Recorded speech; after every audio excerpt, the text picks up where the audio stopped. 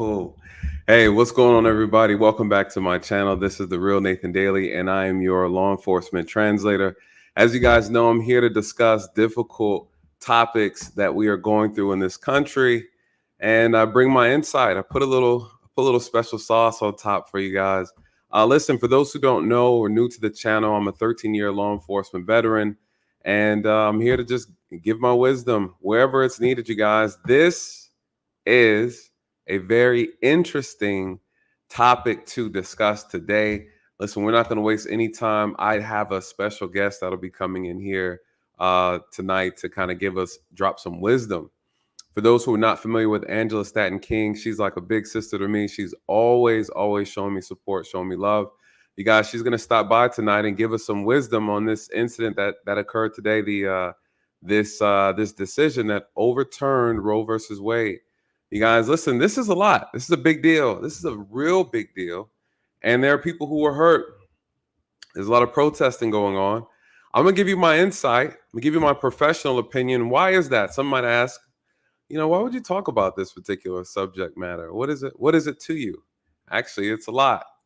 You guys, with this being illegal now, let me hold on. Not say illegal.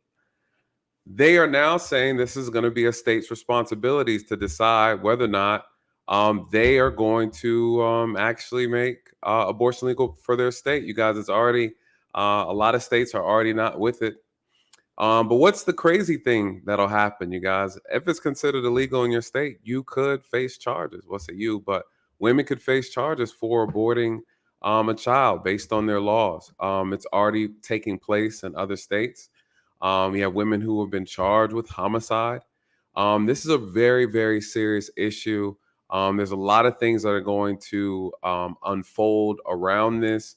A lot of things that need to take place. It'll be a couple months before they kind of get their feet wet with everything going on. But yeah, this is going to be an amazing conversation tonight, you guys. Listen, we do facts over feelings over here, you guys. Leave your feelings at home. If you're going to come up here and have the conversation, take your emotions out of it, because we're going to deal with all the facts tonight.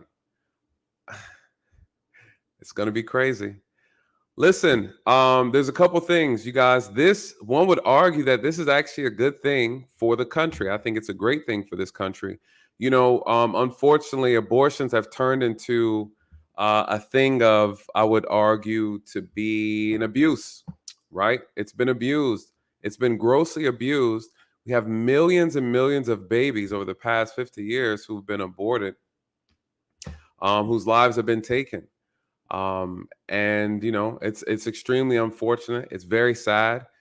I would also argue, has kind of destroyed the fabric of this country. One of the many things that have destroyed the fabric of this country, but that's my personal opinion.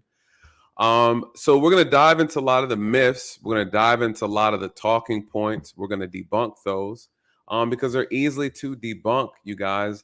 Unfortunately, accountability in this country is like kryptonite, right? It's one of those things that people try to avoid as much as possible, and so I'm all about throwing accountability in the direction where it needs to be sent, because unfortunately, a lot of people want to make excuses. What is the problem with this particular situation? Roe versus Wade. And women's rights, human rights, baby rights, fathers' rights, right? There's a lot of rights going around, but only one person has control over all of these rights: women. Women have control. Women have absolute control over these things. And, we're going to talk about them tonight. What does it mean? What's happening? How does this impact our community, the Black community? How does it impact the country moving forward? I think these are difficult conversations. We're going to have them tonight, you guys. I'm going to bring some statistics to the conversation. And listen, I definitely want to hear from the women in the chat. I want to know your thoughts. I absolutely want to know your thoughts. I'll probably pull a poll up here in a minute to get everybody's perspective. But Biden made a statement today. He wasn't happy. He made some statements that I believe are grossly inaccurate. But the reality is this: the Supreme Court stated that this is not a constitutional issue, and therefore we're not going to deal with it. It's a state problem. Rightfully so. You guys, they used some tricky language back in the day to get this thing passed. And, if you know the real story about Roe versus Wade, the women who were involved in this actual Supreme Court case, it's a very, very interesting story. The woman who actually started this particular crusade, she actually never even aborted a child before.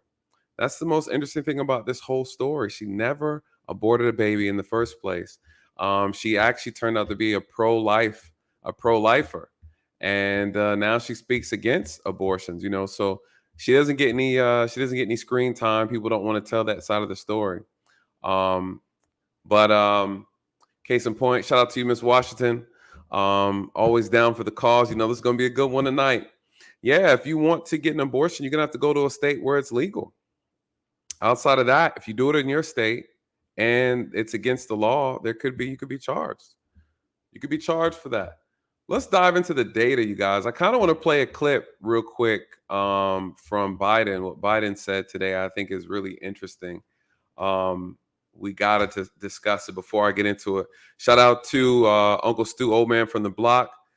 He's starting the super chats off early. Said, I need the link. You're in my space now.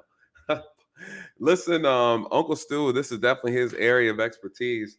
You guys, I'm gonna put my little spin on it from a law enforcement perspective, because guess who's going to be enforcing these laws? The police. The police. Guess who's going to be showing up putting handcuffs on you if you commit the crime? The police. Who's going to investigate? What does that look like? What are the dangers for men? What are the dangers for women?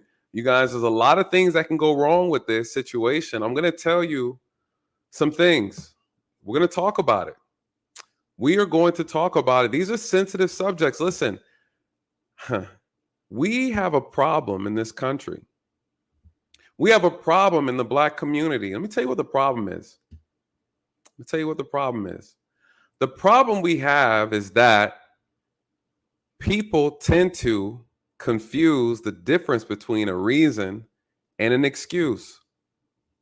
And we're going to hear about the reasons, you guys, and at the end of the day, they're going to be considered, they're actually excuses. They're actually excuses. Shout out to Millennial Mark. What do you say? Wearing your steel-toe cleats tonight. Listen, stepping on all of them. We're stepping on all the toes tonight, you guys. Feelings or no feelings, the facts are the facts, and the facts don't care about your feelings. The reality is this: a law is a law, right? A law is a law. I'm going to tell you the nuances behind this, and it's going to be very interesting. It's going to be very interesting. We got to talk about the nuance. NJ Valhalla, thank God New York is a pro-choice state. It's going to be interesting. I can just see how this is going to impact relationships as well, right? There'll be states where it's legal, and there's going to be an influx. There might be an influx of women there, right? Might be an influx of women. So it's going to be interesting. One of the problems I have with this thing, and we're going to talk about it more in depth tonight, is I'm concerned about them, the politicians weaponizing this, right? Elections is around the corner, you guys. This just seems just too convenient, way too convenient. Political talking points. Vote for me, I'll let you kill them babies again. Vote for me, and I'll let you kill these babies again. You guys, Georgia has an interesting bill. I'm here in Georgia. They have what they call the heartbeat bill. We're going to talk about that. The heartbeat bill. You cannot abort a baby after 6 weeks. They say that 6 weeks is when there's a heartbeat. The baby's alive. What do I think? I think fertilization, boom, you got life. That's me. That's my personal take on it, right? Some people say, listen, as soon as you hear the heartbeat, it's over with, right? At that point, you're taking a baby's life. I believe they said 5 to 6 weeks. 5 to 6 weeks. So if you take a baby after that heartbeat, you guys, that's a crime. And I still think it's still being processed here in Georgia. I think they're waiting to get today's results from Roe v. Wade as they got it. Listen, Georgia is not having it. 6.5 weeks, you take that baby's life, you're probably going to be prosecuted. Homicide. What are we doing? As an investigator, we're talking to the doctors. Listen, and this is how you hold people accountable. where are you going to be able to get it done? A doctor's not going to want to risk losing their license behind this,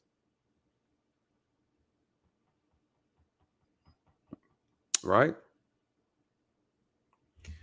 Well, Kathy brings up a good point. In Georgia, this is what I like about the heartbeat bill.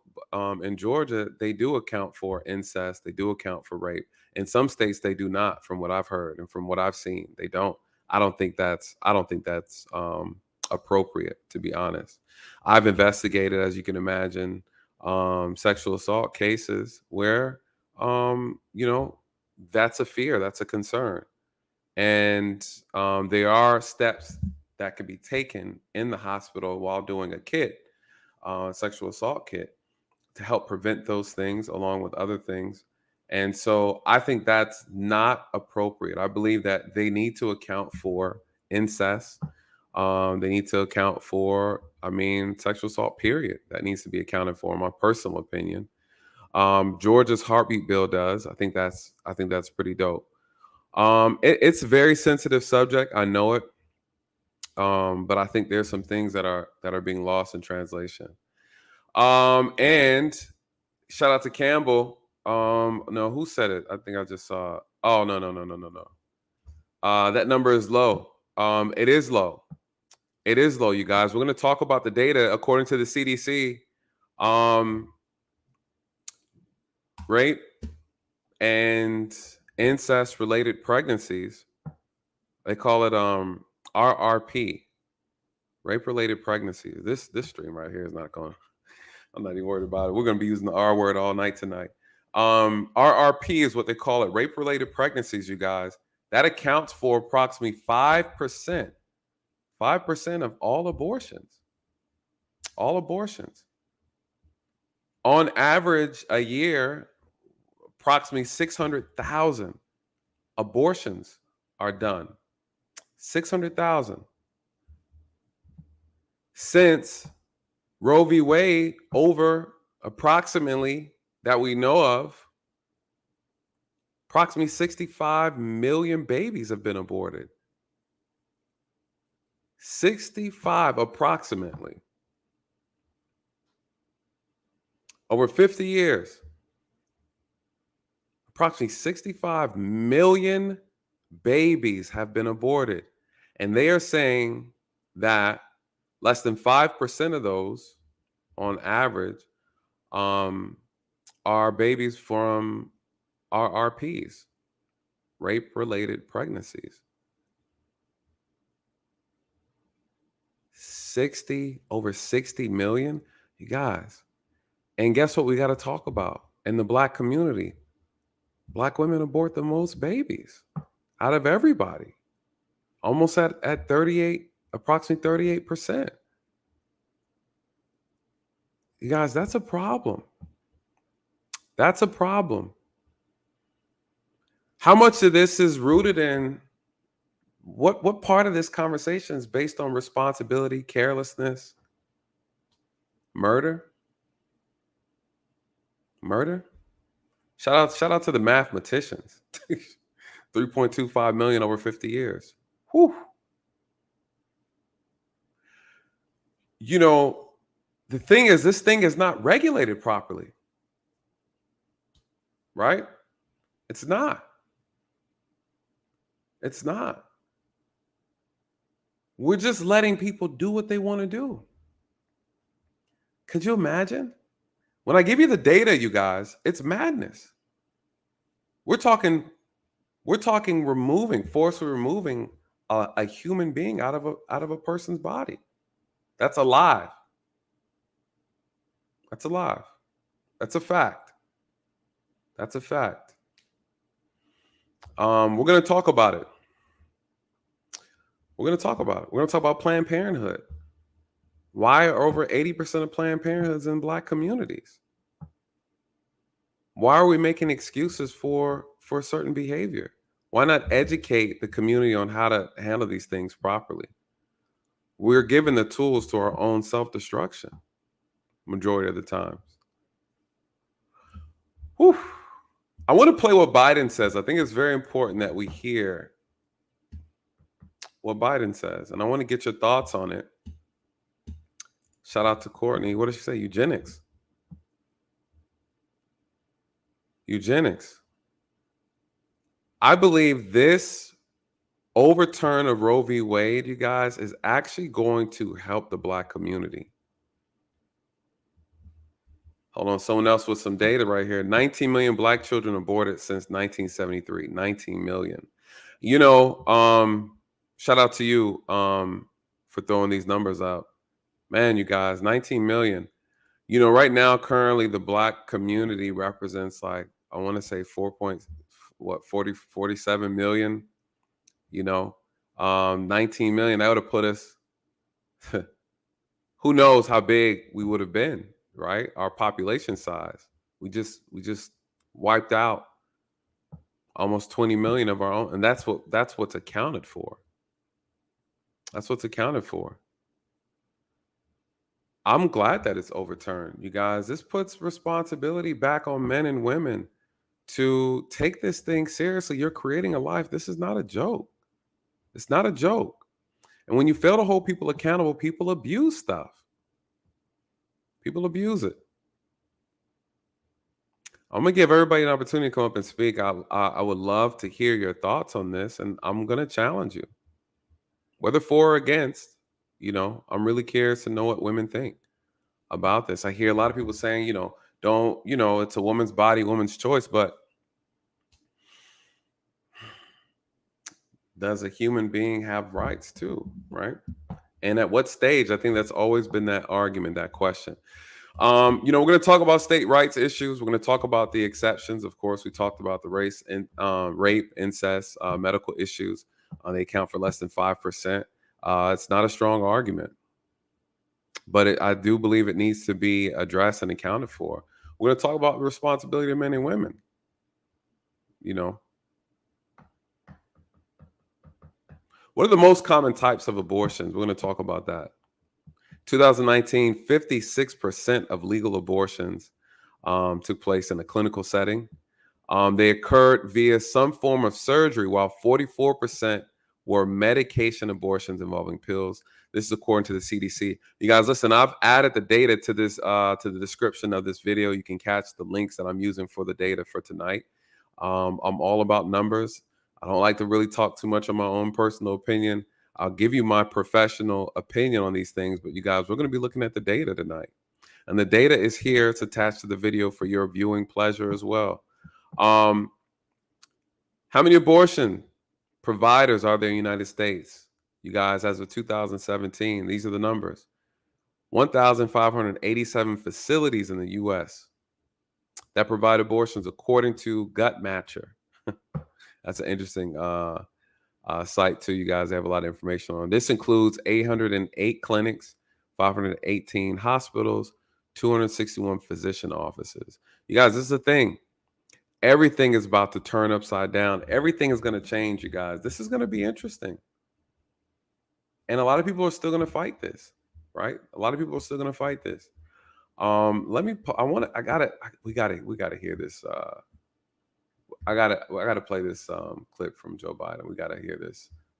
What the president say about this. Let me do a poll real quick. I want to get a poll going.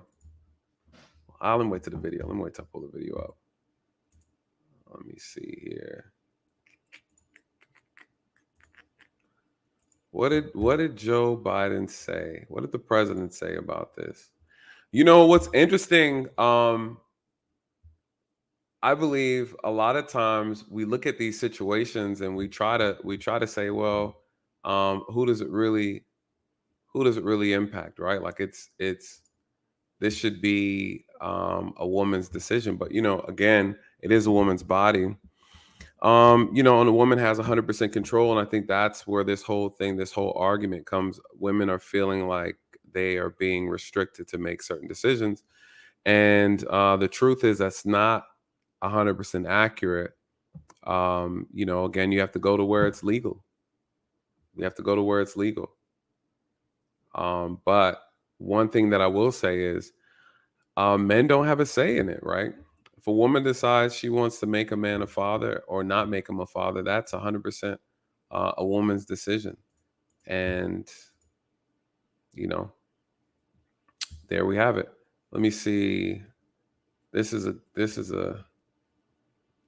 good video right here. Let's pull this up. Give me 1 second, you guys.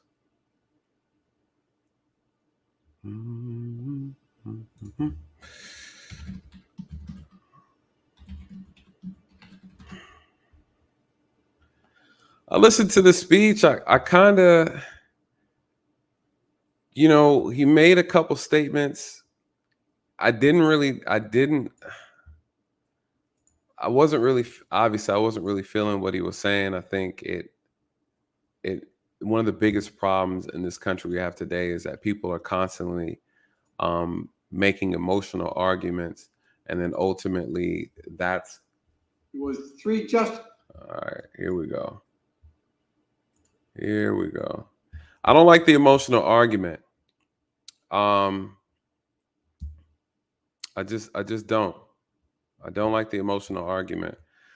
What does Biden say? What did he say? I'm going to play a little clip. I want to share this clip. I think it's important just for us to kind of get a view of what this conversation sounded like. Let me see if I can.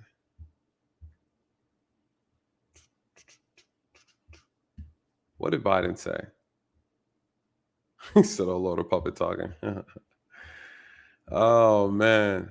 Yeah, this is the problem. I know some girls had 3 to 7 abortions. Yeah, I know a couple too. This is the thing. It's been abused. One would argue that it's been used as a form of birth control, and that's not. I don't even know what it was intended for. You look at society how it was prior to. The argument then becomes if you don't allow women to do it safely, then they're going to do it in back alleys and things like that.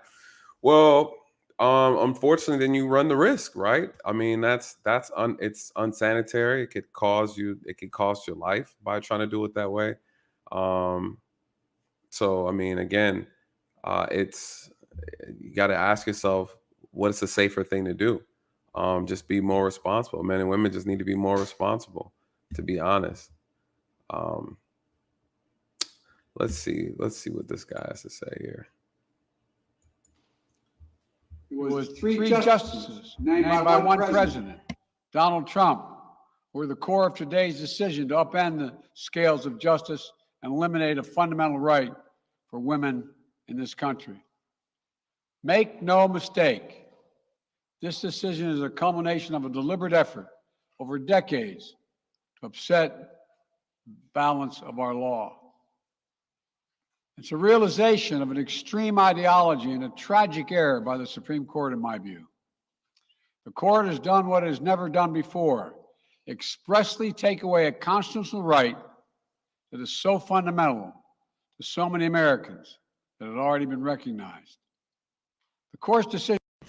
Well, here's the problem, you guys. It's not a constitutional right, and there lies the problem, right? It should have never. Again, they use tricky language involving privacy as a form to kind of sneak in this whole idea about abortion. So, it's not a constitutional right. And I mean, that's the whole argument at the end of the day. All the federal government is saying is that we're not going to force the states to make a decision of yes or no. It's up to the states to decide. So that's why all this hoopla and anger surrounding this is I would say it's a little bit over the top, because what does this do now? This puts pressure on you as an individual to ensure you're voting based off of your needs, voting based off of your interests. You guys, a lot of people, especially in our community, we're not really paying attention to our local elections. This is where it matters most. So now people are going to be paying attention to okay, well, hold on. Who am I voting for and what do they believe in? Because now I need to vote based off of my interests. You guys, that's all this is at the end of the day. The federal government is saying that this is not a constitutional issue. The states have to decide. We should have never never consented to this and saying that this is legal. We should have never got involved. That's all it is at the end of the day. That's it. That's it. And so all this frustration, anger, and protesting, listen, you need to move and relocate to where they allowed to happen, or you can shout out to the gentleman earlier. He said you can go overseas. That's what people do. They go to Mexico, they go to Brazil, they go to different countries to do certain procedures that are illegal. There are no arguments in reference to certain surgeries, right? There are things you can't do in this country that you could do in other countries. People get a plane ticket and they fly over there to get it done.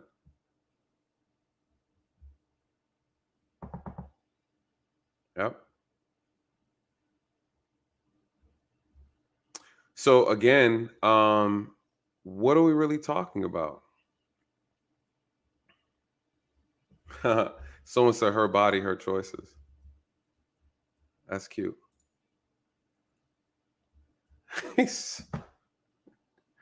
No. Unfortunately, the problem is the lack of this sexual discipline that's going on in our community between black men and black women is actually in part probably one of the reasons that it's actually destroying or having a negative impact in our community. Right? It goes both ways. His money, his choice. Hey, what would it look like? What would it look like? Women. Well, I think the argument in the chat is women should be able to, yeah, you can do whatever you want, but there's consequences, right? You could still, no one's saying you can't be sexually promiscuous, but not every state's going to allow you to abort a child. And if you do, and in that state it's illegal, then you're going to face criminal action. So again, this is a country where you could do whatever you want, but doesn't mean it's not absent without consequence, right? And listen, you don't want to hear my thoughts on how to fix this problem. I'll tell you real quick. How do you fix this problem? You want to get men involved? You want to get men involved to give men a voice on the matter? Y'all don't want to hear my thoughts on this. We're going to talk about it. We're going to talk about it. Because here's my thoughts on this. Because one of the biggest things I've seen, unfortunately, because we live in a country now where there's an unbalance in men's rights when it comes to child custody, when it comes to, who gets to make certain decisions over the child. For example, if a woman is pregnant and the father wants to be a father, the woman says she doesn't want to be a mother, then she has a right to make that man a father or not. She has 100% control over that. A man has no control. He can't do anything about it. Yes, I'll be answering questions later. I will be answering questions. You guys will have a question segment where you could tell you to put a Q in front of your question so I can catch it. Let me run through these and then you guys can run your questions. We'll just be waiting for the guests to show up and really break down a lot of these things. Someone said, stop voting for butter biscuits and catfish nuggets. Yeah, stop voting for people who are running around with hot sauce in their purse, or telling you if you don't vote for them, you're not black. Vote based on your real issues that you believe are important to you, and then hold these politicians accountable. No matter who you vote for, left or right, it doesn't matter, you guys. They have a job to do, and they're supposed to do their job. One would argue that we don't really hold our politicians accountable, and we vote for the same people over and over again. It sounds silly. It'll force people to be more responsible. Exactly. Exactly. Exactly. All right, let's see what you're talking about. Decision to do so will have real and immediate consequences. State laws banning abortion are automatically taking effect today, jeopardizing the health of millions of women, some without exceptions. This is what I don't like. How is this affecting women's health? Someone has to answer that. How? How is this affecting women's health by making abortions illegal? How? Can anyone answer? I'm really curious. How does this how does this create a health risk for women? Anybody knows? I'm really really really curious. Does anybody know? Anybody know? Health risk. Nope.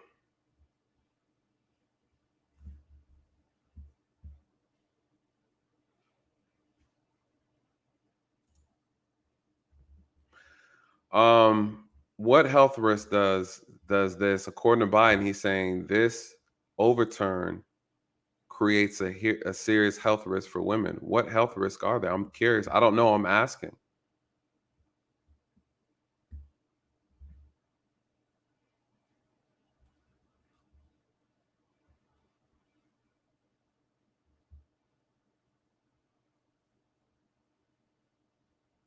What do you mean you die? What do you mean?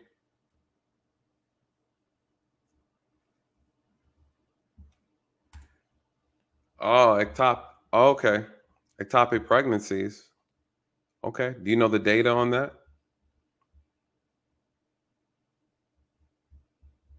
Do you know the data on that? We're talking about unwanted pregnancies. We're talking about women who are pregnant who don't want the baby. We're not talking about women who have health risk, right? This is not the we're talking about the vast majority of pregnancies or abortions are not due to ectopic pregnancies.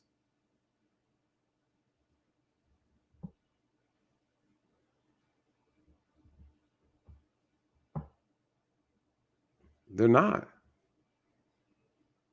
They're not.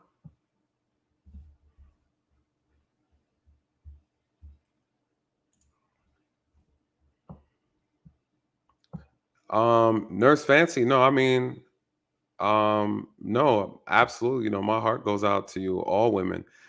Pregnancy, ectopic pregnancies are extremely dangerous. I'm well aware of that. Um, I'm well aware of that, and I'm sorry you had to go through that. All women who have to go through that. That's very, very, very traumatizing. Very traumatizing.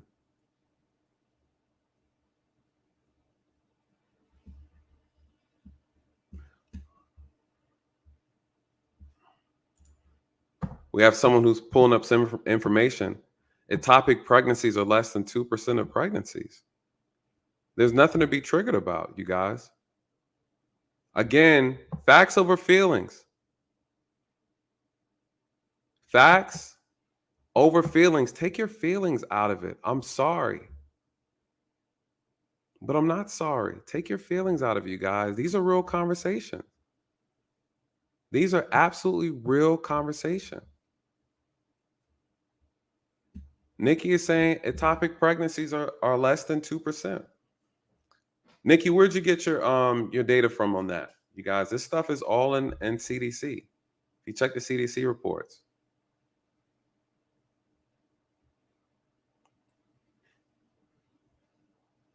No one's minimizing it, but we're saying that's not the majority. Right? So it's like, the argument, the problem is with these conversations is people make emotional arguments, and what they try to do is make it seem like this is the vast majority when it's not. When you're having these conversations, I understand it's tough to have. I understand it's difficult. I understand some people may have experienced this, or someone who's experienced it, or you're living vicariously through somebody else. Very sensitive subject matter. I understand that. But we need to look at the data. We need to look at the facts. Let your level of frustration and passion match the data.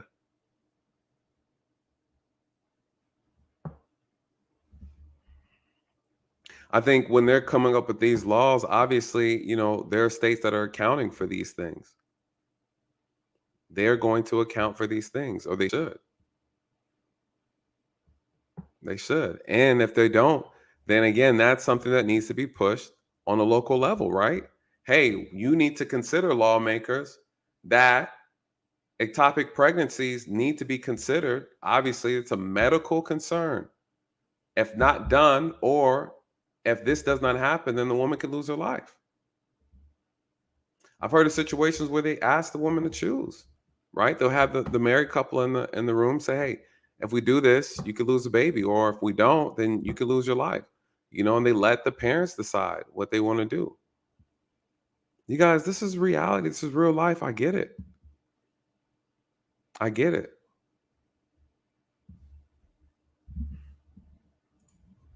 So extreme that the women could be punished for protecting their health. So extreme that women and girls were forced to bear their rapist's child.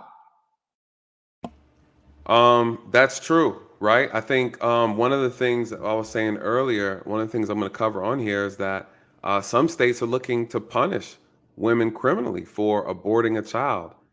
That is alive. I don't know what the laws will look like. Again, I can speak to here in Georgia, the heartbeat bill. If those who were not familiar, they said after 6 weeks, at 6 weeks, there's a heartbeat. If you abort that child, that's a crime. That's a crime. Some believe it's about 5 weeks, 6 weeks here. And is that a good idea or bad idea? What do you guys think? Do you think women should be do you believe women should be held accountable for, if it's considered illegal, being charged with a crime?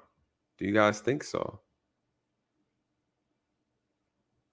The problem is everyone's argument of when it's a life is debatable, right? People have different arguments as to how far along in a pregnancy um, is a baby a human or a life. And so, I don't know. Everyone's argument is different. I don't know what states, how they're going to define that. I know, again, here in Georgia, the heartbeat bill says at 6 weeks, the fetus has a heartbeat. So they're saying that's life. So if you take that life at 6 weeks, that's a crime. It's a crime. Put a 1 in the chat if you believe aborting a human baby should be considered a crime, punishable. You guys, you have some women who are being charged with homicide. Some say life starts at conception. Some say heartbeat. Man, and there are some women terminating a full-grown baby. Yes, this is a fact. A whole life, a whole soul, you guys. They're killing them. They're killing babies. Yes, this is a fact. I believe they should be charged. Could you imagine if a man on a domestic violence case punches a woman as he should not punch a woman? If he's wrong, right? Not self-defense. He assaults a pregnant woman, and that woman's baby, she miscarries, you guys. He's being charged. He's being charged with murder.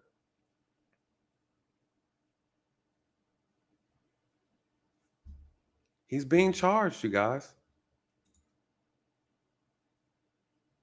Some women have been moving around with a level of autonomy. Over 60 million lives killed. Woo! Somebody over here talking about the death penalty. Boy, y'all ain't easy. Jeez. Woo! Homicide. Yes. Homicide. Do you know what level of correction this will do in this country, even within the Black community? It's a big correction, you guys. People start taking this seriously. This is a serious thing. Like, I can't afford to sleep with this guy. I can't afford to sleep with this girl because you mess around and abort this baby. That's prison. Prison.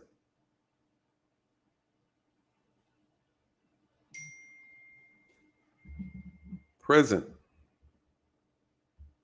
A lot of correction, you guys. This would correct the community.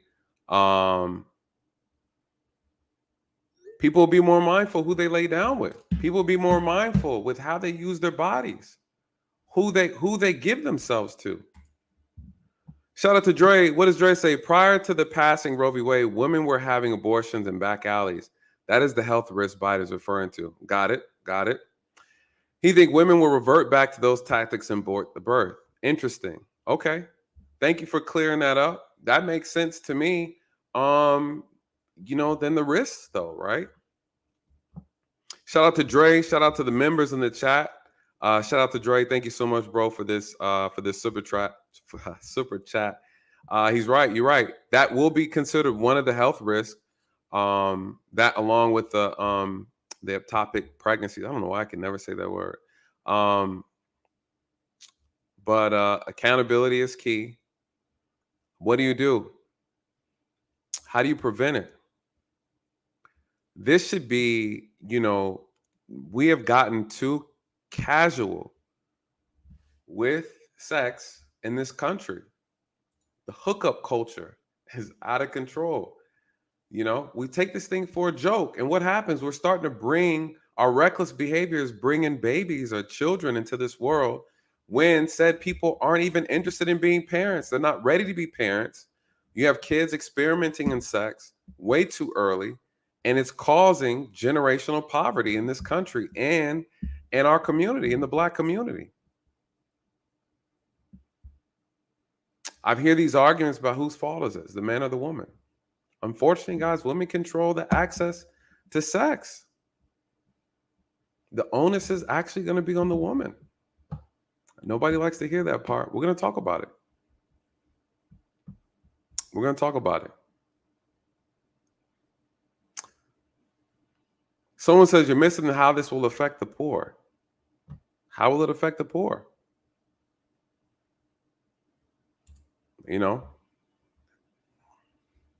How will it affect the poor? The poor, again, there needs to be an education campaign then.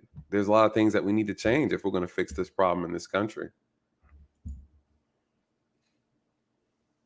For the child, a consequence. It just stuns me. So extreme that doctors will be criminalized for fulfilling their duty to care. Imagine having a young woman have to carry the child of incest as a consequence of incest. No option. Too often the case. The poor women are going to be hit the hardest. It's cruel. In fact, the court laid out state laws criminalizing abortion that go back to the 1800s as rationale. The court literally taking America back 150 years. This is a sad day for the country, in my view.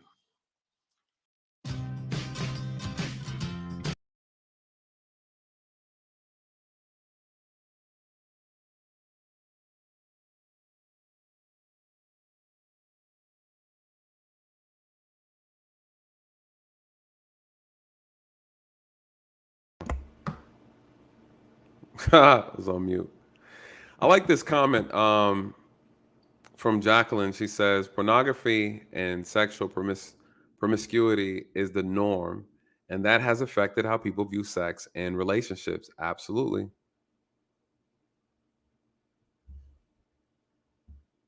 Yep.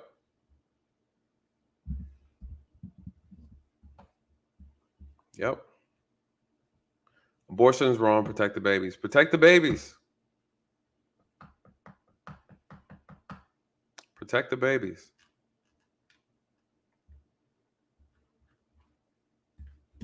Let me see.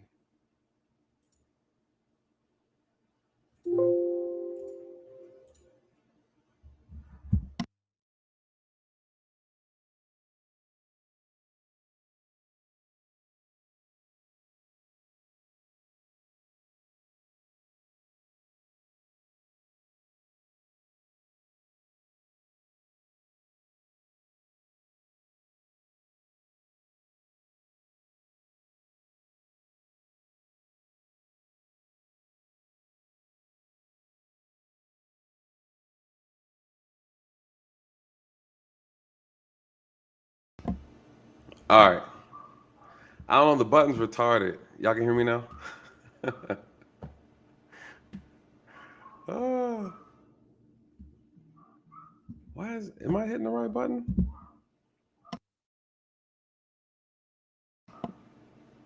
Oh, okay. Courtney, am I good? All right, cool. All right. So I like this statement right here, in reference to this has a very big impact. Pornography, sexual promiscuous, sexually promiscuous is definitely an issue. It's a big issue in this country. Why is it an issue, guys? This is a $1 billion industry. Pornography is a $1 billion industry. A lot of people in this country are so concerned about making money that they never really focus on the impacts it's going to have on the actual people themselves. And this is why these things get overlooked, but it's actually having a negative impact. Absolutely. Um, let's go through the data real quick, you guys. I want to cover this before the guest shows up. Um, and she ends up she's going to tear the stream apart with some heated information. I want to talk about let's talk about the demographics. Talk about the demographics. 2019, the majority of women who had abortions, 57% of them were in their 20s. In their 20s. This is nationwide. 57% in their 20s. While about 31% were in their 30s. Teens aging from the age of 13 to 19 accounted for 9% of those who had abortions. Women in their 40s accounted for 4% of abortions. You guys, the problem is we need to start educating our children properly, educating kids properly to be celibate, which also means that we'd have to stop promoting so much sexual deviant entertainment, sexual deviant messages through media, through forms of entertainment, music. All these things have influence and impact on children, on young adults, on teens, and hell, adults. How do you fix it? Right? How do you fix it? Someone said, marry before you carry. That's something that also needs to be promoted as well. But people are, here's what I hear when I have these discussions. A lot of times I get a lot of pushback from women. I get all the pushback from women. And a lot of women are saying, hey, I want to be sexually free. I want to be sexually independent. I want to do what I want to do. Well, as we know, it comes with consequences for both sides, right? So, I mean, I like the idea, marry before you carry. Convince the women who don't agree with that. That's the real challenge. What do you have to do? We have to stop incentivizing bad behavior in this country. We have to stop incentivizing bad behavior in the Black community, you guys. People are getting paid to be out of order. People are being paid to be out of order. This is the reality. This is the country we're in. You are incentivized to do things outside of your best interest.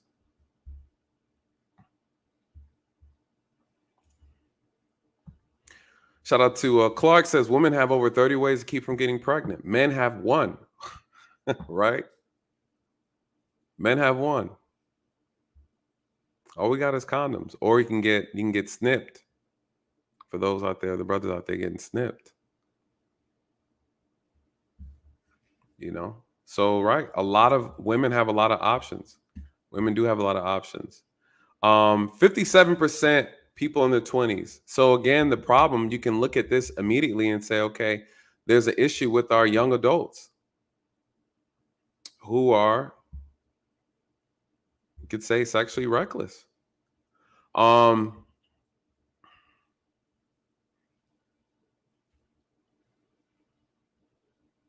Here's the data that's interesting, you guys, and all this is from the CDC. The vast majority of abortions occur during the first trimester of a pregnancy. Here we go. In 2019, 93% of abortions occurred during the first trimester. 93%. That is at or above 13 weeks of gestation, according to the CDC. 6% occurred between 14 and 20 weeks of pregnancy. 1% were performed at 20 weeks or more.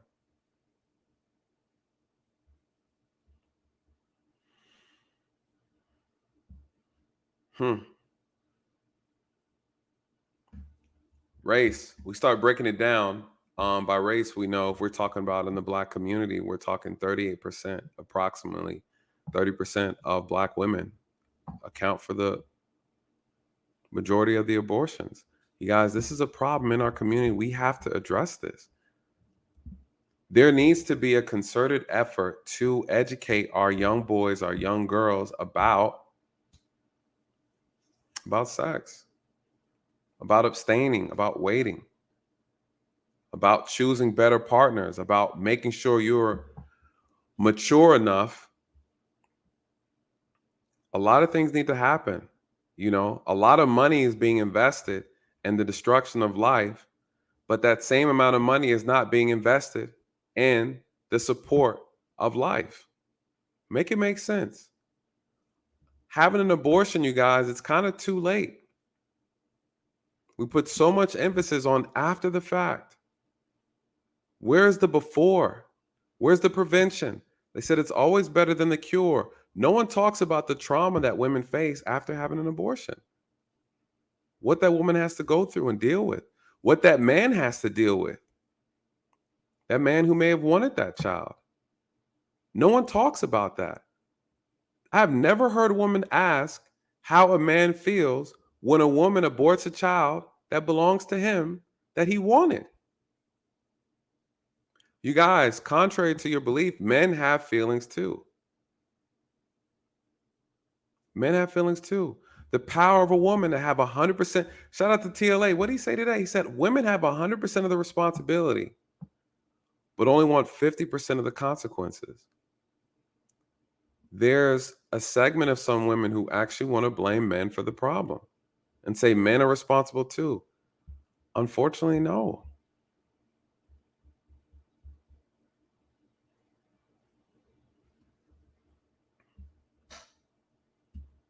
Unfortunately, no.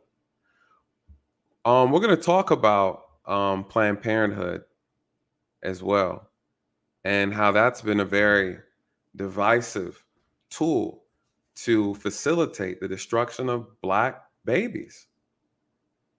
The destruction of Black babies by eugenics. Margaret Sanger.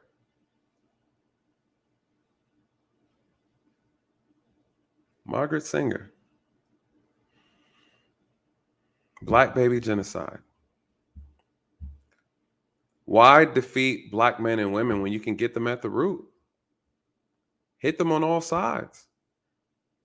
Our leading cause of death in this country as Black people is from diet, health-related issues. We're talking heart,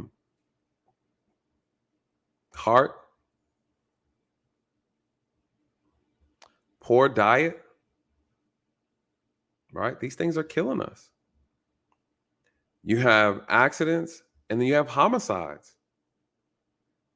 You have homicides, our leading cause of death for Black people.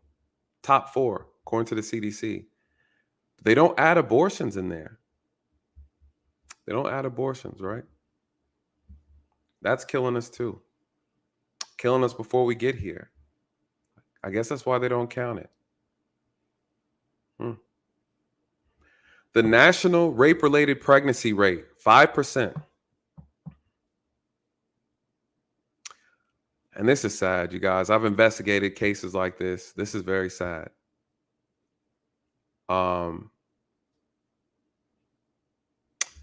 Miss Dumb Money.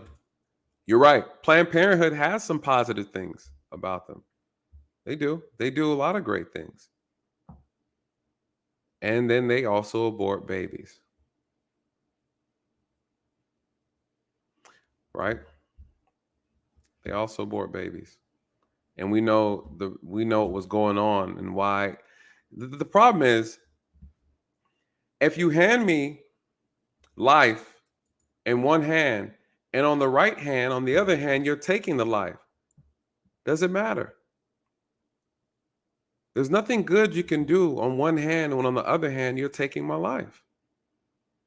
That's Planned Parenthood.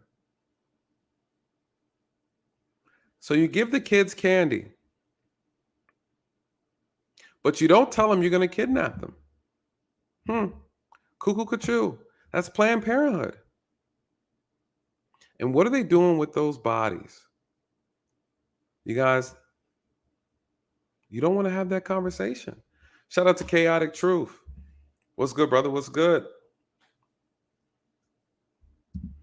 Hit the like button, you guys. If you're just joining us for the first time, if you're just now getting in, you guys, we're talking about Roe v. Wade. We're talking about the issues in this decision to overthrow Roe v. Wade. What's really going on? What are the real facts? What are the real information? What are we not talking about? We're going over the data, you guys. We're going over the data. 5%. 5%. The national rape-related pregnancy rate is 5% per rape among victims of reproductive age, looking at the age of 12 to 45. An estimate of 32,000 pregnancies resulted from rape each year. Approximately 32,000 pregnancies a year. This is what the CDC is saying, approximately. Because we already know there are some that go unreported, right? Approximately 32% of 32,000, approximately a year of rape.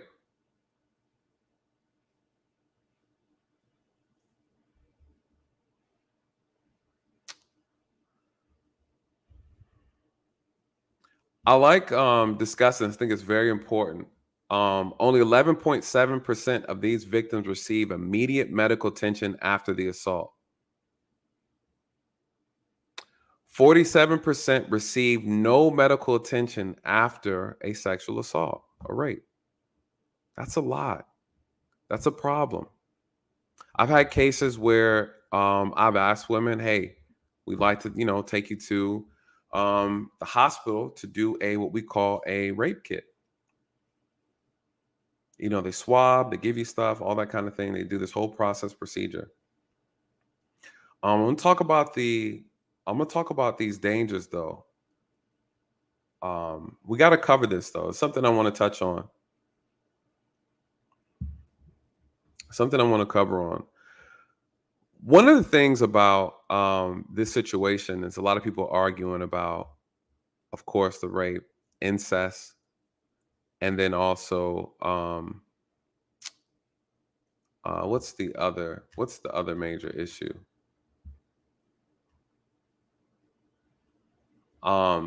Medical reasons. Rape, incest, you guys, they account for less than 5%.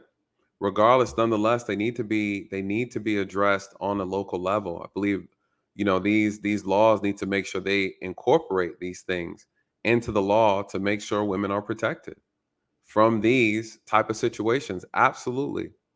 Absolutely. I have heard there's some states are like they don't really care. I don't think that's right. I don't. And so, these are things that need to be addressed. What happens? What's my concern with this? What's my concern for men? You're going to have women who, right, say you live in a state, and in this particular state, abortion is illegal. Okay. But unless you've been raped, unless this is incest, right? Then they're not going to make it legal. What's going to happen, you guys? You're going to have women who are going to lie. You're going to have women who are going to make up a story, falsify being raped so they can have an abortion. That's absolutely going to happen. I'm telling you, it's going to happen. Now, what's the problem with that? The problem is if you have a woman who was out living her best life with another young man living his best life, they get together and they decide to have one would argue a one night stand. And she gets pregnant. And she's in a state where it's illegal. What if she lies? How are we going to address that? These are the things that have to come up in law. These are things that have to come up. These are discussions that have to come up.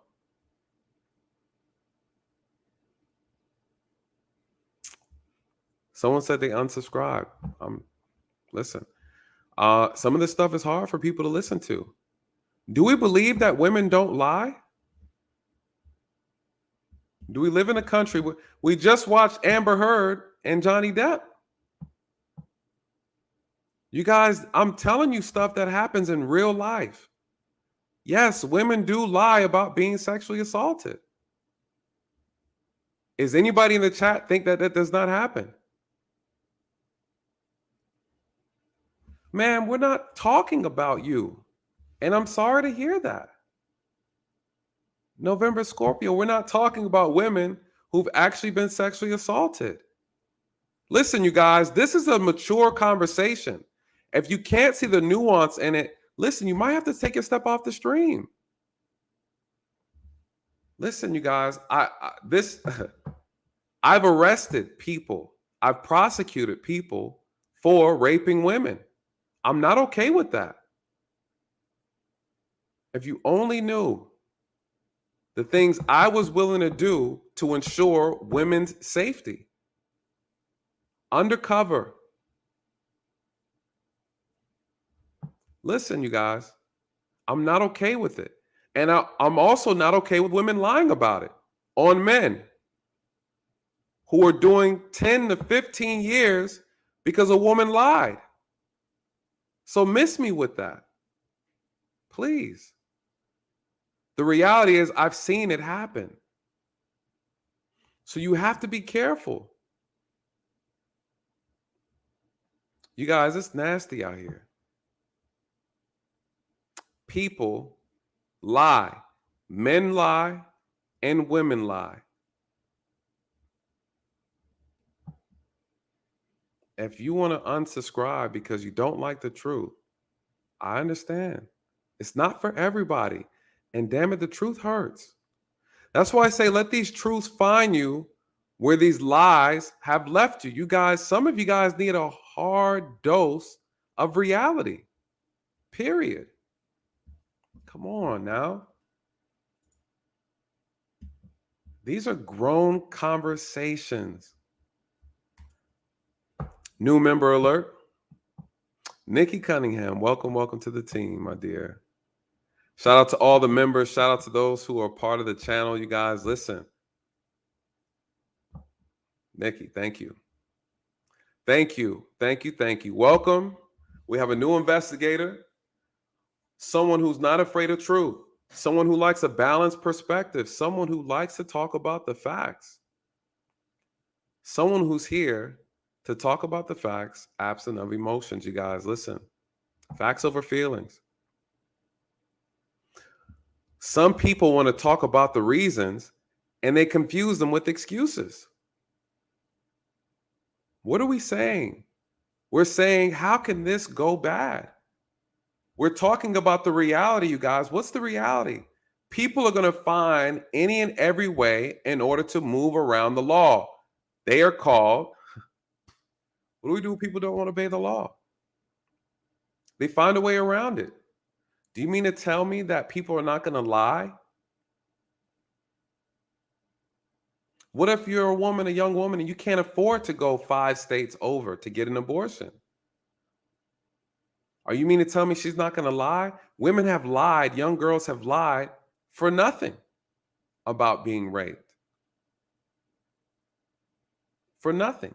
I've seen women lie simply because they didn't like the guy. I've seen women lie because they were embarrassed. I've seen women lie because it was against their religion and their parents found out. I've seen men be convicted off of a lie. And then when it's overturned, guess what? The woman goes about her merry way. Men have been lynched because a woman has lied. So don't tell me women don't lie. They've lied for a lot less. You guys, this is serious. It's not a joke. What are you going to do? What are the men going to do? Gone are the days when you can just be promiscuous out here, you guys. That's going to come to an end. Ooh. Or lie because the baby was biracial. You know what other dangerous lie I've seen, you guys? Real talk. If we're going to keep it real,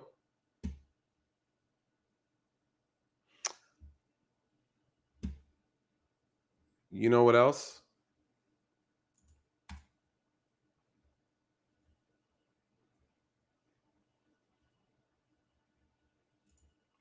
Shout out to Valhalla again with the super sticker. Appreciate you. Thank you guys so much for supporting the channel. Thank you so much. Paternity fraud. Paternity fraud is another one, you guys, where I've seen someone lie. Paternity fraud. Absolutely. Absolutely. Someone talking mess. Y'all leave November Scorpio alone. Leave her alone. We all out here trying to get the knowledge. Stop messing with folks, y'all.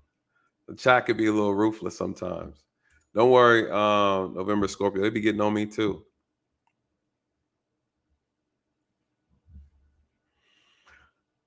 So the thing is, what I'm covering is that this is from a law enforcement perspective. I'm telling you from my perspective, what do I look at? I have to interview women and men about these cases. I'm looking at evidence. I have seen a lot of cases, majority of cases were valid, and some were lies. I have to look at these things. This is a real thing.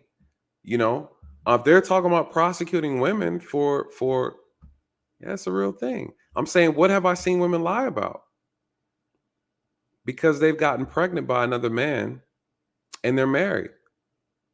So they fake a rape. They fake a rape. I had a woman act the whole thing out. Act the whole thing out, you guys. All the way down to self-inflicting herself. And you know how we found out it was a lie? Cameras. And when we caught her in the story, the mix-up in her story, you guys, she eventually ended up telling the truth. You guys, this is serious. People, just because you don't hear about it doesn't mean it doesn't happen. Created an entire lie about being raped because she got pregnant by somebody else and she was married. You guys, this is crazy out here. Play if you want to. So these laws are going to cause problems. I know cases of women who were married and got pregnant by someone else, right? And they had to get an abortion without the husband knowing about it. Why does she have to do that? Because guess what? His balls were snipped. Listen, I've seen trifling people on both sides, you guys. Listen, ask me the questions. I'll tell you what goes on. She had to sneak and get an abortion because her husband could not provide any sperm for her to get pregnant. So, ma'am, you come home and you're pregnant. That's a problem. Should that be a justifiable excuse for a person to kill a baby? Make it make sense.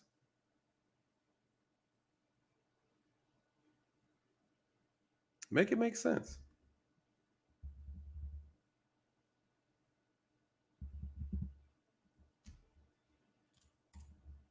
What did Dre say? I'm making my living on investigating sexual assault cases. I see a lot of folks Wouldn't believe, unfortunately, folks aren't ready for the they're not ready for the input on this topic in reference to false reports on sexual assault. Yes. Yes.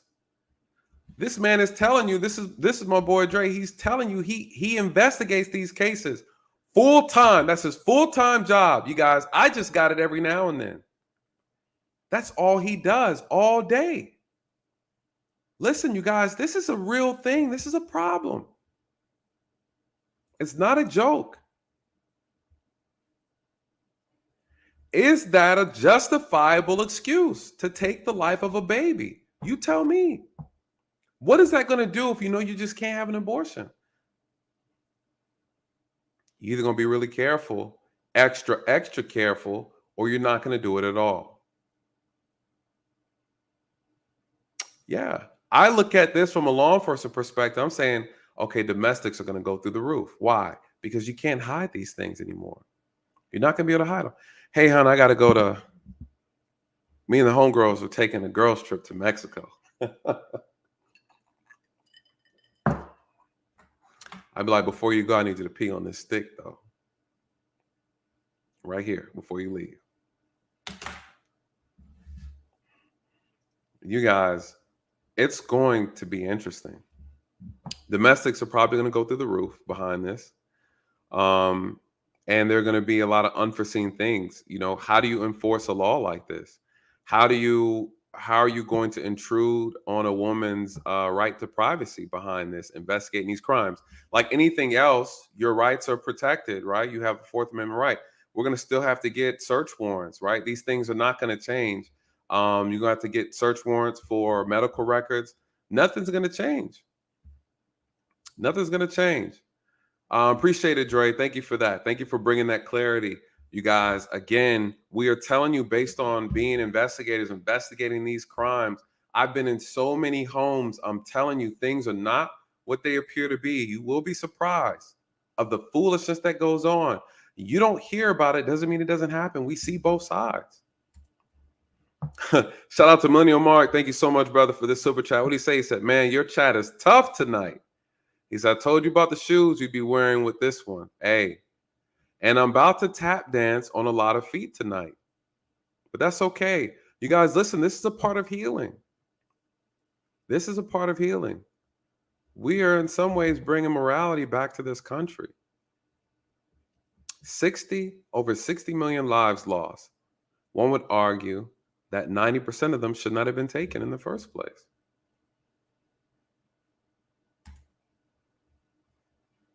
%90 of them probably should not have been taken in the first place.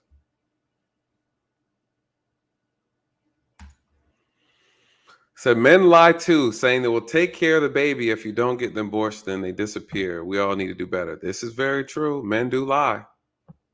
Men do lie. This is true. And you know, it behooves us all to choose better and to wait longer. Marry before you carry. That's what they say, right? That's what they say. It's better that way. Oh, now Esau on my side now. See how you do? He said false reports. What should happen when a person makes a false report? They should be charged, you guys. That's a part of accountability. That's a part of accountability. They should be charged. So if you have someone who's abusing the law, they should be charged. What happens to a guy now? Here's the problem, you guys. Here's the big picture. This is for my men. This is for our young men. And these are for women who have sons. Listen, and men who have sons, right? These are for parents. What do you need to start teaching your kids now? As young boys, young men, listen, if a woman decides that she becomes embarrassed about an act that she did consensually, and now she wants to abort this baby and she lies and say that she got raped, and they go inside and they do a rape kit on her and they pull your DNA out, you guys, that's being logged as evidence. Then they come and talk to you. Here, I show up. Me and Dre show up to your house to have a conversation. This woman just accused you of rape last night. You guys had a one-night stand. It was consensual. Now she found out she's pregnant a week later, and now she's like, hey, I was raped. I don't want this baby. He's like, hold on, nah, this was a mutual understanding. We had a good time. She wanted this just as much as I did. But in her state, it's illegal to have an abortion unless it's from rape. And then she does what? What if she lies? Just so she can abort the baby. You guys, that DNA, if any DNA inside of her, guess what? We have to talk about that. That's a real thing. That's a real thing. It happens. It happens. And that's what makes it dangerous.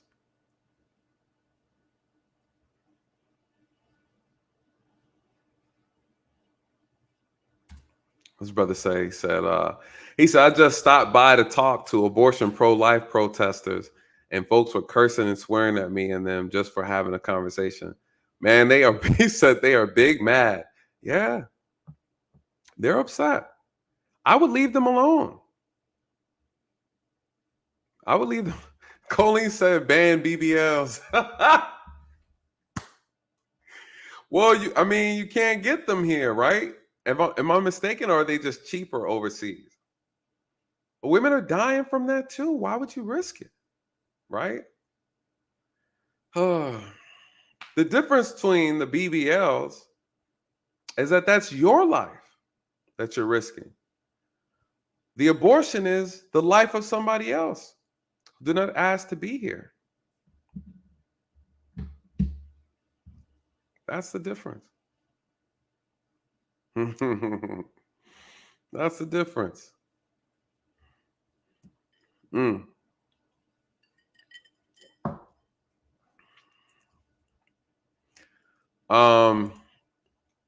Let me see. I just feel that 5% should have a right to choose. We need better laws.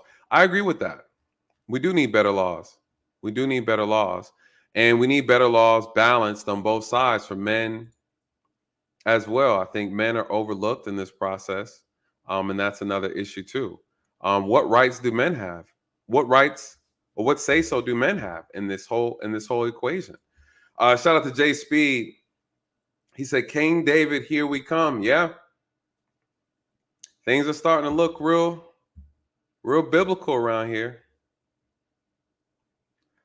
Appreciate the super chat, Jay Speed. Shout out to you. Shout out to you, brother. Shout out to you. Jay Brown with the $50 super chat. Thank you so much. He said, I know a guy that went to prison for a woman lying on him, saying that she was raped and she was very promiscuous. Yes. You guys, I did a video on this.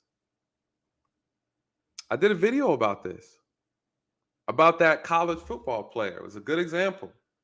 He was accused by a young black lady of rape. They had no evidence, no DNA evidence, no nothing. He admitted that they had a sexual encounter. He said he never had sex. He never penetrated her. You guys, and she made the whole thing up. They caught her in a lie. She was talking to somebody and she lied. Oh, yeah, I lied about it, blah, blah, blah. But apparently she said she was too embarrassed or afraid to admit it since it caused so much drama.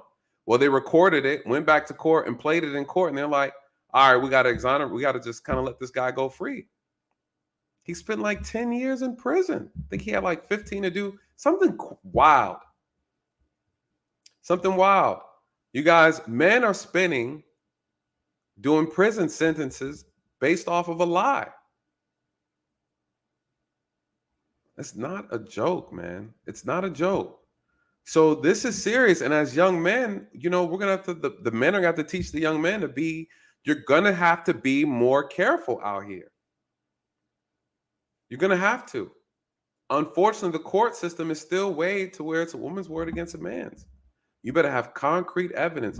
What are you going to have to do moving forward? What is this going to look like, you guys? I see a lot of things happening behind this where you're going to have like a consent app, right? Like I have an app on my phone. It's like, hey, Tamika, before we do this, I need you to put your thumbprint here, Sign here saying that you're giving me permission, and I need you to voice record on camera that you, Tamika Jenkins, are allowing Nathan Daly to penetrate you today, June 24th at 9 p.m. for approximately 30 minutes to an hour, right? You guys, that's how bad it's getting. You don't see the things that I see. You don't see it. You don't see the accusations. You don't talk to men and parents who are crying because their son was charged or is accused of being of raping a woman. I've had adults, men and women, being accused by children. Some were valid, some weren't. Some, I've had a case where a parent told their child to lie that this individual actually touched them inappropriately, guys. There's some sick people out here. Shout out to you, Jay Brown. Thank you for this amazing super chat, brother. I appreciate that. He's absolutely correct. Absolutely correct. What do? We don't want to have that conversation. That's the conversation we don't want to have.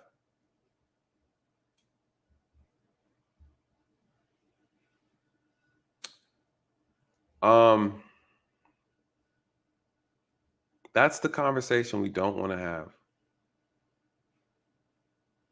There has to be a discussion, you guys, on man. Uh-oh. What'd you say? Child support starts at conception. Woo. I mean, that's something that's real, right? We have to address that, because here's the thing.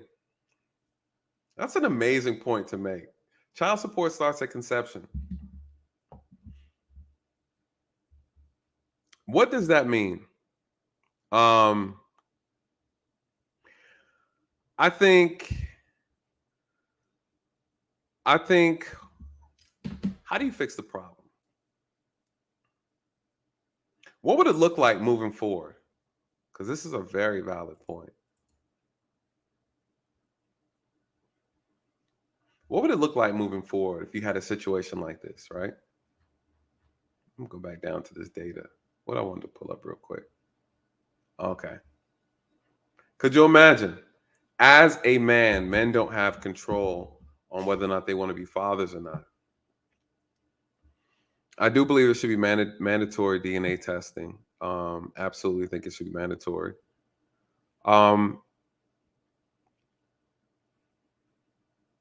What if women had to get written permission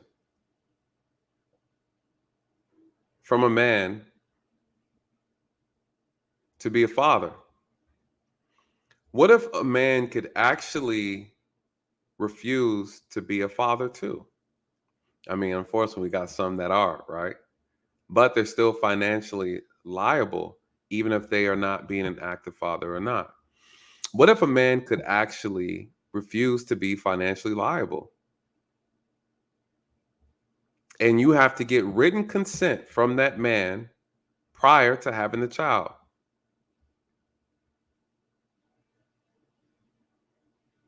What would that look like? What would happen, you guys?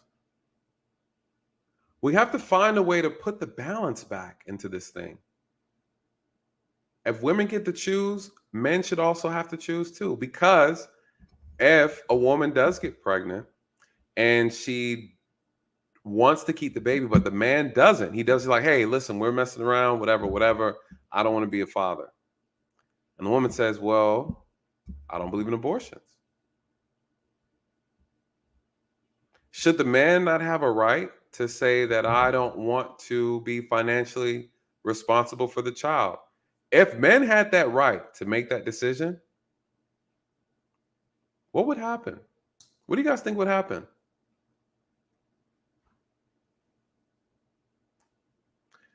When you start when you stop incentivizing poor choices, bad behavior, lack of accountability, you guys, people start thinking through their problems. The government is like, hey, we're not going to give you money for any more children. And we're not going to force the men to be financially liable. You guys, you're going to start seeing men and women take this more seriously.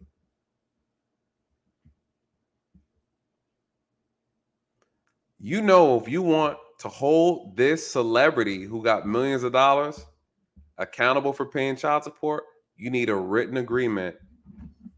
You need it on the app, the accountability app.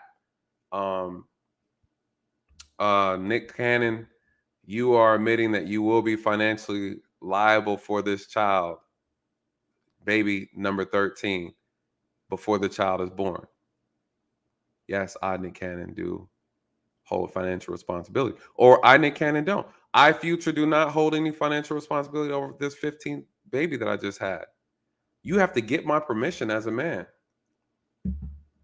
You guys, that would eliminate a lot of problems too. Why? Because women will be looking at it like, damn, I can't, there's no financial support I'm going to get for this man. And the government can't force that on him without what? His said permission, you guys. Listen, you guys, I'm all about solutions. How do you put power back in the man's hand when women have all the power? A woman can make a man a father or not make him a father. She's the only one who can decide that. So one would argue that isn't it right for a man to decide whether or not he wants to be financially responsible?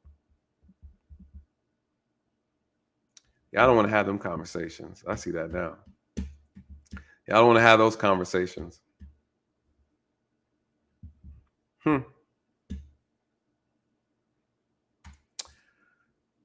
D. Will said that's why Roe v. Wade being overturned is going to change these modern females. Child support and daddy government bails them out of accountability every time. I mean,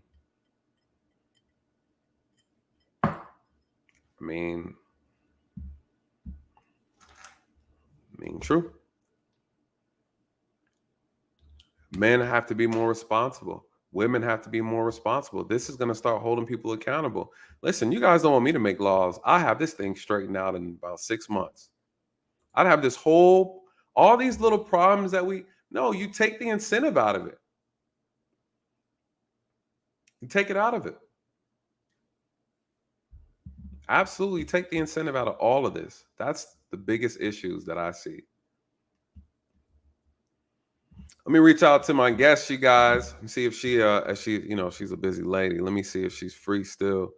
While we are waiting, I want to, matter of fact, I'll bring some people up real quick while we're waiting for our guests. Those who want to bring some insight to the conversation for the moderators, I'm going to drop the link for you guys to have. And let me see where she's at. What Dre just sent me. Dre stupid. Run for governor. Colleen said I should run for governor. Man, I had this whole place upside down. Tell me your problems. I'll tell you in Jamaica though. Facts. They don't want me over there either too, man. I'd have everything. Unfortunately, one of the biggest problems is accountability, right? I think that's one of the biggest issues a lot of people don't like to really address, but that is a big, big issue. People don't want to be held accountable.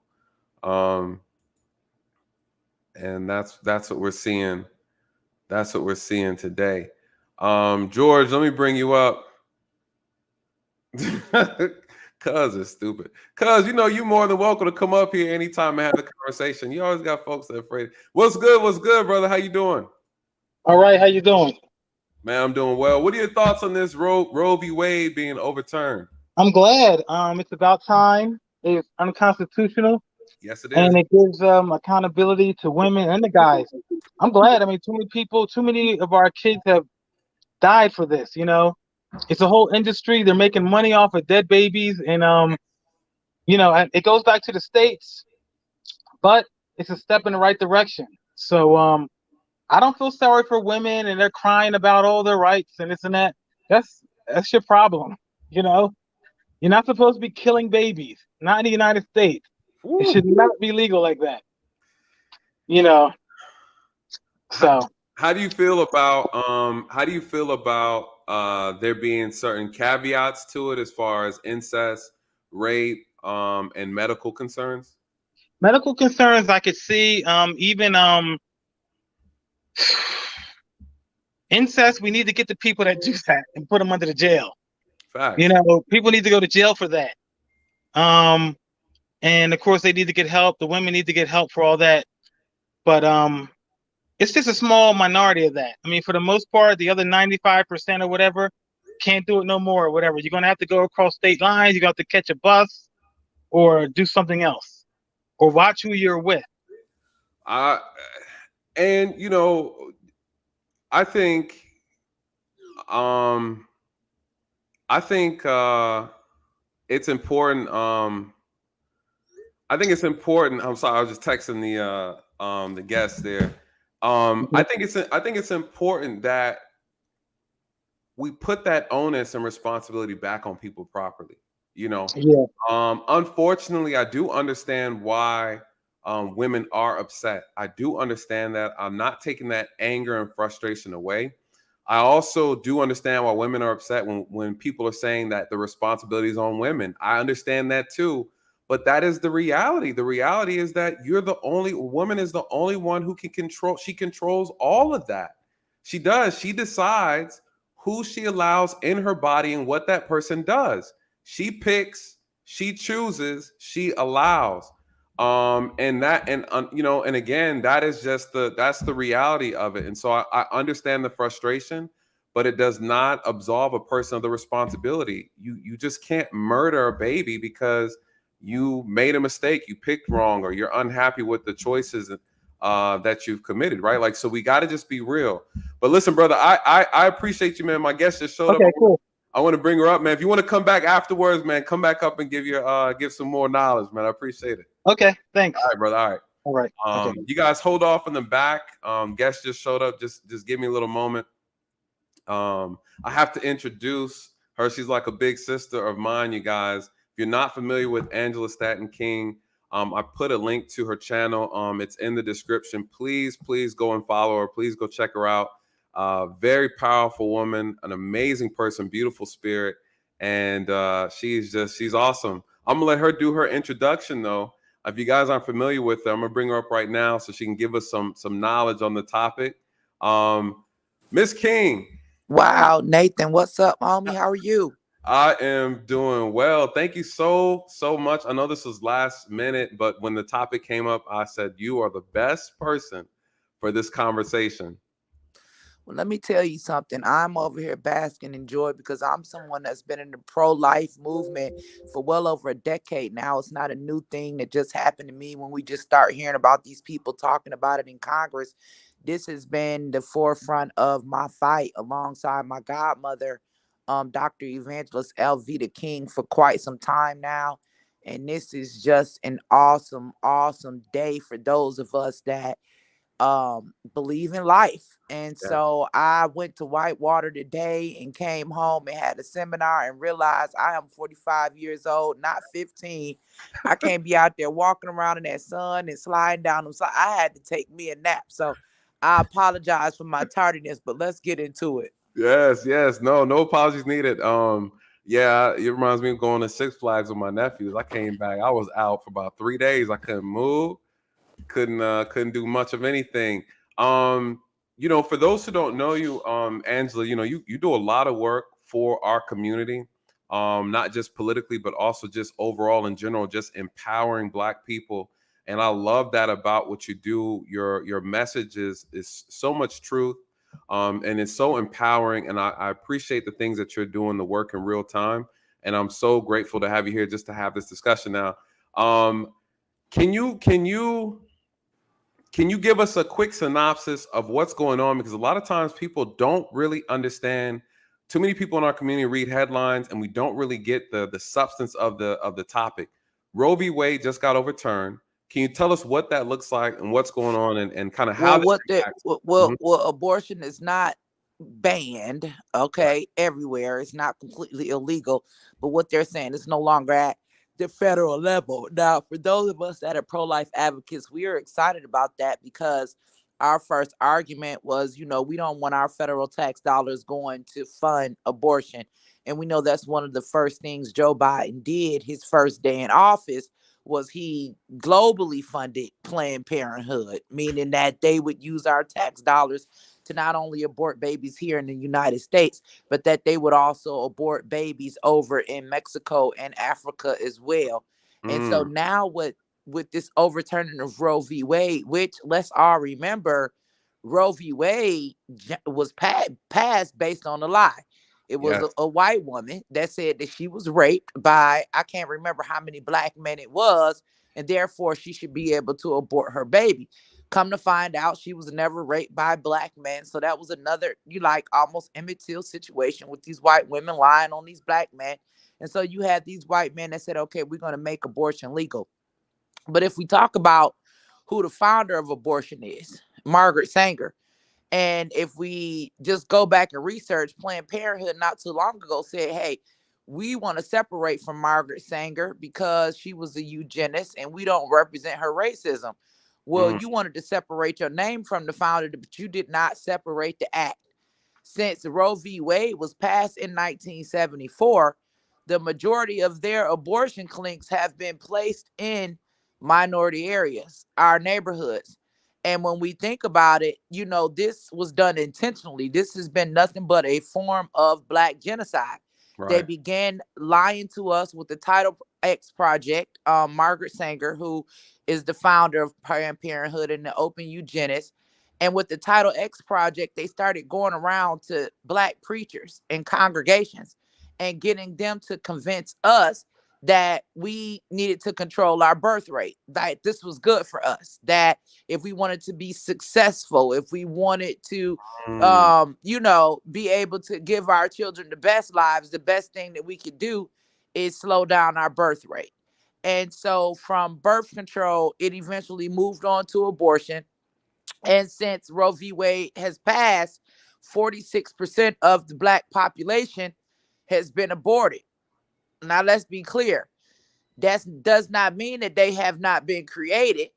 That means that they were aborted. That means that they were lynched in the womb. They were murdered before they even had a chance to live. Mm. In reality, we as the people are saying, hey, we still oppressed. We still a minority. And I don't think that we understand how big of a part abortion has played in Yes. us being a minority, yet still to this day. Correct. So abortion for us, for one, Black people, we never celebrated abortion. We never fought for abortion. This has never been a part of our civil rights movement. I refuse to believe that our ancestors went from marching and fighting for us to have equality to seeing us right now after all the work that they have done to say, wait a minute, these same people, our children, we fought for them to be free and they fighting for their children to be aborted. This is not our fight.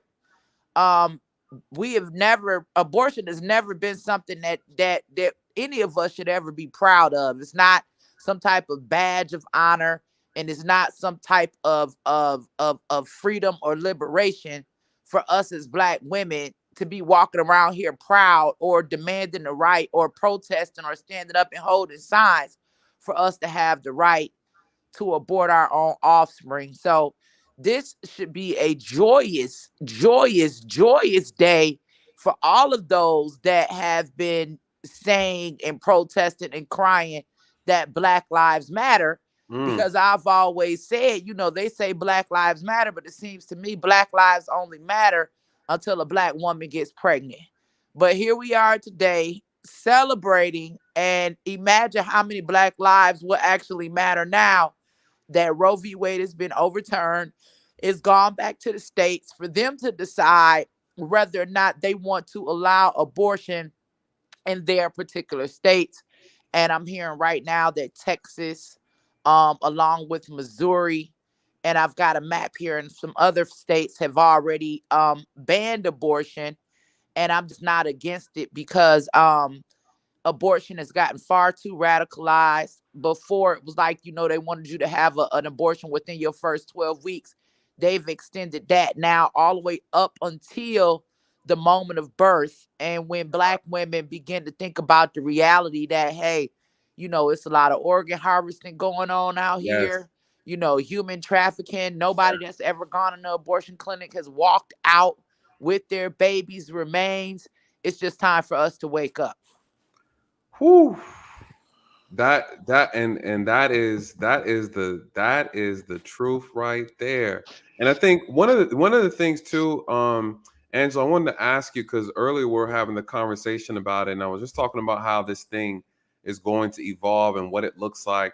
What are your thoughts on the criminal aspect of it, where some states are looking at charging women for Well, this? I think that let's so first of all, I don't know how you agree with it being legal and allowing women to do it all of these years with no type of Mm, I guess consequence right. to 10 years. I think that that's a little, harsh, because we got to first get women to understand why abortion is wrong. For so many years, they've told them it's just a clump of cells, it's not a baby. But see, what we don't understand is when Roe v. Wade was passed, they didn't have access to ultrasounds, but technology has advanced. So it is a baby, it is murder. And if we think about this, if the man who is the creator of the life, the father, let's just say for whatever reason he does not want the baby and he does something to end the life of the baby, they'll charge him with feticide and Yes. send him to prison. Yes. Now they're basically saying this is going to be the same thing for the mother. If you decide you don't want a baby and you just do something and you kill the baby, then they're going to also charge them with feticide. But the biggest issue for me, the person who should have always been charged, is the abortionist, is the doctor. And I'll tell you why. Mm, Even if the mother is saying, hey, I don't want the baby, the mother is not the one that is ending the life. The mother is not the one performing the abortion. The oh, doctor is forming the doctor is doing the abortion. So I don't appreciate that and I've even seen instances where a mother has induced right labor and performed an abortion herself and also been charged. So you can have a mother and a father charged and it's their baby, but the only person that's allowed to actually end the life of the baby is the doctor. So I do agree with these doctors who have been sworn to take an oath to save life, right? They were the people that were supposed to save life, and now they have turned into the people that are taking the lives. So and the doctors know they're medically trained, they're advanced, they look at the sonograms, they know that it's a baby. Charging the mother, I don't agree with because they've had it legal for too long. But the doctors, absolutely. If you'll charge the father with mm, feticide or infanticide, then absolutely these doctors should be charged as well. I've always said, Black men, period, you should be upset. You should be upset that you don't even have a choice. And right. you were the one that created the life. You should be upset that you can't end the life, but you can walk into a clinic in a Black neighborhood with a Black Lives Matter shirt on and pay a white man to end the life. We through with that. Hold those doctors accountable. Absolutely. Ooh, wow. I didn't even think about it like that. Um, yes, you've actually I understand that. I think that's actually a strong, valid point that could be made in reference to the doctors actually the ones who are physically doing the work. We've seen doctors be arrested for illegally doing abortions, kind of like makeshift abortions in like neighborhoods and communities without proper licenses and things like that. And so, yes, very, very strong point. I think that's very valid, and I would have to say I agree with that. I think that's a very interesting way to put it. Um, what are your so with that being said, I know you're pro-life. We're both in Georgia. The heartbeat bill, and I know that they're looking at it as heartbeat is at approximately 6 weeks. Do you and then I want to ask your thoughts on that, and then also your thoughts on some arguments are being made that they want the law to take in consideration the fact that women are rape victims as well as incest as well as medical conditions such as ectopic pregnancies. with those things, and how do you feel about those? What are your thoughts on that when women make those Well, arguments? I think that that's only 1% of abortion, and I think that those should be looked at on a case by case basis. Now, although me, as a mentor, and also I have a family member who was conceived and raped. Her mother and I are first cousins. We were 11 years old when this took place. And we're talking about, 35 years ago. And I can look at her now, and she's an adult, and she's married, and she has her own children. And it's like, are we going to go around and collect everybody that's been raped and murder them and say that they live, they don't deserve to live? I think that when a woman is pregnant, even in a situation of rape, and we compare love to hate, if you have more love and know that that's also your baby too, and then and that child's life is valuable, and that adoption is still an option. For some reason, for us in the Black community, we've frowned upon adoption. We've always said, hey, if I can't have my baby or raise my baby, I'd rather have an abortion. I don't want to bring a baby into this world, for this baby to be mistreated. And I think that those have been selfish decisions for us to make, because at the end of the day, it's not our right. And Right. I'm the mama, and I've had 5 babies, and none of their lives are my lives. And no, me and my children don't have the same body. It was their body, Mm, inside of my body. And I think that even in the situation where, you have to give that child up, I think giving that child life is always the best option. That's just my opinion. okay. But I feel as though in those cases, that's a tough situation. If it was my child, if I was the grandmother, I would always encourage life. But I think that those decisions need to be made again on a case by case basis. As far as the heartbeat bill, Nathan, in reality, you are basically proclaimed dead when your heart stops beating. Therefore, you're proclaimed alive when your heart starts beating, right? So when Correct. your heart starts beating, you're alive. When your heart stops beating, you're dead. I think that what we have to do now is focus on what I've always wanted us to do, and now we're being forced into it. But pregnancy prevention. There are ways, right, to prevent pregnancy, and I think that we live in an atmosphere that's so. Come on, man. Amber Rose just came out with a song about why she the best dick sucker and the best hoe and want to be on Right. Slut Walk.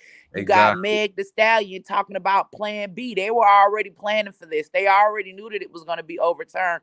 But we live in such a sexually hyped Yes. tone and atmosphere right now, even with the whole LGBTQ. Everything right now is about sex. So Yes. us as parents, mentors, right? We got to get back into the ears of our children and say this: if we don't create the life, then we don't have to worry about ending the life. Mm, Abortion is something that never really ever had to take place. But the issue is that our community has gotten used to using abortion as a form of birth control, when right. in reality, abortion is population control. So we Ooh. need to get back to practicing safe sex, abstinence, or teaching our girls how to, check their ovulation and just avoid right pregnancy at all costs if they are not ready. Yes. Yes, that that hit on the one of the most important questions I was going to ask you was where do we go from here as a community? I know education is always the key. I tell people all the time, growing up in the I'm an 80s baby, I'm a little young, but we had a DARE program, and there was a concerted effort to make sure they educated people on the dangers of drugs. And I feel like we need to make that same concerted effort on properly educating about sexual discipline and what that looks like. I was going over the data earlier, just to kind of point out a couple things. But one of the things that people also say is how this is going to impact our community because of they say, well, this is going to have a bigger impact on poor people. Um, Yeah, right, they're gonna live. Cause they're gonna live. We're gonna have more poor people alive. For some reason, they feel like if you poor, you don't deserve to be born alive, right? Only poor people deserve to get aborted. Come on now, you talk about discrimination. facts, facts. That's why I love when you have these discussions. You always just go straight to the point. What are your lastly, any particular data or statistics that you think is important for us to know, just in regards to this, just in general? And can you speak on the positives, the positive things about this for not just the country, but our community? And lastly, I got to say this: politics, we know, is rooted in a lot of these things. Is this something you see them weaponizing for the upcoming election? Oh yeah, don't vote for Republicans. They want to have children. Vote us so you can abort them. Your children don't deserve to live. The last thing Mm, we want is a world full of poor black and brown babies. We mm, need to abort as many black and brown children as we can, because the last thing we want is for black people to become the majority. Now, how does this impact the black community? Well, this is awesome. We finally can stop worrying about us crying because we are an oppressed minority. There is strength in numbers. You yes, can't go from a whole Black Lives Matter movement burning down the whole country to saying today, oh, Black lives don't matter. They came against our rights because right. we as black people, now we can't abort our.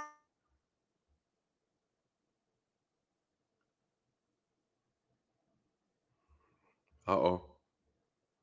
Uh-oh. Angela, you there? When YouTube hating on your boy, when the gem's being dropped, YouTube will give it a stop, right? Woo. Hold on, Angela. Hold on. It's not me. We back. We back, but we back. All right, cool. You know, the only way for you to have a black life is for your black daddy to get your black mama pregnant and for them to have your black behind.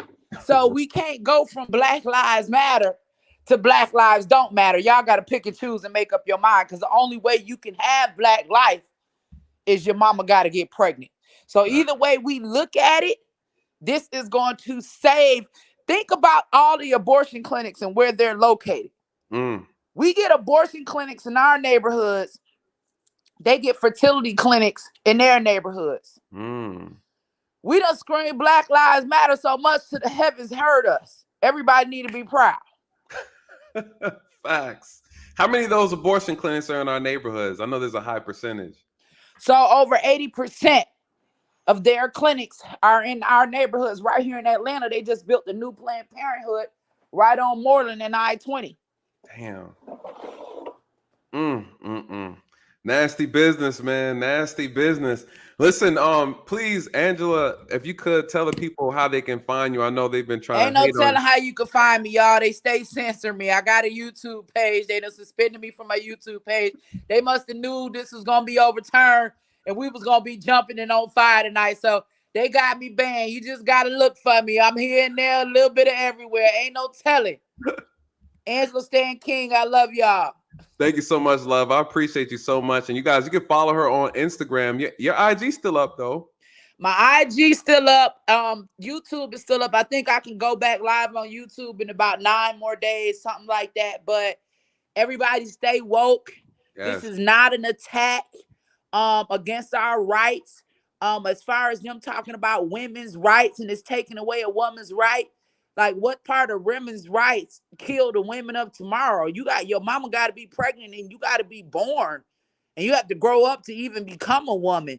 Mm, Those of us that are women, we not living forever. You got to pass the torch. We got to start thinking about the next generation. So as far as if we are truly fighters and we truly care about black life, this should be a celebration. yes. This should be a celebration. I'll talk to you soon, Nathan. Thanks for having me on. Thank you so much, love. I appreciate you, Angela. Woo! I knew it. I told y'all. I was waiting. I was waiting. Man, shout out to Angela Stanton King. You guys, if you're not familiar with her link is in here. I also put a link to her Instagram. If you guys please go follow her, support, and check her out. She's currently she's currently in YouTube jails, as they like to put it. You guys, listen, there's a lot of truth that needs to be shared. Some people don't want that information shared. They don't want you to be empowered. They don't want you to know the truth. And it's very unfortunate. But Angela, you know, my platform is always open. If you ever need to get your voice out, please do not hesitate. You guys, she has been super supportive of me. She's helped me out a lot. She's educated me on some things. And she's always there when I need some information, need some advice. So I thank her so much. Such an awesome person. She's really doing the work in real time, you guys. She's present, she's active, and she keeps it real. And at the end of the day, we just asking questions, right? We just asking. Let me bring up my boy, Uncle Stu. Thank you so much for waiting, you guys. Listen, if you have a question, put a Q in front of what you got to say. We're probably going to shut this thing down in 30 minutes. So if you want to come up, give a couple points, please come up, be quick. I promise I try not to make these too long because I feel like people ain't going to watch them every 8 hours. But let me bring up Uncle Stu. Uncle Stu! What's going on? Can you hear me real good? Man, yeah, you got the studio voice going on, man. Yeah, man. I got to step it up, man. I got to hang out with all you big dogs, you know. Yeah, I got to hang out with you and Courtney, you know. I'm big dogs, you know. I'm just a little puppy at the bottom of the well. Man, you OG, you OG, you OG, you OG. What you got for us? What you got? I know this is a very interesting topic for you. What's your thoughts on it, just in general? Well, let me set the premise so that everybody really understands. Number one, you are talking to, quote, a single father. You are talking to someone who has daughters. You got one of my daughters who's actually watching you in the chat. So, you know, she gave me her response and my other daughter gave me their response. So I want everybody to understand that I'm just not coming from this masculine area of a man, you know. Let me give you my thoughts and views and opinions, and I spoke about this a couple of months ago. First of all, as you said, let's get the feelings out.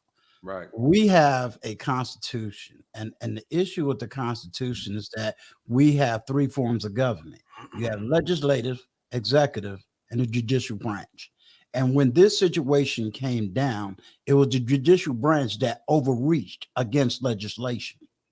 So there is nothing in documentation in our Constitution or anything written on the federal level that the Supreme Court can use in order to adjudicate over the power of the states. So we have to understand that this is not something that goes against the Constitution because there was nothing written in the Constitution. So they already overreached. Right. The second premise that I want to say is that this also gives more people freedom because now the power is in the state. It is not on federal. It is so hard to change federal laws versus changing state law. So now you have a freedom that you did not have before, which is now you have more power on the local level than trying to get power on the federal level. Okay, so that takes the politics of the issue out. Let's take, again, the emotions out of it. Right. When we talk about accountability, what do we, now we're going to just deal with the Black community. What do we say? We want to be free. So why do you want a slave master to tell you what to do? I don't want a slave master to tell me what to do. Now, I love my daughters, but I taught my daughters Punyang discipline before y'all started even talking about all this stuff on YouTube. What's Punyang discipline? Punyang discipline is this. Hey, if you're not married and you lay down and you have a child, you're going to be 100% responsible. Right. If you lay down with a man that's broke, busted, and disgusted, that was your choice because you know better because I taught better. It doesn't matter if I was the best daddy or worst daddy. I know I taught you better. And I've always taught you to find a better man than even I was. So that means It is time for the discipline to be here. Now, I will start telling my brothers, you need the discipline, because while we may praise and celebrate this on one level, you have to understand that the deviance is also going to come at another level. Now, you spoke about a woman accusing one. I come all the way back from the military, where I seen two of my friends coming out of basic training, AIT, went to the NCO club, went, had some drinks. There was women in the NCO club. And guess what? They went, laid with them. Who was they? Colonel's daughters. How old was they? 15 and 16 years old. They had no business in the NCO club. But guess what? They was there. Mm-hmm. And because they laid with them, not only did they get a dishonorable discharge, they spent 20 years in military prison. So we have to, I even teach my daughters, don't you dare lie even about your age. Right. So I have held even my own girls accountable. Now, I got the text message. My youngest daughter said she's happy. The only thing she want to see change is the 5% part of the law when it comes to this issue. You talking about the issue? What do you mean 5% in regards to the rate? Rate? Yeah. Rate. I mean, yeah. But, again, I wanted them to express themselves as opposed to me giving mine. But I will say this, even I'm pro-life as well, and I understand that. I understand that piece of it too. I can see how that could be traumatic, and I think that's something that that of course the law needs to take in consideration. Mm-hmm. And that's something that, again, it's we the people, right? It's we the people, and I believe that the people have to speak on the things that they want. The federal government, to your point, like you said earlier, they're just saying that we're not gonna dictate or choose for the states. That's really all it's gonna come down to. But I agree. I think the 5% has to be taken in consideration. Absolutely. Because that again is going against a woman's choice. So if we're Correct. talking about a woman having accountability, right? She didn't ask for that. So I think that should be something that should be taken in consideration. Now, whatever you do off your own choice and your own willingness. Let me ask you this too, Uncle Stu, because you old school. Let me ask you this real quick. I gotta put you in the hot seat. Seat. Let's do it. You married, you out the game, so you can answer this truthfully. What would this? So on the fly, I was thinking after you heard me having the conversation about how these conversations are gonna have to evolve into a situation to where we bring balance back in the hands of men as well. Men need to have some type of leverage, because in this point we don't when it comes to childbearing, right? Mm-hmm. A woman can make a man a father. Mm-hmm. And a woman can deny a man fatherhood. Mm-hmm. If that's the case, what are your thoughts on this real quick? And I'm gonna bring Miss Watchman up. I want to get her thoughts on this. I want to get the ladies' thoughts on this. And ladies, if you disagree with this, please come up. I want to hear your thoughts before we shut down. But real quick, what would it look like? Do you think this would have an impact if women had to get the financial permission from a man to be financially responsible for a child? Meaning, if a woman gets pregnant after having an interaction with a man, she then has to get his consent to be a financially liable for the child. The man has to choose. That's something that the courts can't force, and that's something a woman cannot force. It has to be the man's choice to be financially liable in that moment. What are your thoughts on that? Do you think that's something that's possible? Do you think that's something that would make a difference?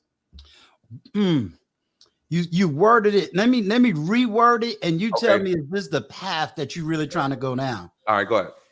I believe that if me and another woman or me and mine, outside of marriage, because I want to make sure that we're talking about outside of marriage. Outside of marriage. Yep. I would like to have the choice as a man, whether or not, if she wants an abortion, I want the choice of whether that should even happen. Okay. I want to be a part of that that whole scenario. Okay. Because I might be the man, just as I did. I raised my own daughter. I made the choice that I wanted my child, and I want that choice to be able to raise my child. So if I'm pro-life, I want that choice. At the same time, if there's a situation where she wants the child, but she wants to, let's say, separate my involvement on the social level, then it needs to be terminated on an economic level. I Okay. also don't want social service. I don't want my name on social service papers, Section 8, none of this government assistance. So, because we got to understand, once you get on any form of social service, it is automatic that you put the child's father down.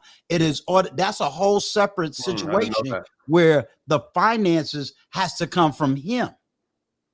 You see, there's a whole system of this thing that everybody is not aware of. So, and if the father is going to be forced in that manner, then we need to change those laws as well. So we have to understand that this is not the federal government overturned Roe versus Wade. What the Supreme Court said is, we're not going to have this law as a federal law. This goes back to the states. Correct. So if you want to look at it from that standpoint, what it means is that now you just got to go vote. Now you got to put laws on the books if you want that to happen. But I believe that this is, especially for somebody on my platform, this is where I tell men, now it's time to step up. Either you're going to step up and stop dealing with certain levels of women, right, or you're going to go ahead and do some discipline and start voting and start finding out who these congressmen or congresswomen is. You're going to have to now become politically astute and start fighting for your political rights, because I can sit up here and do a platform all day, but if you don't leave the YouTube space and actually go out there and put in the work, all of the oxygen that I'm spending to breathe in and breathe out in order to give you the information is not going to be done. Why do we need to fight? Because here's the reality. What is our biggest issues that we talk about on any one of these spaces? We talk about the rights of men in where? Family court. But we've been fighting family court on a federal level. Now we can finally fight the federal court on a state level, which makes it a whole lot easier to fight on a state's issue than to be trying to fight federal court and the federal government. I think that's a very interesting point to put. I think men need to be more concerned. I think unfortunately we have too many men who are reckless with their seed. They don't care where they're throwing it. I call them woodchucks, and so they a woodchuck. If a woodchuck could chuck wood, he gonna chuck that bad boy. Right. And the problem is men can only do what women allow them to do. There lies the caveat to the problem. You have a man who's a dog. Well, if you give that dog a bone, guess what? Right? And so again, the problem is we have irresponsible men who are emotionally influencing women to act out of their best interest. That's a fact. And so, we got to talk about those things. Women have to be more mindful of protecting their womb, and men have to be more responsible with throwing their seed.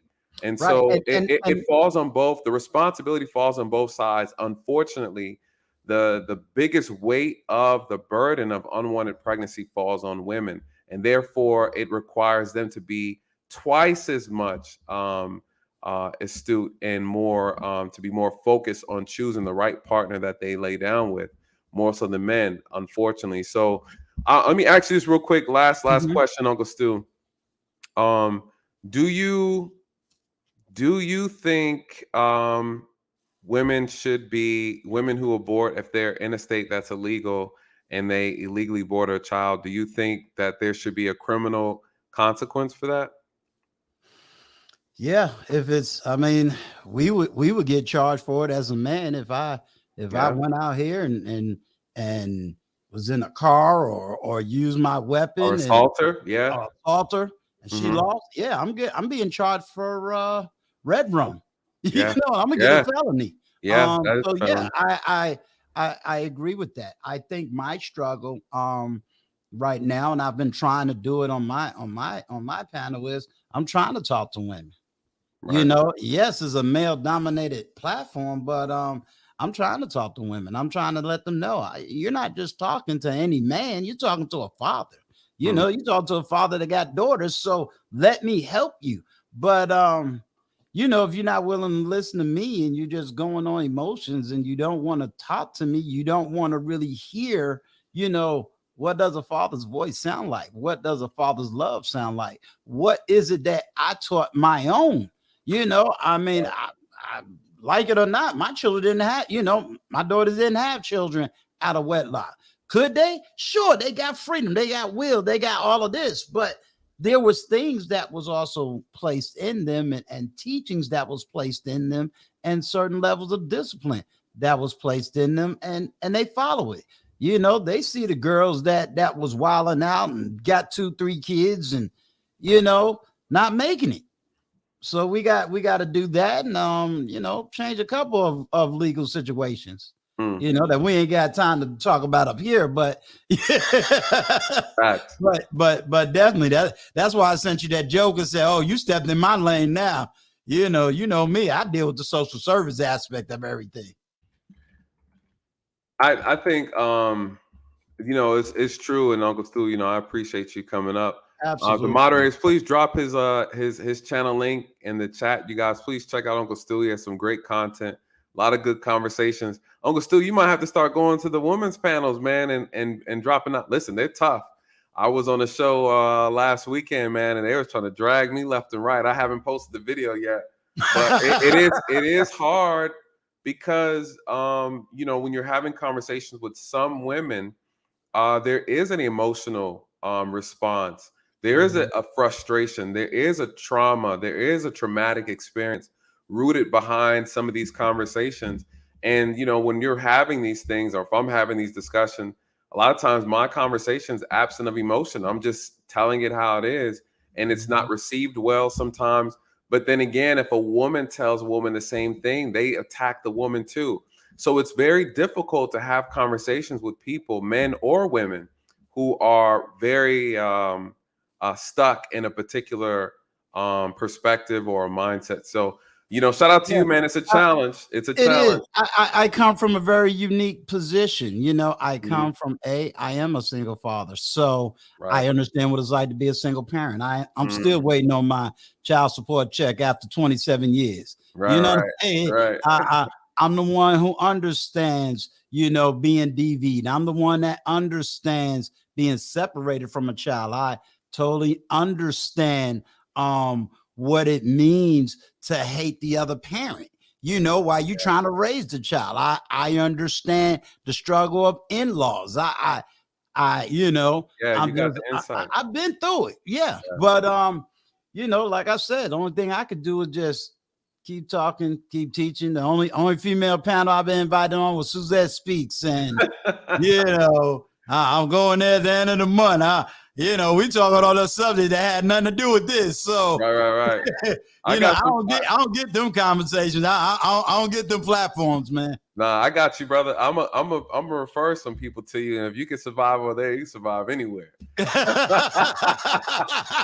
right, Uncle Stu, I appreciate you, All brother. right, yo, I appreciate you, man. Keep All on right, rocking. Love y'all thanks. all. All right, All bro. right, peace. Man, it's hard out here, man. If you want to listen, I get hit both ways, you guys. If I have to talk about specific content regarding women, it's tough. When I'm talking about specific things regarding the black community, it's tough. Unfortunately, it's hard regardless. Anytime you're trying to bring truth to a conversation or put a mirror in front of somebody, it's very difficult, you guys. It's not easy. It's not for the faint of heart. You gotta have skin of bronze, right? Hair of wool. And you know, I ain't got no hair, but I got a beard of wool. You know, you got to have a heart, man, for this stuff. You got to really care. You got to really want to see people happy, and you got to really want change. And your heart has to be in the right place in order to do this type of work, you guys. It is the work of a servant. It is the work of a servant. Miss Watchman, I want to get your thoughts on this topic. Any more ladies want to come up, please? I want to hear your thoughts. I know sometimes it's difficult to hear, or sometimes people feel as men we're not qualified to talk on these things, and I have to disagree to some extent. But I want to hear a woman's perspective. Any ladies in the chat want to come up, please, please, please. Miss Watchman, how are you doing, my dear? All is well. How are you doing tonight, Nate? I'm doing well. Very difficult topic. Jedi, I see you in the back. I'm gonna bring you up next, brother. Very difficult topic, as we all know. And if you want to come up, if the moderators can drop the link again, Marie, I see you. Definitely pull up. I'll bring you up. I want to prioritize the women. Ms. Watchman, what are your thoughts on this topic and just in general? Nate, I'm someone who does not believe in abortion.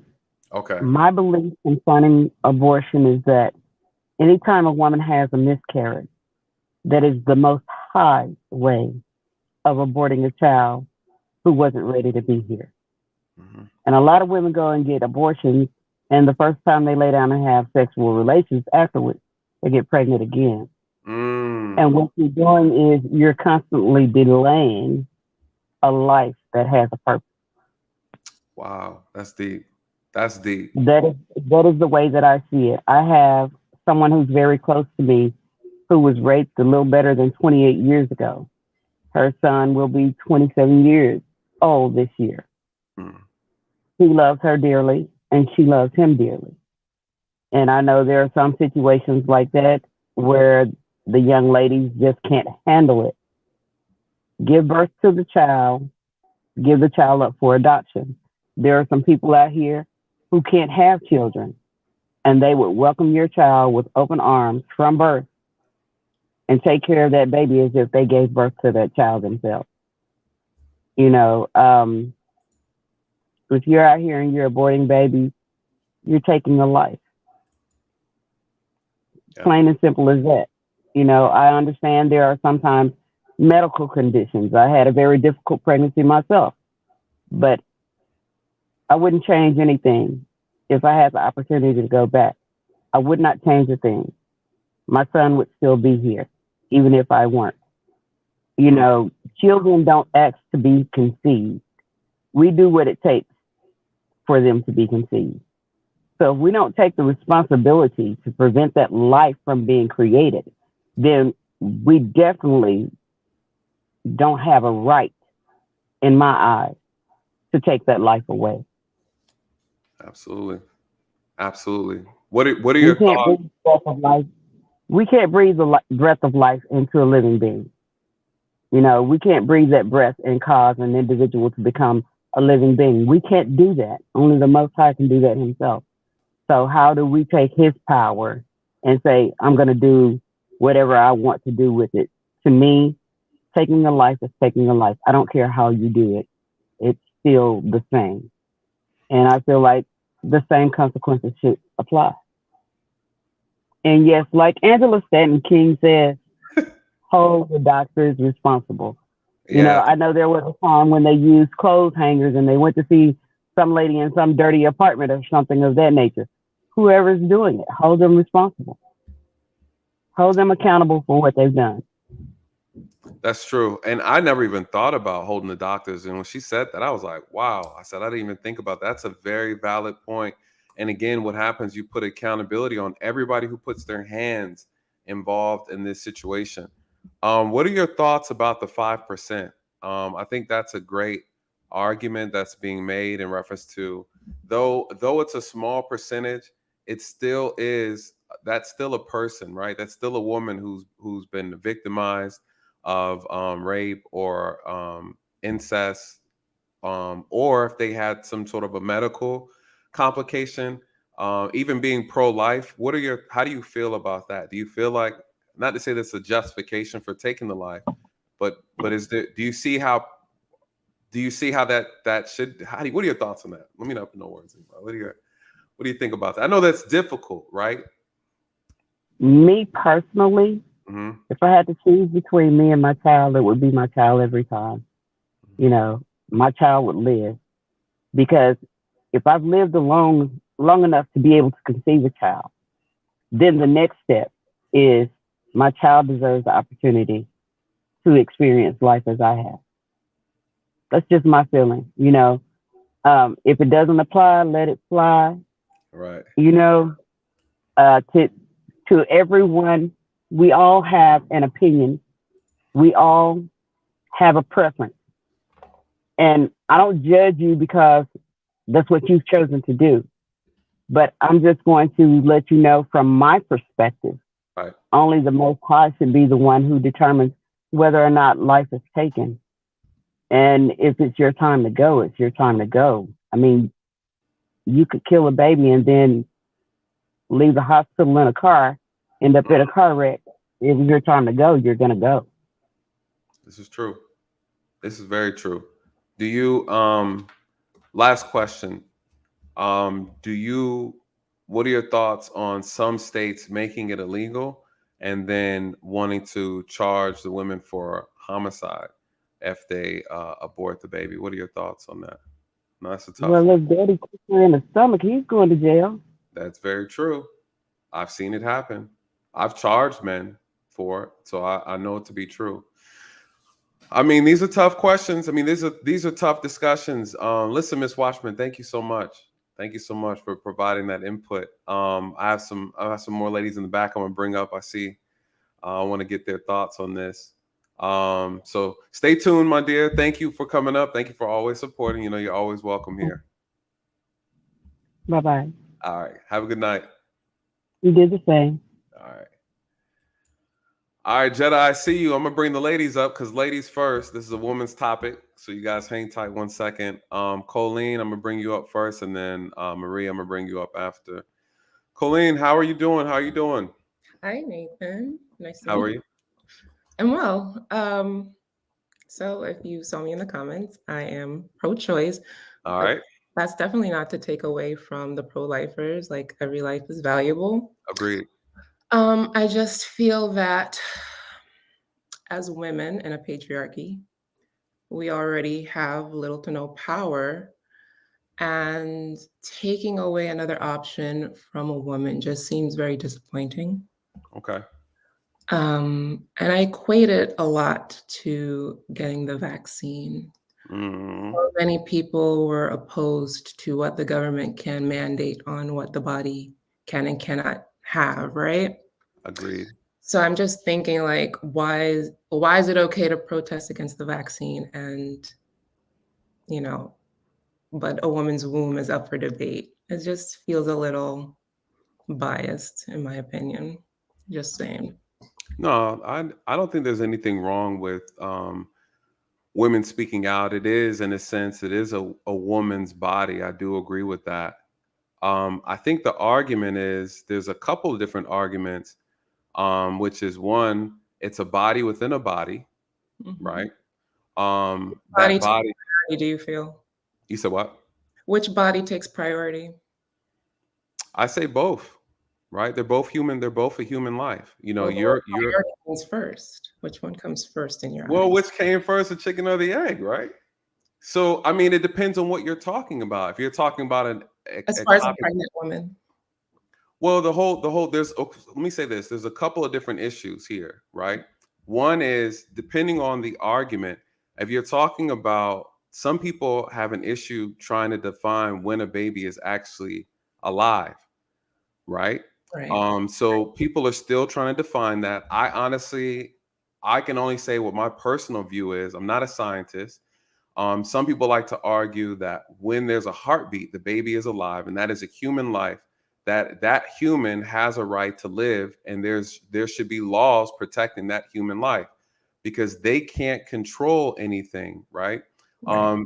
when you say regulating a woman's body, we regulate that as well, as far as, you're not supposed to drink alcohol while pregnant, right? That causes medical issues. Mhm. Smoking, causes medical issues on the baby. So we're looking at, there's a responsibility if you're going to create life.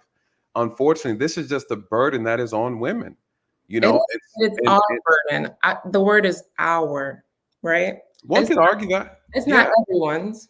this It's is not the true. government's. It's not the justice piece. It's ours, our Yes, personal body, and yes, the life within it is ours as well. The true. thing about abortion, I feel that people feel it is an overused method of prevention. It's not.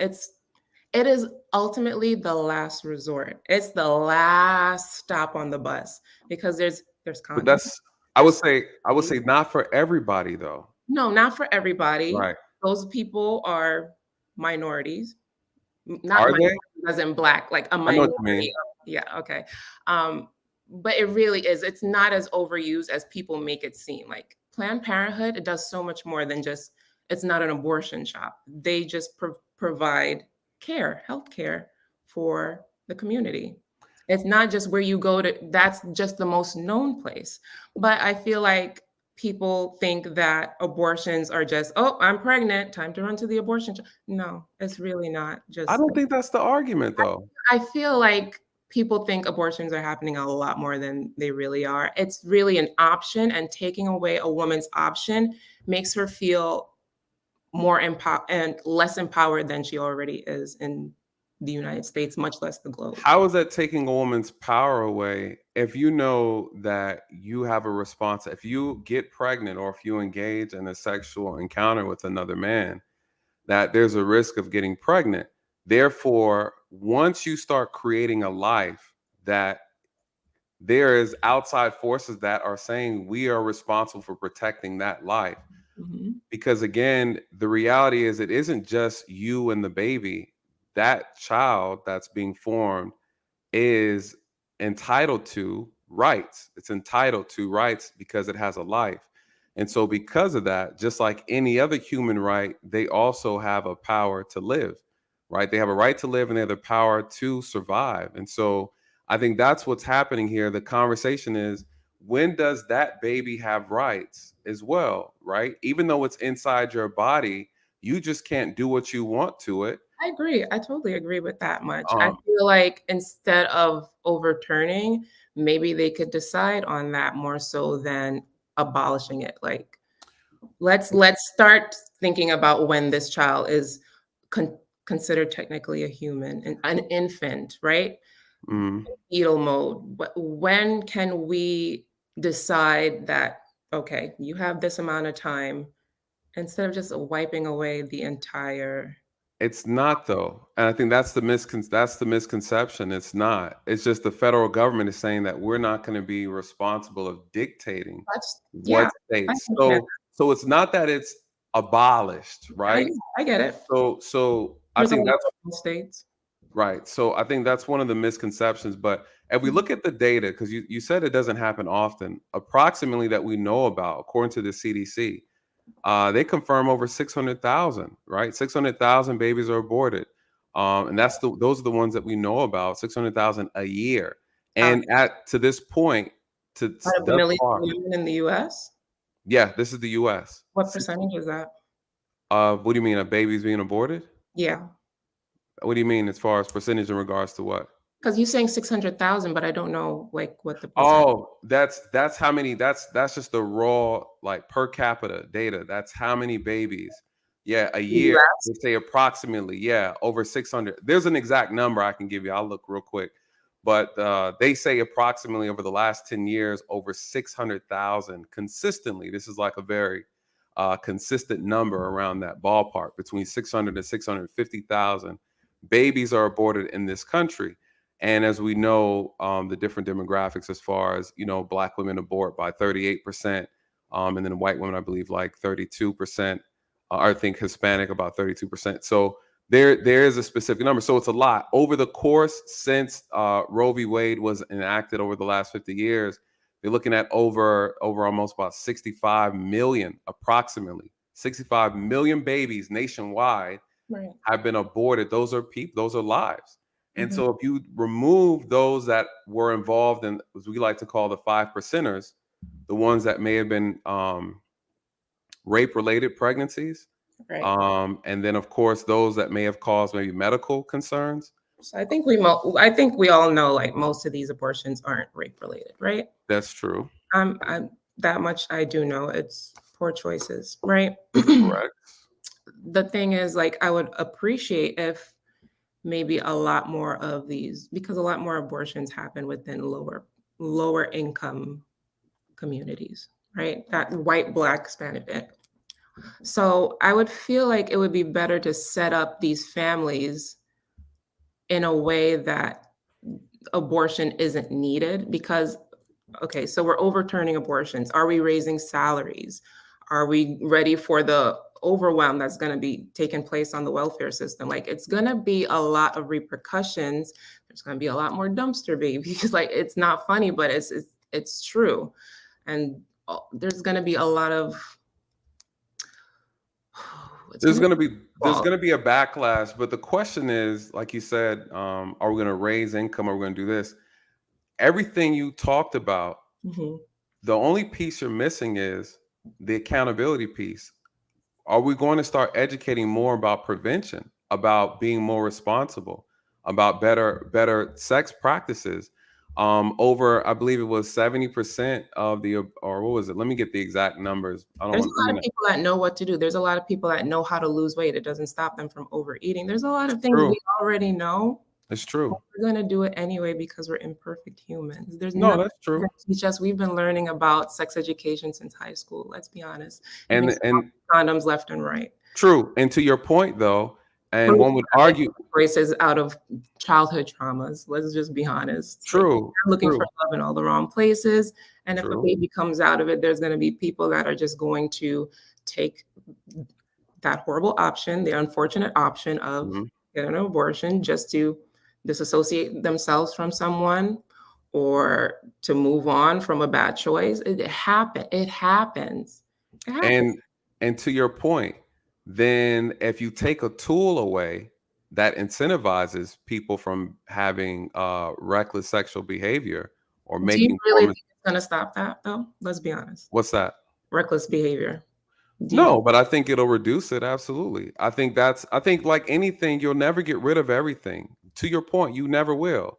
That's almost like saying I'm going to make harsher penalties for crimes. People are still going to commit crimes, right?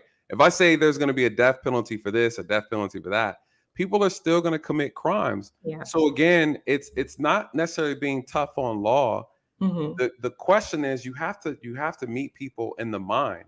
It's the mentality that you have to attack. Well, what is the mentality we're attacking? What is the mentality we're attacking? Look like? What does it look like? It has to start one. It depends on who you're talking about. If we're again, the issue is, and I think Angela made a perfect sell on it.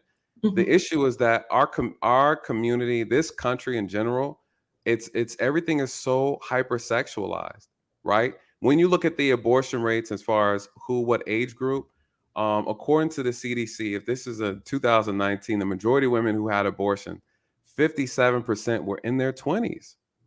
In their 20s, we're talking about young kids. That sounds So we need to, when I was a kid coming up in the 80s, we had the DARE program. The DARE program, they made a concerted effort. We had anti-gang programs. They made a concerted effort to go into the community and educate young kids on how to avoid certain behaviors. And so you're not going to get rid of all of it, but you can reduce it. We need to put the same amount of effort into prevention as we do this so-called cure. Aborting babies is not a cure. And the trauma that women experience from doing that is lifelong and it's long lasting. You know, a lot of people don't talk about that. There are women that get abortions and will never have another abortion again. There are this people is very true too. Are killed again. Like it really depends on the person. I agree. But having the option, there's a lot of people that don't take that option. They just know it's there. There are people that walk into the abortion clinic and are like, you know what, this doesn't feel right in my soul. It's a really individual option, but having it, I hear what you're saying. Is just it brings a little comfort. I don't like the word I comfort. mean, it's one of those things where I think at the end of the day is if it's illegal, you're either going to have to migrate somewhere to get it done, or you got to take a flight. on a You lim- know, on a low income, on right? hey, but or you can Teenager. or you could pay $5 for condoms, or you can not have sex at all. It That's gets no cheaper than that, right? Let's be real. true. In You this know, so hypersexualized world, I just don't see that. well, that's the reason why we got to hold people accountable and educate our people properly. I think the onus is on us as adults, as mentors, as teachers, as parents to make sure that our kids are being equipped with the right information and the right tools so that they can make better choices. You know what I mean? At the end of the day, because here's the thing: if this abortion was never an option to begin with, again, people are going to find ways, they'll find options. All they're saying is one, the federal government's not going to pay for it. One, two, you got to find somewhere to get it done. Or two, you make sure you just be more responsible. Okay. You Elaborate. know, what are your thoughts on this? One last question. Two questions for you. Let me get this in. I think you're going to give me a good. I'm curious. What are your thoughts on some states, if they make it illegal? What are your thoughts on some states actually um, charging a woman for murder, for aborting the child, if it's illegal in that state, charging them with homicide? What are your thoughts? You think it's excessive? Do you think if it's illegal and a woman commits the crime of abortion, should she be charged with homicide, or is that too excessive? This is in the current time now that we're overturning Roe v. Wade. Correct. Um, so from my understanding, right, Mhm. the states that are going with banning it, right? Right. You're not allowed to get it in the state, or you're allowed to get it, but you will get charged. What is it? You're not allowed to do it in that particular state. You cannot abort a child. Yeah, it's illegal. And if you do it across in legal states and you come back to your That I'm not sure, but I'm pretty sure it just cannot be done in the state. okay. So that means you would have to go somewhere else where it's legal. For example, like marijuana, right? In Georgia, it's still legal, but if you go to Denver, you're good as gold, but you cannot bring that marijuana back. So it's illegal in Georgia, but somewhere else is legal. So, but if you do it here and you get caught, you could be charged for homicide. But that's actually a good question, because homicide is homicide. Doesn't matter where it happens at, right? Okay. So I would say, yeah, homicide is homicide. If it's illegal, then it's Hmm. illegal. And I'm a Okay. law-abiding citizen, right? Right. I don't equate it to a man being charged with. And Mm. Why is that? Because both are intentional acts to commit death upon a fetus. right. Okay. So the reason I don't is because in my eyes, Hmm. I prioritize the woman and then the baby.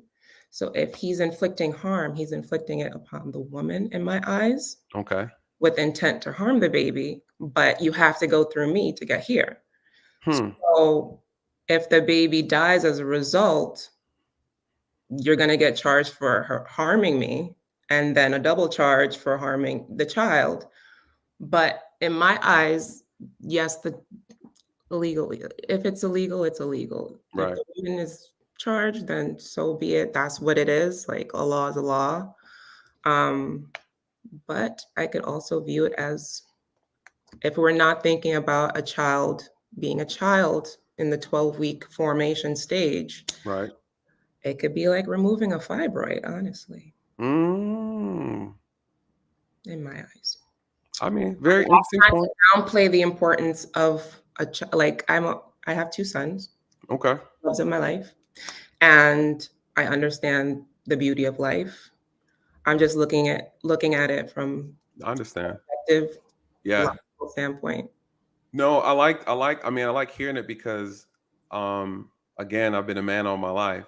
And so I Mhm. can't. Yes. I I definitely so I know we live in a time where you can be whatever you want to be these days. Right? Very fluid out here, but okay. Very fluid. So no, but I want to hear a woman's take on it because I think it's a very intense conversation, and I think in a topic. Yeah, I love how men have so much say over a woman's womb. Well, let me ask you this. Keep me here all night, Nathan. I gotta go. Oh, you gotta go. Now you want to leave me. Now you want to leave. Go ahead and go. Real quick. Okay. Let me ask you this. So, do you feel that, since a woman has 100% control over whether she can make a man a father or not, do you feel like a man should have a say-so in whether or not a woman aborts his baby? Yeah. You think he should? Sure, he can have all the says. But right, exactly. But at the end of the day, you get the final word, right? Absolutely. So if a man does not want to be a father and you make him a father, should the man have a right to not financially be liable for that child?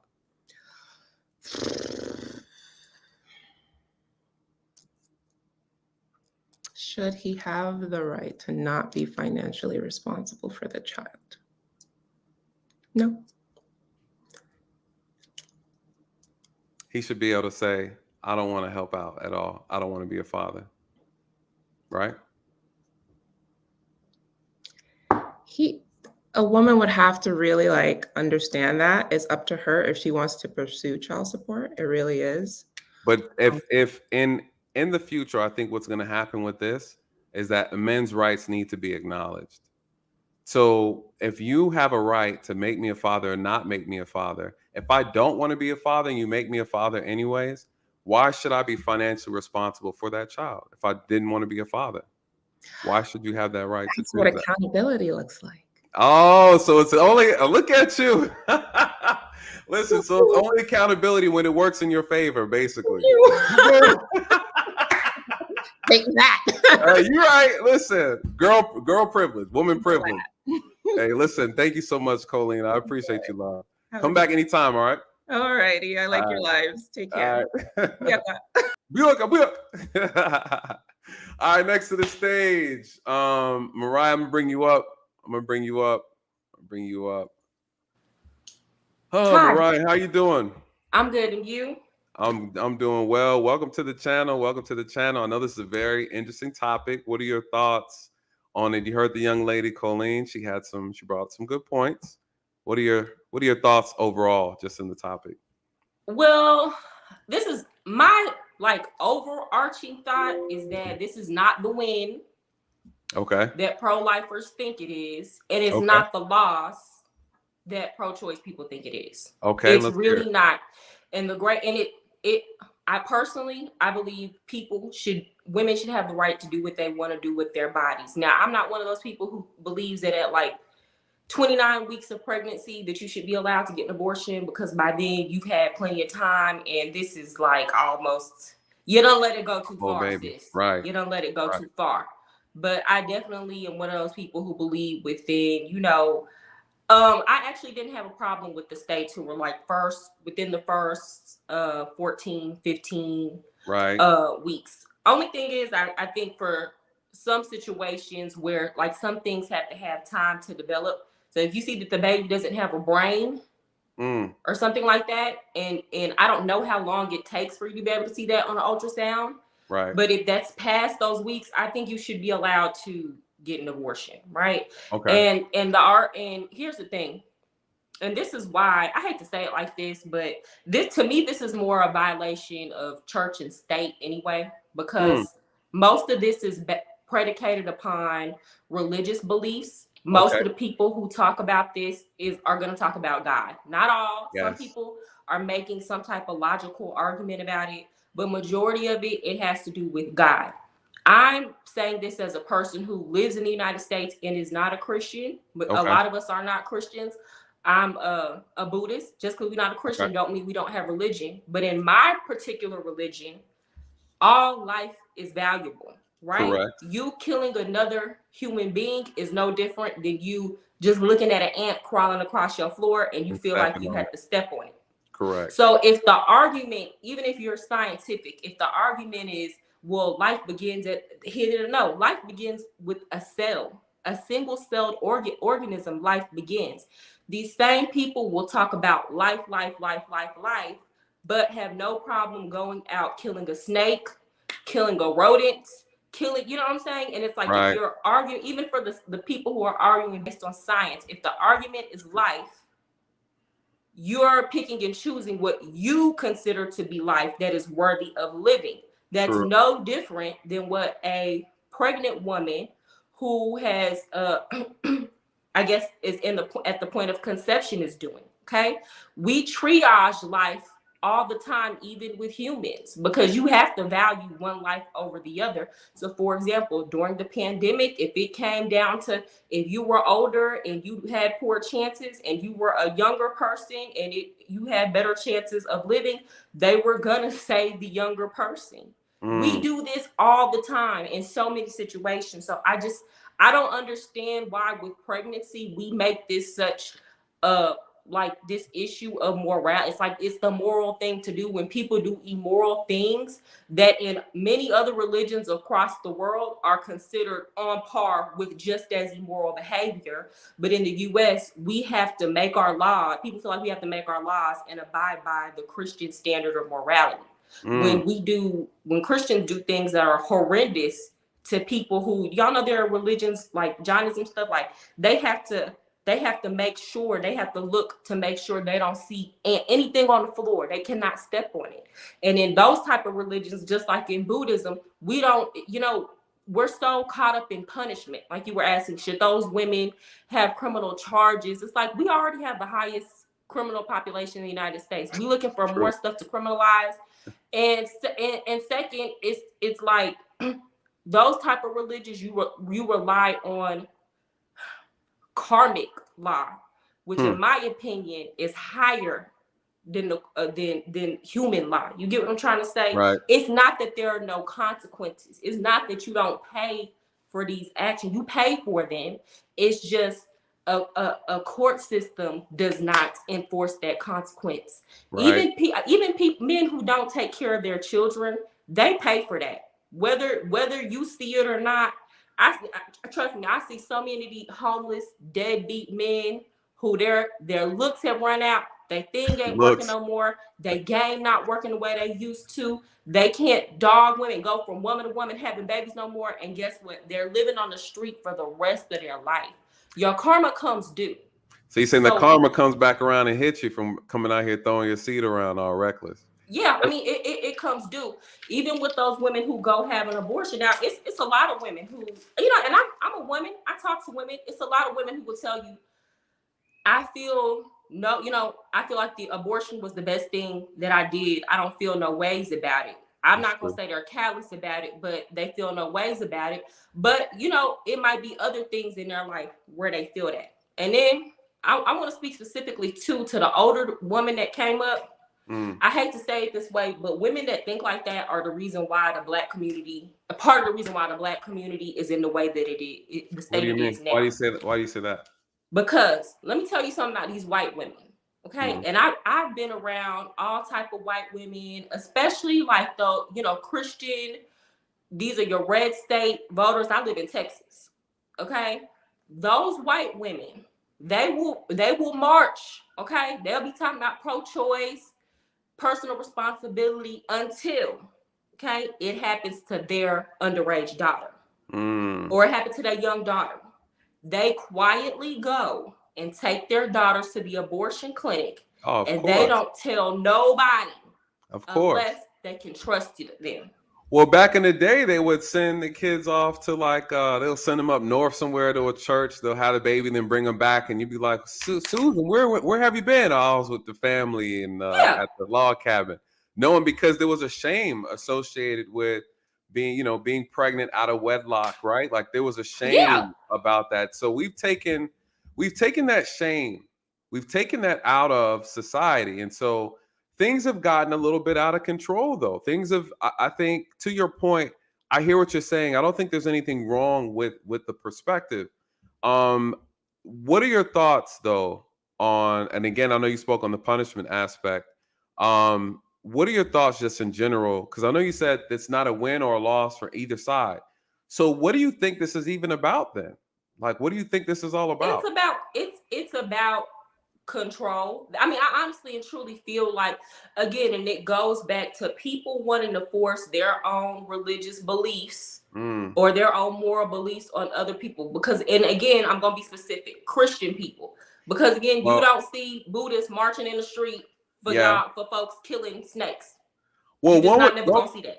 One would argue, though, that the foundations of this country, believe it or not, were built on Christian principles, right? So if this you could argue that, but in the Constitution it says there's supposed to be a separation of church and state. So this is true. That's very true. It's specific to the language of the Constitution. So you can argue that all day. That's true. But we have specific language saying that that is not allowable. And that's in regards to, you know, and again, I agree with that. And unfortunately, they still do muddy the water, right? You have politicians that go into churches and try to influence congregations. So I listen, I do have to say this, but shout out to Courtney. She says, "In God we trust" is all on the money. You know, I don't care what's on the money, Courtney. I do not care. What does the money have to do with? I'm talking about the Constitution. This is specific language in the Constitution that says that we must separate church and state. I do not care what's on that dollar. Matter of fact, because we're supposed to separate church and state, that should not be on the dollar.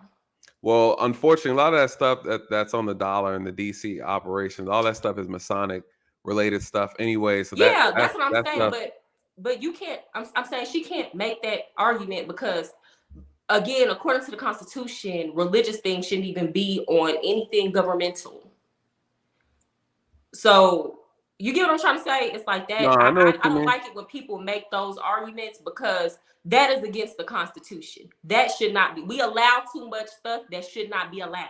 So let me ask you this. So this now is at a point where they're saying that the federal government doesn't want anything to do with this topic. It's not a constitutional issue. They're going to let the states decide. Do you feel like, again, women should be allowed to do it? But if there's nowhere, I mean, no one is saying they can't do it. They're just saying that the states will decide what states want to allow it and ones that don't. So it's not really a ban, right? Like, this is not really a ban on abortion. I mean, it's a ban for people that can't afford to move around because there are government institutions that are saying that you can't do it. State institutions that are saying you can't do it. In Texas, a trigger law went into effect. So they had already got it down to 6 weeks. As soon as the as soon as the Supreme Court made that decision, abortion is banned immediately in Texas. Yeah. But and is that contraceptives too? Is that considered contraceptives? No, they haven't banned, but there are people on the right now that I'm seeing who are talking about banning things like contraception, IVF, so it's like when you go too far, here's the thing about that. Consequences, karma. When you go too far, the pendulum always swings back. And I will say that people on the left did kind of go too far. Like, you go too far when you're talking to somebody that's pro-life and you're telling them abortion should be allowed for any reason up to birth. Okay, you're going too far. But what both sides got to understand, anytime you go too far, that pendulum always swings back. And that's another reason why I'm saying it's not the win that pro-life people think it is, because that pendulum, it may not be for 40 years like what happened now, but it's gonna swing back, and it's gonna swing back to the extreme if they keep going too far with it. But also, for example, I live in Texas. All you got to do is to actually, now, if people know how to do it, you can go buy abortion pills in Mexico over the counter, because the same pills that you use to get an abortion are used for other ailments. It's a combination of pills that you use to make your body do certain things to have an abortion, but they're not specific to abortion. Doctors just figured out how to use these pills to get you an abortion, and they're cheaper than they were already cheap over here. You just had to go get them. You just had to go get them from an abortion clinic who upcharged it. So they were already cheap over here. But you can go to Mexico and buy them over the counter, and you can get a plane ticket on Spirit, a round trip, for $150. go Right. buy them, and come back. It's cheaper than it was to get an abortion in the state. So let me ask you this, because I think there's going to be a lot of people trying to find ways to circumvent around these laws as we know it, right? It's Yeah, I only mean, it's only yeah. going to happen. So my thing is, at this stage in the game, do you see the benefit of basically not aborting children just in general? I mean, No, I don't see any benefit to that. And let me tell you why I don't see any benefit okay, to that. So I was in foster care. okay, And I'm saying this to somebody, like, it always irritates me when I see people be like, well, just adopt, just adopt. Personally, I would be good on abortion bans under this circumstance. I believe if you're a person who is always talking about, I believe if you're a pro-choice person, mm-hmm. you should be compelled, okay, because everybody likes mandates until it's then. You should be compelled to sign up for an adoption registry. And at any point in your life, you could be assigned a baby that a woman does not want. Okay, if you gonna be about that life, if you about this pro-life life, then I'm gonna need you to be about it.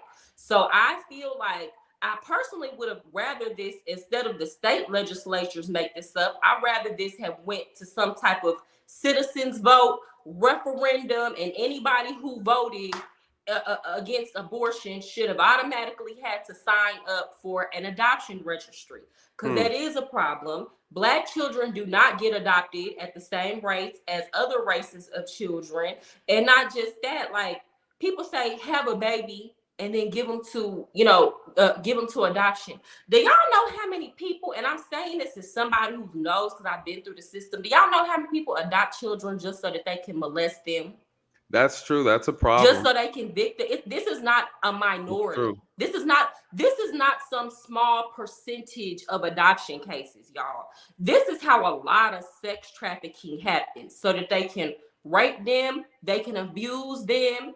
And some of y'all say, oh, well, it's better to live to be born and go through that than to not be born at all. Well, if you're not born at all, you don't know. You're like, you get what I'm trying to say? You don't know that. You don't know. But what I will say is, if you feel like you're saving these children, you might be putting them into a harm of a predator. And I'm going to say this with foster homes. I'll say a large percentage of foster homes are predatory in nature. Majority of them only foster. First of all, the state restrictions on fostering are so harsh that you would only do it if you're desperate for money. You would only do it if you have nothing else going for yourself. People who can afford to live on their own do not want to put that type of don't want to put themselves in that type of, give themselves that much legal liability. Okay. Right. So you would only do it if you're desperate. And I'm saying this to somebody who's been in foster care. I see these foster parents. They're not doing it out of the kindness of their heart. Right. They let their husband molest. I mean, it's so much stuff going on to where that's not even. And again, the foster care system is so overrun that these kids are getting sent to residential treatment centers. They're being institutionalized for the rest of their lives, starting at a young age. These are the kids that are ending up in prison. So I mean, if you're you're saying it's better to kill them in the womb than to put them in a lifestyle of that. One would argue I believe that. I mean, hold on. Do you believe that you should have been aborted? I feel no ways about it. Okay, so I'll say this as somebody who my mom wanted to have an abortion with me, right? My mom was one of those women who she never wanted to have me. During the whole entire time of her pregnancy, she didn't want to have me. They had to tell my mom, like, if you had tried to get an abortion, because she was gonna go get like an illegal abortion. Like, she was trying up until I was born. Right. But her family was saying, we're gonna call the police, and her mental health was deteriorating. And to my mom, she's schizophrenic. Okay. So now her mental, like, she's gone. You know what I'm trying to say? Yeah. It's so far gone. But I think she knew at that time that she was not. I was her third child, her fourth pregnancy, because she had a baby that died. I think with me, she knew that she was not going to be able to do it. Okay. And a lot of things happened to me and my brothers as I a understand. result. So a Right. lot of people would get upset with their mom for thinking about that, but I honestly feel no ways about it. I feel like life was not something that I was owed. It's not anything anybody's owed. It's just I'm here as a result of her having me. But I don't feel like and trust me, I make the best of my life while I'm Right. here. So I'm not one of those people who be like, oh, I wish I would have died, but at the same time, I don't feel like I was owed a life either. Understood. Let me ask you this then. And definitely I'm sorry to hear about your mother in a situation like that. I know it's very difficult to deal with. Let me ask you this in reference to this situation, just in general. What's the solution then, right? Because earlier we talked about educating. We want to be able to reduce this as much as possible. You'll never get rid of it, right? But Mhm. what can we do to reduce it? What can we do to, as Angela put, I think what she said was genius, is um, pregnancy education, right? How do we educate? How do we talk about these things to try to prevent this or reduce it as much as possible? Is that a thing? Is that an option in your opinion? No, okay, and I'm also see, I've been on. I have several different perspectives. So I Okay. actually used to be an abstinence educator Okay. here in Texas, and honestly and truly, the kids don't take to the message. And they I know don't. First of all, it's hard to it's make them hard. take to the message. And again, I wasn't doing it from a religious perspective. So I would talk to them about the importance of family formation. Okay, I would Hmm. talk to them about the importance of being intentional, respecting your body, getting Right. to know somebody. Like, Right. but if you've never seen it, it sounds like I'm talking pie in the sky Yes, stuff. I know. I know. I had a conversation with a gentleman the other day. He was telling me about what it means to be B1. You ever heard of that concept before? No. Okay, don't worry about it. No, It's no. well, it just makes me black first. And I asked him, I was asking him how do you solve the white supremacy problem and systemic racism? He said you got to be one. He said that's his answer. And I told him, do you know how difficult it is to change the mindset of a person? And he wasn't able to give me any real solutions to the problem because he doesn't know what he's talking about. And I think to what you're saying right now, I tell people all the time, it's not easy going in here into a community, no matter what community you go to, and try to change people's behavior, change their mind, get them to value things that are in their best interest. It's not easy. What would you argue? What would you say are the things that are creating this problem? What would you say are those things? I believe we have a community that's very hypersexual. Mhm. What do you think is a I guess what's the issue? What's causing that in your opinion? As a young lady, how old are you, by the way? I don't think I asked your age. I'm 29. You're 29. Okay. What do you think? So me and you are around the same age. What do you think is the reason for that? Um, I mean, I think anytime you have people who, I mean, okay, first of all, it's like it's the music. It's just I'll say it like the music, yep. it's the media. And also anytime you have people who are in a bad economic position, they turn to relief. Okay. And people deal with it. Instead, people aren't going to go meditate. People aren't going to go exercise. Most of them aren't going to go take a jog. Sex is a stress reliever. That's scientific. Okay, it is a stress Facts. reliever. Drugs is a sex things like that. But the only issue with it is that it can come with consequences. Okay, outside of just pregnancy. Right. So I mean, it comes with, you know what I'm saying. So it comes with those kind of consequences.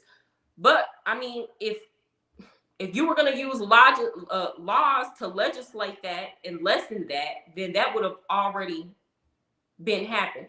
Black people been having sex all willy nilly for a long time, even before Roe versus Wade, Right. and you know what I'm saying. It's just our family structure has always been not as tight. I mean, it was better at one point. It was better, but Right. it's always been. You heard about the Papa was a Rolling Stones way back. You know, it's always been that way.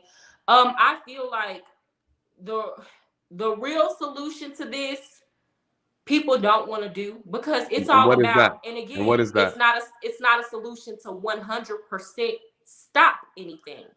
You Yeah, got to change yourself and what you choose to do with your household. It correct. starts with there. It's easier to get mad at other people, try to control them, try to say what they should be accountable for, try to say what they should be doing. It's easier to do that. And trust me, I've seen a lot of people do that. And as soon as they get pregnant and it's on, and now they have to be accountable, they don't want to be accountable, like they say. But it's easier to make other people accountable. You get what I'm trying to say? You Absolutely. have to be the example of what you want to see, free of trying to punish other people and make them accountable, because all you do is turn them off. If people see that you are carrying yourself in a respectable manner, that you do value your body, oh, and this person that's doing this is actually able to form a healthy family, I want that. That looks like something that could be good for my life. See, the problem is a lot of people that are talking this aren't even doing it to begin with. They don't even have that. They don't even have that. A lot of these, and this is what I was saying about older women, a lot of these older women that are telling these younger women, oh, it's wrong, God, and to save the life for the child, they looking at grandmama them like, dang, but you had 3 or 4 kids and you was not married and you struggled all your life. I'm not listening to you. There's nothing, I see the outcomes of your advice. So then the question then becomes, though, because that is a thing, right? People are looking at the people who are giving advice and saying, well, you did this, you did that. But the reality is this is starting to become a problem. Um, if we look at the data shows that 57% of the abortions are done by teens as early in their 20s. We look at the consequences of having children out of wedlock. We look at the poverty rate associated with dysfunctional homes. We're looking at our community, if we're talking about our community as a whole, not having strong families are really destroying the Black community. So this is something that one would argue is our community is on life support, and we need something. We need people to actually step up and really start doing something to turn this thing around. What would you? We What would you? can't. Here's the thing. Before you get in that, Go let me ahead. read some of these super chats real quick. Dub Will, shout out to you, brother. He says, free exercise clause of the First Amendment. Congress shall not make no laws respecting an establishment of religion or prohibiting the free exercise thereof. Separation of church and state is about not establishing a state religion. Okay. All right. Okay, but y'all are trying to govern. That's what I'm trying to say. Y'all want people to govern based off of religion. Well, all you're doing is creating a backlash. That's what I'm saying. It's karmic. These things have karma. Y'all are trying to force people to abide by your religion. Okay. Well, that let is me why pause you nobody there. goes to church Let me pause you there, because I think this will be not necessarily considered. I hear your argument. I think you're making a valid argument in reference to church and state being separated. I think the difference is that we are looking at a human being inside another human being and saying that human being that's inside a woman does not have the power to prevent from being killed. You can't ask that child, do I want to be alive or not? Right? That child cannot protect themselves. So though this country has strong Christian values, quote unquote, right? We can argue that. The reality is, yes, that is ingrained into the morality of government as well as the morality of the laws in this country. That is true. You can't do anything about that aspect of it because that's where a lot of these common laws came from. What we can say, though, what we can look at, and it'll still be true, is that this is a child that's developing in the womb of a woman who does not have the power or the say so. And so therefore, how can we protect the interests of that child despite what the woman is saying? The woman should she have the right to take the life of somebody else just because it's inside of her? Yes, absolutely. Right. And the law is saying that the Constitution is saying that we are not going to force the states to make a decision. we're going to let them make their own decision. And so no, and I'm not talking about Mhm. okay. When we say separation of church and state, Right. that applies to everybody because it's in the Constitution. Correct. That applies to the state. So I understand that the Supreme Court is saying we're kicking this decision back to the states. Right. But the separation of church and state is not superseded by state laws. That's in the Constitution. True, but I'm So saying everybody continuing to Mhm. try to make in the state, like I'm in Texas, Mhm. everybody want to make these laws based on your religious beliefs. But And I'm outside saying of this- religion, they're looking at life just in general. they make a religious argument. If you hear What's a the lot of religious- these what's the politicians, religious- they make the religious argument. Give me an example of a religious argument that they make. They always say, oh, well, it's God. God gave them life. You hear it all the time. Every time these politicians get up. So if they were to make a biological argument, would you feel more comfortable with that? If they were to make a biological argument, then I would make the biological argument that I made at the beginning of this, which It's is saying that that- you want life begins with single-celled organisms. Mhm. I'm not one of those pro-choice people who be like a fetus is not a life. No, Right. You go back to biology class, they teach you life began with a single-celled organism. Right. That is not necessarily a human. A tree has life. Mhm. Okay. There's life in. So your issue is the hypocrisy, is what you're saying. Yes, life All right, begins so- with a single cell. It has nothing to do with humanity. They're looking I at understand. this. If you're gonna make a scientific argument, you're arguing life on the basis of life. It only has to do with humans. But anytime that you kill a cow, a sheep, a goat, you're taking a life. Well, Anytime you kill a snake, you're taking a life. And again, like I said at the beginning, in some religions, mhm. killing life, taking life is sacrosanct. You feel me? Like that Correct. is just the ultimate no. So if you want to come make these arguments based on biology, it doesn't hold up. And a lot of pro-choice people don't think about what I'm talking about because No, we're they only don't. talking about this with humans. But if you want to make a biological argument, it still doesn't stand. Well, I think You're that's still prioritizing specific life over another, and then getting upset at a pro-choice person saying that they're prioritizing the mother's life over the life of the fetus. But we do this every single day. do you know the percentage of Christians in this country? I'm not sure of the exact number. Let's look it up. If you want to look it up real quick, let me go through the super chats. I want to make an argument. Okay, I'm on my phone. Hold on. Oh, you're on your phone. So- I'll look it up. I'll look it up then, because you're gonna have to multitask. Shout out again to Dub Will. Thank you so much for this super chat. Thank you so much. I appreciate this, brother. He hit us with the $4.99. Colleen before, she was saying that it doesn't happen often. You guys, abortions do happen a lot, especially in our community. So he's making the argument 1 out of 3 Black. Y'all, it ain't just us though. No, Let me it's tell you not. something, and It's I don't know the statistics, Mm-hmm. but when I tell you, I meet so many women. Like I want people get comfortable, and this is why I'm telling y'all what I'm telling y'all about these Christian evangelical Oh, they be out there white women. too. They're getting abortions. Yep. They're not. I let me tell you something. The women that I meet who have not had an abortion is in the minority. So Mhm. I don't believe. I don't, and I live in a red state. I don't believe. I feel like even if you look up the percentage of the abortions, They're not I accurate. don't believe that. I don't believe that number. I believe it's Yeah. higher.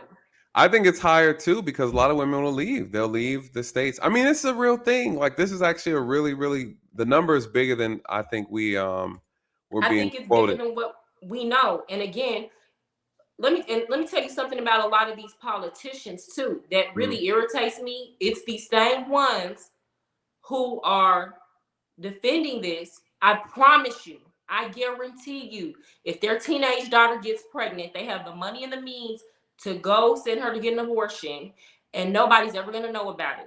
I mean, that's you call wealth privilege, right? I mean, this is true. So the only people who are going to have to shoulder these consequences are poor women. Okay, Well, majority of poor women are gonna have to be minority women. So I feel like, I mean, you have to take that into consideration. And if you take that into consideration, you have to understand that you're gonna be okay with the only women being accountable for these laws is poor minority women. And if you're good with that, then cool. That's your business. But that's the reality of it. You're not, and that's why I say it's not the win people are making it out to be. I see what you're saying. I think at the end of the day, a lot of people who are pro-life and are having the argument are just saying that it's a life that's being aborted because people are being irresponsible. I think that's really just And the them core. same ones. That's the. I hear This is what what you're saying. irritates me Hold about on that. 1 second. Those same people are having. Hold on, Come wait on now. one Those second. same people will go Second. Wait. have. Wait. 1 second. Let me get to these real quick, so I can catch up because the chat's popping right now. Hold on 1 second. Gary said, "Good evening, Mr. Daly. Does anyone ever consider the child?" A lot of people don't consider the child. I mean, I think that's the argument again that we're making is this how much of this is about the woman's life or the child's life? People who are pro-life are saying the child has a right to live. And that life should not be ended because someone was not being responsible. Shout out to Gary Stewart again. So just wondering. Appreciate you so much, Gary, for the back-to-back super chat. And then a good friend of mine, Kevin here. Kevin says, "How is this new Roe v. Wade development plays out will result either in increased discipline or continued recklessness. It's hard to know right now." That is true. Colleen made this statement earlier, and she said that there's no guarantee that by doing this is going to fix the problem. This is very much true. This can very much people could look at it as I'm going to do what I want to do. I don't care what anybody says. And yeah, it could very much well be like an opposite reaction, and nothing will probably ever change, but I think a lot of people run the risk. Unfortunately, women might run the risk of their health being in danger from doing a practice that's not healthy. So Thanos says there's no correlation between killing a baby versus killing a cow.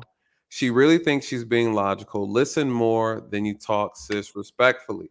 That's Thanos' statement saying that we are putting human life over an animal. And I think this is the argument, right?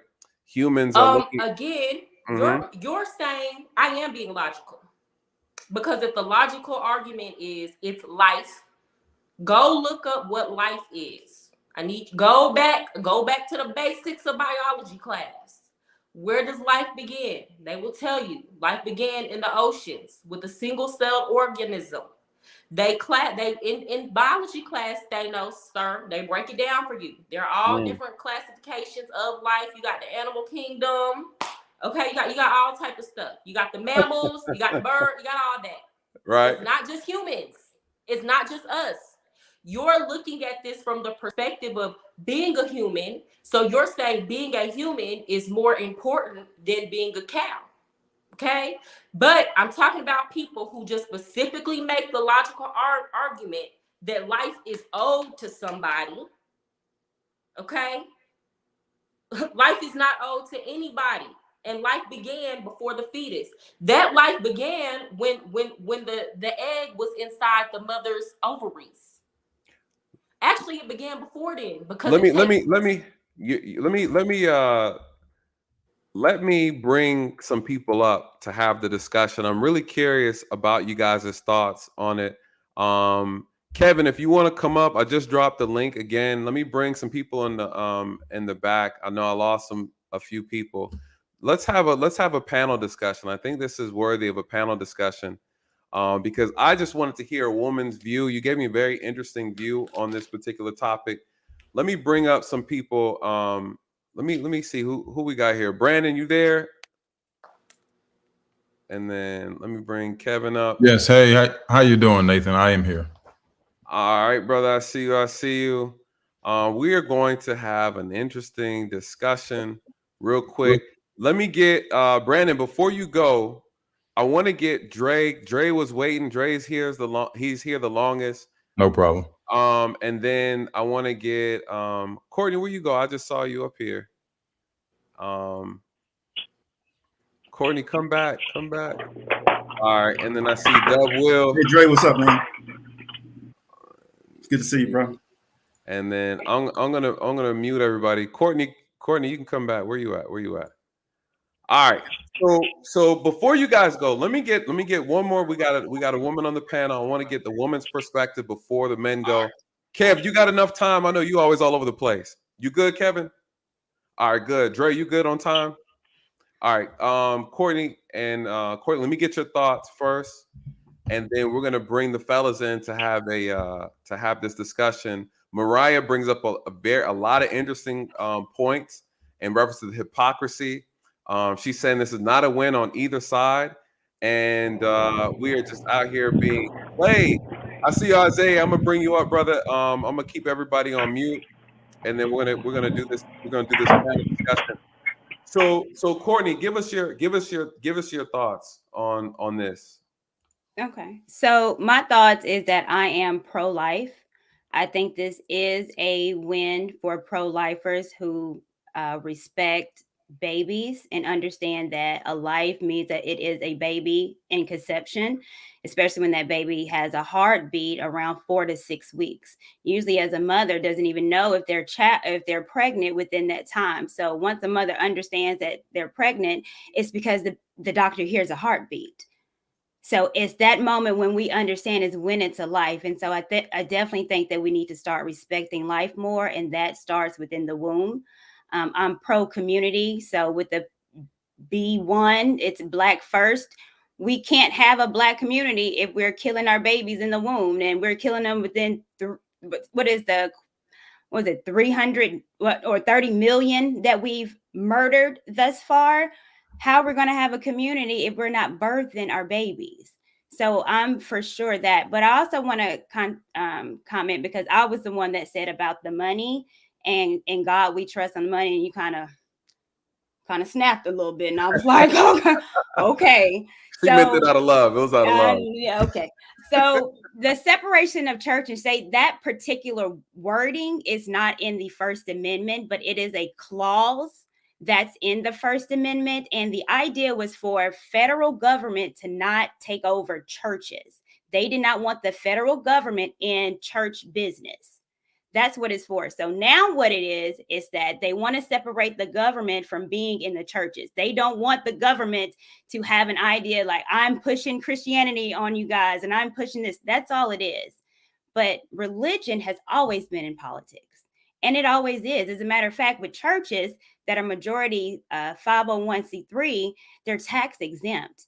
That's government-based churches. So it's always been religion in politics, and it's not going to go anywhere because being a free country and we're able to vote, we vote for politicians, and majority of people vote for politicians on their liked interest. And religion is a liked interest. So I wanted to clarify on that. But again, I am definitely pro-life. I think it matters. I am excited. I think babies don't have a voice. And now you have people, and especially I love when I see Black women standing up for something that has been a pinpoint of genocide in our community. So let me that's great point. Let me ask Courtney, what are your thoughts on this real quick in reference to women being held accountable if they're in a state where abortion is illegal? Do you believe that women should be charged with a crime for aborting said baby?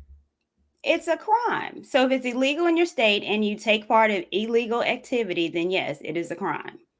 Okay. And it whatever or however your state decides on how they're going to prosecute, I definitely think so. Again, these are humans, and I'm sorry, I disagree with us thinking that cows are like humans.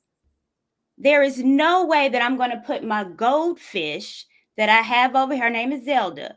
My goldfish life is more important than my daughter's. Like, Well, we have to make some kind of rationale out of this. I can go right now to Burger King and get a big old juicy burger because it's not illegal to kill a whole cow, a human cow, but it's illegal if I want to kill a whole human man. So why is it? Because humans have priority over chickens. So therefore, if humans have priority chickens and we respect human beings, adults over adult cows, then it's something about that baby that we need to learn how to respect too. So that baby has a voice now, and I'm excited about it. That's before you go, Mariah. Give me 1 second, because we all got because there's a lot of people in the back. Let me get Dre real quick. Thank you, Courtney. Let me get Dre real quick. Dre, what are your thoughts? What are your thoughts on this? Just hang tight, Mariah, because I know, because you guys, what Mariah is saying, let me clarify for real quick. She's a Buddhist, and in Buddhism, they do look at life. All life is sacred. And so we want to make sure we acknowledge that point. That this is like any religion. All religions are different, because you can go to some countries and the cow is sacred. You kill a cow, you're going to be killed yourself. So in India, correct. So Dre, what are your thoughts on this subject matter? And then Kevin, and then I got to get Brandon and Double. We're gonna get everybody. I'm gonna get your thoughts, and we'll keep rotating. Go ahead, Dre. Well, I'm not going to be long-winded at all, but the separation of certain states, because you got to remember, during the Inquisition, during the Crusades, the church was the government and influenced the government. So in this aspect right here, we just need to take religion, spirituality out of it. Okay, we all want to talk about the moral issue. Is what's that point? Myself, pro-choice. I've been in one situation to where I had a child that was aborted. Okay. And I was probably one of the rare males that it was a conversation, and I voiced my opinion, and my opinion was agreed to, not by just me, but family members as well. So it was a concerted effort. And do I regret it? Yes. Do I understand why the decision was made? Yes. But it's an option, and everyone throws around adoption. Once that child is born, it's real hard to give that baby up for adoption, because yes, you're thinking in that mind frame, I'm giving this child the best option to surviving by putting them with a family that's going to love them. But it's not necessarily the best situation for the child, because the child is going to want to know who their parents are and why they were given up. So it's never an easy thing to do. The moral thing to do is to make sure that you are having children in wedlock, and you are providing, the love that the child needs. This is your genes. This is your DNA. This is your offspring. Okay. If we weren't so sexually liberated, we wouldn't have the situation of all these children being born out of wedlocks, or being in situations where we have to abort children. Every child that I brought into this world, there's only two. The conversation came up, well, do you want to have children? Yes. But I don't want, my first child was born out of wedlock, and I didn't know about child support. I didn't know about rights. And I didn't realize that a father has absolutely no rights, because he's not considered the custodial parent unless he legitimized the child. I thought all I had to do was sign a birth certificate. The child looked like me, smiled like me, had my nose and everything. There was no question that this was my child. But in accordance to the law, I had no rights. So when my second daughter was born, we already had wedding dates. We already sent out save the dates. And then when I found out that, at the time my fiance was pregnant, I was like, She's like, I'm not walking down the aisle pregnant with a belly. We're going to have to up this date. Cool. I learned from my mistakes. So in order for me to be a custodial parent, marriage, my anniversary was yesterday. Well, would have been yesterday, but it was yesterday. All right. I say all that to say, you avoid a lot of issues when the child is born in wedlock. Okay. It's a difference between being a single parent and a divorced parent. There's a difference. It's not the same thing. Okay. I don't have a baby mama. I have a daughter's mother. That's my daughter's mother. She no baby mama, and I'm not a baby daddy. I'm a father. Okay. Who parents, not only am I a father, I parent my children. And if you are not mentally, maturely, spiritually able to provide for the child, then you know what? You need to keep your dick in your pants. And women need to keep your legs closed. We can't have sex with you if you don't open your legs up. And men, you don't have to take advantage of any situation that's presented to you. Okay? It's equal responsibility and accountability. Women cannot be sexually liberated and shirk the responsibilities and what happens once you get pregnant. You have way more to risk than we do. So we have to be responsible in understanding that we don't need to be throwing our seed around just because we can. And a lot of times, once we receive a lot of status and we have the financial backing, we feel that our dating pool is high and we can just, sow our raw oats, which is some BS. Sowing your oats without responsibility is irresponsible.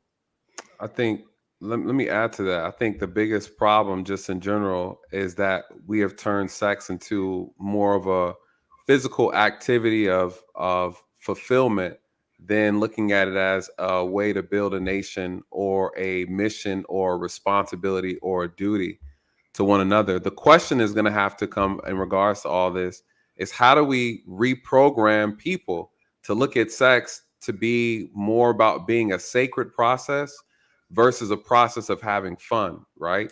And wait one second, Dre. Mariah, let me get your thoughts, and then Kevin, because I know Mariah's been waiting I just patiently. wanted to finish this last thought on Go ahead, what you said. And we just got to keep it 100 and just keep it real. When men see women who has children, the first thing in their thought is she's fucking. She fucking. Growing up, I grew up in the early 70s. Growing up, we picked out women by the ones who we never heard about. You know what I'm saying? You never heard about anything about Mariah. You never heard anything about Courtney. You never heard about anything about, oh, okay, she ain't out there. You know what I'm saying? But the ones that's out there is the ones like, okay, I don't have to do much. I ain't the best looking person in the world. Let me go ahead and shoot my shot. Right now, as a father of two daughters, I tell my even my 9-year-old, listen, the choice is yours for what you do, but you have to accept the responsibility. Do not bring anything in this world that you do not want. So in order for you not to do that, do not conduct yourself in activities that you're not maturely able to handle. If you got to be a virgin till you're 25 because you're not mature enough to handle or bring a child into this world, and you're not married, you're gonna have to be a virgin. I'm sorry, that's just me. Because I was 27 when my oldest daughter was born, but I lost my virginity at a very young age, and I was put in situations because I wasn't educated to what was going on at that time. So I learned from my mistakes. So I teach based upon my experiences. Appreciate it, Dre. Mariah, this one is from you from Thanos, and Mariah, I want you to get your thoughts, and then I'm gonna get Kevin's thoughts, and then Dub will. Mariah, do you believe in men having the rights to financially abort the baby if the mother decides not to abort? You're on mute, Mariah. You're on mute. Y'all already doing it. Here's the thing. The men who don't want to take care of their children are not taking care of their children. And unless you live in a state where they can enforce some type of consequence where you aren't able to register your car or something like that, the men who don't want to take care of their children are already not taking care of their children. Now, if you are trying to ask me, do I feel like the child support system can be should be abolished? You know what? I'll take that as a fair trade. If women can choose to have abortion, then men can choose not to take care of their child. I'll take that as a fair trade. I will. But at the same time, let's not make it seem like men who don't want to take care of their kids are taking care of them, because they're not. There are no shortage of men who are not taking financial responsibility for children as well. There have been times where I've had this happen to two of my friends. They planned to have children with the man. It was planned. He was on board. They talked about it. He was financially good. She was financially good. The woman got pregnant. The girl got pregnant again, and it was upon the men's request. And as soon as it got real, and they're like, "Oh, she pregnant," told her to go get an abortion. And guess what? She went and got an abortion. Now, some women won't, but and that's the Were they reason why I married? say men shouldn't Were they have no married say though? over this. Men can withdraw Mariah, their consent to be a father at any time. Mariah, were they married? They weren't married, but it matters not. No, no. I I was just asking, and I think that's one of the things that we got to start pushing in our communities, just in general, because I do know that's a big issue. What? Let me before But you go we into. do push it. Here's the thing. This is what I'm trying to explain to y'all, Mhm. and this is why Appreciate it, Thanos. this is why I kind of get irritated when I watch these panels, because there's so much delusion going on, as if like we really promote, like if people really tell their children you need to be a single parent. Right. There are plenty of Black homes, not I would say the majority, where people say get married. Okay, people don't see it because we don't know how to have healthy relationships. We don't know what it looks like. There are plenty of families where the dad was there, the mom was together, they were married. People see them break up. They're living in fear. They don't want to have to go through a divorce. This is not just happening in the Black household. This is even happening in the white household now. White people, white people are talking about the same issues we're talking about on their panels. I just seen a panel of white people the other day talking about how white folks don't want to get married anymore. Okay, this is not just a us issue. And y'all think wait. You good. One second, and let me get Kevin in real quick, and then I want to get Dub. You're right. Hold on. I gotta say this real quick. Go ahead. Then this whole we need to replenish the Black community and Black genocide. And people are explaining, like I just sat up here at the beginning and explained to y'all about the dire straits the foster care community is. Okay, y'all know the state our children are at school. Y'all know majority of these kids don't. There's no father in sight, and again, that's by choice. This is what the men are choosing to do. So you already know majority of those boys are going to grow up there. We can't. In the house. We can't. Yeah, some of the women are keeping them. I'm talking. Nathan, Some of the women are keeping the men away. To that, but please? again, It's not true. bottom line is there's no father in the house. So That's y'all not don't really, true. y'all don't say replenish the Black community, and it don't matter what state these children have to live in. The women just need to just be putting out these kids. It don't matter what state. And if you're saying we need to wait till marriage, then we're really not going to be replenishing the Black community because most people aren't going to get married. Statement? All right, Mariah. Go. That's incorrect. Can you hear me, Nathan? Yeah. Let me get Kevin. I got to get Kevin. Brandon, thanks, I appreciate it. Okay, go ahead, Yeah. Kevin. Dub Will, and then Brandon. And then Well, it's shaping up to be a really interesting conversation. Hey, first of all, thanks for bringing me up, Nathan, and hello to the panel and the rest of the chat. My whole point with this is that, like I said, people are either going to be more responsible or just as reckless as they've always been. Now, I have a tendency to believe, this is just my personal belief and theory, because I talk mostly to men about this. I don't really talk to women about this because it's very personal to women, and I don't like to get into that because it's very sensitive to women. But most men, especially the ones who are hardworking, responsible, and productive, they're going to be responsible when it comes to this because we know that there's a 20-year commitment to this. Once we produce that kid, whether we want that kid or not, I always tell guys, especially young guys, I always go, look, she's going to have that baby. You get her pregnant, she's going to have that baby. So you just incurred a 20-year commitment. Now, to what Dre was talking about, which was actually, and he said, you had a baby early, but you were, taking responsibility and looking out for the kid and all the other stuff. If every guy did that, we probably wouldn't have any issue with this. The problem is that we have men who will have these kids over and over and over, and they're pushing it off on everybody else. I already made it, I had it, I was married, obviously, when I had kids and all the other stuff and everything else, but I had to, but I was having sex before marriage. And, I had already made my own personal decision that if I had a kid out of wedlock or something happened or something that happened that wasn't I didn't count on, I wasn't going to abandon my kid. Like I already knew I wasn't going to do that. But that would have been one time and one time only I would have done that. You see what I'm saying? And I think more men are going to be responsible here. I can't really speak to what the women are going to do, but because of this, I just have this idea that more and more men are going to be responsible. And interestingly enough, men are already being responsible. We are actually being responsible. And I don't want to talk bad about the women here, but when we talk about out of wedlock kids, overall for all races of women, we're at 40% across the board, and it's actually continuing to increase. Now, I expect because of this Roe v. Wade development, it's going to go down a bit, but for Black women, it's like over 70% out of over 70%. But people kind of have this idea that it's a 1-to-1 ratio. It's not. It's like a 2.5 to almost 3 ratio versus men to women, meaning that there's more women with kids who are not married than the actual Black men. And that's one of the biggest fallacies that's out there.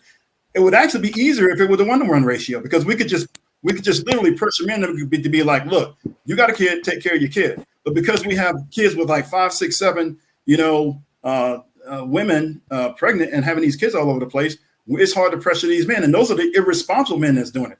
We can't stop those men. So that's really the issue here. The responsible men are going to do what they always do, even if they make a mistake, if you want to call it that. Or, I always know that if you're going to go into sex and you're having sex, that there's a chance that somebody's going to get pregnant. So the responsible men are going to do what they're supposed to do. And if you're actually hardworking and productive anyway, you already have a career, you don't have a choice anyway. You automatic that child support is going to automatically come out. So it ain't like you got a choice. The only choice you have is to either be a father or not. That's it. But that baby's coming and you're going to pay that child support, especially if you already have your career, you're established, and you're a responsible man. You're going to do all that stuff anyway. My issue are the people who are irresponsible. That's my issue with all of this.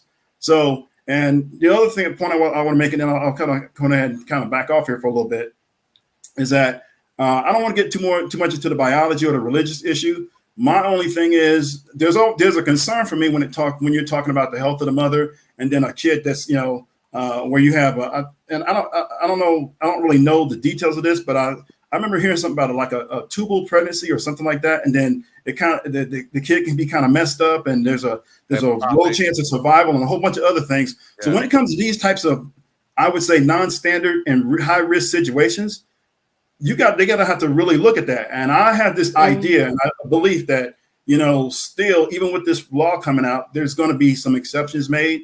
And then the other thing I want to point to is at the root of this. Now, I went back and tried to look at your initial commentary and some of the people who already came up. At the root of all this, and why this is being repealed, by the way, is this whole thing with low birth rates, not for us or anybody else or Hispanics or any other people of color. It's for white people. That's what this is all about. Does anybody even bring that up? Nathan, that's not true. Black people there's an aspect to that, though, right? If you look at the stats, because we have to look at the stats. Okay. Yeah, Black birth rate has been progressively down for the past 10 years. Yeah. Right now, we are the lowest with Black, Hispanic, Asian. We are the lowest in birth rate year over year since 2021. So we are the lowest. So yeah, but I'm telling you, white people don't care about that. They care about their birth rates. Yeah. Well, I don't, but that's why I'm saying for me. I'm looking at it from our perspective and what this whole thing is about, and at the root of all of this. And I was saying, I don't know if anybody's mentioned that. I tried to go back and look at some people who came up and see if anybody mentioned it. But at the root of all this, like they've been talking about this since the 1970s. And people forget how the Roe v. Wade, this whole thing was actually, there's a racial component to this whole Roe v. Wade, the 1973 decision and all that stuff. It's this whole history behind this Roe v. Wade thing has been hidden, and people don't really know the history of it. And this is one of the things that frustrates me about it. But I look at it from the perspective of, okay, so what is the importance of all of this repealing or taking this, if you want to call it a right back, is the point of this is that white folks are scared that they're going to be replaced, and they are. Whatever they do at this point, it doesn't matter. Everything they're trying to do, they're trying to lower, the age limit for kids and all this other stuff and everything else, so that way they can start producing. No matter what they do at this point, it's not going to work. So that's what the real issue is. This whole white replacement theory and the fact that, and it's not just here in the United States. We're talking about across the Western world. So that they're a minority. We're not. We've never been concerned about the fact that we're going to disappear off the face of the planet. There's billions of us, and there's a whole continent full of Black folks. All right, we just happen to be the minority here in the United States. Sometimes people forget that. But at the root of all of this, and which brings me to another point, and then I'll say this one last thing, and I'll go ahead and I'll kind of back off for a minute. Is that I still believe, again, personal belief, and maybe some other people will agree or not agree, but I still believe that at some point they're going to figure out a way to make exceptions for people who are Black and people who are persons of color, what else. Because what they're talking about, again, this goes back to the fact that white folks are scared. They're losing their numbers. They're bringing all these other folks in. They're doing a whole bunch of other stuff. So I look at it from that perspective. That's just something else that I look at versus, okay, all the arguments about the religious argument, the biological argument, when does life start, this, that, and the third. And I'm real hesitant to tell women what to do as to how, because I don't make that decision. I don't carry babies and all that other stuff. All I know is this. I'm controlling my part of it, which is if I want a kid, I'm going to get married and I'm going to produce children within wedlock. And if I don't, and I do it that one time, I'm still going to accept the fact that I did something I probably shouldn't have done, I'm going to take responsibility. And if guys did that, then honestly, we almost wouldn't even have a problem with it. Again, my issue goes back to the dudes who are all over the place, making kids everywhere and being completely irresponsible. That's what the problem is. All right, and I'll go ahead and land my plane right there for a second. I'll You the man, Kev. Land it for You a the second. You the man. Appreciate it, Kev. Hey Nate, one thing, he is completely correct. That I actually put it in the chat earlier when I said that this primarily has to do with the preservation of the white race. They don't want white women dealing with men of minorities, whether black, Hispanic, Asian. It's all about making sure that they stay the majority because they're so worried that we are going to do to them what they did to us. So it's more so. And remember, I was born in 73. This is shit I was hearing in 78 and in the 80s about stopping white women from aborting babies, because actually the law Roe versus Wade had nothing to do with black folks. That was white women that were going in the alleys and having abortions. Now, I understand where Courtney is coming from, fully understand. But right now, we are caught, as a black race, we are caught up in some shit that has absolutely nothing to do with us. Okay. Ain't that how it always is? But it does. Right. But the fact that but the thing but is, it does. Whether it helps them or not, it affects us the most. What happens with black folks is that when white people give us an inch, we use it and we take it a mile. White folks and white women love feminism. And what did black women do? Take it and we put it all on our shoulders and under our armpits and on our shoes. It always, black folks magnify what they give us and what they allow to the utmost degree. But that's more black folks than the now white because folks, of Roe v. Wade, and once it was passed back in the 70s, they put it in the black areas. Planned Parenthood, 40% of Planned Parenthood gets our dollars. They kill us the most, but so it affects us. We've lost millions and millions of us.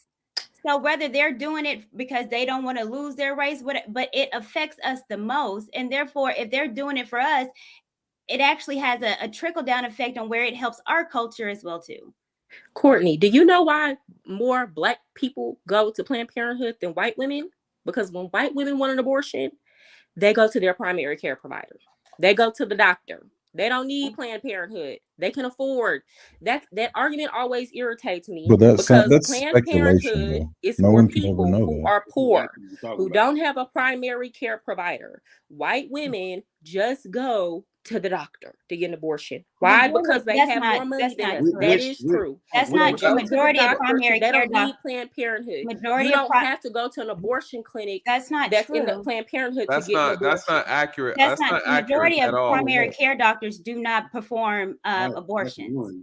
Right. But you don't have to get an abortion just specifically at an But Maria, abortion clinic. you have to there are sit other in that. places You have to let go that to get abortions besides Planned Parenthood. Planned Parenthood is the most popular what is that? one. Carafem. So y'all look at just Planned Parenthood or places that specifically cater to low income places, but there are other places that people go that are in good areas that their primary care provider refers them to, where you can get an abortion. Okay, and it's hold not on Hold on one second, Mariah. Let me get Dub, Will, and Brandon. I got Isaiah. All right.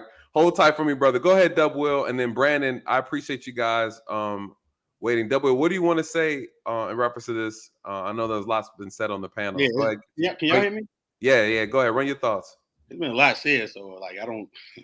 I'm gonna get in where you fit in, brother. First, I don't like those labels: pro-choice, pro-life. I don't think they're accurate. I really think it's pro-abortion, anti-abortion. Really, what we're talking about. Okay. From my perspective, people are going to do what they want. This is one of the few issues in this country that is purely down the middle. Any demographic you look at is 50-50 on both sides. So I don't really get caught up in the debate of it. Even with this decision, the women that want to get abortions, they're going to go to states that allow abortions to happen.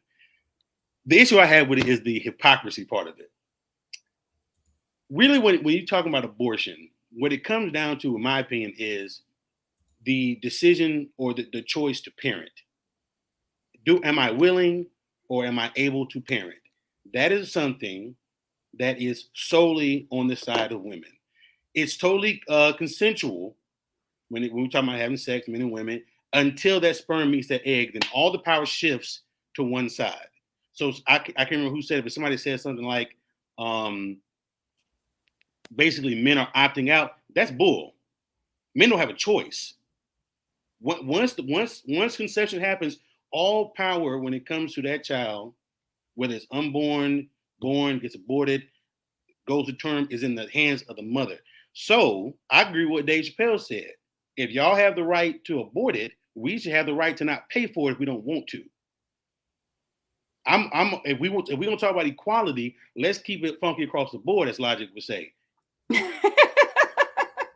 If you can kill it because you're not ready to parent, cool. I don't make the religious argument. I mean, my foundation is Christianity, but when it comes to legislation and law, take religion out of it and let's look at it from the whole of society. Fine, but we're going to be equal now. You don't want to parent? Fine. You have an out. You have adoption. You have abortion. You can drop it off at the firehouse if you want to. I have no option. I'm at your mercy when it comes to women. So if we not going to equalize that, then I don't really want to hear no complaints from the other side. I agree with you though. And that's why I said, I'm fair across the board. Okay. Yeah. If you feel like if a man decides he don't want to pay for the kid, then cool. You know what I'm saying? And maybe some women will. Would you call them a deadbeat? But here's the thing with that, you got to know too, that's gonna increase abortion. See, because a lot of women will have sex with a man, it'll either increase abortion. I don't think it's gonna stop women from having sex with men. Let's keep it 1,000. But I feel like if women know up front, hey, this man is telling me he's not gonna pay, and I have no way to make him pay, then a lot of like the state cannot compel him, take it out his paycheck. I'm just gonna really be out here on my own. I think a lot of women will make a difference. That might have would have had the child will actually go and get an abortion. Why would you? Now will actually might what it might do though is make women stop messing with dudes that ain't got no money. But I mean, it's gonna be a lot of dudes ain't getting none out here, and men get to acting crazy when they ain't having sex. They get weird. Well, hold on, Nathan. Why would you? If a man lets you know up front he ain't ready to be no father, why would you have sex with him? No. A lot of people don't even have that conversation until they're pregnant. You get what I'm trying to say? And again, people should be, but they're not. So we can't make them. But I'm saying a lot of people don't even have that conversation. Answer his question, Mariah. Right. Go ahead, Brandon. Go ahead. Well, I just wanted to see what her answer was to his question. What's the question? His question. If a man tells you up front, I don't want to be a father, why would you have sex with him? You asking me personally? I wouldn't. But we're talking about everybody as a whole. You get what I'm trying to say? People are not having these conversations. We're not going to make them. And that's why I say a lot of these conversations are riddled in delusion because we think we're going to talk people into being responsible when we cannot do that. If we could already do that, it would have been done. People are going to go by their environment. They're going to go by what they see. They're going to go by how you live in. You know what I'm saying? Mariah, me personally, I already understand. So I have a child out of marriage, but I already knew me and my daughter's dad was in a long-term relationship. So I already knew it was going to be cool. You get what I'm trying to say? I already knew he was the type that was going to take care of the kid. I've been knowing that. But you know what I'm saying? I knew that while we was dating before, I knew that. But see, a lot of women don't know how to tell the difference between who is and who's not, which I understand that. So how do wait, hold on, Double. Hold that thought. I want to get Brandon in. He been super brother patient like a monk. Go ahead, Brandon. Quick question. First off, hey everyone. Mariah, do you think women no longer having the ability to go to abortion clinics after they've gotten pregnant, do you think that will make them more responsible? No. This is what I'm trying to explain to y'all. No, because it doesn't matter, because they can just go to another state. You can actually go to Mexico for cheaper than staying in an abortion. I didn't even know about that until I started doing my research. After I found out they were trying to outlaw abortion, I didn't even know you could really go do it cheaper if you just buy you a plane ticket and go to Mexico and buy the So, medication. so then, People are gonna so find Mariah, a way. They do you, always have. Before Roe so versus Wade, people were doing back alley abortions. So Mariah, they were just, the only thing is people die. can That's just anyone like else when hear me? women want to go get butt shots and they can't afford Okay. it. Guess what? They was getting them basement booty shots. Now they looking to Mariah, toe up Basement booty now, shots. but you can't control what people do. This is Mariah, true. Hold on one second, Mariah. Let me get Brandon's thoughts real quick. And you're right, Mariah. That is the conundrum of this whole thing, especially nationwide and in our own community. Go ahead, so Brandon. Go that, ahead. thank you, Nathan. So that's the important reality then. So if we can't control what people do and they're going to go and get their own makeshift contraceptive anyway, then why did the government feel compelled to force uh, um, abortions in the first place? Like the Roe v. Wade Yeah. thing existed. You understand what I'm saying? Yeah, no, I The get point is you. it should have never existed, right? I'm gonna explain to you why I think this is. Do you think Because it should exist? Do you no, think no. okay, Okay. What I'm telling you is, abortion clinics? first of all, I don't care about this at all. So let me just say this. But again, because I can't be emotional. That's why I see people. I don't like. Why are y'all upset about this? You're gonna Right. do what you want to do. There are ways that where Real there's a quick, can will, I say there's a this, way. Mariah? Real quick. I just want to say this real quick, guys. There's it looks like there's 8 of us on here. And some people are waiting patiently on the panel. So what's gonna be really helpful is I've noticed when I watch these panels, Nathan, I do appreciate you for setting this up. I saw you on one panel briefly, and I liked you were on LaPeep's panel, and I like how you kind of subtly expressed that there needs to be some order to conversation in order to have a conversation. But so for us now on this panel, we need to do the same thing. We've been respectful, yes, but just in terms of conversation, in order for us to actually move the proverbial needle, as people like to say, we have to be open to listening at certain points and speaking at certain points. It doesn't have to be a diatribe for everyone. We don't need to have a full length 12-minute, 30-second TED talk. No disrespect, but it makes it difficult to actually have a real conversation. So, I'm not setting any rules, but I just want you to keep that in mind when you are having the conversation. If you're coming in this conversation to learn something also, then you have to follow people and allow them to speak, because maybe they do have something that they can share with you that you've never heard before. Okay. Good job, Brandon. I agree. Thank you. Agreed. And this is the first time I've had so many people on the panel. So I'm a new creator, so I'm learning this. I'm trying to pull a peef on y'all. I'm on a struggle bus. Let me know if you got any questions. we got a Lapeef expert on the panel. She gonna show us how it's done. Hey, Courtney. Brandon, do you have a? I want to make sure I get Isaiah in real quick. Brandon, do you have anything you want to tap on real quick before I bring Isaiah in, and then we'll have an open discussion. I wrote a few things down. I'll try to be real brief. Go ahead, brother. You good? Go ahead. There's a few times when I hear things, it's kind of like incorrect, but you can't. I'll just be over here talking to my wife like, that's wrong. She said this or he said that. So I don't want to like target every point, but but we want to be as accurate as possible. So if you have something that's accurate, I'm all about accuracy over here. And so bring it up and challenge it, man. None of us up here are above criticism. That's me included. And I tell people all the time, if I say something that's not accurate, please check me. I'm not here to be right. I'm here to be accurate. So Brandon, you got a panel full of mature people. My channel has been built brick by brick by people who love what I'm doing. We're not too emotional over here. So feel free to add some insight. Absolutely. All right. Well, I'll respect everyone's time also. The first thing is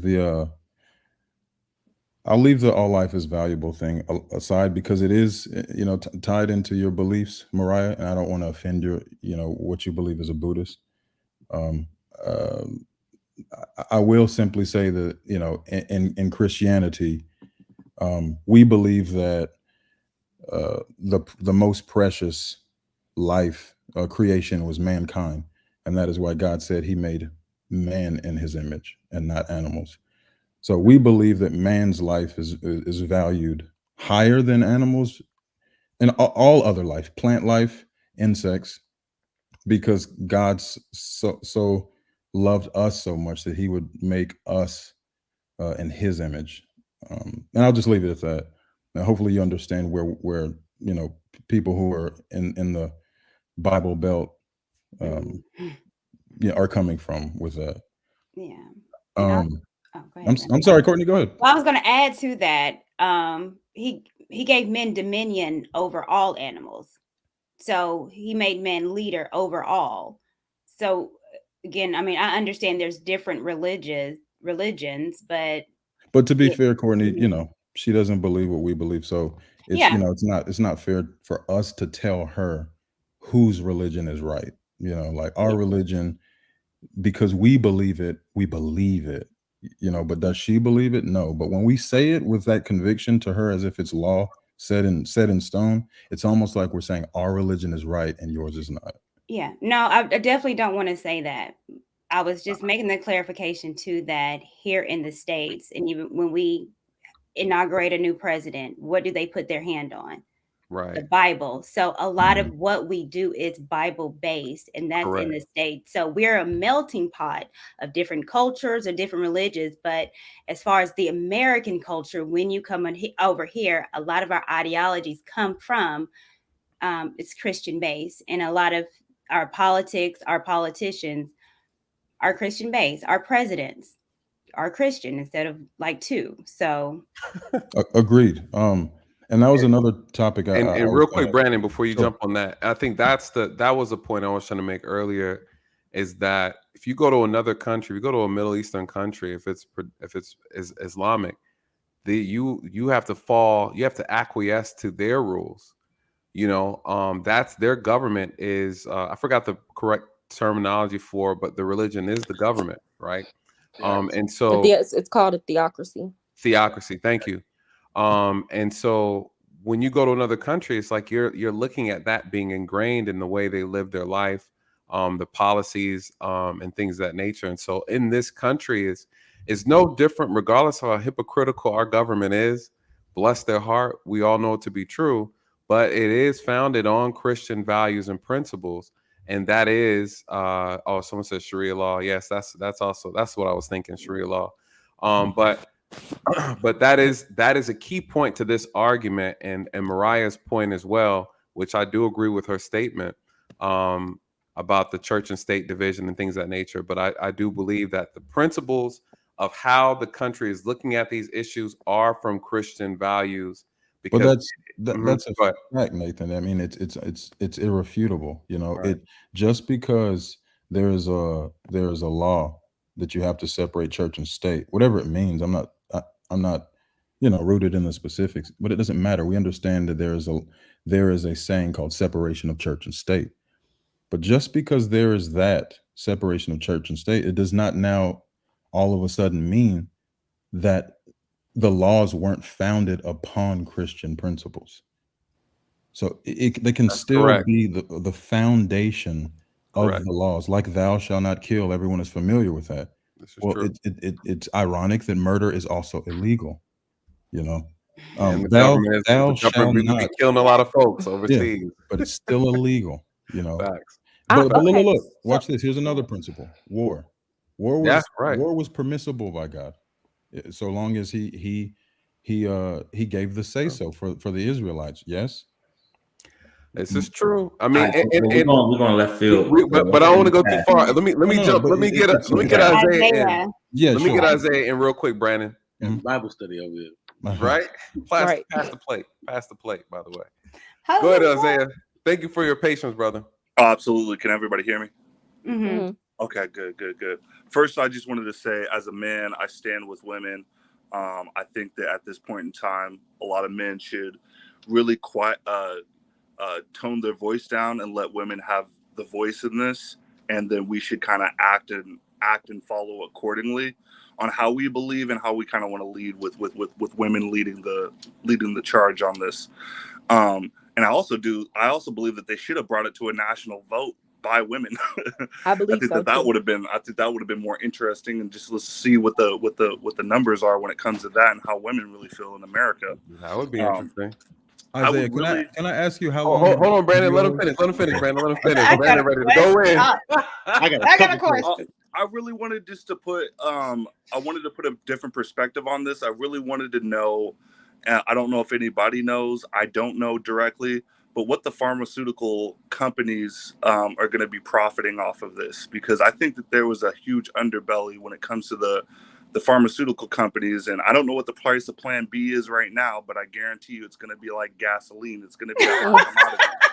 You know what I mean? And so I think that birth control, I think that there's going to be a lot of things that are going to hike up in prices in regards to this. And so I'm wondering if there's a big payoff for these pharmaceutical companies and for government agencies. So I definitely want to look at that. And then aside from that, I agree with a lot of what people had to say. I think Americans, we just need to get better at practicing safe sex, birth control, condoms, all that type of stuff. I think that there's a lot of lousy men and women. I would say I came across a lot more men that had mindsets that I want to build an army, but didn't want to be able to feed that army. I mean, I know there's a lot of us that we know a lot of men and women, but I just want to talk on the men. We know a lot of men. I guarantee you, each one of us know somebody who has 5 babies by 5 baby mamas, and they're not even giving those baby mamas any time of day. They're looking to go have more babies somewhere else. And so I agree with Kevin on that, and I believe Dre was saying something about that. So that's kind of the aspect that I'm looking at things. I honestly don't have a huge voice in this, because like I said, I really want to put baton to the women and kind of just follow their lead on this one. All right, let me let Courtney go, because Isaiah came up here playing Cape Crusader. We got to get you, Isaiah. I wish I had that theme music from Black Men Unfiltered. He got that Superman theme song. Oh man! Here I come to save the day. Go ahead, Courtney. Let me I get you. gotta ask him a question, because you say he gets a woman pregnant, and you're giving her full 100% autonomy of what happens to your child. You're okay with her murdering your legacy? So, like yes I said, or no? I mean, there's exactly. Yes, you're okay with her murdering your legacy. There are so many sides to this, so I Yes or understand no? where you're coming from. So I understand that as a man, that men want to have a choice too and a right to say that's my child. And no, just as a human yada. being. Yes or no? Do you think you should have that right also? It's tough. I'm gonna say that it's her choice ultimately, and I selected the wrong woman if they didn't want to have my child when I thought that we were having children together. Okay, but I also don't. I'm not laying with anybody like that where I'm having one night stands and we'll see if I have a baby or not. I mean, I have a fiance and we're trying to have children, and I think in this world, all the good parents that are trying to have children can't have children, and all the bad shitty parents are able to have, excuse my language, able to have children left and right like Jiffy Puff, popping them out. Isaiah, real quick, so just to be sure, Courtney asked you a question, and we just want to clarify. So you believe that although two I give her full autonomy. I do believe that. I do give them full autonomy. I give my woman full autonomy over her body. That's not the question. That's not the question she was asking. It was, should a man also have the right to say what happens to his child? I don't believe so. Whoa! Wow! Hold on. I don't believe that. Hold on. Let me speak on. I just want to say one thing on this. Because mic drop. Right? No, they don't mic drop. Let me tell you. They don't mic drop. No. Because I had a child outside of marriage and a child inside of marriage, I'm gonna tell you. I understand where you're coming from, but till you're in that situation, you totally would think differently. Because I have been. Well, you're gonna make a perfect honestly, I have been. I was with my ex-girlfriend that did have an abortion against what I wanted to do. So I have been in that position, and it does hurt. It sucks, and I understand. But like I said, it's hard for me as a man to feel like I need to tell this woman what to do with her body or when she should be ready with how she was feeling. My woman was also a little younger than me, and she was completely scared. I was trying to convince her at every aspect that I'm gonna be the man, be there, and she was just too scared. I guess she didn't have any faith in us. See, Yeah. but here's She made the that. point. She made that decision. Here's the point I'm Uh, trying to make Go on ahead. that aspect based Yeah, on go ahead. the conversation. Okay. Uh-huh. What you have to understand, and I think what's being missed in all of this is the morals and values of the parties involved. Okay. Because of how I was raised and how I was brought up. If I created a child, I am taking responsibility. First of all, I ain't laying down with you and shooting up the club if I don't see something in you. If I don't even see a future with you, I'm not shooting up the club. And it takes a minute before I even get to the point comfortable enough to even go raw. You understand what I'm saying? So that's not off the rip, no one night stand, nothing. But that's my morals and value because I understand my value and what I'm bringing to the table. It's not just because I'm bringing my Johnson to the table. I got finances and investments that come with me. You understand what I'm saying? And I'm not willing to pass that on to any Joe Smo, well, Jane Smo, you know what I'm saying? Just because she's pretty and she got a nice body. You understand? So it goes way beyond that. What is your values? Okay. Matter of fact, what is your intentions? Why are you messing with this young lady? Okay. Is it because you find her character a good repute? She has a good head on her shoulder. She likes you and loves you for you. That's why you're messing with her, or because she has big breasts and fat ass and she got a good head game. Is that what it is? Because if that's what you're looking at, then you need to be more responsible with what you're doing because your morals are fucked up. Bottom line. Mr. Blanca, could I ask him a question real quick? Sure, go ahead, make it happen, kid. So Isaiah, What you drinking on, Dre? so you feel like Old Forester 1930. nice glass, by the way. 100 proof. Isaiah, so you feel like you believe, let's just leave the feel like out of it. You believe that although it takes two to bring life into the world, that one person should have the absolute say so if the life is ended, aborted, given up for adoption, what have you. And yes? Essentially up until a point. Yeah. What do you mean essentially up until a point? Up until what point? Meaning, and once she finds out she's pregnant and it's not beyond the point of we're 5 months, 6 months beyond the pale of. So you believe them of the certain numbers. I would go by, once they know that they're pregnant, say that they know, they find out a week and a half in, and then they want to make that decision whether they want to have it or not. I do believe that she should have the right, but I also believe that most people that we're laying down with, most women aren't over here just aborting babies. whether they are or not. We're not asking about what the women are doing. I'm just trying to understand your viewpoint. Yeah, I just don't. I don't what think you that. think. I'm asking. I just don't think that there's too many women out there that I mean, how many times do we think that how many women are really not having babies, and the man really wants them? Whether is it like it's a large number? Whether there is a billion irresponsible women or two, it doesn't really matter in this specific conversation, because I'm just asking what you think, your viewpoint. That's my viewpoint. You believe? Do you believe in the concept of fairness? Sure. So do you think it's fair to say that although it takes a man and a woman to create a life, that only the woman should have the power after a certain point? 5 weeks, you said it was? Yeah, well, because she has to birth the child. The child's in her body. She's got to go through all of those different things. We don't, as men, we don't have to go through those body changes. We don't have to go through the emotions. We don't have to go through any of the things that women have to go through.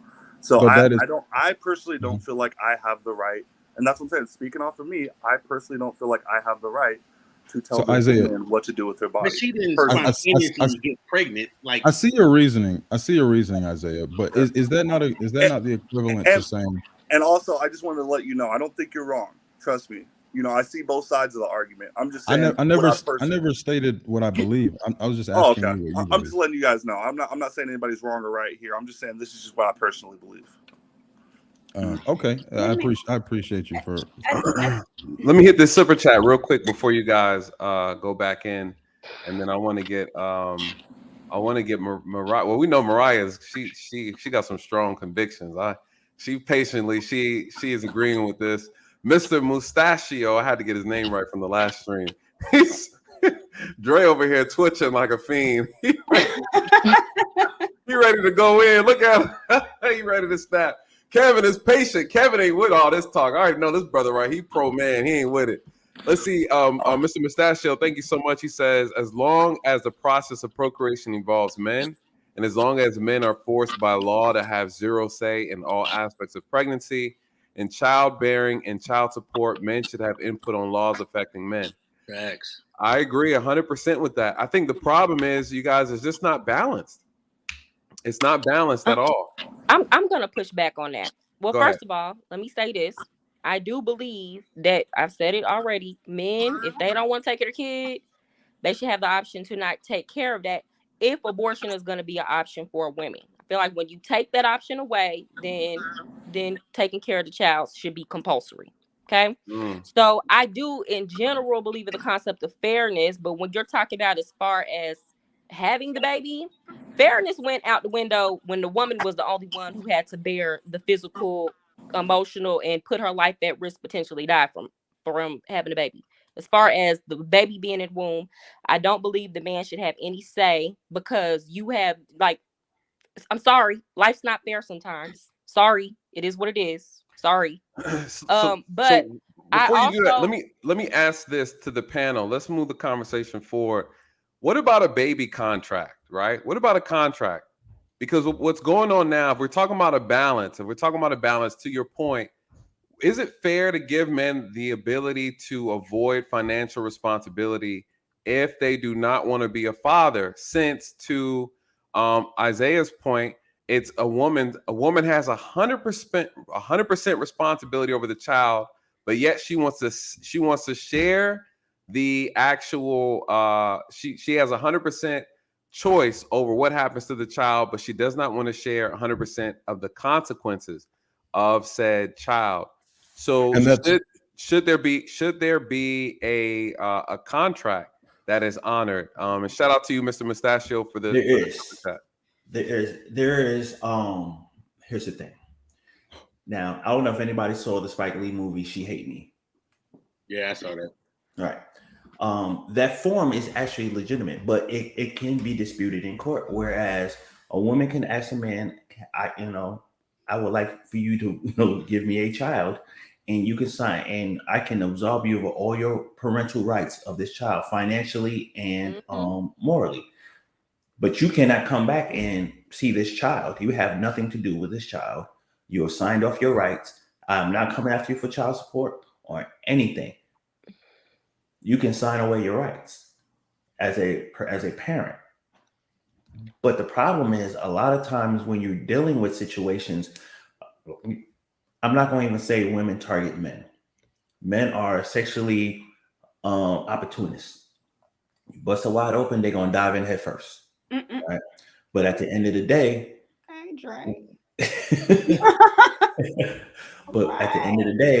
if you are, you still deal with paternity fraud, where you have you have got pregnant by a dude that never had a job, don't want a job, and he's just a bum.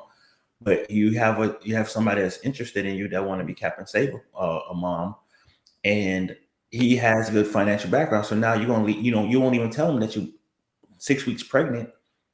He has sex with you. Now you call him up and say, "Hey, I'm pregnant," and you put his name on a birth certificate because you know that he is of good character. He's well financially backed, and you know your child will, as long as he believes this child is his, the child will have the best. So these are situations that are coming about. But at the end of the day, I understand where Brandon's coming from. I definitely understand where Isaiah's coming from. But once that woman decides that I'm going to take this baby to term, man has no say whatsoever in what she does with that baby till that baby comes out. And even then, if they're not married, he has absolutely no rights, no visitation, no nothing. If he decides, I'm going to take this baby somewhere, anywhere from you, you have no rights unless you get the baby's DNA and legitimize yourself. And once you get legitimized, then you have all the full parental rights to that child. And speak on this, Dre. How many people have we arrested, Black fathers, for kidnapping their own children? A whole lot. And so there lies the problem, right? Women have the ability to use the criminal justice system against biological fathers. It's absolutely unbalanced, and it's not fair. High value wife. Is that right? Wives, high value wives. Are you there? Hello. Hey, how y'all doing? Hey, I want you to give us your take on this topic. I want the women to get there. I want women to have the first take on this before the men chime in. So after you, and then I want to get Courtney's rebuttal because a lot's been said. Then we'll go back to you, Kev, and then Dub will. Hey, yeah. So, my opinion on it is, and this has made me feel crazy for quite some time.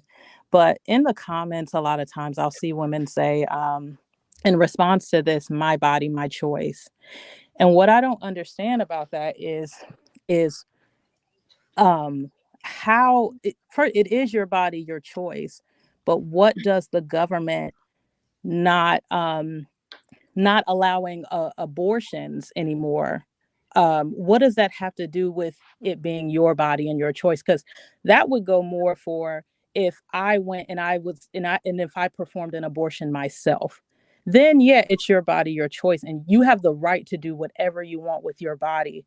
But the government saying, making abortions not legal anymore, that has nothing to do with it, not being your body, your choice anymore. It has nothing to do with the government. So that's always confused me. And if someone on this panel can, help me understand how my body, my choice equates to the government owing me, and because there's a difference between the government owing me an abortion versus me going to do it myself.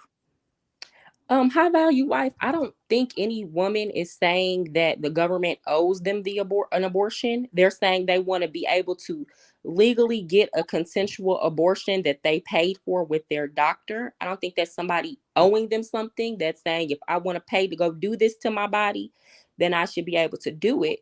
But they are right when they say my body, my choice, because legal or not, it is their body, their choice. And like you said, if they want to go try to attempt an abortion on their self, or if they that would be your body, that would be your choice it to is do their so. body. But regardless, whether the doctor does it or they do it on their self, that's something they're choosing to do with their body. That's just here's like the thing, whether a Mariah, doctor administers you any other form of medical care. Mariah, that's the point but she's no making. one owes you an abortion. I Nobody never said owes anybody you that. owes anybody. So Owing why are is women saying you saying have my to body, give this my to choice in response to it being illegal for doctors to do that? If a doctor does not want to administer an abortion, they don't have to. That's not saying a doctor owes them the abortion. Doctors can choose not to give an abortion. Women believe that it is owed to them, like they are entitled to a doctor giving them an abortion. And now when that is being taken away, people normally now go to abortion clinics where that's already understood, or go somewhere where a doctor says they provide it, where it's already understood they provide it. Doctors that don't want to provide certain services don't have to. And I don't agree with compelling somebody to give an abortion if they don't feel like giving it an abortion. But I don't think that's do you understand, Mariah, that women are saying my body, my choice? Go ahead. What women are saying, my body, my choice, in response to abortions being made illegal. That has nothing to do with it being your body and your choice. Yes, just it because is. Let me, Mariah, you said you have a child. Is that right? Yeah. Do you have a little girl, a little boy? I have a little girl. Little girl. So when she was in your belly, how many arms and legs did you have? Who, me? Mm-hmm. Please don't ask me dumb questions. Legit question. It's You know not. how many How arms many- and legs I have. How many Go, what did is you your have? point that Don't you're be gonna rude. make? Just Go answer get the to No, your like question. point. She's not yeah, we don't insulting have you. to do that. No, We're no, all no. mature. Please get to your point. And Get to your point. I'm well, not I going through will that. once Get you to your answer point. the question. How many arms and legs did you have when you were pregnant? You answer that yourself. Be a good sport. You don't Come see on. what? Yeah, What please. makes Come on. sense? Well, see, this is exactly why this disproves the point, because when you Go ahead. start talking logically, they don't understand, and then they No, go because all you're around the asking me world. a Here's question the that thing: It's a that my simple. body, how my many it's a arms and simple legs does a question. human you being don't, you normally didn't want have? to answer, so then let me finish since you did not want to answer. So when they say my body, my choice, it's not your body. There's a body inside of you that's growing and living. When you're pregnant, you still have 2 hands. You still have 2 feet. You don't automatically have 4 hands because now there's a body inside of you. That body is not yours. That body has a complete different DNA coding. That body has usually different blood type. That body has a different heart. You don't have 2 hearts when you become pregnant. If you had a son, do you all of a sudden become binary and then have a penis? No, that penis is not yours. Your body is incubating another body. So it is your body, your choice. The thing is, we're protecting that body that lives inside of you. Okay, Mhm. my So that body, body, my my choice is choice, not is saying not your another body body. is not inside of me. It's saying it's my body, so I'm going to decide if I Yeah. allow So another you body to harm grow in it. yourself. So that's No, no, why no, no, it's no, like no. You there's have That's the not. That's choice. not what it's Hold saying, on. Mariah. You have the choice to harm yourself. There's no laws against you beating yourself up, you stabbing yourself, you shooting yourself. But what we're protecting is that body is, well, it might be. But what we're saying is that that body that lives inside of you that is completely different from you, that does not have your blood type, that does not have your DNA, it's completely different. We're protecting that. What I'm saying is you're not protecting anything because it matters not, because people are going to do what they want to do and they're going to find a way to do it, regardless of if you try to force your will on other people based on your beliefs. What Now I'm saying that's their is body and y'all their are being choice. delusional if If you're they can Yeah. go for off and do stopping anything. whatever they want to People do gonna do with it. their You're right. body. So if They they gonna want to murder take a people. hanger, hold on. If they want to take a hanger and go perform the abortion themselves, that's what my body and my choice means. It means that I can go and choose what to do with my body. A doctor not performing an abortion on me because it's illegal, that's not my body and my choice. That's someone choosing to not give me an abortion. That's his So formula. My choice. But I But also believe that doctors should have that choice because that's their medical profession. That's their money. I believe if they should have the choice to decide whether or not they want to do that as well.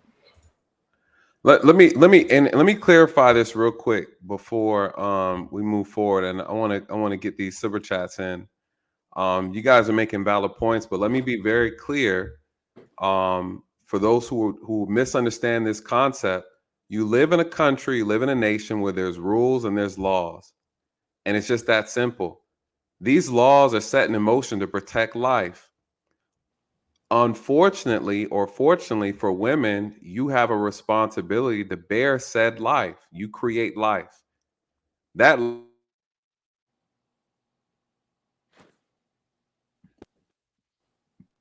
of the things when it comes to can you guys hear me okay? Your mic went out for a second. yeah, it's back though now. You unmute yourself. Unmute yourself. There we go. Is it back? No, your mic is still low. You're still low. Man, it's so retarded. Yeah, there it is. There it There is. you go. It's going. All right, Yeah, you good. man. Don't say the R word, Nate. That's a Is trigger that what word, it Nate. is? When you're on your way to start cooking, boy, the YouTube chef want to shut you down. You know, I Big think Shirley. one of the biggest things I think people forget is that we live in a nation, in a country where there is laws, and these laws and these rules are here to protect life, to protect people. Unfortunately and fortunately, women have the ability. Some consider it a burden. Some consider, a God-given right, a God-given purpose to create life. What the law of this country and the law of the land is saying, that there is a duty for the law to protect that said life. and that person, though that human life is forming within someone else, that human life forming still has rights and has privileges. And so that's what the law is saying. And that's how people are looking at it from a state's perspective, is that they are saying that is a life, and that life cannot really do anything for itself while it's inside the womb. This is why one would argue the whole my body, my choice doesn't stand, because there's laws and rules against women consuming certain products while they're pregnant. Why? Because it'll actually hurt the baby. So alcohol, cigarettes, and things of that nature, these things can hurt the baby. And so there's laws to protect fetuses as they are growing. If a woman does certain things while she's pregnant, she could be held responsible. She could be held liable, right? From criminally as well. So I think that, I think sometimes the confusion gets we forget that that's the purpose of the law in general, is to protect life. And before we move forward, let me get to these super chats real quick. Let me see where we at. Shout out to Mr. Mustachio again, dropping us a $50 super chat. Thank you so much. He says, sure, let's ignore the concept of accountability on women having relations with a man that they wouldn't raise a child with. Both sides have a say in that, but only women have a say after the fact. No, not sorry, but we all need to be more responsible, which is so true. And I think one of the things that Mariah is also saying is that, man, how do you get people to be more responsible? That is the challenge of the day. That's one of the things we talk about all across the board. Accountability is like kryptonite to people who don't want to be responsible. It's hard to force people to do the right thing after they've gone to the wayside. Nathan, We got to make strong, concerted efforts to get people back on the right track of what we would call morality or respects of the law. Mr. Mustachio definitely streaming the chat tonight. What does he say again with the follow-up? And he said, just to be clear, I've been a single father with 100% sole, legal, and physical custody over my daughters for 5.5 years, and the law made that process a pain in the ass as the father. This is a fact. For those who are fathers, they know how difficult the court system is and how it's leveraged against men. He is absolutely correct. We have we're at a disadvantage when it comes to the court system. It's not fair. How do we bring balance to it, to where men have a legitimate say so, where men have enough power that equals that of a woman? And But hold on, Nathan. Let me hold on. I want to push back on this just a little bit. Go ahead. Because y'all make it seem like that women alone are the ones enacting these laws, when the court system for the longest has been majority male. Okay, our legislative bodies have been majority male. So true. The problem is there's a financial incentive. I'm not disagreeing with what you're saying as far as, again, I said this. Men should be able, if they don't want to take responsibility for the child, then they should have that choice, if women should be able to have an abortion. So I'm being fair on this, but let's not act like, as far as legally, okay, who puts these systems in place legally, that it has not been men, because it is men. Right. So y'all got to talk to the men about that. Yeah. No, listen, I hear you on that. I'm saying the problem with the laws in countries. I mean, the problem in general is that this is $1 billion industry, right? This is $1 billion industry. The courts are making a lot of money off of this. That's the problem. Greed, along with everything else in this country, where there's money to be made. What Isaiah said earlier about he wants to see what's going to happen with the pharmaceutical companies. Isaiah is absolutely correct. You got to see the greed behind this. This country doesn't just willy-nilly just do stuff out the goodness of their heart. Listen, and so because of that, you got to trace where the money is going to come from. Someone is going to come up with something where there's going to be a financial incentive for this. There's financial incentive to overturn, and that's what I'm saying. We try to make this a side thing. There's financial incentive to overturn Roe versus Wade. Do y'all honestly think, again, because these same politicians, and this is my issue with people talking about personal responsibility and we got accountability, this and that. Behind closed doors, folks do what they want to do. And these same politicians who are out here, oh, I'm Christian this, Christian that, pro life, I promise you, for their image, they're gonna make their daughter go get an abortion, because you can't have me looking bad out here like this. But let me tell you, a lot of the reasons why they even fought so hard, and this is not even a majority of the Republican Party, okay? This is a faction of the Republican Party, is because they can win on the cultural issues. Okay. If you can win on the cultural issues, you don't have to address the real issues, which is the financial issues. Okay. If people feel like they have a win because they feel like you really did something, gave them some type of win, when they losing financially, okay, then they're gonna be more likely to go vote for you at the voting polls. Okay, they're gonna be more likely to donate to your causes. There are no pure intentions on both sides of this. That's true. The problem though is, and Kevin, let me get your thought. Dub, go ahead, Dub, and then Kev. I want to hear what you guys had to say. The reality is, regardless of all that going on, Courtney had laid it out perfectly when she got on the stream.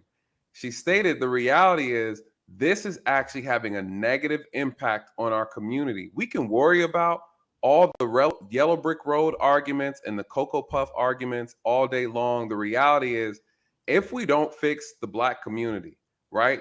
What white people are doing when it comes to abortion and so forth and so on, what their issues are, true. That's fine. We can make that. The reality is, the Black community is on life support, and we need to make a very strong concerted effort to change this thing around.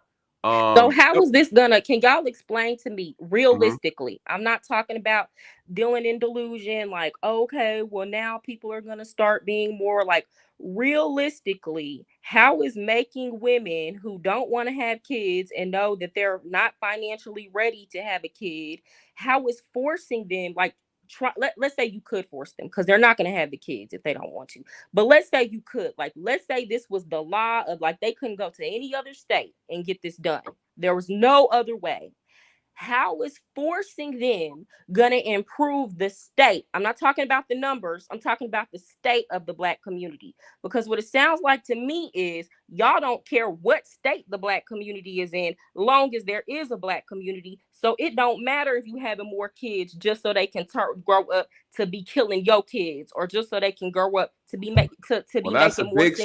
That's a big stretch. We didn't say that. We didn't say that. Go ahead. Okay, so how is it really, without dealing in delusion, gonna help the Black community? All right, go ahead, Dub. Here's what I hear you saying, Mariah, is that, well, since it's gonna turn out crappy anyway, better off to just not exist. No, that's not what I'm saying. That's what it sounds like. I'm saying people should no. Black people are having sex with other Black people. Black people are still having children. Black people are having children out of wedlock. I'm saying, how is exacerbating the problem by forcing women who don't want to have children to have children? How is that going to improve the problem? This ain't the handmaid's tale when people are forcing women to get pregnant. There's a no. I'm not saying forcing them to get pregnant. Hold on. You should have lied. What I'm saying is, only 5% of abortions are due to rape, incest, stuff like that. The other 95, hold on, the other 95% is through consensual sex. So who is forcing women to engage in an act that get them pregnant in the first place? That's where your argument falls apart. I'm not saying anybody's forcing them. But what I'm saying is, I'm talking about birth. We're talking about abortion here, okay? Because folks ain't gonna, I'm telling y'all the reality. Folks ain't gonna. I think she's saying, how will it help the Black? How will it help the Black community? Folks ain't gonna quit getting other people. Folks are not gonna do this. The same people that will get up and act like they so sexually responsible. I've seen it. Same people who act like they so sexually responsible and they only having kids in marriage. They having sex. Come on now, and you cannot do anything to stop people from doing what they want to do behind closed doors. So the question is, how is forcing women to have children that they said they don't want to have, and they're saying they're not capable of having it? How is that going to improve the situation? It improves their accountability. It improves their accountability. No, it doesn't, because they're just going to go get an abortion if they want to. But let's say they couldn't. It doesn't improve their accountability because people are not going to stop having sex. And on top of that, it forces it allows only one person can talk. Hold on, one at a time. Hold on. It allows. Let me say one thing. Hold on. Wait. Good night, everybody. I got a detail in the morning. Have a good one, Mr. Blanco. This is a great panel. Good night. I mean, it's a lot of passion, but one thing I will say is we're getting emotional to the point where the points are being missed, and we're responding. We're listening to respond instead of listening to the points that's being made. Let's stop, listen to everyone's complete thought before you jump on top of them, because there are two opposing sides. So in a debate, you have to hear them out. All right. All you are saying have some very points, and I agree, because I'm on the fence. You know what I'm saying? I'm on the fence. I ain't gonna lie. You know, it's benefit me in one aspect, and in the other aspect, I wish I would have never done it. So at the end of the day, just listen to the points that's being on, because at the end of the day, these people. This is everybody's truth. They're speaking their truth. They're speaking what they believe. It's gonna be contradictory to yours, but you can't be hypersensitive and have rabbit ears to what is being said. Okay, because you're not going to agree on someone who has different views from you, but just understand the point that they're coming across and just understand how they got there. Good night. Yeah. I'll see y'all the next go round. Nate, Have a good night. I have you. I'll speak to you tomorrow, bro. All right, bro. All Always right. a pleasure, Dre.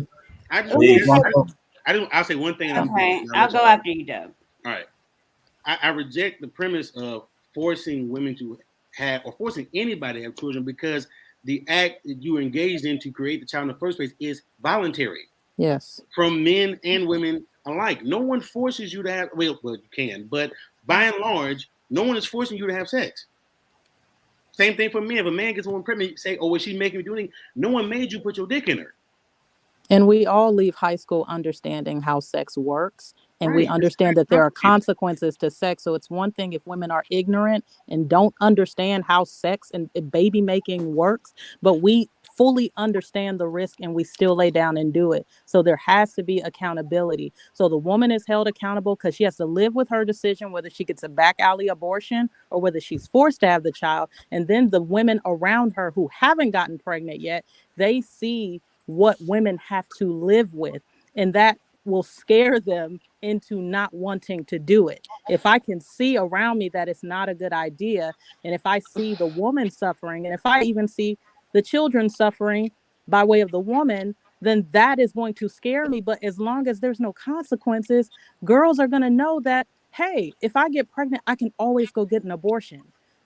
Black women see the consequences. I grew up in the hood. I see poor women struggling with their kids that they chose to have, not because their grandmamas just in our community. They all their mama. Oh, you got to have the religious aspect of it. You get what I'm trying to say? So we saw that growing up, and guess what? Plenty of us still chose. A lot of us still chose to have children out of wedlock. But we Still always chose knew to abortions have were sex. available. Abortions were still on the table as an option. Now they will no longer, if In a that lot of those families, it wasn't an option. Look, I grew up with a lot of girls who got pregnant in high school. In Texas, I don't know about any other state, but in Texas, your parent have to sign for you to get abortion. These Right, girls but it's their still an parents were option, not though. signing for them to get abortions. It was These still an girls were still option. having sex and getting pregnant. But it Because was still an your option. Mariah, prefrontal do you cortex understand the is not difference? even developed until you're 25. Because y'all keep talking about, oh, well, we learn things and consequences.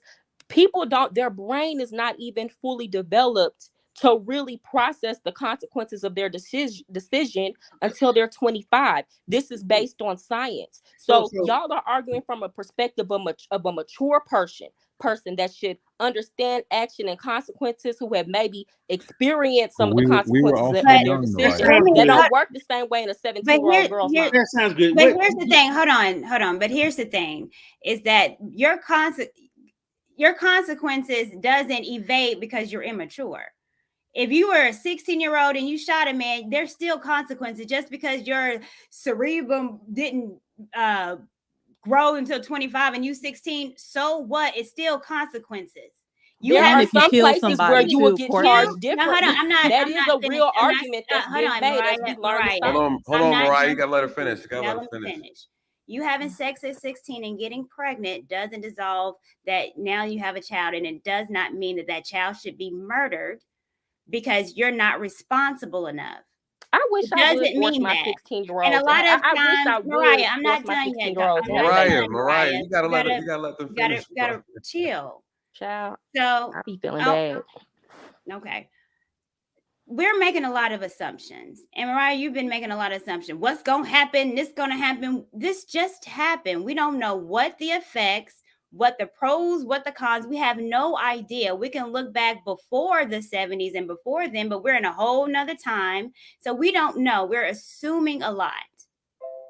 What I'm saying is that being pro-life or anti-abortion, I'm willing to see what happens if we start putting children's lives, babies' lives first for a change. And the issue that I have with Isaiah, with him just giving all power to the woman and it's his child, it's his legacy, is that mentality, this pro-choice mentality, is my body, my choice mentality, is the reason why women use the child against you. This is my child. You won't have to see your child. If you don't pay child support, then you won't see my child, my child. Women use our children as if it's property. We use it against men because we have this idea that it's my body, this child is mine solely, and it's not. The child is yours and the father's. It's just inside of you growing, but it's not yours. So that the father has a right to. Once we start getting that in our head as women and realizing it's my body that our child is in and our child is growing in, then we can get out of this my body, my choice thing. This is what's, I think, stopping us. And again, it's the feminism that has plagued our community that we done drunk the Kool-Aid on, and we're still sipping on it, and we're speaking as if we're burning bras still, but we're not. It's not your body. It's the child's Yeah, body. because it's a piece of his body also in her body, because It's his that's part, it's his his DNA. baby It's too. A him. 50% piece. Yeah. Yeah, it would be no baby if it wasn't for that man. Mm. So he has ownership. He has a say so in that as well too, because it would be no child if it wasn't for that man. Whether you carry the child in your body or not, it's still your body. Isaiah, we're not sure if you hear us, but this is for you. Isaiah. Isaiah, To Mariah's point, I want to address what she's saying, because it's almost like you're being catastrophic here, in the sense that Black people are just not going to be responsible. So you're losing the Roe v. Wade option, and the only other option that that women may have that they can actually turn to is welfare and government assistance, if that guy's not going to be responsible. So I'm not saying that that's the best way to go, because nobody likes that option. But I'm telling you, there's still other things that that kind of gives women those options, that allows them to kind of help them make those decisions as to what they're going to do or not do. That being said, I tend to place more risk, because I'm a man. I place more responsibility on the men to be responsible in who they engage sexually, how they guard or spread their seed, whatever it is they're going to do. I'm always, look, you know what it is. The deal is, if you're a guy with a career and have something to lose, you better be very careful out here. And that's how I talk to these young men.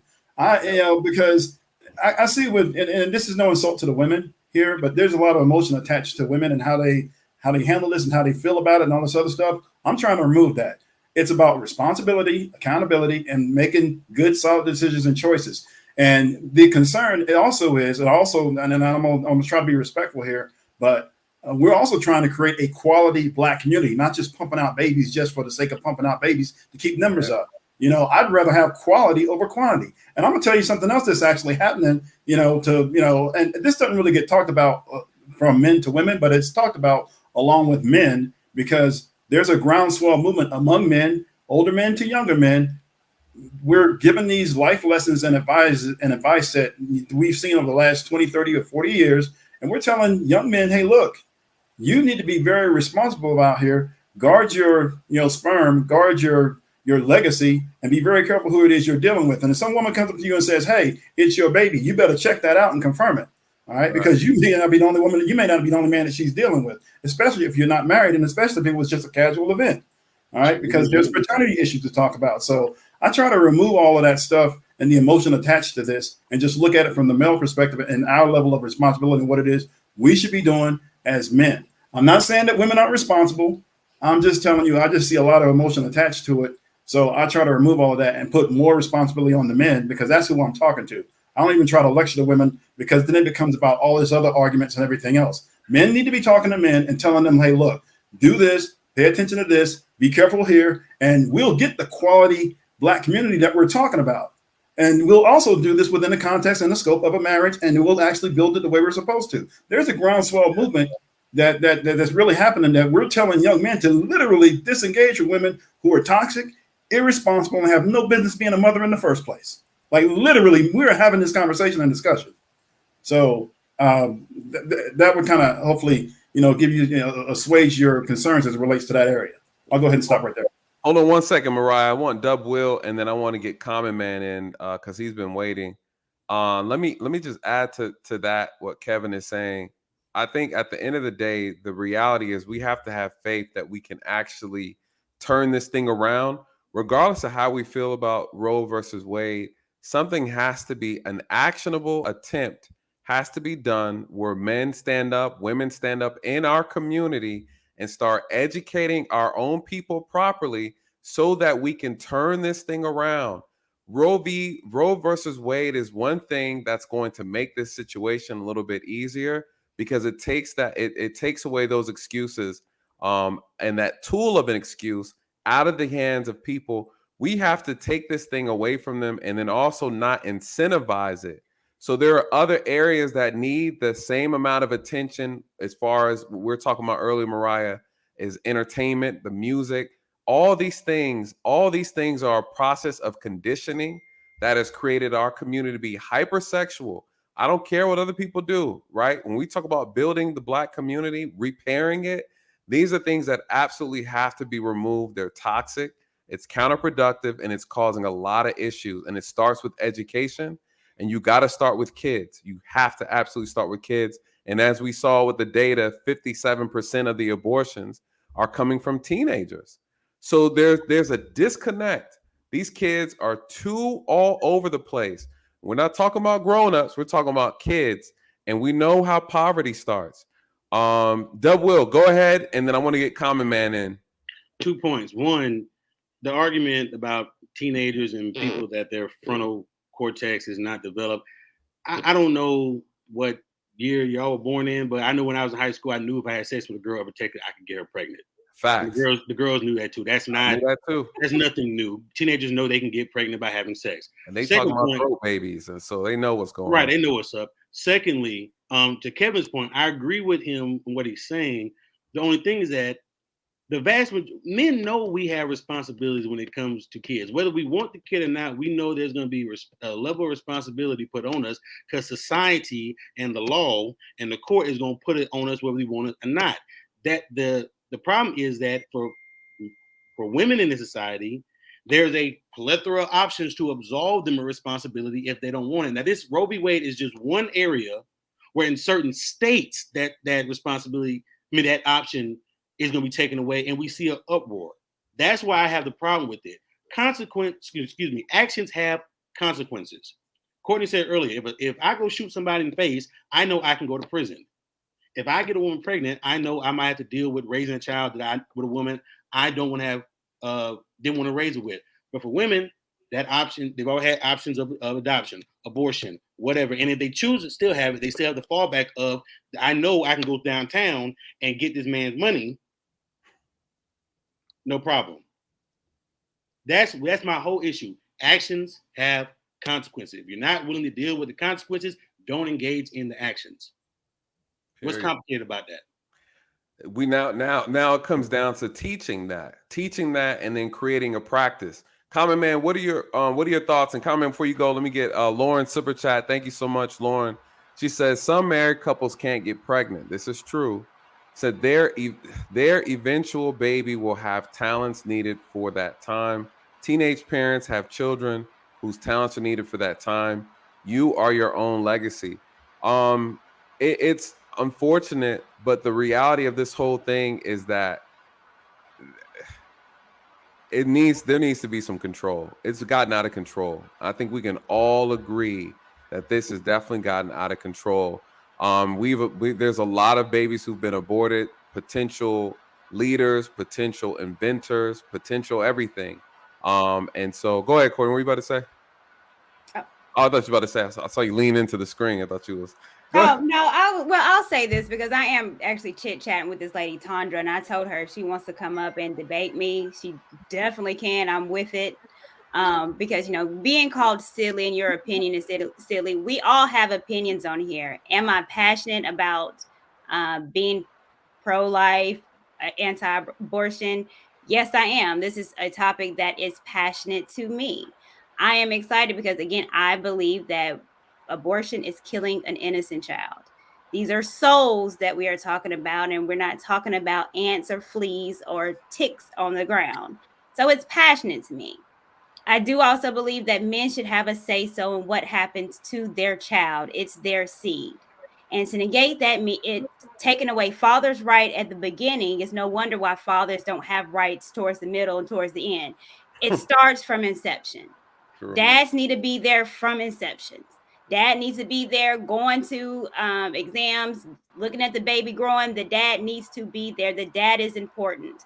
We don't understand that babies can feel stuff. When a mama rub on that belly at 6 weeks, it started having sensory glands where it can feel and understand touch. The baby starts growing eyes and can hear at 9 weeks.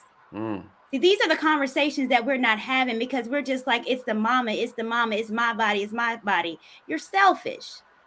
And that's a problem with a lot of women. We're just selfish and thinking about us and not thinking about the baby until the baby is born. And then we're trying to figure out what the daddy is going to do.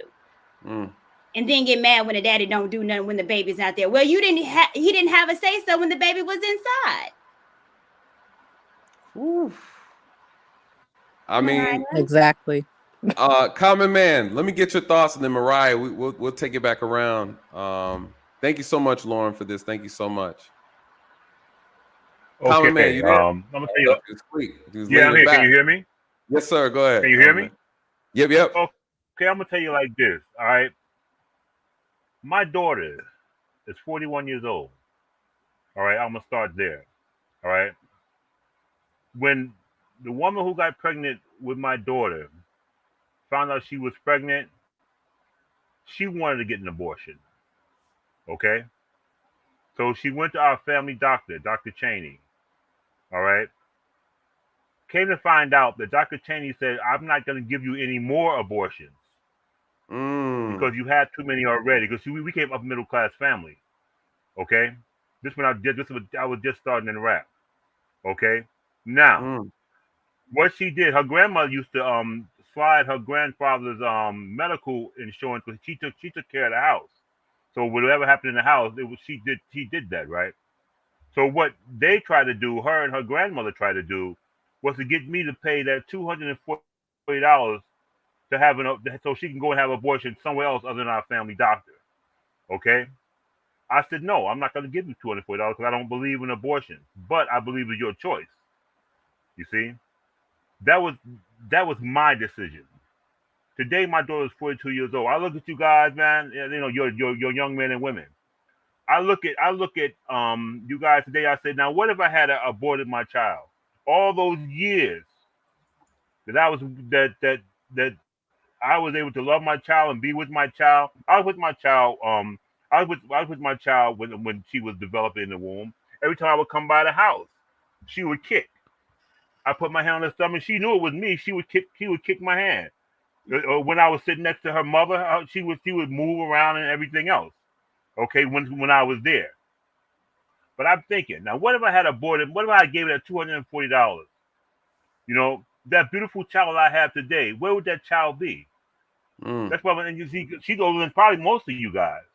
Okay, where would I be, and where would she be dead?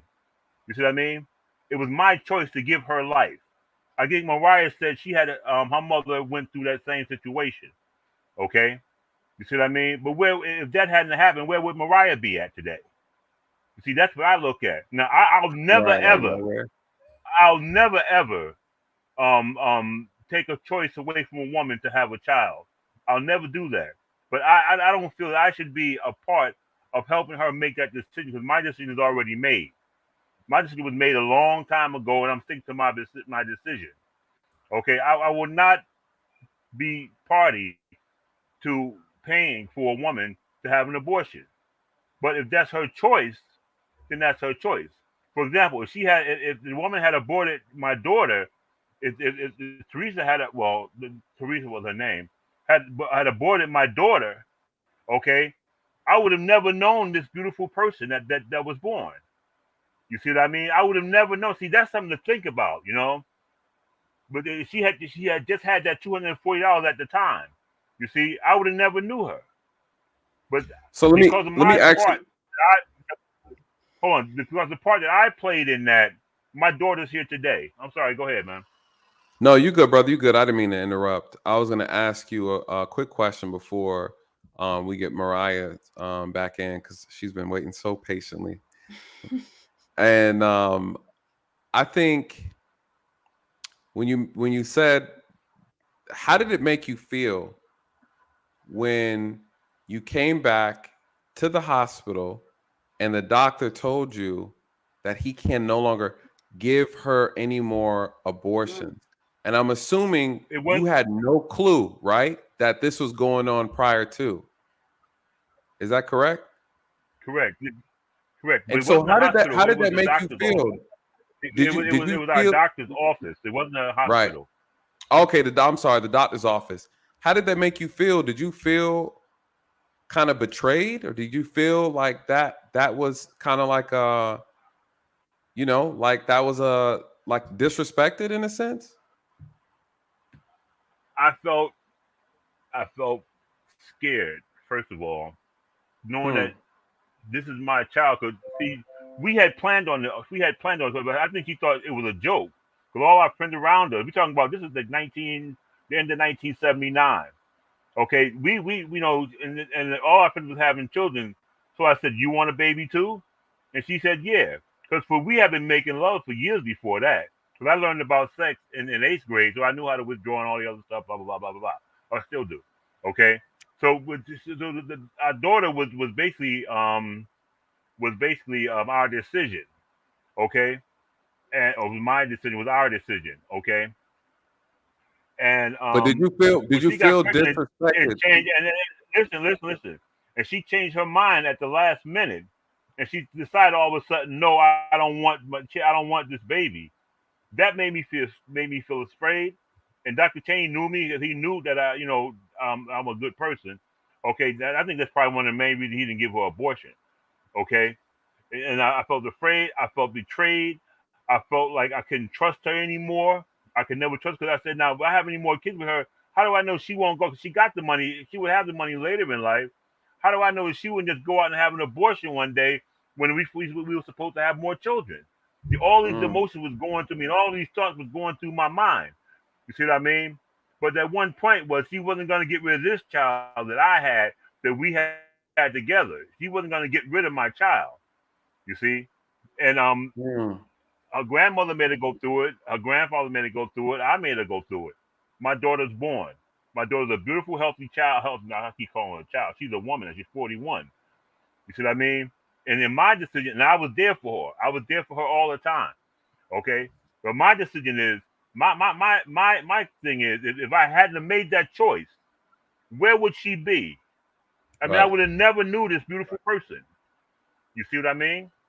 And And that's what and that's why I said but to this day I still feel the same way. I can never ever tell a woman that she can't get an abortion. It's her choice, her body, but she's gonna have to deal with the consequences of that abortion that she has.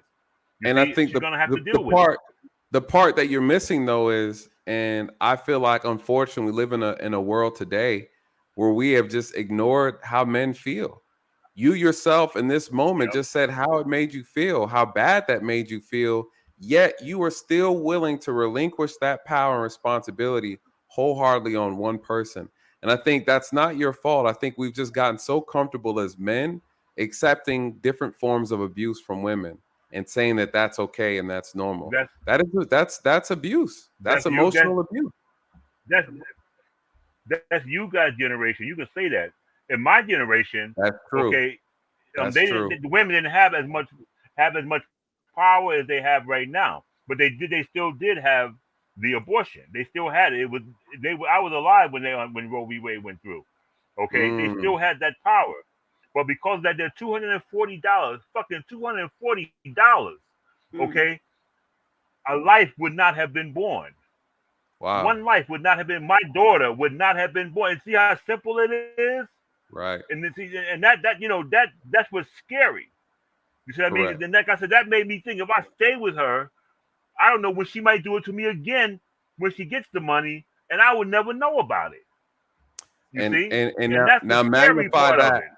Magnify that over 50 years, Roe v. Wade, over 50 years, you're talking about a plus of over 65 million lives murdered. Never had an opportunity to live. Over 65 million babies aborted since this thing has been in effect.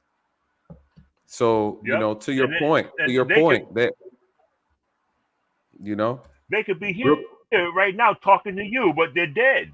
They're gone. Yep. If they weren't aborted in 1976, 77, 75, you see what I mean? They could be here and enjoying the internet. You see? But because of, I call it selfishness, that's another thing I felt. The selfishness of her or of that female deciding that this life will no longer exist, that takes away a lot. You see? Like I said, I think I put it in a post. Every man knows when he ejaculates inside a woman. So he know he got her pregnant. So that's why I say I don't want to hear this I didn't know. He knew. He knew where he was when he let it go. You see what I mean? So that's why I said don't try to blame the woman on that totally. You see what I mean? So once he released once he released his seeds, he got to prepare that second to take care of that child. If that's what she decides to have that child. Now if she doesn't decide to have that child, he's still screwed. And he wants the child, he's still screwed because it's still her decision at this point in history. And that's the problem. Men are saying we need a balance. We need some balance, a balanced voice. We need a balanced responsibility. Real quick, let me get this super chat in. Terry Key says, not all, but some of these women bring in all these babies on HUD, SNAP, free medical, Section 8. They're giving you a chance to get it together because that's getting cut next. Woo! Listen, don't say you weren't warned. That's true. Go ahead, Courtney. I want to say something about that too because that's important. I know Mariah was saying something. I didn't mean to cut you off, Mariah. But to this comment, I think is important because even with you, Mariah, when you first started, you were saying, separation of church and state, separation of the government, separation of the government. But yeah, when that baby's here and you need some help, who you calling? Government. The government. Not government cheese, HUD home, government. Hey. So you can't do separation. You can't have it your way. It's selfish. Either you want the government in it or you don't. What so is that? Don't okay. want the separation of church and state. But don't be calling them if you need some help and assistance. What does HUD housing have to do with church and state? It's the government. The government no. What does HUD housing have to do with church and state? No, there's also I'm not anti-government. Section 8. I'm just talking about government assistance. But you're making a point about me bringing up separation of church and state. What does government assistance have to do with church and state? So you specifically said church and state when we're talking about the baby being taken care of by the government instead of the man. And you. What does the government say? I'm gonna subsidize a woman and children. What does that have to do with my religion at all? What does that have to do with? I'm trying. Okay. First of all, you don't even know. You're making an assumption because I never said anything about Section 8, medical. Now, what I will say is, if you're going to take away a woman's right to have an abortion, it should be mandatory that those programs exist because then that takes away the option. No, that absolutely takes away not. That's not holding her accountable if you do that. And I feel like if they should have the option, then If they have the option for abortion, then cool. You can be against those programs. Who cares? I'm not on them. So, but I understand people benefit from it. But why do you think the Well, let program me. should exist just because that because she takes Let me has away the answer her people question. being financially stressed. A lot of times women have abortions. First of all, let me go back because we got onto a whole other subject. But women have no, well, abortions a lot of I was times going to because answer they her question. because you understand they just said cannot take that care of the the child. basically that So because if the they woman cannot made a take care of choice the to have a child, then they go child, get an abortion. That's why a lot of women have abortions. But this is what's the frustrating government me about doesn't this owe the panel. woman Y'all are any. talking a lot in theory when I already told y'all at the beginning. I used to teach abstinence education. Are you Okay, I was familiar in the with field. over I wasn't talking, on these Mariah? panels. I used to teach Mariah, abstinence can you hear education. us? I can hear you, but I'm But going here, back to my other you point asked so me we a don't get on question, another and I was. tangent. I used to teach But we were abstinence addressing what you education, said right? about the So woman I being used to Mariah, talk to these people Mariah, about family Hold on, formation. everybody. Mariah, are you One familiar with the second. concept of over talking? Let's make. I I'm trying want to to. go back to my point why I was raising my Hold hand on, earlier. Nathan's I'm not trying to talking. get off on another Nathan's tangent talking. about Section 8 and food stamps. All right, well, Jesus. wait. So make Mariah make your main point, and then I'm I want trying to the make panel. it. I want the panel address to after you make your point. I want them to address the outcomes of the government assistance because you were trying to make a point earlier, and I wanted to make sure I got everybody's statement on the panel. So make your point from earlier, and then we'll move. Yes, my point is, first of all, Common, I can't see your Common name, man, but I'm sorry. I completely support your right not to pay for an abortion if you don't want to pay for it. Second, I told y'all before, I used to teach abstinence education. I used to teach about family formations. I taught and again, this is in Texas because you're not allowed to teach about sex like in liberal states. You get what I'm trying to say? You're supposed to encourage abstinence. You're supposed to encourage family formation, and you teach them how to have healthy relationships. Guess what? They do not care. The same students that I was teaching were getting pregnant. And guess what? They were having to have the babies because their mothers were making them have the babies. So that's what I'm trying to say. Y'all are talking in the theoretical about, oh, we need to start teaching these kids this is that. But unless they don't see it, they don't care. They don't care to hear what you're talking about. And especially if you're somebody like myself, I'm gonna keep it all the way 1000. If you're somebody like myself who had a child outside of wedlock, okay, and I can't talk to them about all the negative consequences about that because I haven't experienced no negative consequence. My child father helped me. I'm good financially, but I've seen it with other people. But if you're somebody like me where I can't even show them, and majority of the people that I see on the internet talking can't even show them a happy, healthy marriage where you waited until marriage and had a child inside that marriage. They not trying to hear that. Yeah, we're older and we have the wisdom of, okay, I can tell you different now because I'm older and I've been through it. So I'm speaking of having to experience the consequences. Young people not trying to hear that. So that's why I kind of get irritated because everybody wants to speak in the theoretical. Everybody wants to speak based off of delusion, but I was in the field doing this work. I still work with children to this day. And what I'm trying to tell you is unless they see it, they can't. I'm telling you, the kids coming up now, I heard you saying that there's a movement of older men talking to these young people. Man, y'all got to get off the internet. These kids coming up now, we in a sad state. And what I'm saying is it's better for people to say, hey, I ain't gonna have kids if I know I'm not ready to, and I know I don't have the maturity and the mentality to.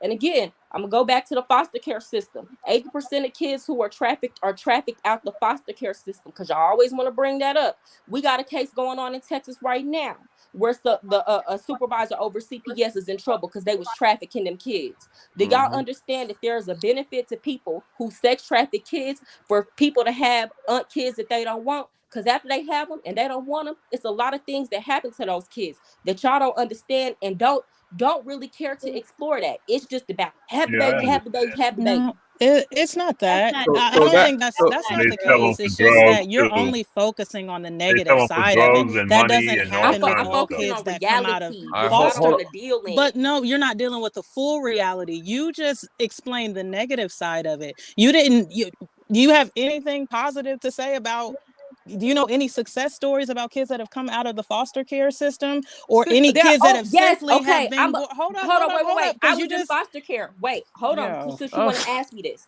I was in foster care. Okay. I would be considered, and I'm not even like, this is not even, I feel like I'm doing okay in life. I would be considered a success story. Let me tell you something. In foster care in Texas, if you want to go to college, they pay for you to go to college. You don't have to go to college. Do you know how many foster kids graduate out of college? 3% of the foster kids graduate out of college. Do you want to know what's happening to these kids once they leave the foster care system? They're going to prison.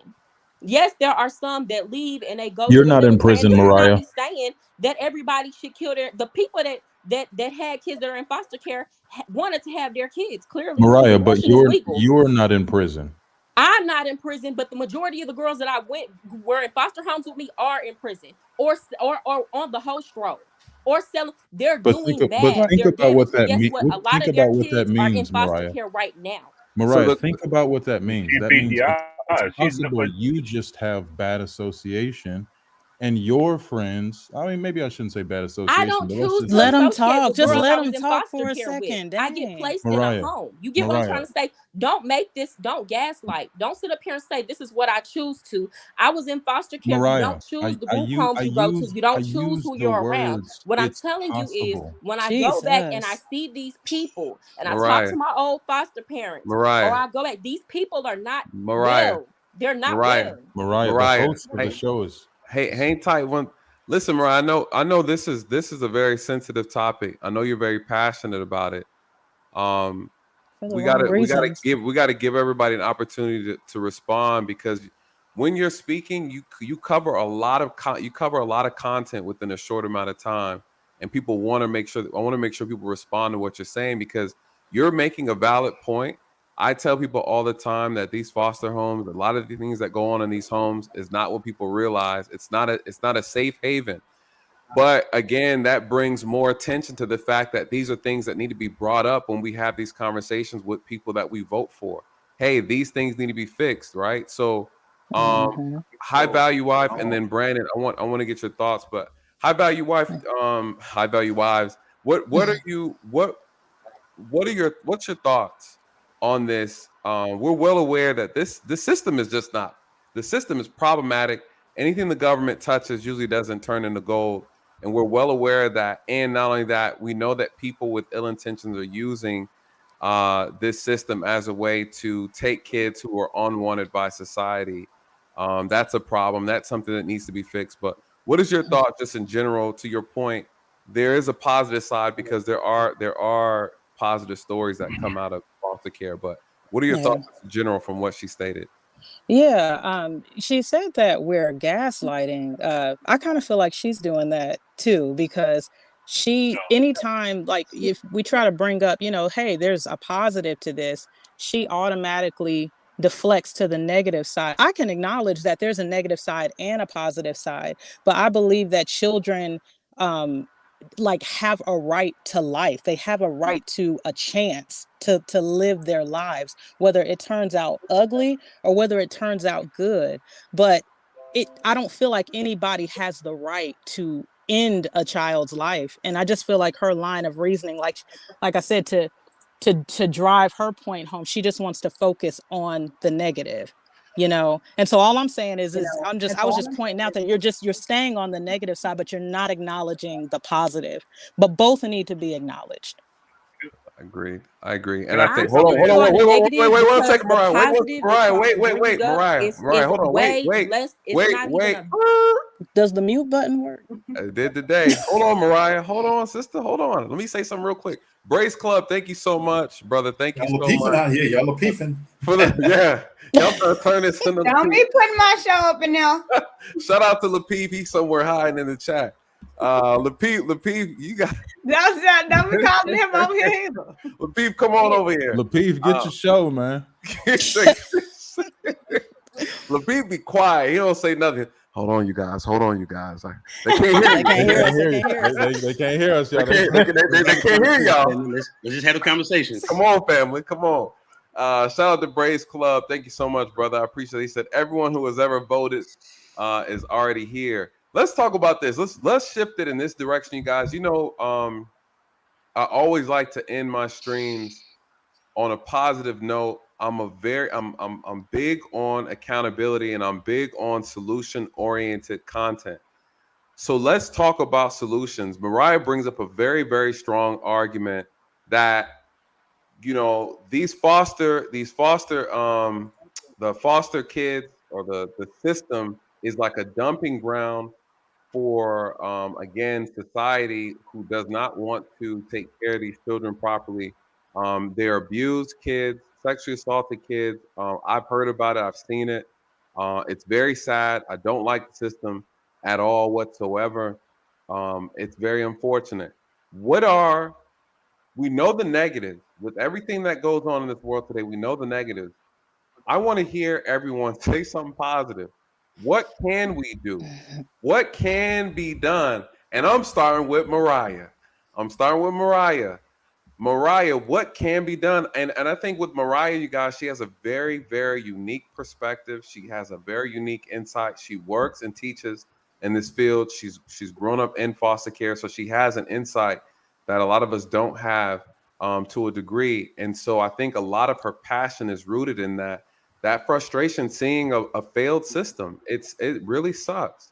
And our community is not the only community going through it. But Courtney's point is that when white people have when white people get sick, black people get Ebola, right?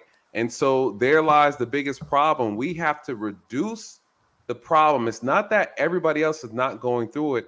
It's impacting us too much, and we got to bring it down to some normal standard. But it's affecting us at greater numbers disproportionately, and we're only 13%, 14% of the population. Mariah, give us something positive. Reach deep down inside, sis. Reach deep down inside and pull the heartstrings. What can No, be I'm done? I'm I'm actually, hold on, cause see, I'm a very positive Well, person. I'm joking. I'm being facetious. But at the same time, I'm Mm-hmm. trying to paint to y'all some A realities that realistic. normally do not get talked about in these conversations. This is It's true. just the same talking points that everybody has, and nobody.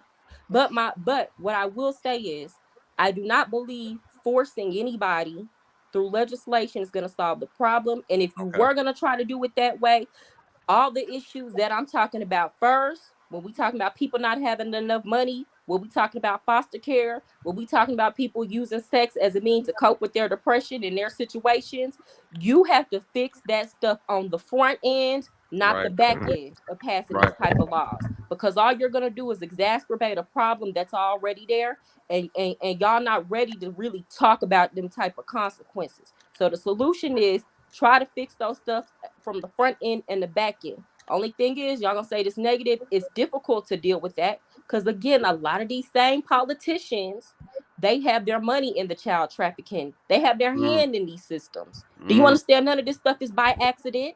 This is very true. This stuff happens because they allow it to happen. This is So what I say is the best thing to do: mind your business, get married if that's what you choose to do, show people a healthy marriage, show people how to properly raise their children, be the example of the benefit to that, and maybe, just maybe, they'll want to follow in your footsteps.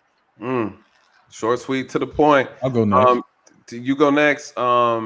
T, let me get T before you go, Brandon. I want to get T's point of view real quick. It's a Okay. new woman on the panel. I want to get her thoughts. I really appreciate you guys being patient. This is a very, very, very interesting topic.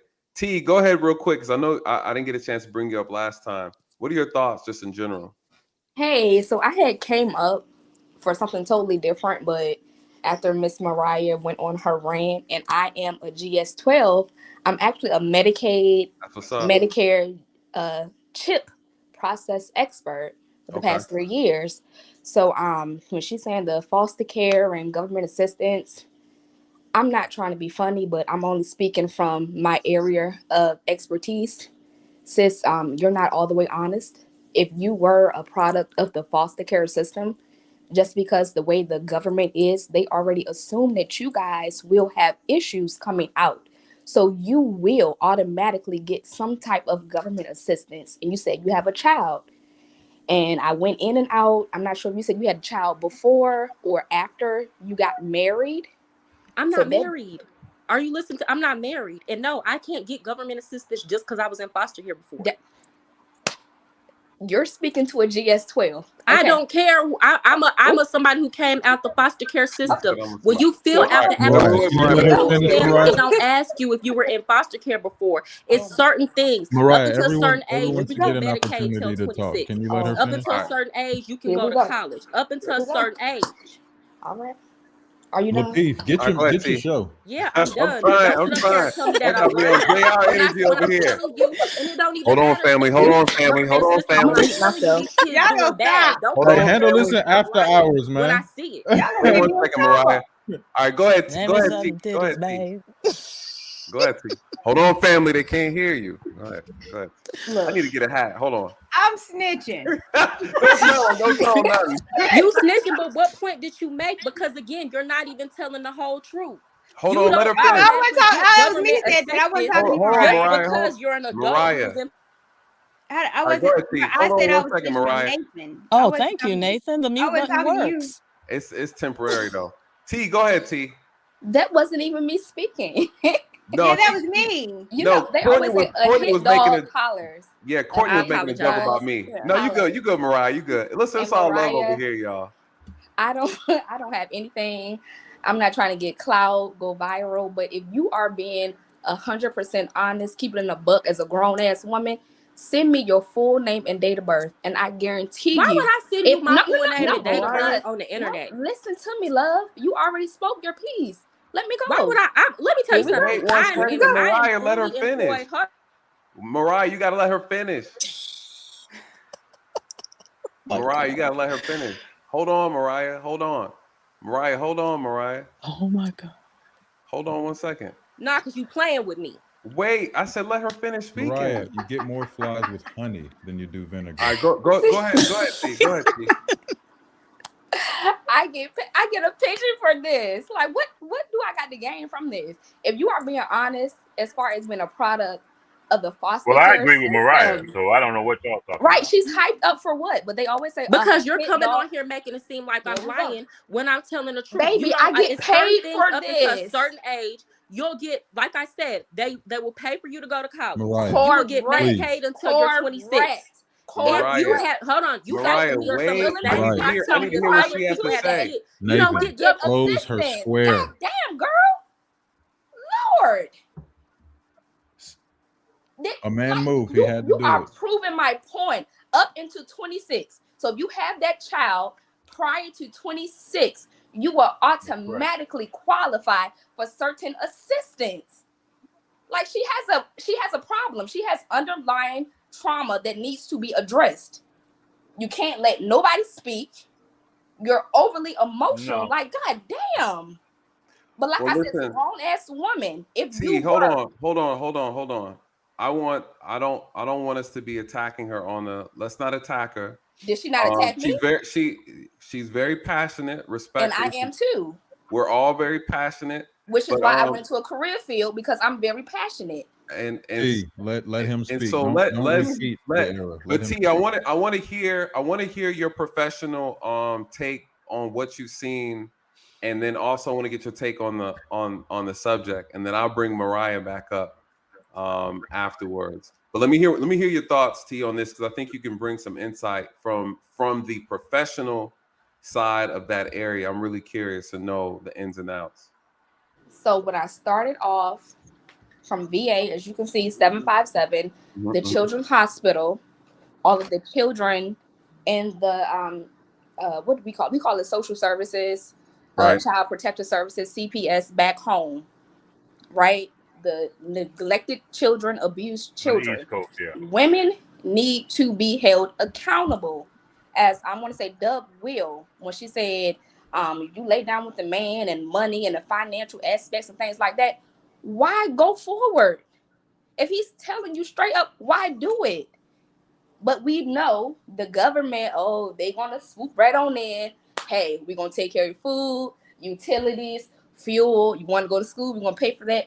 Everything's good, which is why foreigners risk their damn lives to come over here, because they know their responsibilities will be taken care of. So yes, you need to be held accountable. You can frown your face up, baby girl. That's cool. That's cool. I can Not see you. She talking to Courtney. Not you. Not you. Not you. Not you, Mariah. T, come on now. T. Who's someone talking to me? Yeah, she's talking about you. No, not you, sis. We good. We good. Oh my We God. good. No, she was talking about you, She was Courtney. talking to you, Courtney. Courtney, take one for the Because team. She's I talking to you, know. Courtney. I'm Courtney, sorry. take She's one for talking the about team. me. Yeah.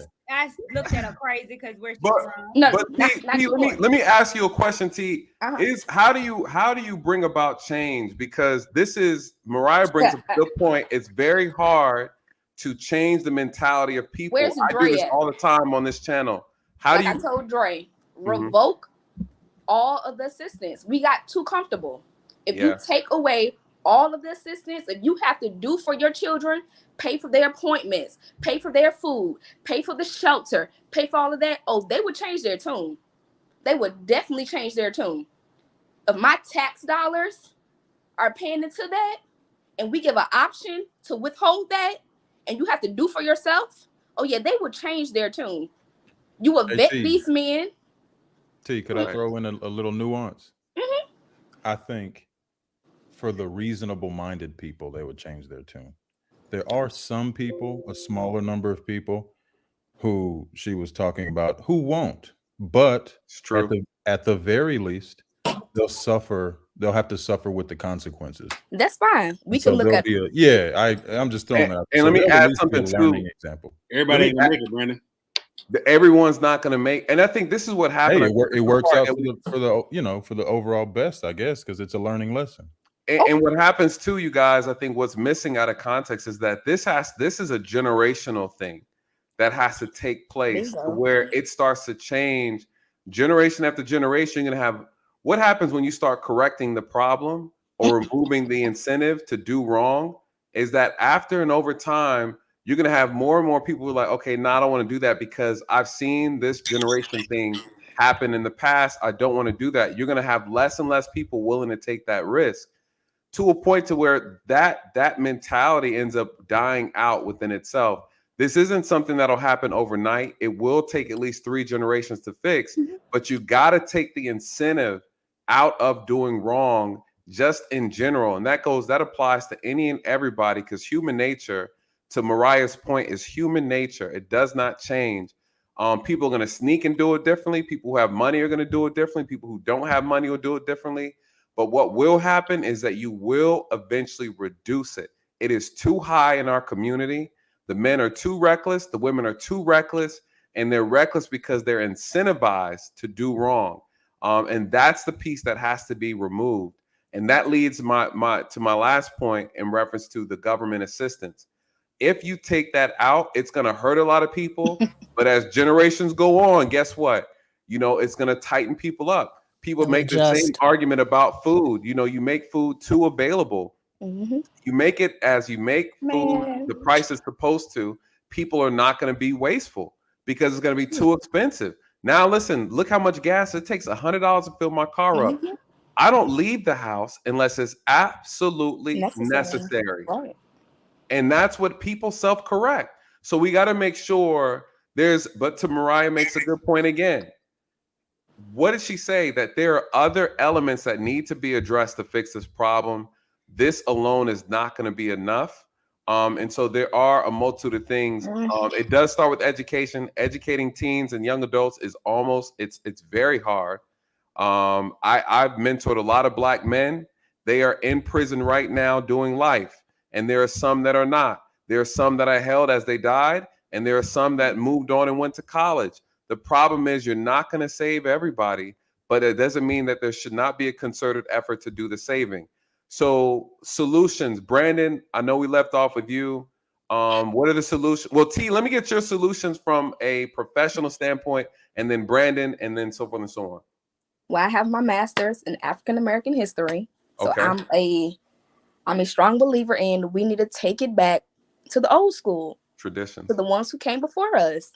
Look at these ancient civilizations. If you cannot do for what you created, you fall victim to the ones who can. Point blank, period. If you need government assistance to take care of your, excuse my language, your fuck ups, your poor decision making, you have to abide by the ones who can foot the bill.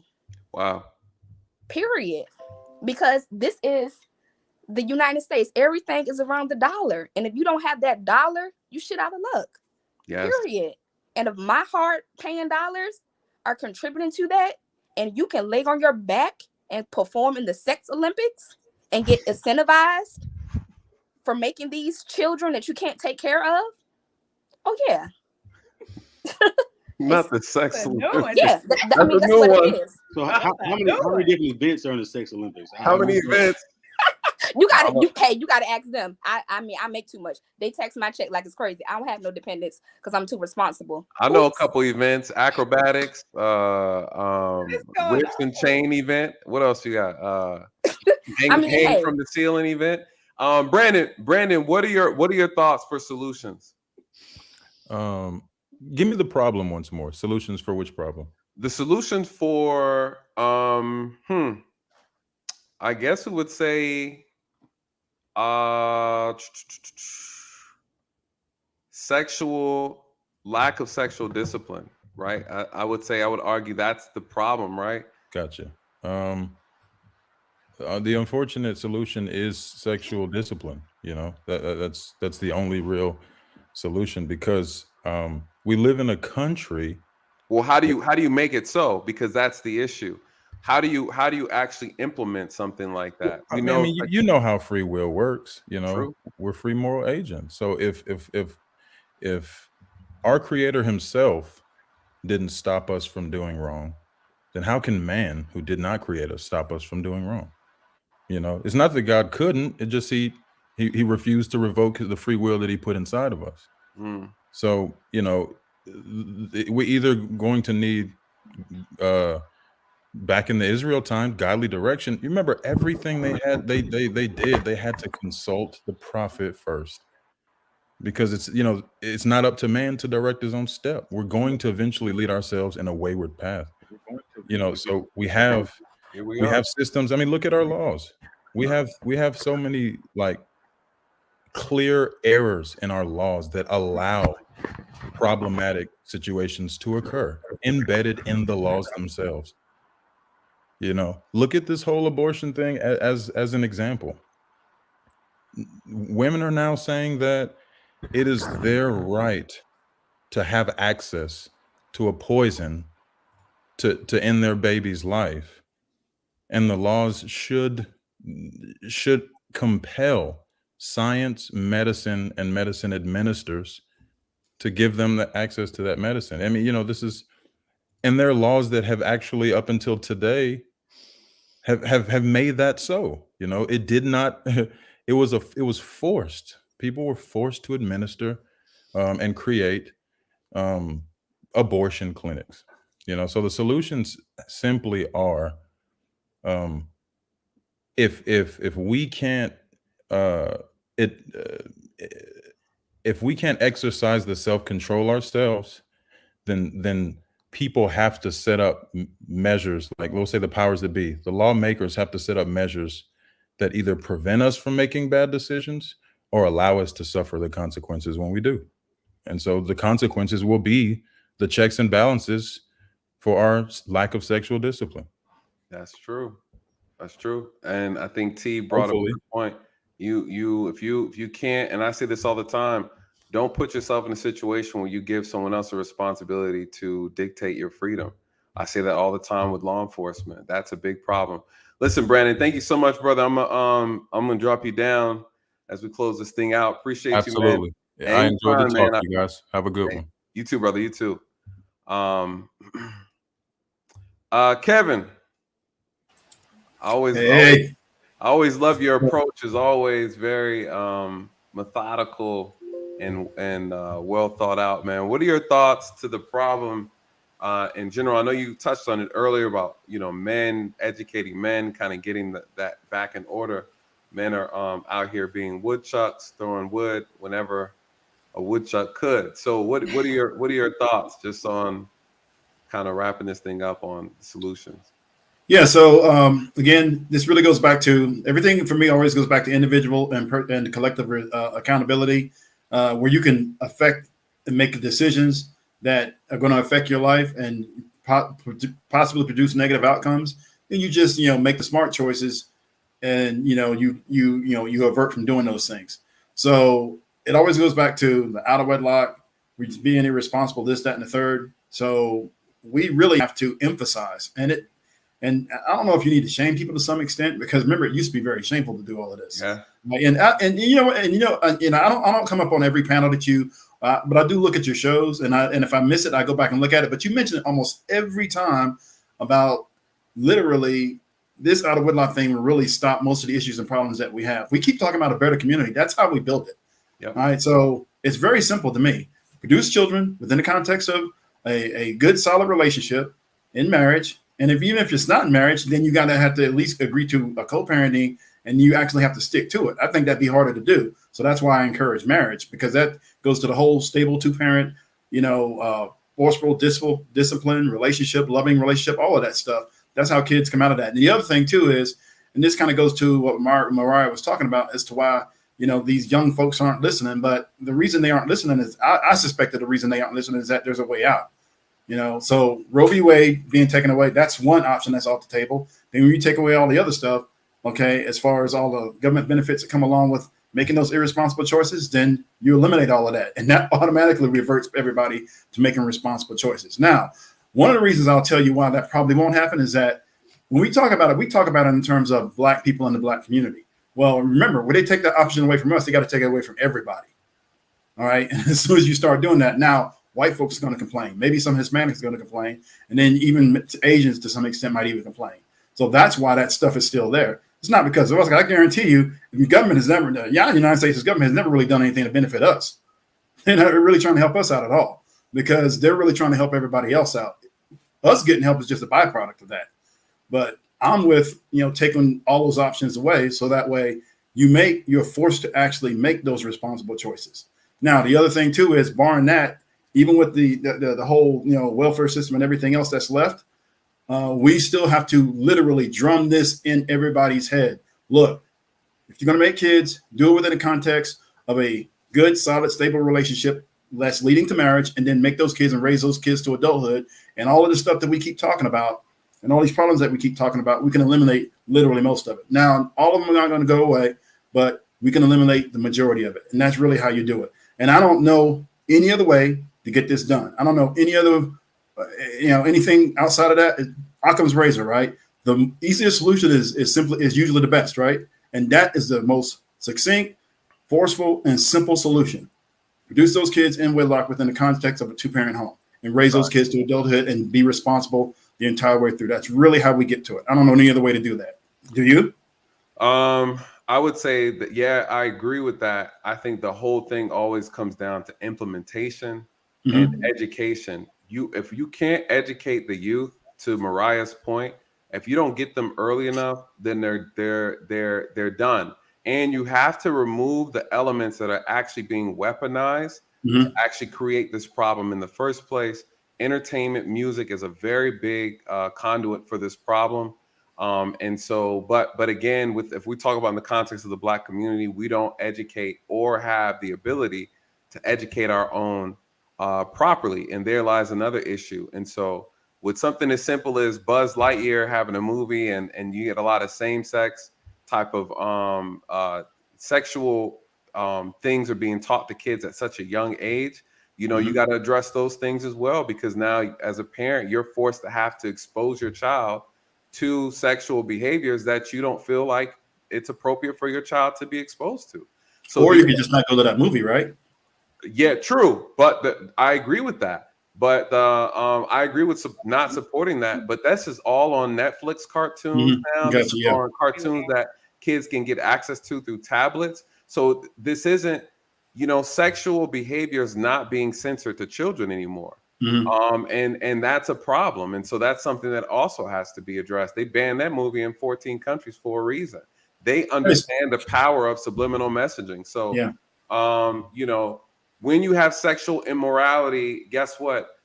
That's a sign of decline of a nation. You've seen it all throughout ancient texts. And that's something they always try to talk about, is that when your society loses their values and morality, you start seeing things fall apart. Yeah, absolutely. Absolutely. So I'll say one more thing as it relates to the education that you're talking about, and then I'll go ahead and back out. So again, back to stable two-parent homes, loving marriage, all that stuff. Get these kids to adulthood and turn them into responsible, productive adults. But early with the intervention, you literally got to tell these people the truth. These young kids the truth. Look, if you do this, these are possible consequences. Look, 70% of all these kids who are having all these issues and problems are, end up in prison.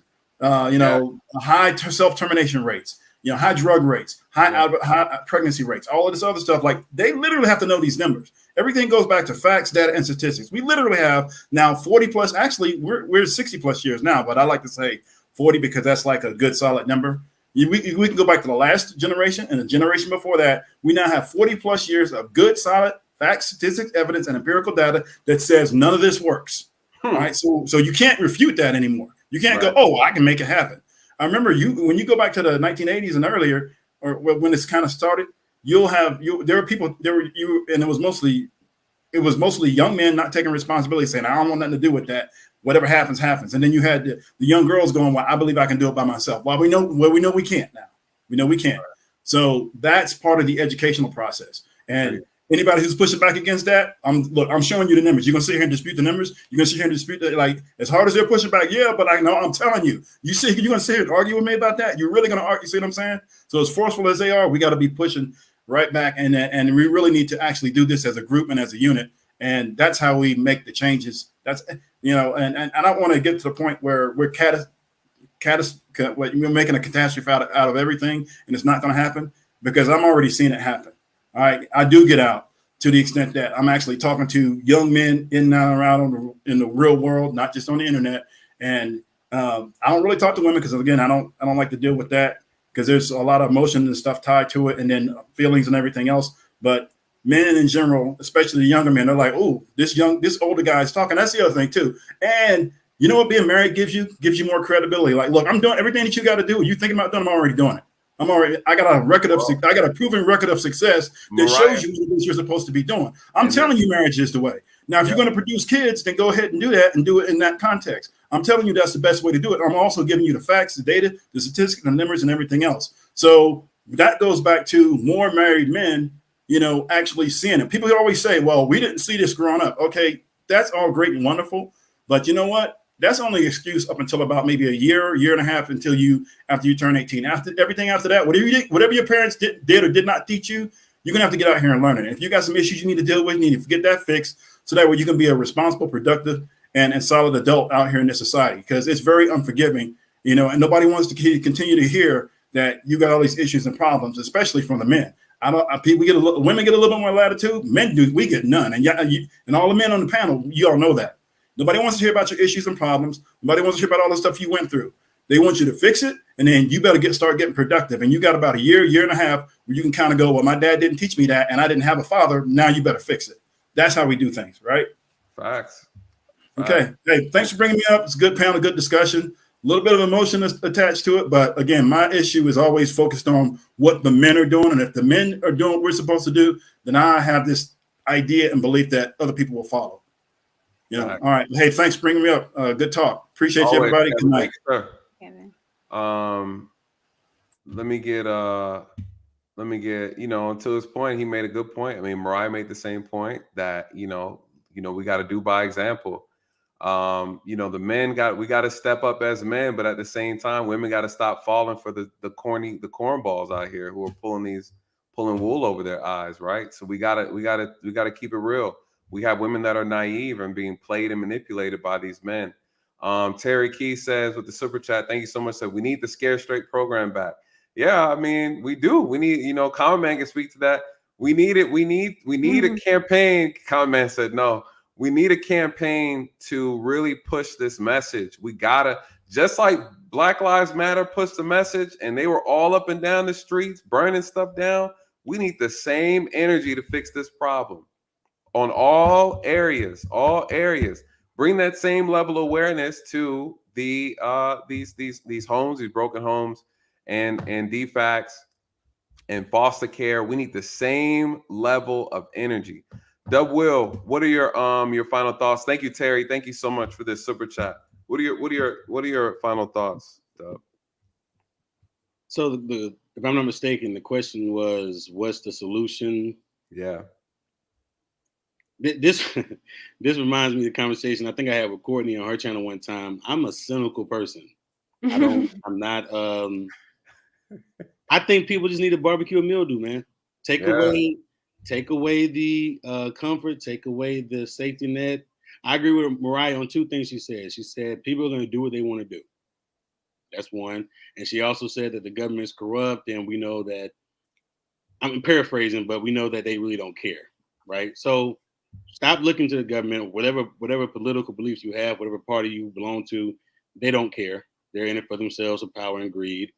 And on an individual, everyday basis, you have to look out for you and yours and your household. And the people that want to get it and want to do right, they will. And the ones that don't, they'll fall by the wayside. And that's how this thing will start to self-correct, But don't be like me, man. Like I said, I'm a cynical person. Appreciate it, Dub. I appreciate you, brother. Thank you for coming up, man. Hey, Dub. Let me get. I want to say the ladies for last. Common man. What's your solution? Closing thoughts for your solution. Common man. I always look like he's asleep on the stream. Common man, can you hear me? Yeah, I can hear you, man. You hear me? What are your final thoughts? Hold on, Fast Family. He always sneaking in late with the last comments. He says, this is shameful. So it's okay to tell women when and where to create one now. Shake my damn head. What are you talking about? Fast Family, listen, I'll let you come up, brother. I always like your opinions. Someone dropped the link for Fast Family because he love to sneak in and out of the stream and talking mess. Go ahead, Courtney. Pin the link. You got Alan in the chat too. Is Alan? And I disagree with him. Let me just put that on the papers. Where Alan at? Yeah, I see his waterhead. Oh, he said let me pin the link real quick. See if Alan want to come up and give his 3 cents. Let me see. I got something for you, bro. Hold on, bro. I got you. Now, go ahead, is that Colin, a man man. who said that? What happened? You want to address that? That super chat, is that a man? Yeah, that's a man. I'm sorry. I don't understand all these passive men that don't want to hold women accountable. Like, I don't get it because he's saying it's shameful to tell a woman when and where to create, but it's not shameful the decision that she made to lay down and get herself in that situation in the first place. Like, why is that not shameful? Back in the day, that used to be shameful for her, but now the government is shameful because it's starting to revoke what it once had in place. None of it makes sense, especially coming from men. I do expect this from women. I expect women to say this, but men who are supposed to be so full of logic. Go ahead, Courtney. Exclamation point.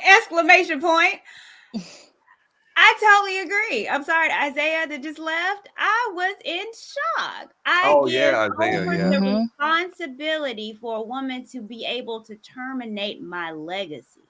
Yeah. So I think what this is, it is literally showing you in real time, men, I'm sorry. You want to complain about women not listening to you and we're leaders. These are some of the men. Yep. Mm-hmm. And we're supposed to lead these men that don't even care enough about their seed. Ooh. And give the woman the power to control if his child lives or dies, like not even wanting to put up a fight. Yeah. Because it's not guaranteed that he'll win the battle, but I think it's fight. At least say so. Right. Thank you. Like, don't just lay there and let us beat up on you and step on your neck and tell you what's gonna happen, and you just lay there. To me, it's not that you're less of a man if you lose the battle. You're less of a man if you don't even fight. You don't say nothing. This is true. This is true. Fast Family, he's a good dude. We had a really good conversation about blacks being oppressed. And if you guys haven't seen that discussion we had, it was a really good one. So I always like his thoughts. He always has very interesting perspectives, but we made a joke about that. He said he's working for the white man right now. That's an inside joke. Shout out to you, brother. I'm here. Oh, that's you right here, King. I didn't see you. Go ahead, brother. Go ahead. Yes, sir. What you thought? Okay, so I said it looked like a Prince avatar. I thought that was Prince in the picture. nah, that's me. That's me, brother. That's me.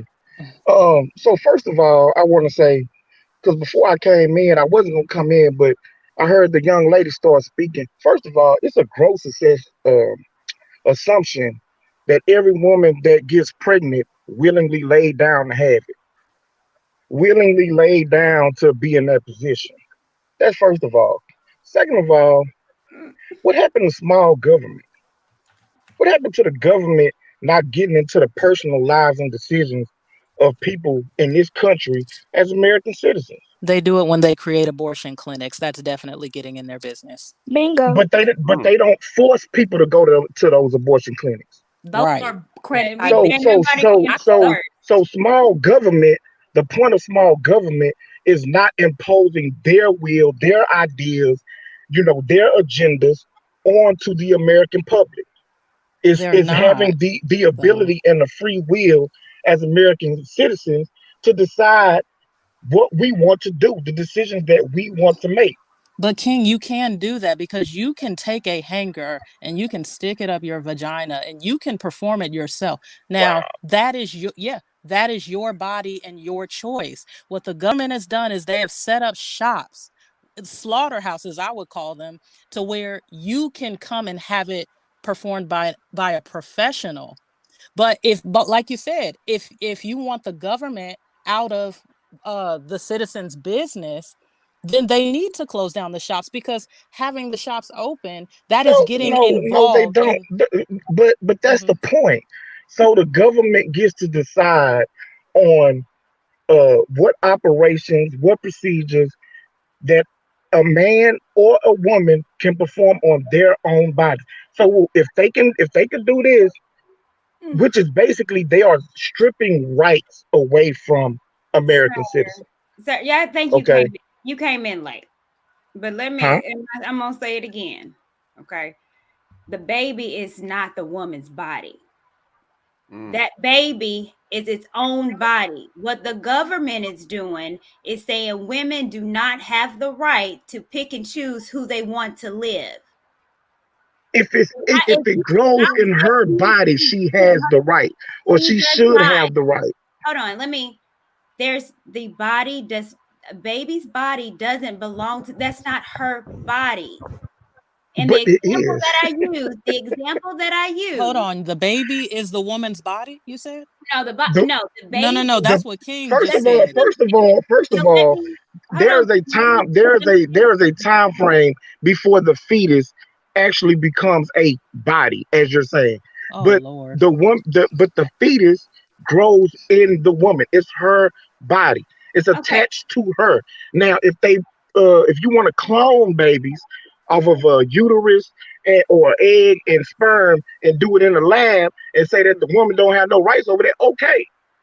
Okay, so speaking as a mother that went through pregnancy, when I found out I was pregnant, for 90% of women that find out they're pregnant, it's usually within the 6 to 7, 8 week part. You know why we find out? Because that's when they're able to hear a heartbeat. That's how we're able to know we're pregnant, because it's at the time when they can hear a heartbeat. And you know what my doctor told me at that time? He said, Courtney, I hear a heartbeat. Oh, you talking about mine? No, I'm talking about your baby. Oh, so no, Courtney, I don't have two hearts. I have one heart and my baby has a heart. That heart ain't attached to me. That baby is attached to my umbilical cord, but it's in a whole sack.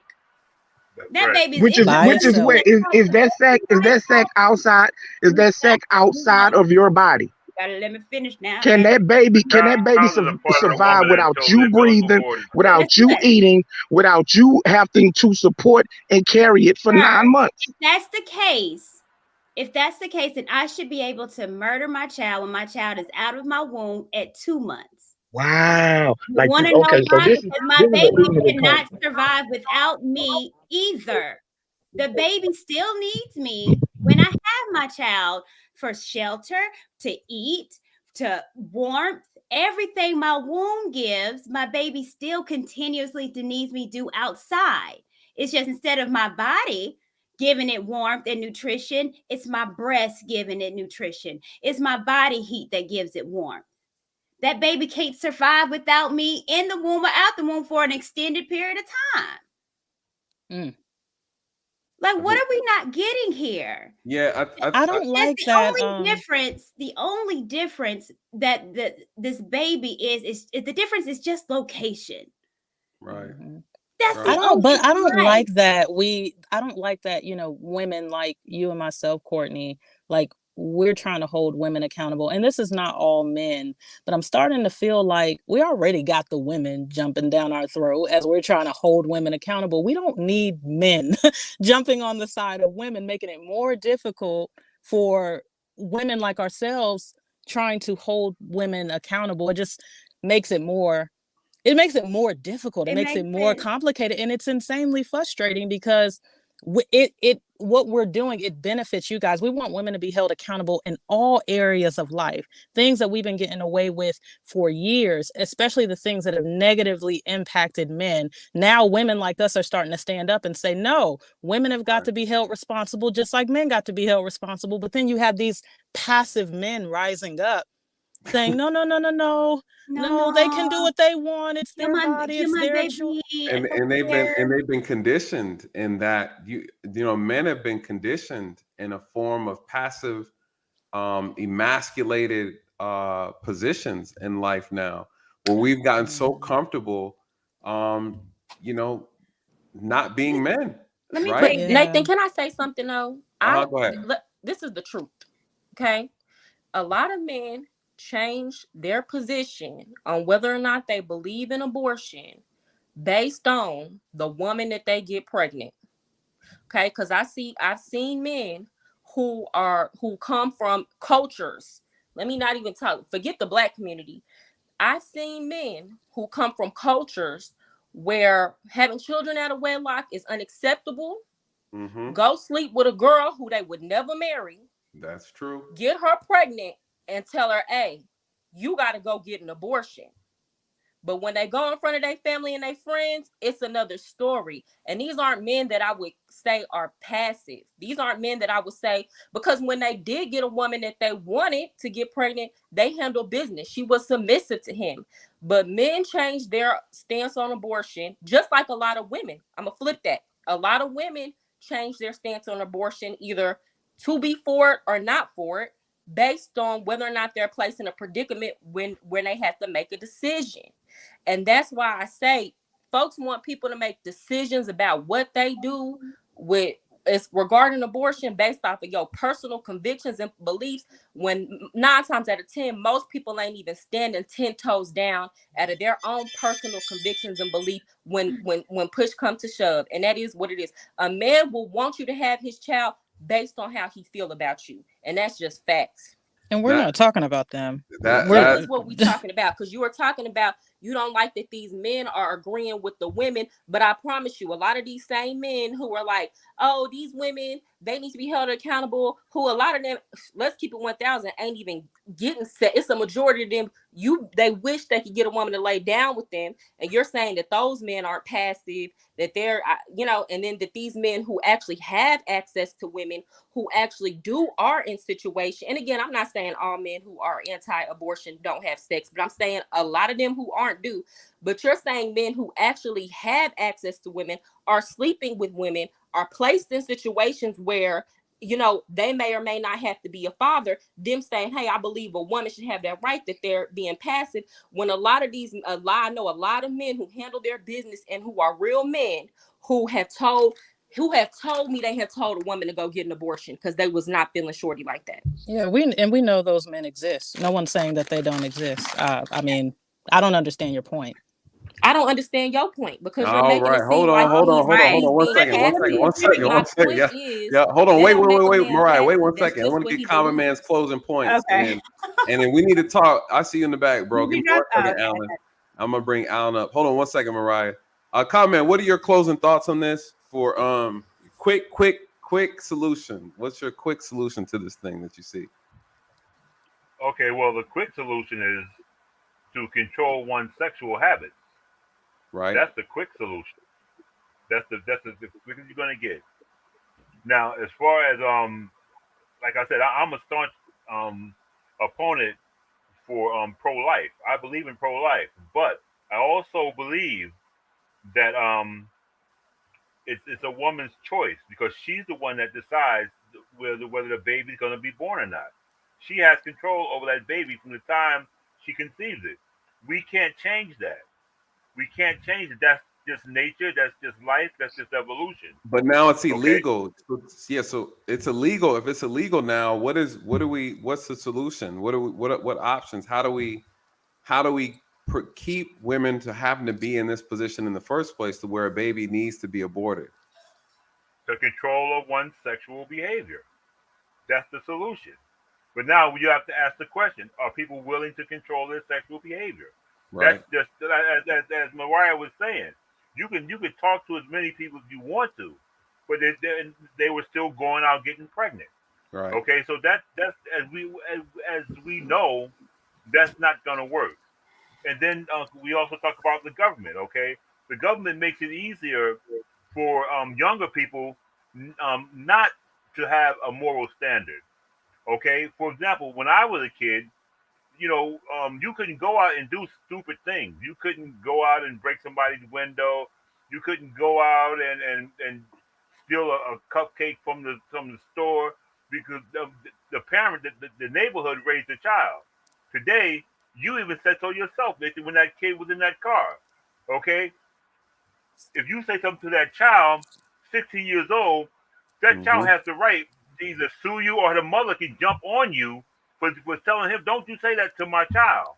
You see, and then the mother can file charges on you for yelling at that child. The moral standards in this country is going down. These generations getting younger and younger, having babies with less and less moral standards. Each and every generation. And the only way to control that is with sexual, with controlling our sexual behavior of men and women both, controlling their sexual behavior. There's no other way. But now, how do you get men and women to control their sexual behavior? That's the question. That's the question. We had something in place before where it was as I think it was his name the other brother was I forgot his name. Where it was shameful for a young woman to get pregnant. It was Right. it was a shame. In 1950s, 40s, 50s, and even early 60s, a woman couldn't get you couldn't see a 15-year-old girl walking down the street proud that she got a baby. A 14-year-old girl proud that she got a baby. A 13-year-old girl having a child living at home. But today the government made that easy. The government now, once that 13, 14, 15-year-old girl gets pregnant, they all of a sudden get this flood of benefits. It all starts coming in. They get payments, they get EBT, they get WIC, they get health care, they get all of this. But in the past, it was the woman's or the female's and the male's responsibility to take care of that child. That's how it was in the past. And we had less out of wedlock births. But today it's easy to do it. It's no fault. It's not my fault. That's the new attitude of the day. And I agree. I think that's one of the issues is that we've just created a society where now it's been normalized. And again, there is no shame, right? It's actually okay. It's okay for men not to be fathers, not to be responsible. It's okay for women to not want to be mothers, not to be responsible. And we've taken that responsibility, that shame out of society, out of the norms of society, and this is what we have now because of that. So I definitely agree with that. wait, hold on one second, man. I gotta get the other people on the panel, man. Let me I'm gonna drop you down. Let me drop you down for a second. Okay. All right. I want to bring up Alan, man. Shout out to you from We Need to Talk. Courtney, you got the wrench power. If you could drop Alan's his channel in the chat, you guys please go check him out. This brother has some amazing content. This is like my big brother right here. Alan, what's good, man? What's man? You the big bro, man. I'm the little bro. How you doing, man? Man, I'm good, man. I'm good. Just man, 6 hours and 17 minutes. God, dog. Man, you going for a record, ain't you? Hey man, I'm addicted to the stream. I used to do these 6 hours back in the day. Sometimes the conversations be so good, you can't stop. You can't stop. Listen, mine was just 4 hours, and I had to cut it off. I was like, I'm tired. We going in circles at this point. Facts. Man, thanks for coming by, man. We're wrapping up, man. I want to get your thoughts just in general. We getting off at 7. We getting off at 7 hours. We getting off at 7 hours. Okay. I don't want to start no shit. You know what I'm saying? Nah, man, you No, good. because he's about to start shit. Okay, I heard No, you. Courtney, no, that's not Yeah, what no, I was talking shit here. I said I'm nothing. not a shit starter. That's not my ministry. Shit. I'm gonna put it like this, right? All right. Because I didn't catch the majority of the stream. Mariah, how are you? T, how you doing? High Value Wives, I'm how you good, and doing? you? I'm good. I'm tired, but I'm good. Mm. It's for me. It's like this. I'm not pro abortion. However, I don't think this decision saves babies. I think on its face, it's supposed to. I think that's the branding. But I think when you dig into like the result of this type of decision, when you look at prohibition in the past, it doesn't actually do what you think it's going to do. Right. And I think if decisions were made to rehabilitate the type of people that end up as single parents or incapable parents, as opposed to just penalizing them for their decision, I think we would have better outcomes. But again, I think this system is more interested in profiting from punishment as opposed to people actually changing. So I don't think banning abortions in these states is going to result in less abortions overall or less people's lives being ruined. I just think people's lives are going to be ruined in different ways now. And I'm sure somebody else has probably said it, like women are still going to have abortions, less safe abortions. We're going to have more women die. We're going to have more kids in the foster system, the already, flooded foster system. So I just need people who consider themselves staunch pro-lifers to tell the truth. You're not pro-life. You're just pro-babies being born.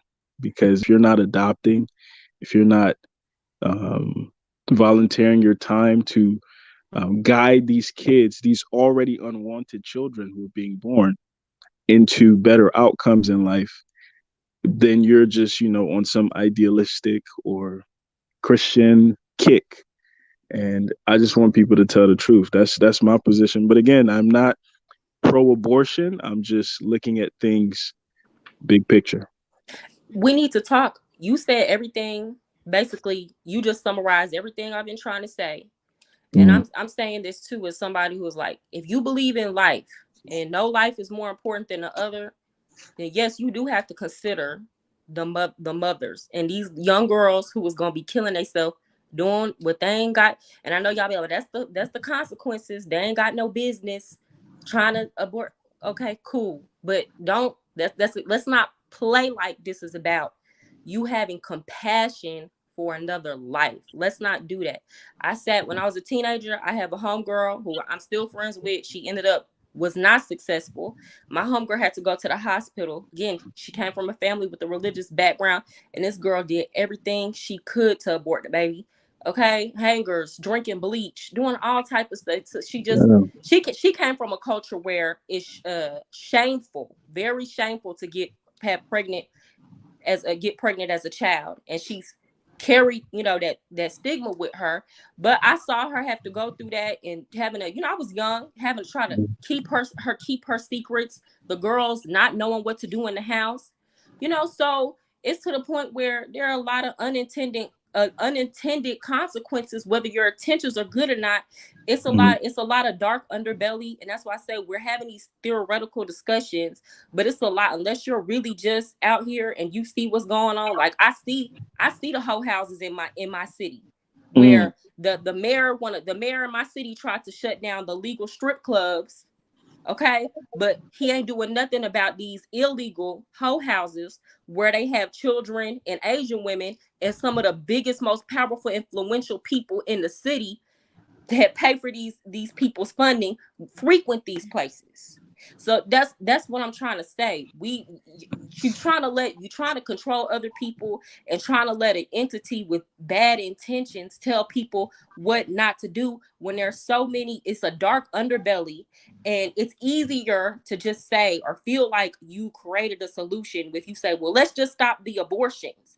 The hard part is fixing you. The hard part is being an example.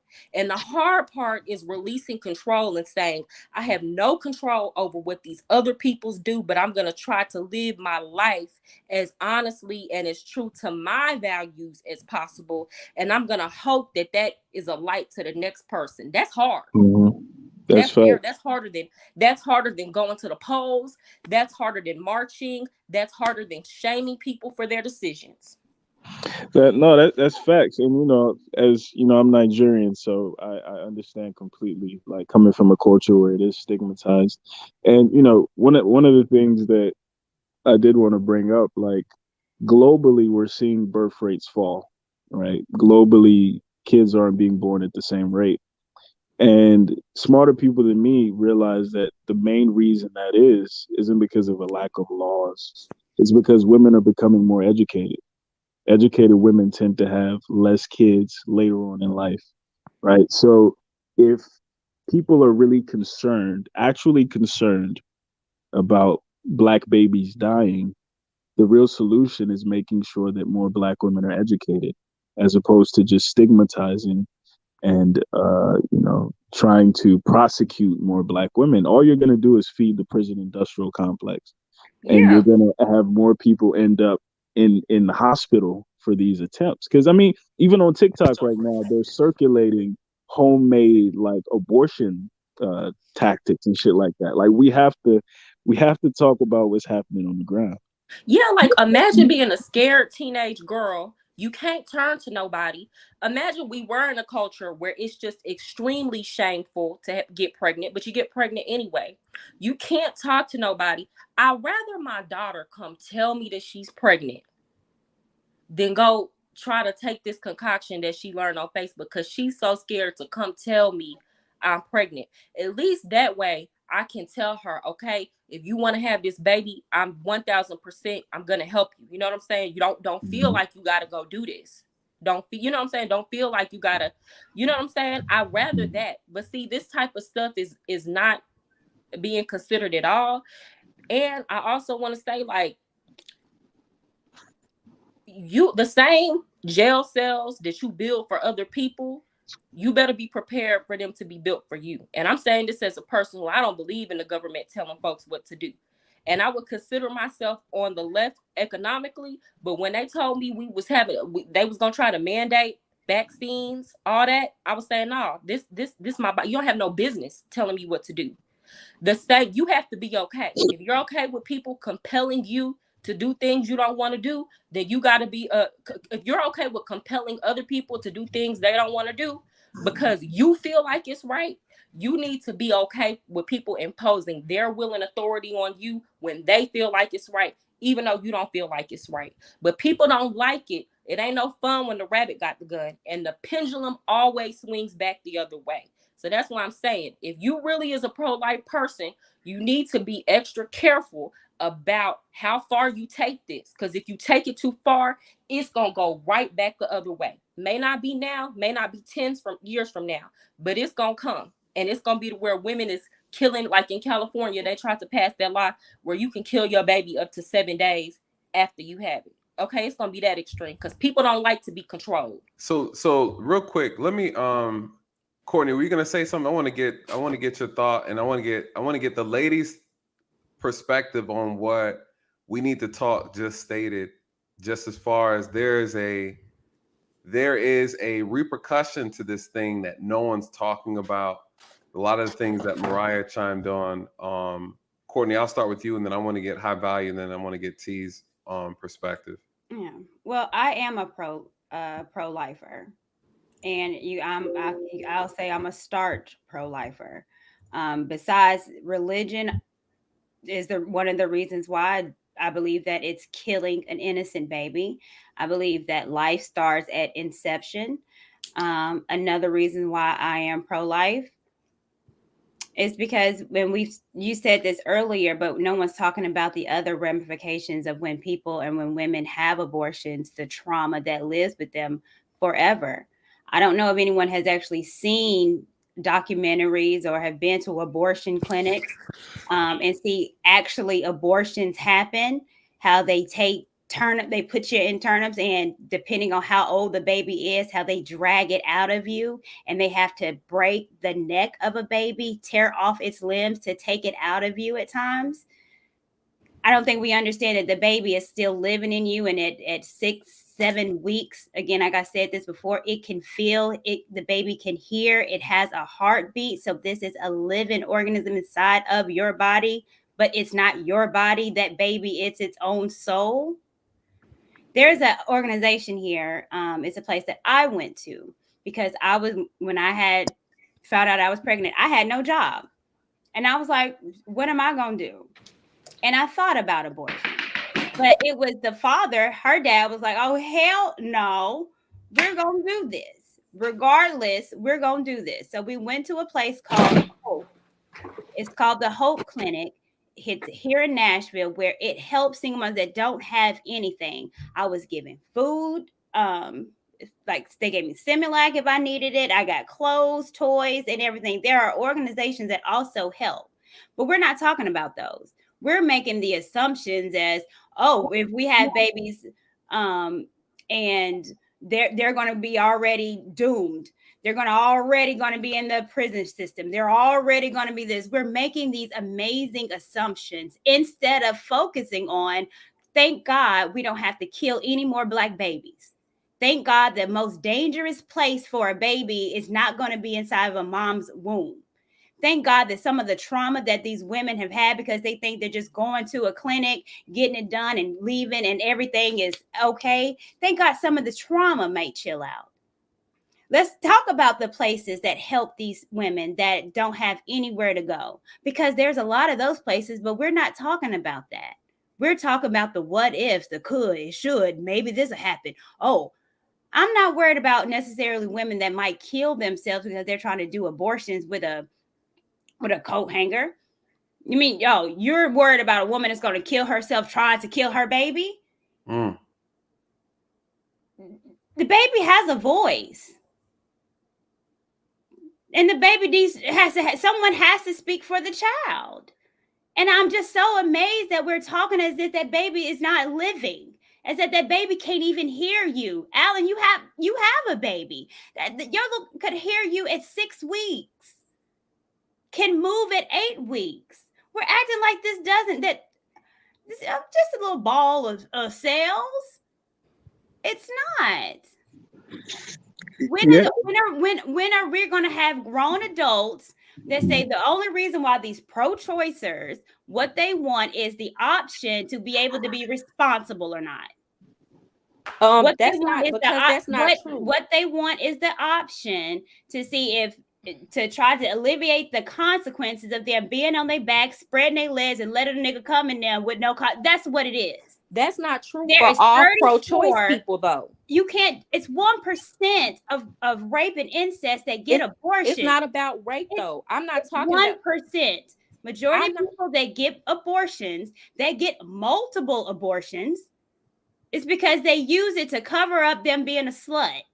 Who cares, Courtney, if that woman is a slut? You don't care. Don't play like, hold on. This is what irritates me with women that do this. We cannot prove how many men you've had sex with, nor do I care. It doesn't matter. Nor do I care. Matter. You're worried more about other women being a slut, and you want to see the proof. I'm not done speaking. That's the problem. You want to be able to see the proof. Now, it's a lot of people who are pro-choice who say it's about the safety of the woman. You overtalked the entire 6 hours of the show. I haven't overtalked the entire 6 hours, but you talking something. Yeah, you was doing good for like 45 minutes, girl. Well, then it went the entire 6 hours, and I ain't been on here the whole 6 hours. Okay. And also, There's again, you're being consequences. very callous When you towards lay women. It's down, like you hate women. Jesus, You're being when very you lay callous. I down, just Hold said I on, would you rather guys. my teenage daughter One at a time. Mariah, One at a tell time. we've me. heard you Mariah, talk just for let her hours. finish. We've heard you. Right. We've heard you. You said the same. We get it. Well, we've heard you say There's the same thing over and over well, too. Go girl, ahead. drink your water and chill. So there's consequences of laying on your back, and one of them is having a baby. It's getting pregnant.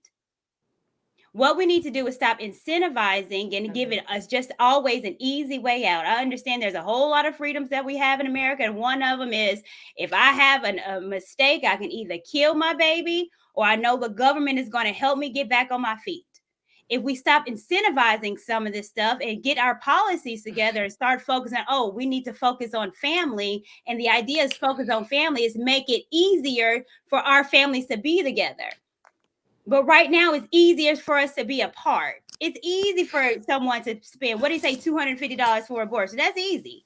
It's easy for me to go get on child support and go get anything government. That's the easy part. The hard part is us really working on nuclear families. So let's not incentivize us Staying not being disciplined together. and committed to our families too. So all of y'all ladies on this panel are married and had children outside, had children within marriage. I'm not married. I did. No, okay. It's Everybody not here hard. have never had sex outside of marriage. Y'all weren't being sluts. None of y'all slutted it up, right? Y'all didn't have sex because, for most men, if you have Hold sex on, but outside of marriage, other cultures, Can I say if you have something? sex outside of marriage, Mariah, whether we did or not, slut. it doesn't mean that it's right. Even if we I did, didn't even say if it's me, right, if but I'm me, saying hold don't be on, a listen, hypocrite. if me and Courtney slutted it up for the last 15 years, it doesn't take away from the fact that it's still a bad thing. So I didn't say it's right, but what I'm saying is okay. don't try to shame other people or the Oh way no, that you you should talk definitely about it. shame. Oh, you're being You a should slut, you're this, this, definitely and be that. There's a shamed. way that you can talk to people about that and say, hey, just be sexually irresponsible. But y'all getting on here calling women names that would, Courtney, if you was in Saudi Arabia, The you be Bible all calls types of women sluts. whores. So don't judge the next I'm not. woman Well, I'm not when you there. weren't doing it. I'm in the South, and if a slut is a slut, it's a slut. Thank you. Don't. Well then you're a slut too. Don't let. How do you know I'm a Is slut? she? You're a How do slut you know because I'm a slut? you're saying laying on your back, having kids outside of marriage. Did I makes say you that? a slut. Well, then you're a slut. I didn't say that, madam. Own it, She baby. didn't say that. Since you want to call everybody else back. You're so That's what busy. you're responding You're based so off of busy how it being made you angry feel, because not we what don't she actually agree. said. No, That's not what she said. No, because this is what's irritating me. You want to judge based on a slut. Y'all want to. Don't talk to, if y'all want women to listen to you, you cannot keep calling them names. And that's the point I'm trying to make. If you want to call people names, then you're going to have to own which. It's a lot of young girls who not going to want to hear what you got to say. And I'm saying this as somebody who tried to talk to young girls, because they're going to say, how can you talk to me about marriage when you had a kid outside of marriage? You sitting up here, you can't talk to them that way. I can answer you that. can't say, don't be a slut and lay on your back. I can What that definitely incites talk in a young to girl is I can rebellion. talk to They feel young like you girls judging them. about that situation, especially if I have been through that situation. So if I was a slut, if I had kids outside of marriage, I always tell women who are in that situation that they should use their life as an example, not to fight for, we're just as valuable as virgins, we're just as valuable as everybody else. No, own your stuff and talk to these young women. Just like you said, how you gonna tell me when you did it too? I'm gonna tell you because I've been through it and I've had to suffer the consequences and the pain, and I'm here to tell you that I don't want you to go through that. There's no one more qualified to talk to younger girls about that than the woman who has actually been through it. I don't disagree with you value-wise. I do believe being grown, I'm speaking for a 29-year-old woman, and I know because I'm around teenagers on a daily basis, their minds don't work like, I don't care what y'all can sit up here and say that at 15 you had the same mind you did at 29, that you understood consequence and long-term outcomes, as to say what you didn't. I'm saying this as a 29-year-old.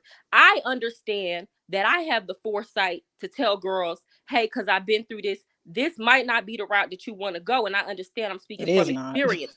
Kids do not process information like that. They don't think like that. They're going to throw right back up in your face they're gonna throw it right back up in your face. Well, you did it. And when you try to explain to them, well, because I did it, I know, it's gonna be a Right. yeah, But whatever. Mariah, Now some will they're listen gonna and think some about what you won't. said That's later just the on reality. when they did what you told them not to do. They're gonna be like, oh yeah, Miss Such and Such told me and she was right.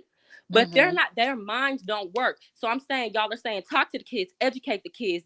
But how can you do that when you don't even understand that talking to a young girl, because our grandmamas did do this, saying stop being fast, stop being a hoe, being a slut, laying on your back, and them same Are girls you went and got assuming that pregnant. that's how we're approaching young girls when we like talk about that? Because I have younger I hope cousins. not. I have, yeah, but I think you're assuming that that's not how I would approach a young girl about this topic. We are on a panel of grown women here, so we're speaking quite candidly. But you also you mentioned that like you shouldn't shame women. You should shame men and women when they're doing the wrong thing. Part of the reason why we're in this situation is because shame has been removed. It should be an ugly thing to walk around pregnant and you not married. It should be ugly. You should feel bad. Stop having baby showers for these pregnant women that ain't married. Stop celebrating them. This is nothing to celebrate. We are in a very bad situation today, and it's being celebrated, and women want shame removed. And I say bring it back. But shame is the reason why we're in this situation. No, ma'am. Women The got removal of tired. shame is Listen, why we're hold in on. this situation. Okay. Women Hold on got one second. tired Hold on one of second, being Mariah. under the thumb I of want to men. get Kuya on here to What's going on, brother? What's going on, man? Thank you for your patience. Yeah, you good. All right, go ahead. Let me get your thoughts before you jump in that. Shout out to Dub Will. Dub Will, he off the panel, but said I'm still in the race. He said the kids that don't listen will wither on the vine, and he's right. We have to remove this. This has to be a very slow process. It's going to be a slow, methodical process, but it happens generation after generation. But you have to remove the incentives. Incentivizing bad behavior is why we're in this position in the first place. Yes. Taking shame out is also another element. There's multiple layers to this problem that all need to be addressed. And Henry Vaughn says, Courtney, I wish I had a black mom like you. I've never ran into a black woman that thinks like you. Well, you got plenty on this pedal. Shout out to Holly T. I was like, Shout out to you. what? I'm usually it by myself. Shout out to you. All right, Coolio. Go ahead, brother. All right, so real quick, just on the last point that you guys were hitting on, I'll say this. I've lived in 18 different countries through the military. And for many of those countries for long periods of times,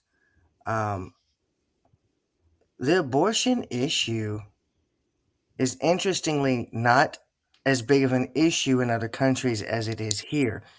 And the question is, why? And the only answer I can come up with is what you were just talking about, the complete refudiation of accountability and responsibility over the last 3 generations. And it's our fault. It's our fault, all of us. The people who are not teaching their children to have accountability and responsibility for their action, and the people who are getting into their early 20s who are seeing that they're doing things that aren't working. They're seeing that they're doing things that aren't acceptable, but they're making them acceptable. So that's one of the things. And another thing I wanted to say earlier was,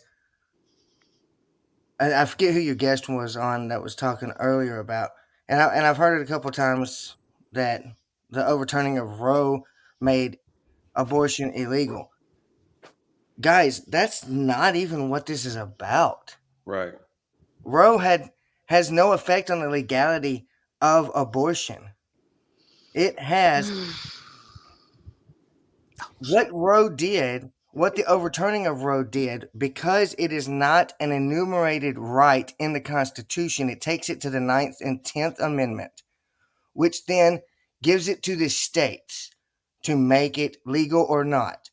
They do that. That's what that does. When this got overturned, it didn't make abortion illegal all over the country. That's not the case at all.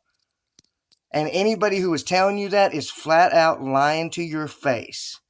Now, in some states, if they had laws already on the books about abortion, those immediately became active. And now they can go and pass laws if they choose to do so. But it did not make it legal or not illegal. The other thing I was going to say was up to Courtney's points when she was talking about the baby is not, when she was saying about the baby being in the body, not part of your body. Perfect example, I believe, Nathan, you were a police officer, correct?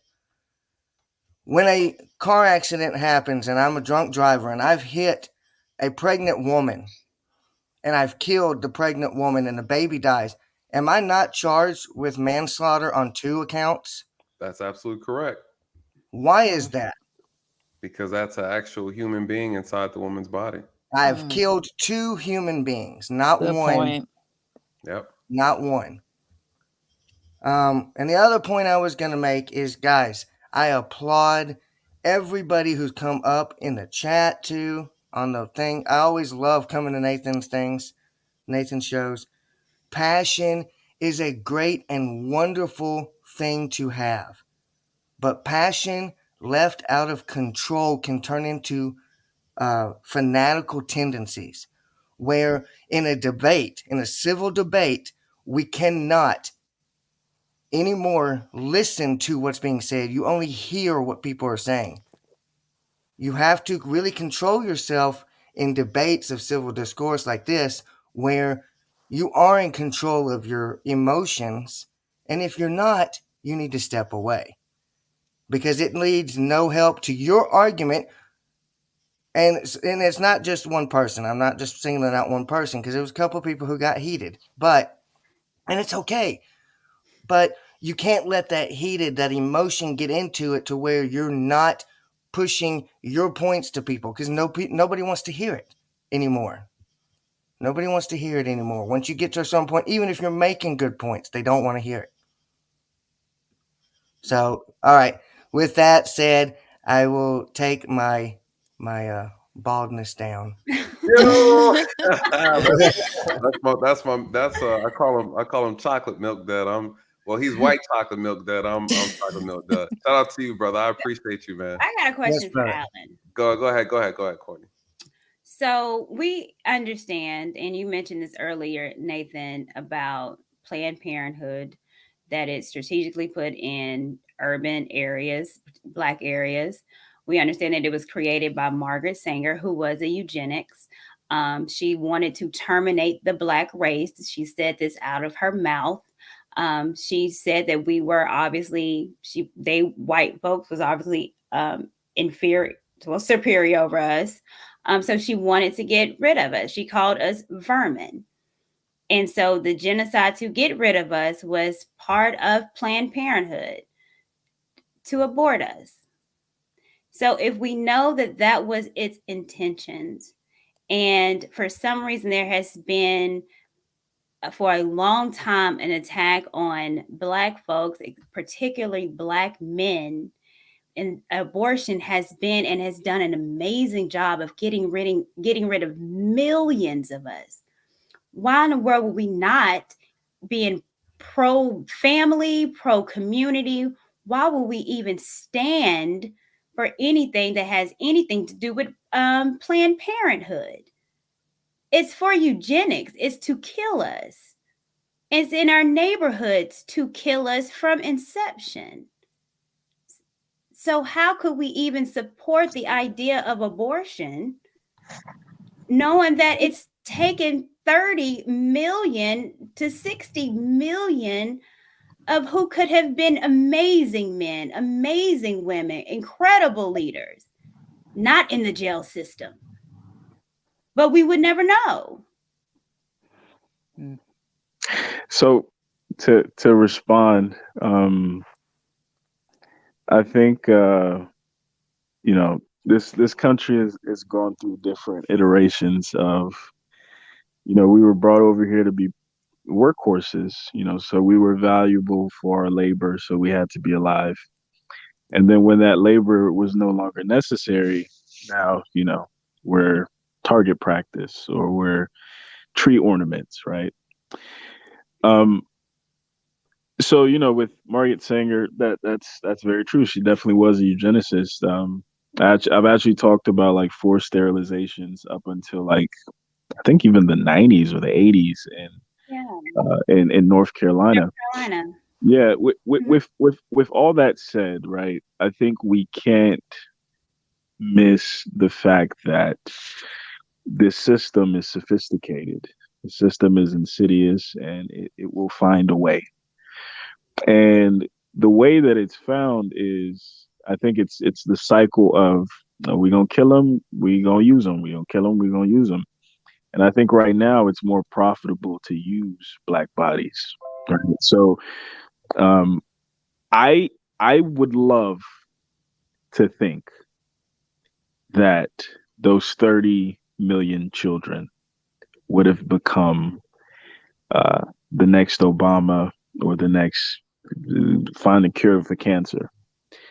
But being realistic, basing off of the statistics, basing off of the institutions and the lack of institutions that we're faced with right now, those 30 million children, those 30 million unwanted black children would have more than likely just fed the prison industrial complex. So again, I am not pro-abortion. I am pro. You said all 30 million? I said most of the 30 million. Most of the 30 million. Most of the 30 million. I don't know if So, you can say most. When you say most, I'm thinking like 60, 70%. When you say most. This is how I put it. A child who is a child, just like we say, if you grow up in a two-parent household, you have a better shot. If you grow up in a one-parent household, statistically, you're going to do worse in life. Statistically, if you're unwanted, you're going to do bad in life. I mean, So but that's again, assuming that, you know, because we're talking about 30 million over a time span, not in one day. So you have to assume that it would have been 30 million if this had never been implemented in the first place. So well, I guess the point that I'm trying to get at, the main point that I'm trying to get at is simply just like prohibiting something as opposed to putting into place or into motion systems to stop those things from happening means that you don't want to solve the problem. Like you're literally just trying to punish people. And I would love if that was effective, if simply punishing people yielded the results that we want. But I'm a realist. And what actually yields the results that we want is educating people. What yields the results that we want is, you know, adopting kids, is tutoring and things like that. So I'm not saying that. What kind of education, if you don't mind me asking? When you say educate, what do you mean? No, literally the public school system, like it's trash, right? Like when people talk about, for instance, Chicago, people talk about the violence, but they don't talk about the unemployment rate. They don't talk about schools that you have to walk into and go under a metal detector. How can kids learn in that environment, right? So I'm saying that we are focusing on the wrong things. And unfortunately, part of, and I'm going to start talking about white supremacy, part of white supremacy, it made us think that literally rearing a child or rearing a person is about whipping them into submission, as opposed to educating them to be better and to think better. But again, we're so focused on punishing, and we hope that punishing is going to punish people into the right direction.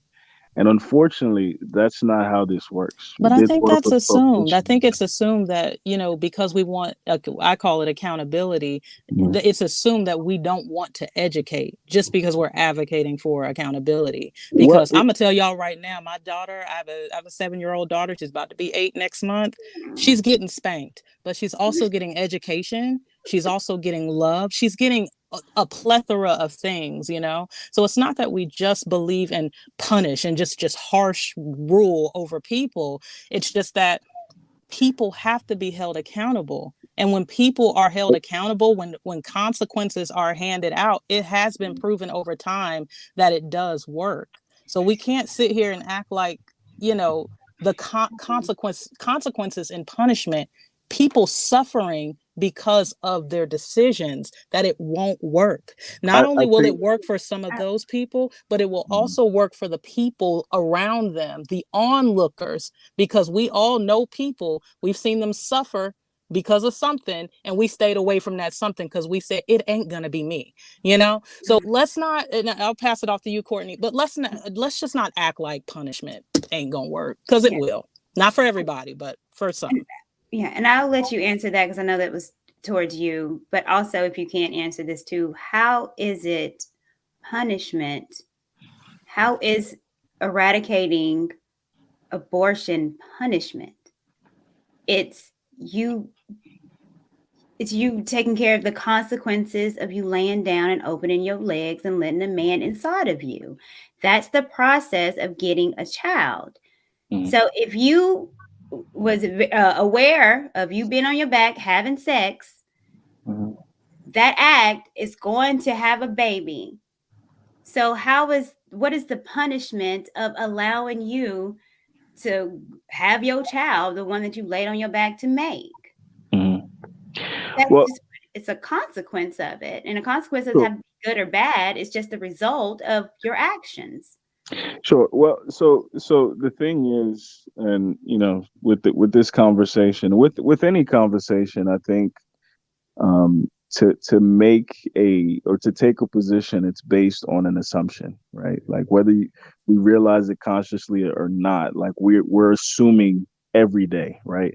So in this conversation, we're either assuming that given harsh consequences, people will do better, or we're assuming that given proper guidance, people will do better. That's been proven, though, that people, not all, of course, you have to allow the nuances, but punishment, just like when you're raising children and they get consequences when they're raised correctly, they turn into good people, just like men who have served time in prison.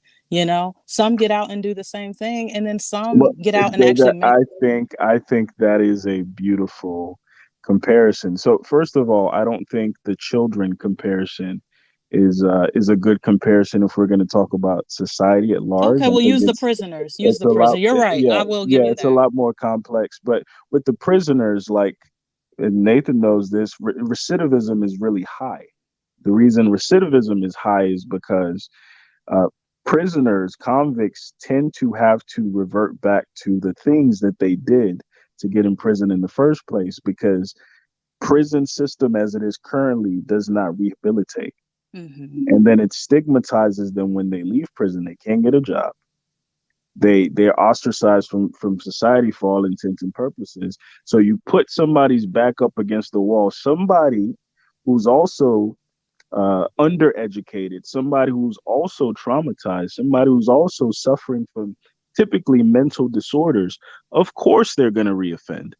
So with the prison conversation, what I'm saying is, if you're saying you want to rehabilitate people, actually rehabilitate people. Don't just say it in branding. So similar to how the prison system is not rehabilitating people, it's profiting from punishment. That's what we're doing here. We are not, because I want us to look at what demographic of woman or a young girl is the most likely to go for an abortion. Under what circumstances create that? And can we nip those circumstances in the bud? Is it girls who grow up in single mother households where their fathers are not around? Is it girls who come from this particular type of neighborhood or these particular type of social economic situations? So how can we address the actual concerns that lead people to these things instead of just punishing them for being a product of the situation that they had nothing to do with? But that's where I disagree. We need all of it, do we not? We need the punishment, but we need it in order, especially if we're Black people who understand the context that we come from. There has to be a bit of grace. There has to be a bit of context. So again, I am not saying that abortion should be legal. That is not what I'm saying. I'm saying that if we actually cared, there are about 2, 3, 4 steps of things that should have been done before this. But if we I jump agree. straight to this, it means that we don't actually care. We just want to lock people up, convict people, and punish. And that's my point. Well said. I agree. Let me, before you go, Mariah. I actually shout out to you, Alan.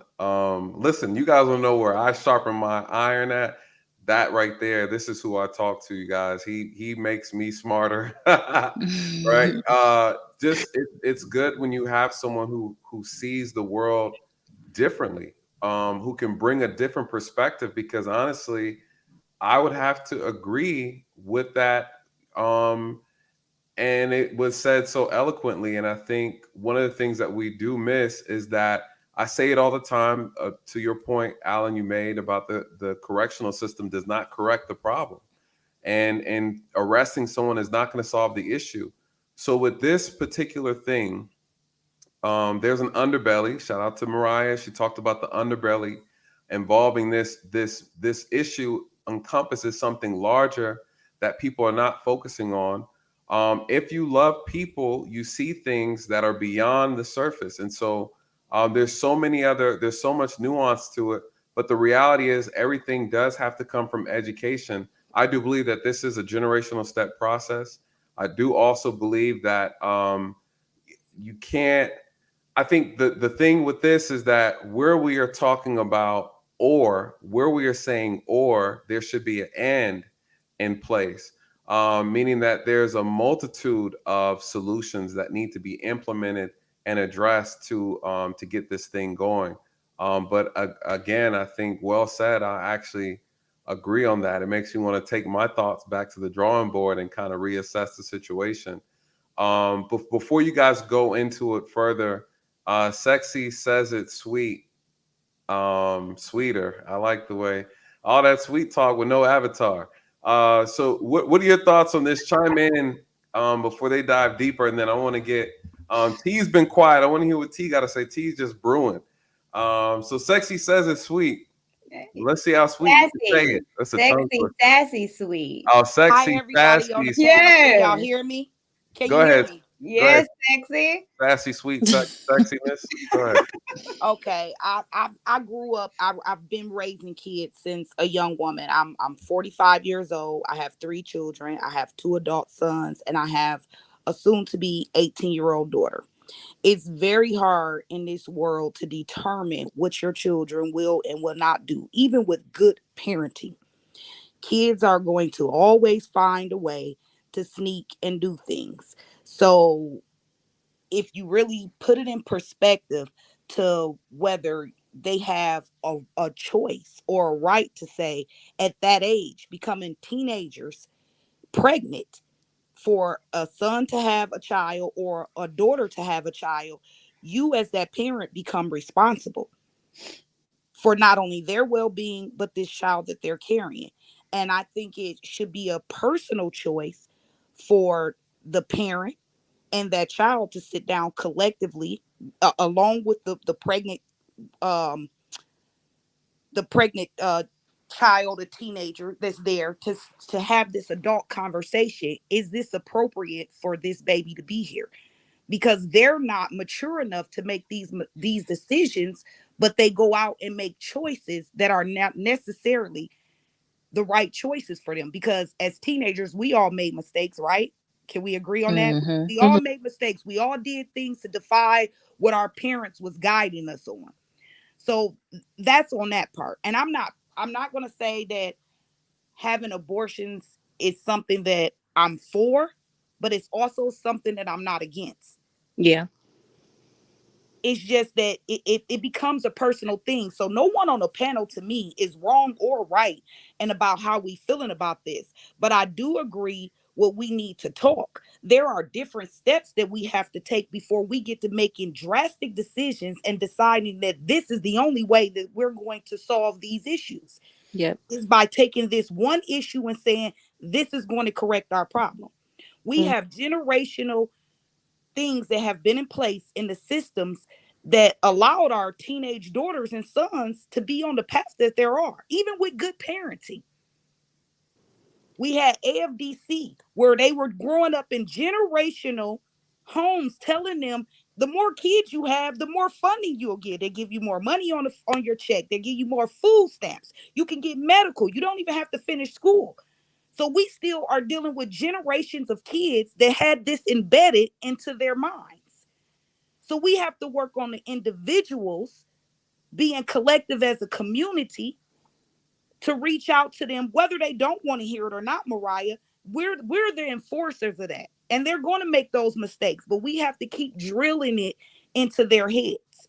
Teenagers and our young men and our young women. This is how we rebuild our communities. Real quick, before you go, Courtney, one thing I will say about what you said, I think I have to push back on, is that we have given too many excuses to kids and children and young adults.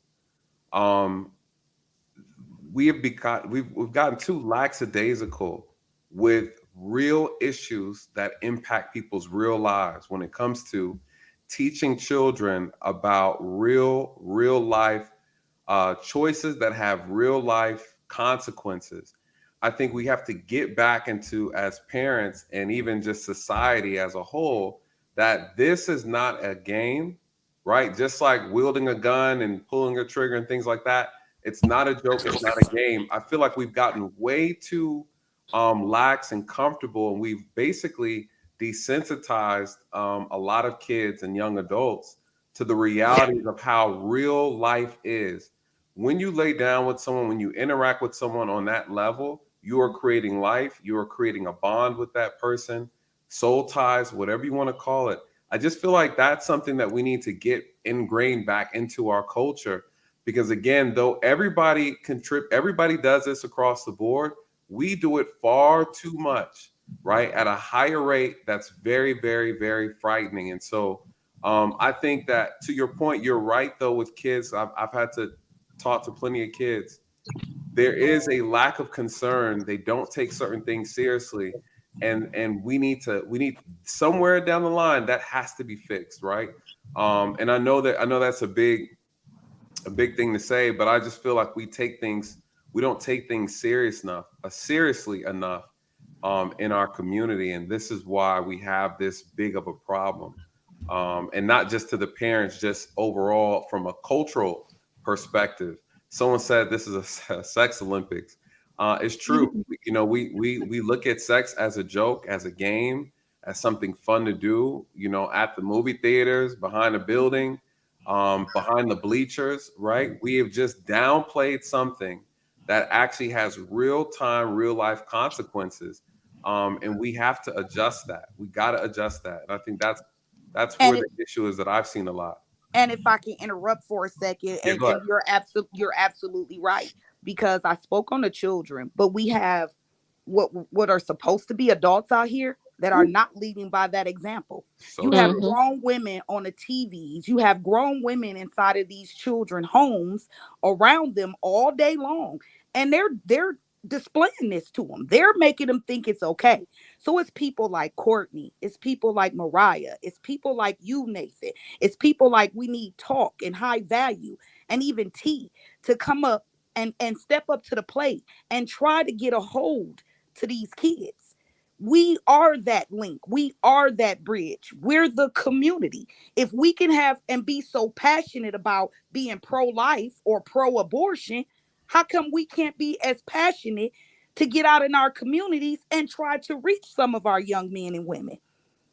And so if I they agree are with that. facing those situations within their homes, or they're seeing this on TV, we could be those voice of reasonings. Courtney, you have a lot of people that's in the chat that's agreeing with you. You have young people that's telling you, hey, I wish I had a mom or an older person in my life that would have told me this.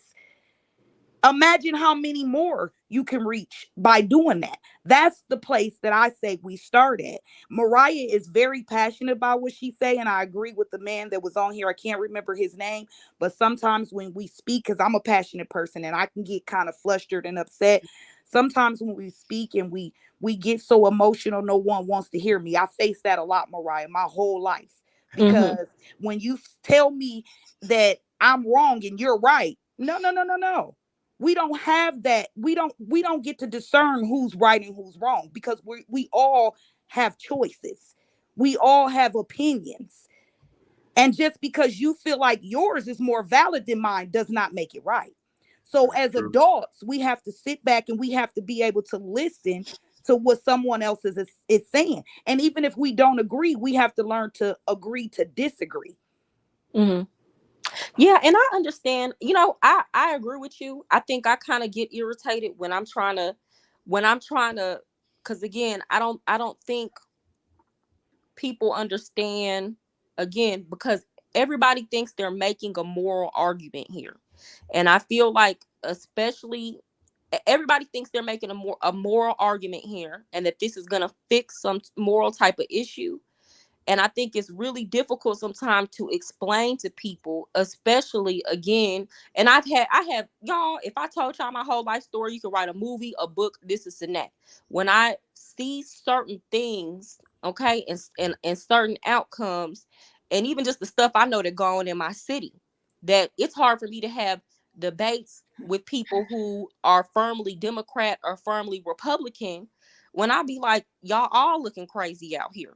Because everybody wants to pick a side. I think the issue with abortion here, though, with this decision, right, and then with states making a decision, is that, you know what I'm saying, instead of it being a conversation, because it doesn't have to be a who's right or who is wrong. In my opinion, I agree. Say everything Courtney High Value Wives is saying, that you're saying. I would not teach my daughter it's okay to be a single parent. Right. I would not. Who wants that for their child? I see some of these, but then again, I see some of these women, the same women that you saying that you see on the internet twerking, and they got the stripper pose and they kids right there watching. You can't pay them women to go have an abortion, a lot of them. And I be looking like, girl, I would be fine if you not never in life had another kid. But these are the same women that folks want to say you got to have, and it's like, bro, she don't need to have no kids. She don't even know she don't need. A lot of them don't even know they don't need to have no kids. So they'll just get abortions for different reasons. You know what I'm saying? So it's like, I feel like you have to start there. That's the place you got to start with, trying to teach them to do right. But as you said, kids a lot of the times will go against what you said, just out of rebellion. Don't mistake me when I'm saying that kids process things differently, or they don't always listen to what you say when you say it. A lot of the times they have to bump their head and learn. I don't mean don't teach them right. I don't mean don't try. But I guess my point is that is already being done in a lot of the cases, and it's not having the outcomes that you think that it's going to have. So that can't be the only go-to. And with all the education that I would give my daughter and be trying to show my daughter the right things, even then, if my daughter is 15 and it ain't gonna be in my house, oh, you can be having a boyfriend, you can be having sex, that she gonna know that's not the rule. But even if it did, I'd rather her come to me if she got pregnant and told me, Mama, I'm pregnant, than get on TikTok or get on the internet and take something she ain't got no business taking, and my child die because she's so scared that I'm either gonna try to force her to have a kid, or that she's gonna be shamed by me. I'm gonna put her at the house. I know girls whose mama put them out the house. I would rather my daughter just come tell me, and then we can sit and we can come to the best decision. And yeah, I got more compassion for my child who I love and I raised, okay, from birth, that came through my, yes, yeah, I'm gonna prioritize that life over the you want to call it a fetus, or unborn child, whatever you want to call it. Your granddaughter. I'm gonna prioritize my child over that. You yes, right. And you know what? And I think back to where I live, and I'm in Milwaukee, Wisconsin, about 10 years ago, and this law was protecting women to go and have abortions. And it had gotten so bad to women were having births in bathrooms. putting babies in trash cans. Literally, this was happening, and if you like, I could send you clips to show you that this was going on. And it wasn't just the thing that was happening here. This was happening in a lot of places. So regardless to whether abortions are legal or not, if a person does not want this baby chances of survival is going to be hard. So this is a hard topic for everybody across the board, you know, to have and to want to inject how we feel and think. But it ultimately is going to boil down to a personal decision at the end of the day. At the end of the day. Hey, sexy, sassy, sweet. I just want to ask you, because I feel like Mariah did the same thing. It feels like you guys kind of just deflect to the negative side of things. I don't deny that women put their babies in trash cans, kill their babies when they're outside of the womb. But what we're not acknowledging are the success stories, the kids that had the chance to be born and went off and did great things. Why do we just laser focus on Because those are anomalies. Right. And it's not that I'm being negative about it. And I you know, I'm only responsible for what I say, not how you take it. Because I'm not trying to be negative. I'm just speaking on, you guys are speaking on the pro side. I'm speaking on the con side. We're having an objective conversation. So because I choose to speak about the part that does happen, and you're speaking about a part that does happen, doesn't make me a negative person. But now, no, I didn't say you were a negative person. I never said that. Earlier, I did acknowledge that there are both sides. There's going to be bad things that happen to these kids, and there's going to be good things. I mean, when we don't know the percentage of who would make it to success and who won't.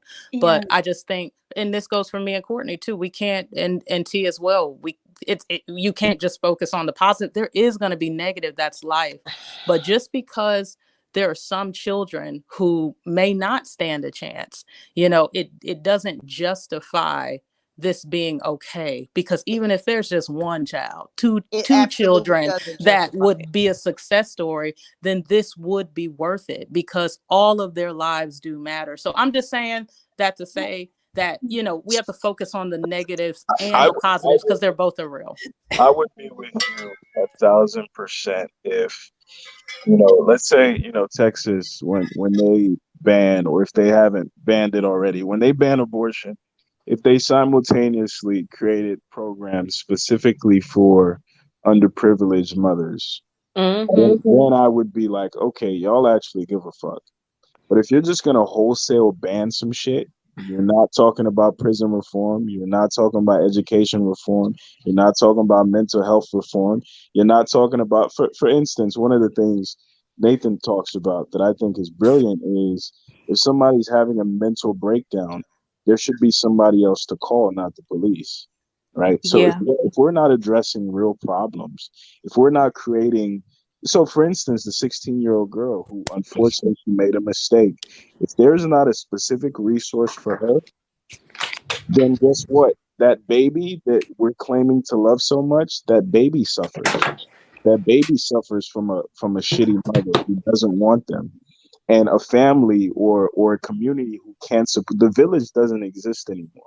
So again, if we care about these babies, we have to care just as much about them after they leave the womb as we claim to care about them while they're in the womb. So just do both things at the same time if you really care. But if you don't, let's stop saying, oh, we give a fuck about these kids. But once they leave the womb, we're not adopting them. We're not mentoring them. We're not making sure the environment that they go into that turns them into the people that they become is suitable. Because again, when we go into these prisons and we talk to these dudes, they'll tell you, I wish I wasn't born. So again, if we're going to care about these people, we have to understand that life is not roses and peaches. Most people do not make it in life. Most people from certain environments definitely don't make it in life. So if we're going to focus on the one rose that grew from concrete, and we're going to throw a blind eye to the millions of unwanted kids who end up as degenerates in life, because that's how life works, We're not having an honest conversation. I don't know. I think we're not talking about, for me, why I am pro-life is because I don't believe in the shed of innocent blood. These babies regardless of have, how they turn out. yeah. I look at my daughter, and that little girl saved my life. She made me into a woman. I had no job, living with my mother. And there's a lot of stories of people that had a child that didn't know, that wasn't ready at all. Majority of parents aren't ready to be a parent. But I leveled the fuck up because of her. And I can't imagine life without her. And I look at, Unfortunately, that is well, it's fortunate for you that was a success story. But what we need to talk was just saying is that is not the probability that normally happens. I don't. I'd have to see that stacks with the probabilities of people that was going to have an abortion but decided not to, and now they say that child is trash.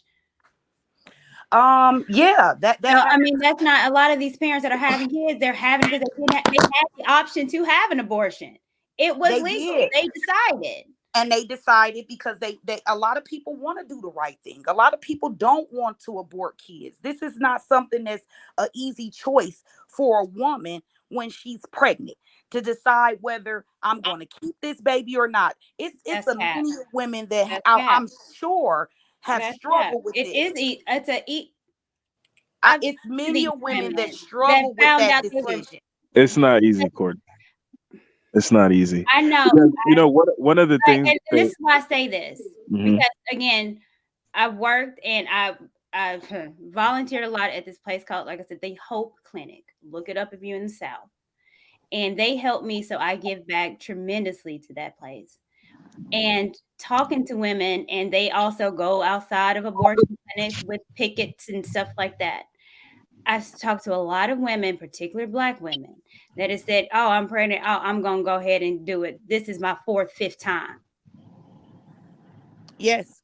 So it's a no-brainer. A lot of these women are having abortions. It's a no-brainer. No one's thinking it through. No one does the research.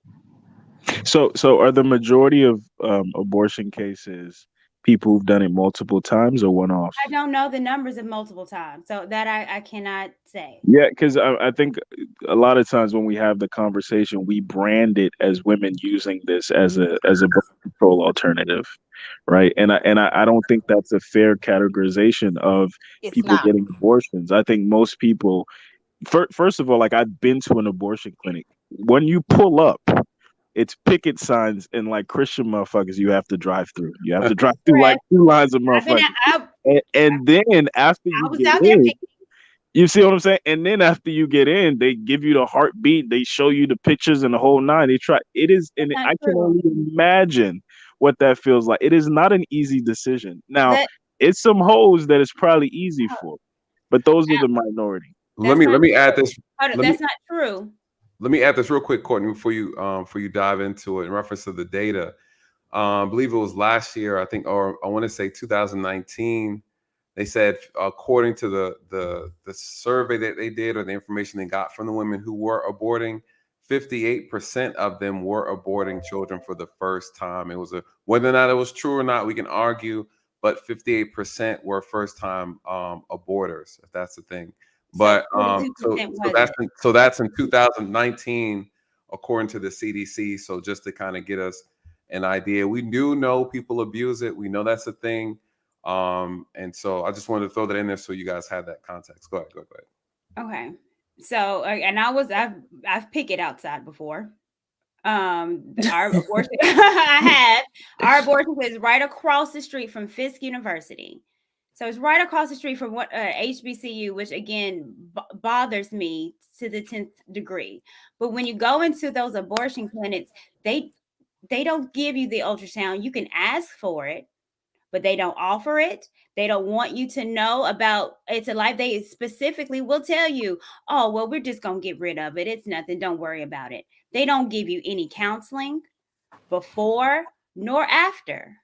So there's not any help. They bring you in there because you're a number. If you look at Planned Parenthood's number, the percent of abortion has gone up dramatically. I think Planned Parenthood came out, I don't remember. But I know it once it started within 5 years, it had a 5% rate, and then it increased. So now every patient that visits Planned Parenthood that is pregnant, 96% of them get an abortion. And it's an in and out, it's a business. And it would be no kind of business, or they wouldn't worry about sales if they took the time out to show the baby their the mother the ultrasound. But they don't do that. You can ask for it, but they don't. And it's a reason why. Because once you show a woman that ultrasound, the baby becomes real. What was that, Nathan? Mariah getting ready for a date. I don't know what state. Oh, okay. She getting So on. I got a question. Like, so 10 years from now, let's say it's banned across the country. 10 years from now, how are we going to gauge the success or the failure of this decision? Like, what metric are we gonna use? Yeah, but what metric are we gonna? So, for instance, in 10 years, do you think it's more likely we see more black kids in college or more black men in prison? More than likely, it's. I'm thinking more in prison than college. I don't know if I agree.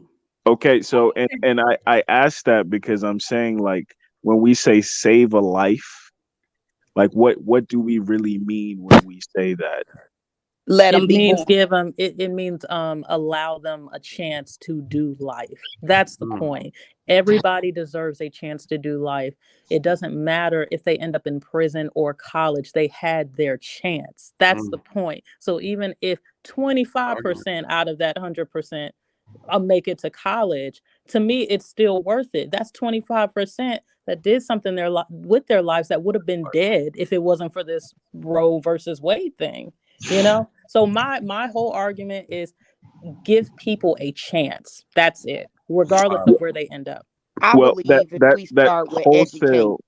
wholesale just like them being born is not giving them a chance, and that's what I'm saying.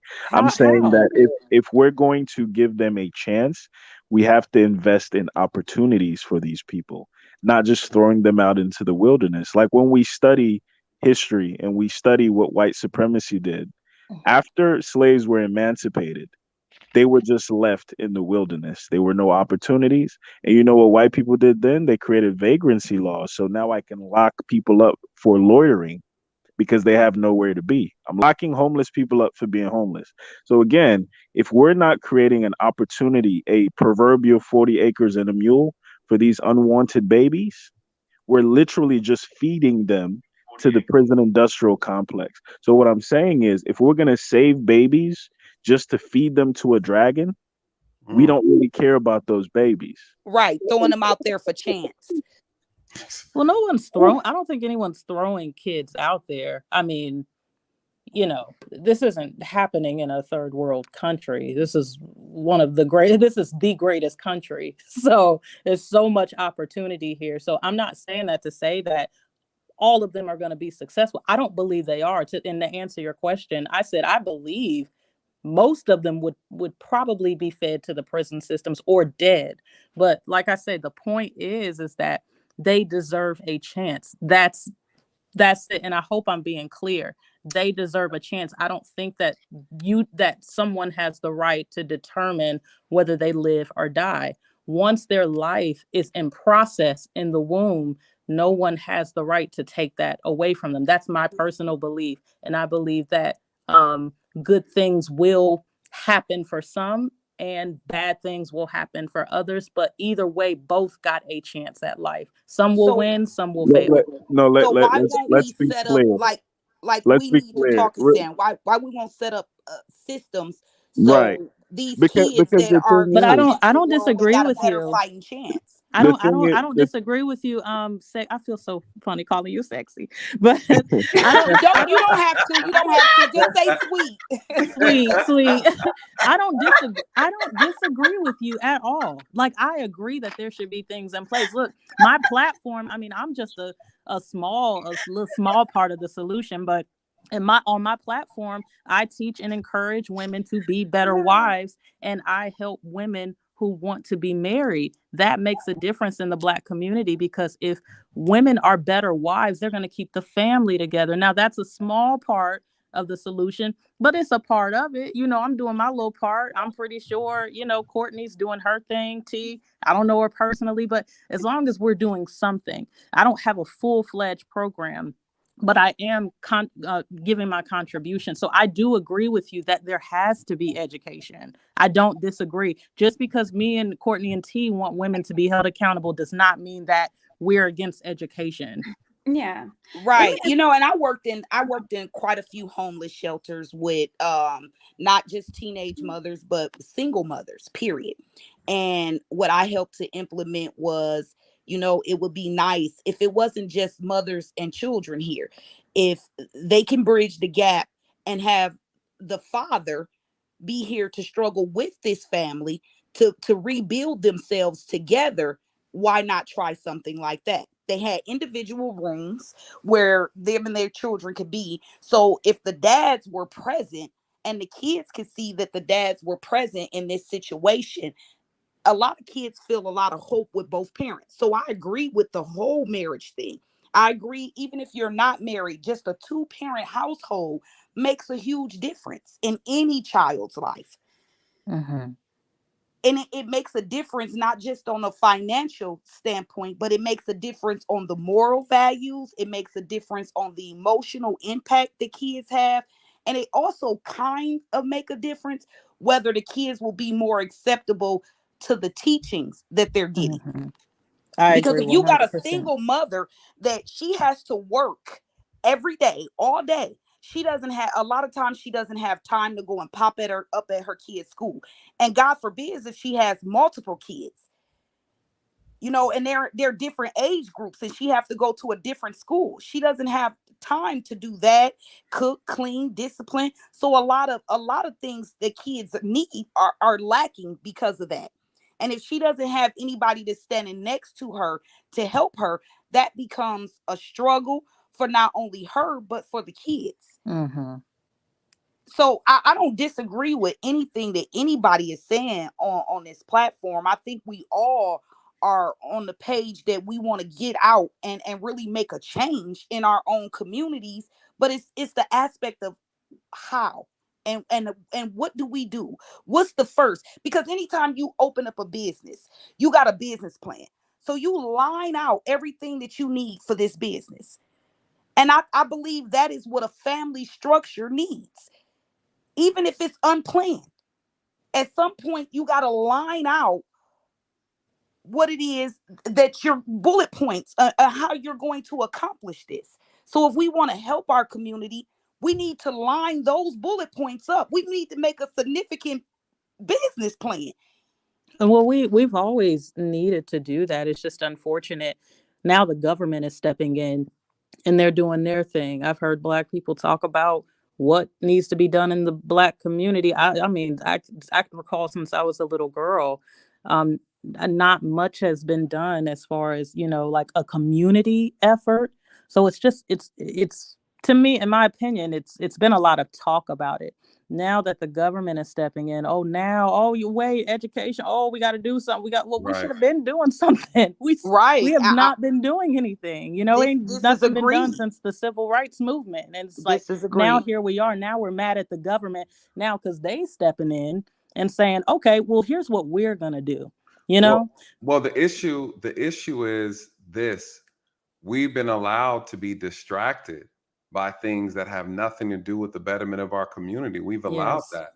So they find ways to sedate us away from the real issues, right? They use things like police brutality or systemic racism, all these things. And not to say these things aren't issues, They aren't the root issues or root problems that are interfering with the growth and success of our community.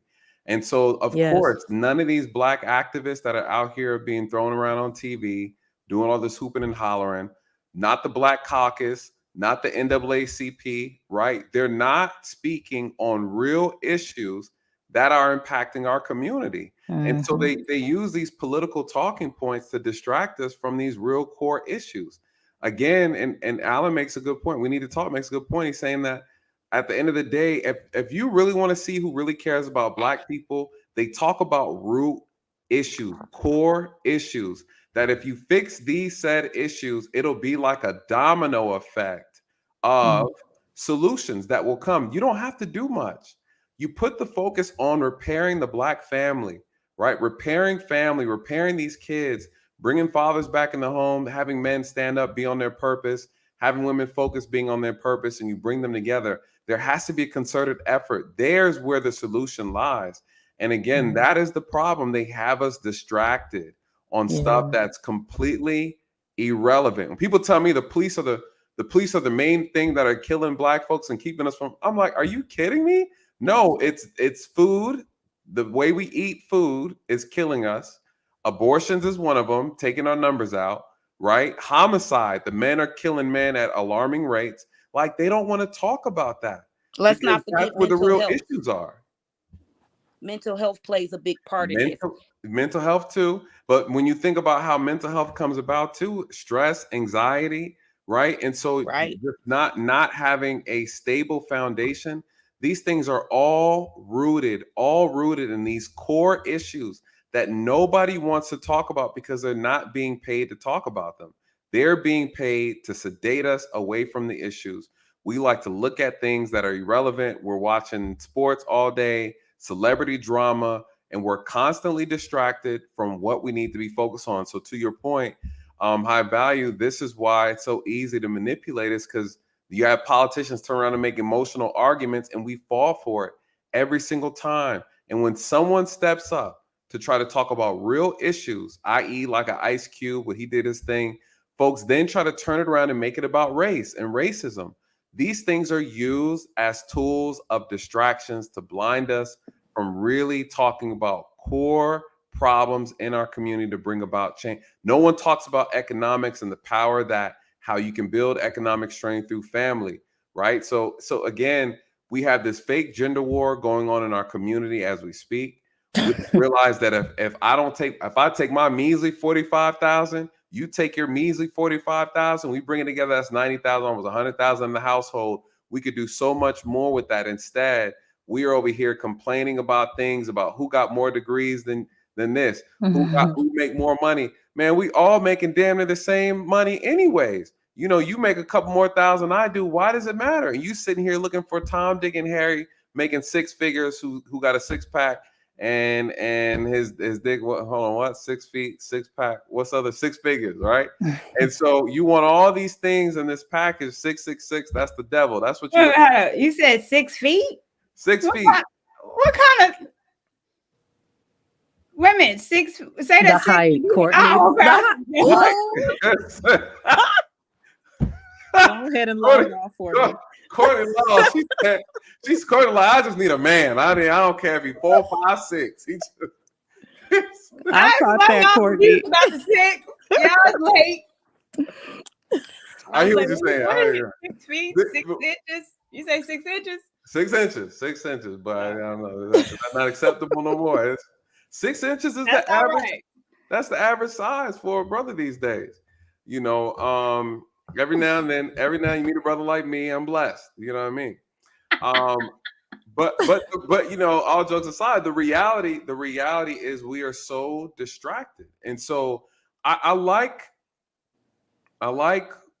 we need to talk. I think the biggest thing and the thing that's always missing is that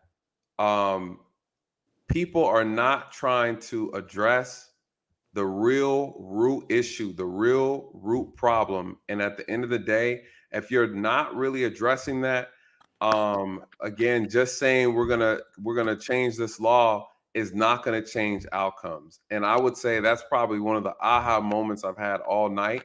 And I wasn't even really thinking about it on this level. But the reality is that this is a multiple step process, and changing laws is not going to be good enough to fix it. That's no different than my main argument is if you can change the laws with police brutality, but if you don't change the heart of the officers doing the job, you're not changing anything. Yep. Yep. And my I guess cynical take on this is in 20 years we're going to see a rise in the prison population. We're going to see a rise in the homelessness population. We're going to see a rise in criminality. We're going to see a rise in homicides and the whole nine, because that is the outcome, that is the product of children who are unwanted and grow up to be adults, suffering from the trauma of abandonment and the trauma of my mom didn't really like me or my dad didn't really like me. So we have to look at these things holistically. And I care deeply about Black people. I care deeply about Black children. So I would prefer that Black children who are wanted are born, because death is not the worst thing that can happen to somebody. Well, that's what I've learned in life. Death, because I've talked to people who would rather have been, who've never been born.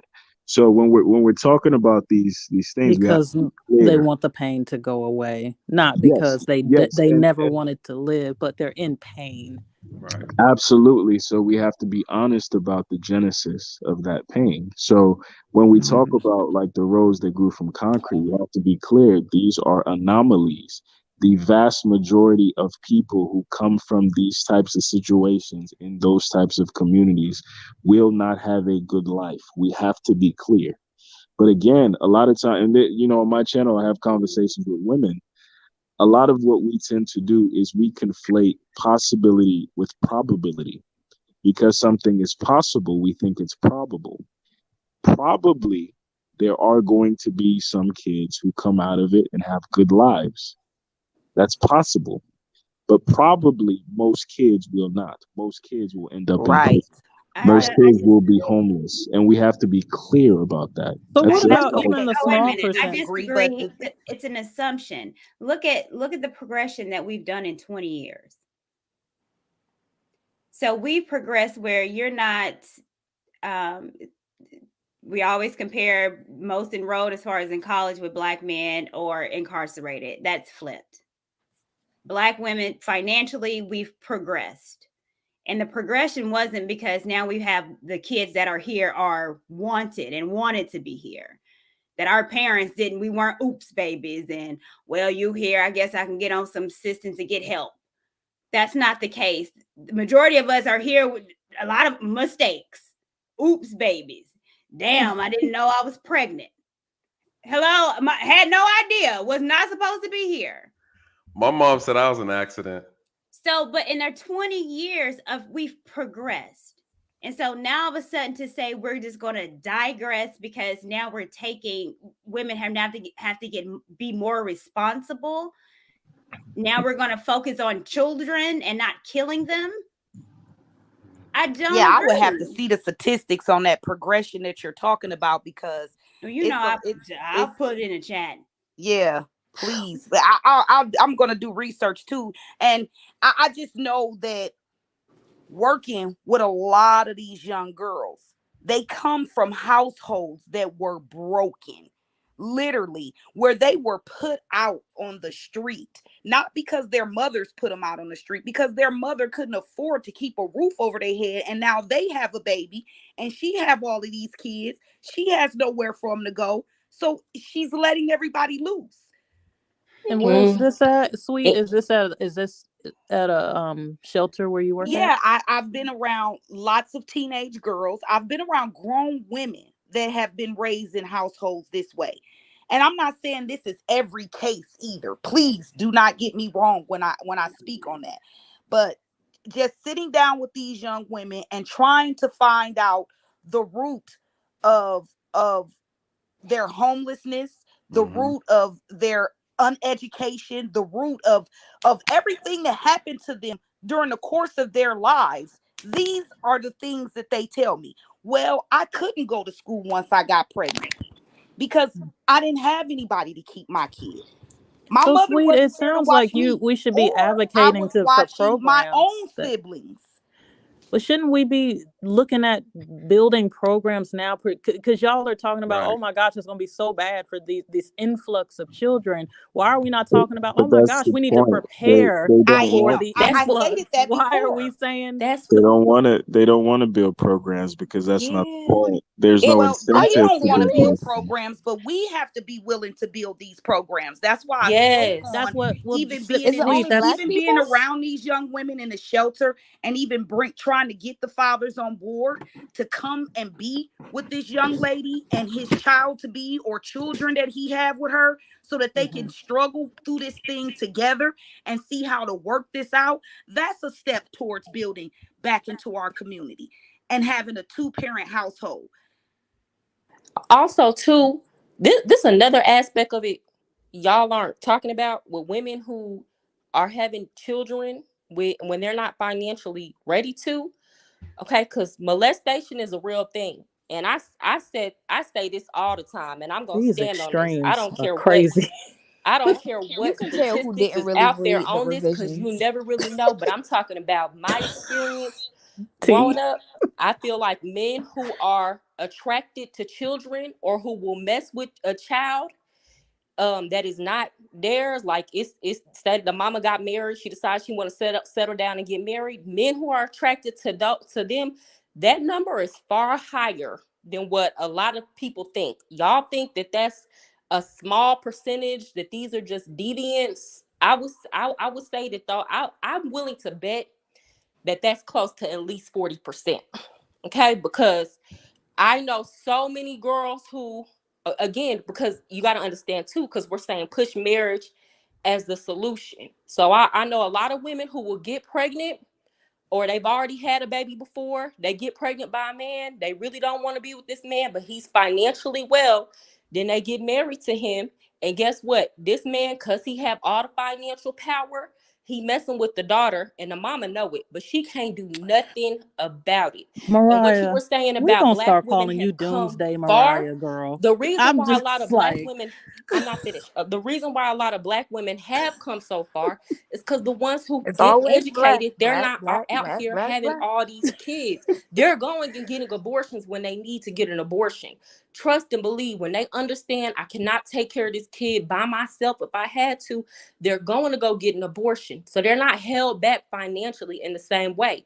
Kids are expensive. I'm not saying that, I'm not advocating for abortion, y'all. I'm just saying these things are really going on, and you would be surprised at how often it's happening. And I'm saying this as a girl who grew up in a neighborhood where I'm telling you it wasn't a grown man that I was around. I can maybe think of a couple that did not at some point try to holler at me.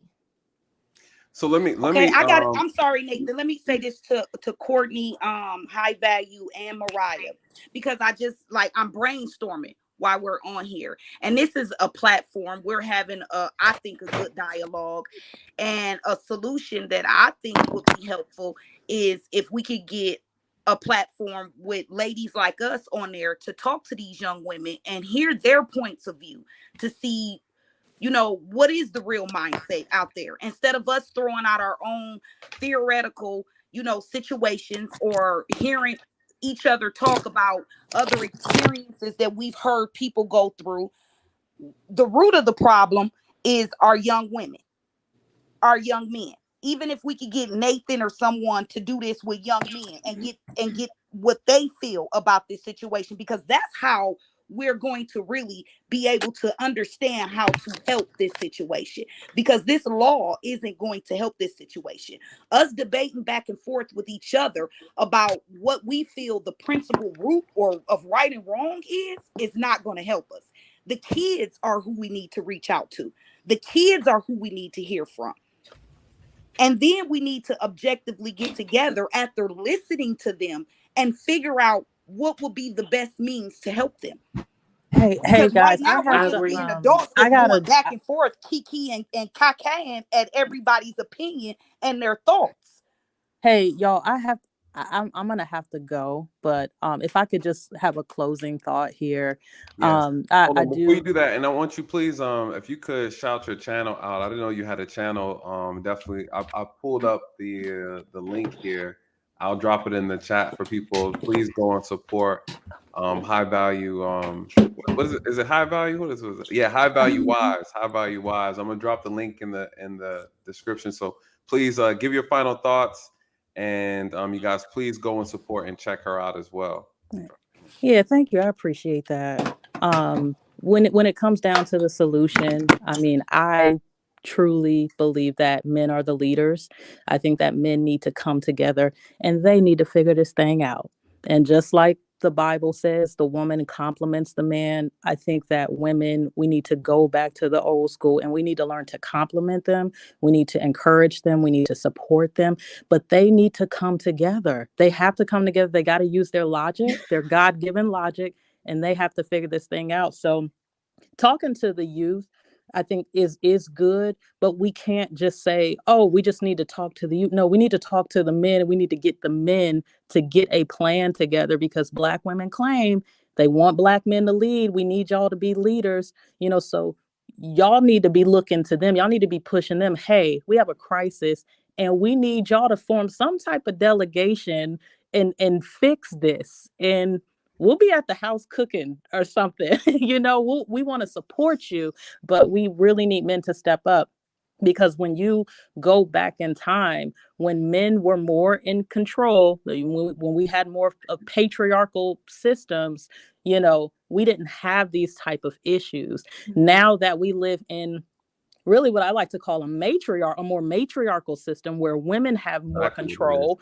Now this is where we have these problems. Even the whole my body, my choice. Ever since women have had the dominion over their bodies, I mean, it is literally driven us straight into despair. It's literally ruined an entire generation. So we've had 40 years since feminism to get this thing right, and we have literally done almost irreversible damage. So at this point, and this is coming from a woman, I believe our hands need to be off of this. We need to, you want to build up your Black community, you need to push them in, you need to put pressure on the men. We have a crisis. We need y'all to figure this out. We need y'all to figure this out over and over again until they come together and figure it out. And we need to support them. We need to go back to what worked at one point, and we need to try it again. And it may take some years before you start to see results. But it took some years to get us to this point. So that's just kind of the price that we have to pay if you want to get back even close to where you were, back in the day. So those are my 2 cents. Nathan, that's my solution. I say look to the men. Hey, listen. Thank y'all. Thank you so much, you guys. I love her. I just love you too, because thank you, Courtney. I love it. And I just subscribed to. Listen, welcome to the family. You're always welcome over here. I love your insight. Would love to have you on some additional talks. I have a show next week about intimate partner violence. I would love to get your thoughts on that. It's going to be very, very interesting. So thank you so much, love. I appreciate you. You guys, I have her link in the chat description. I'll put it up again. Please go and support her. High Value Wives. Thank you. We need that. Thank you. I appreciate it. Y'all have a good night or good morning. Right.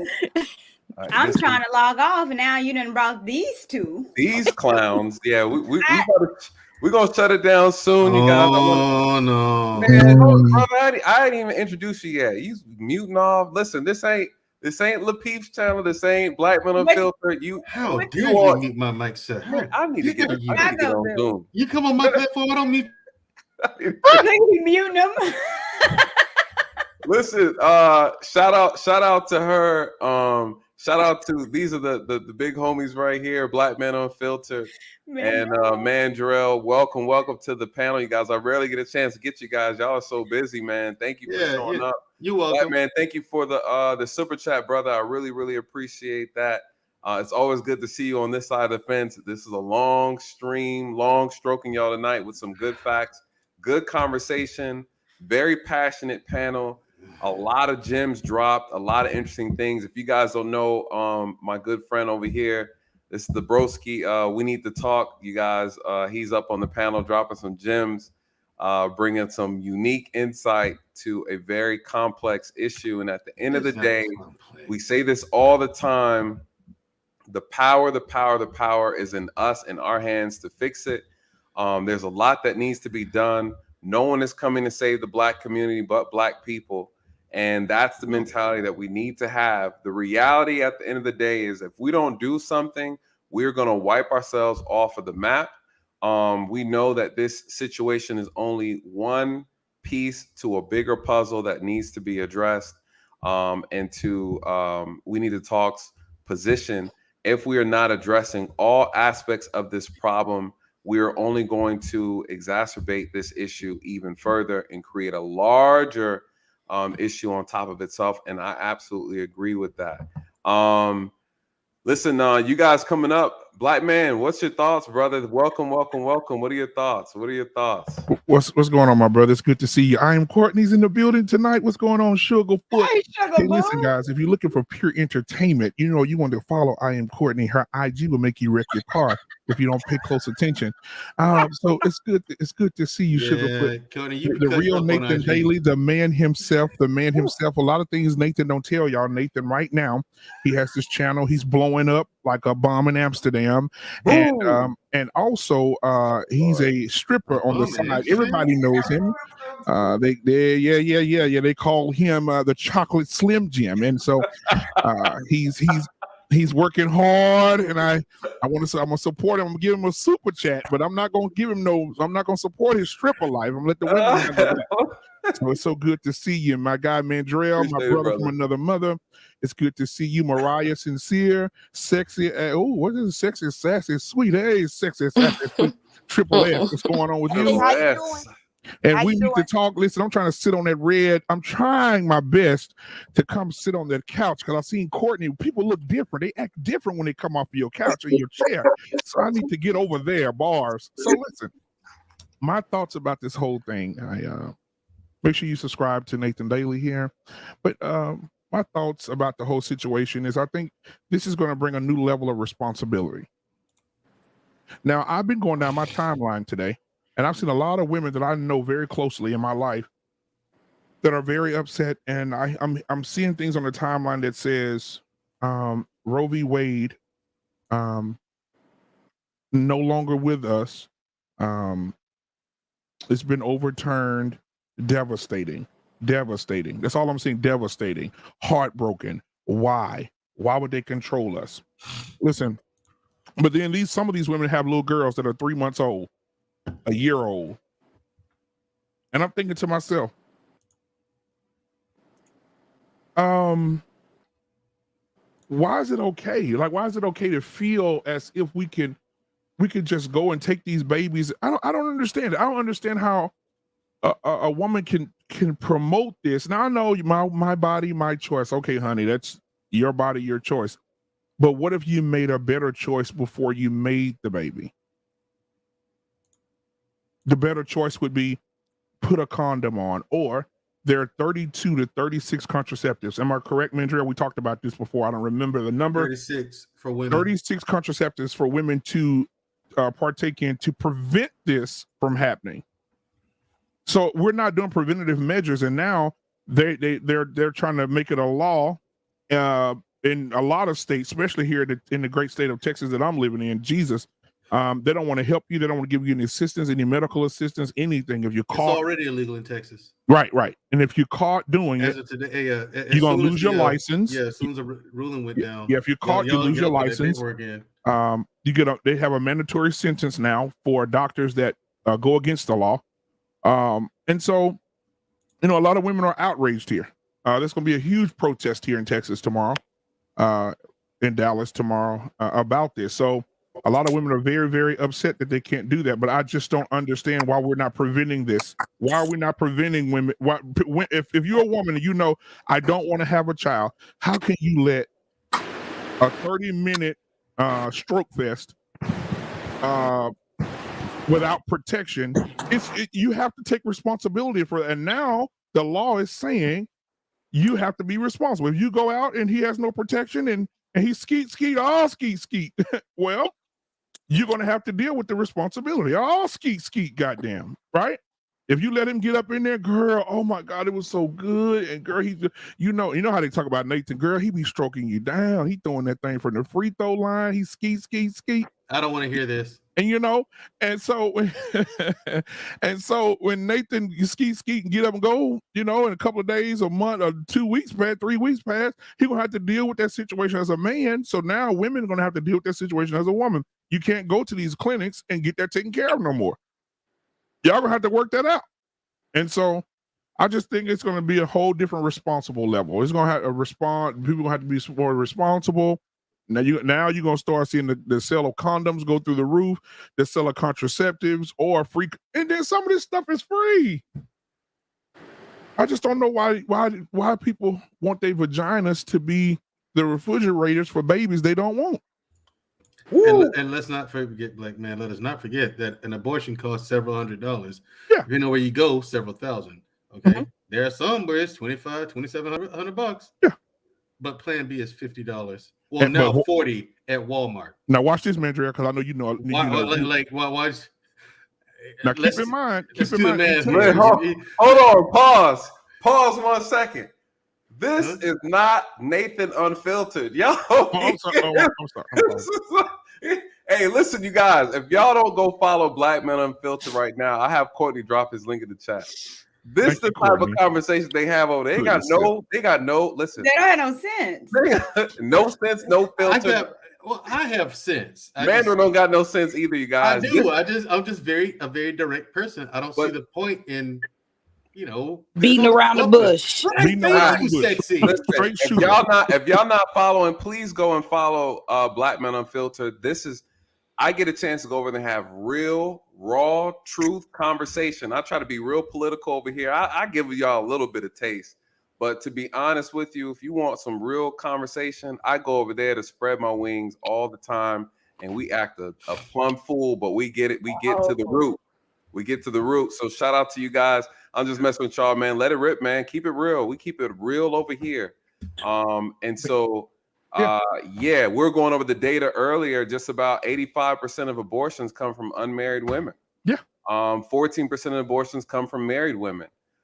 So this is a real thing. By race, have you looked at it by race? By race, no. That was just in totality. By race in general. Wait until you check that out. I don't even want to see the numbers, man.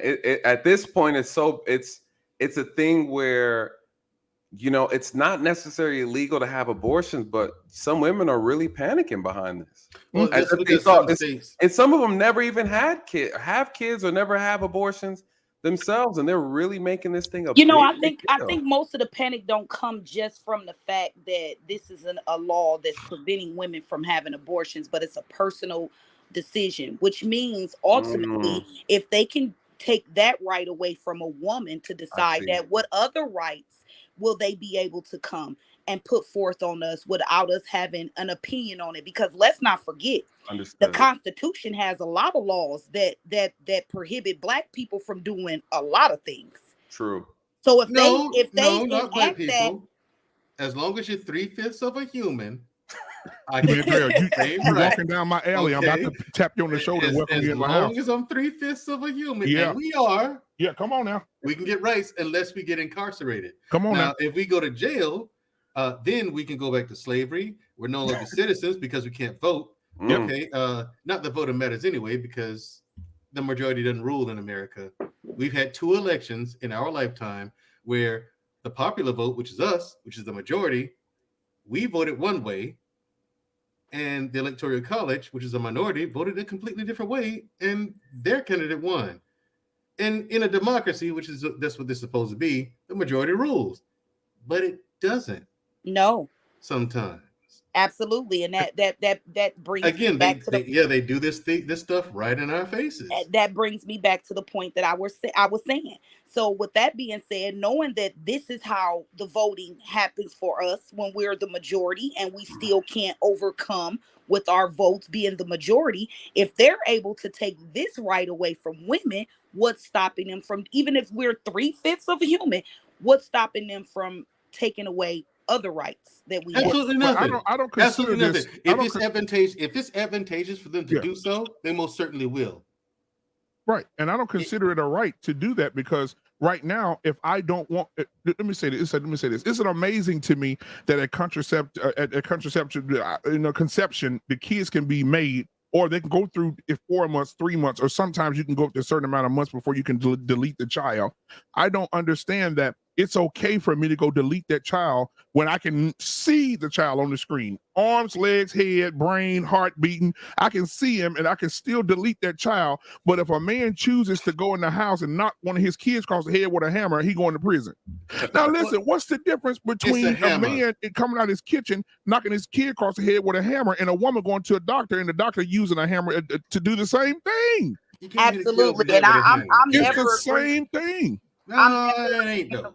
I'm never agreeing. It's still deleting the child. I'm never the outcome's still gonna be the same. No, but here's the thing though. I'm okay with it. Listen, when it comes to things like this, I'm all right with abortions and that. I'm perfectly fine with it. You're fine with what, Mandrell? I'm fine with women have the right to choose to have an abortion. Go right ahead. It's not something I would choose for myself, but we got the death penalty. But can I? Well, come on, Courtney. My perspective is this, Courtney. I'm a combat veteran. I've seen combat. I've fought in 5 different countries, right? I've seen more death than more people can imagine. So to me, murder is murder. It's the same. Yep, so if you're gonna have murder on the death penalty, hey, why not this over here too? You're doing the same thing with the death penalty. So let me ask this. So that's my rationale behind it. I'm like, if you're gonna have the death penalty, okay, then what are you crying about women doing this for? So then it's all I'll get your thoughts, Courtney. But let me ask the panel this, and then I want to get you guys' closing thoughts. Unfortunately, the dynamic duo here showed up 8 hours into the stream. But that's your fault for not announcing that you was going live. I should have not let you up, Mandro. That's what I should not have done. You. And so, what do you guys think? Should women be? And I know I want to ask. We need to talk because he's very passionate about this segment of the conversation. Who is? I want to get his. We need to talk. The one with the cool. Yeah, I want his perspective as well. Yeah. So,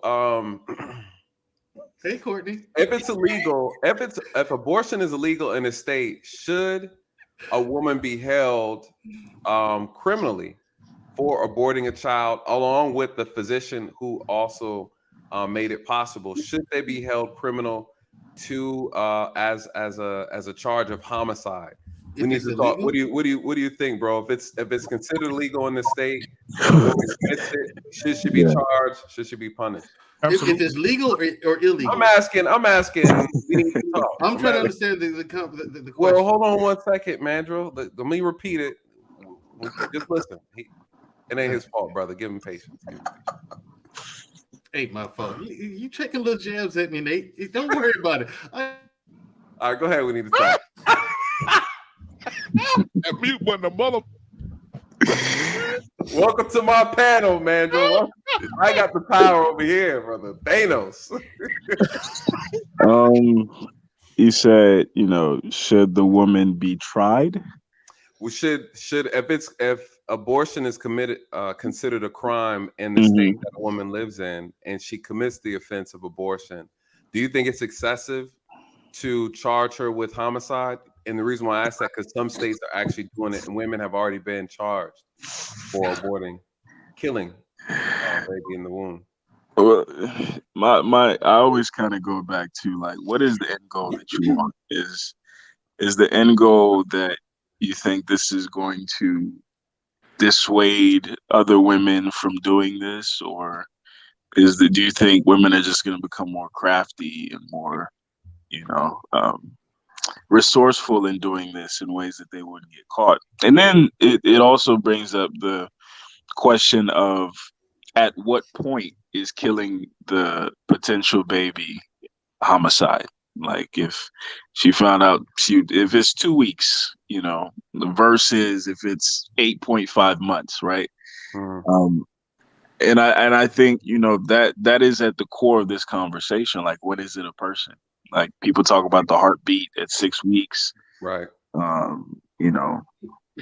But again, I think if we focus, it's just like, even with being a parent, right?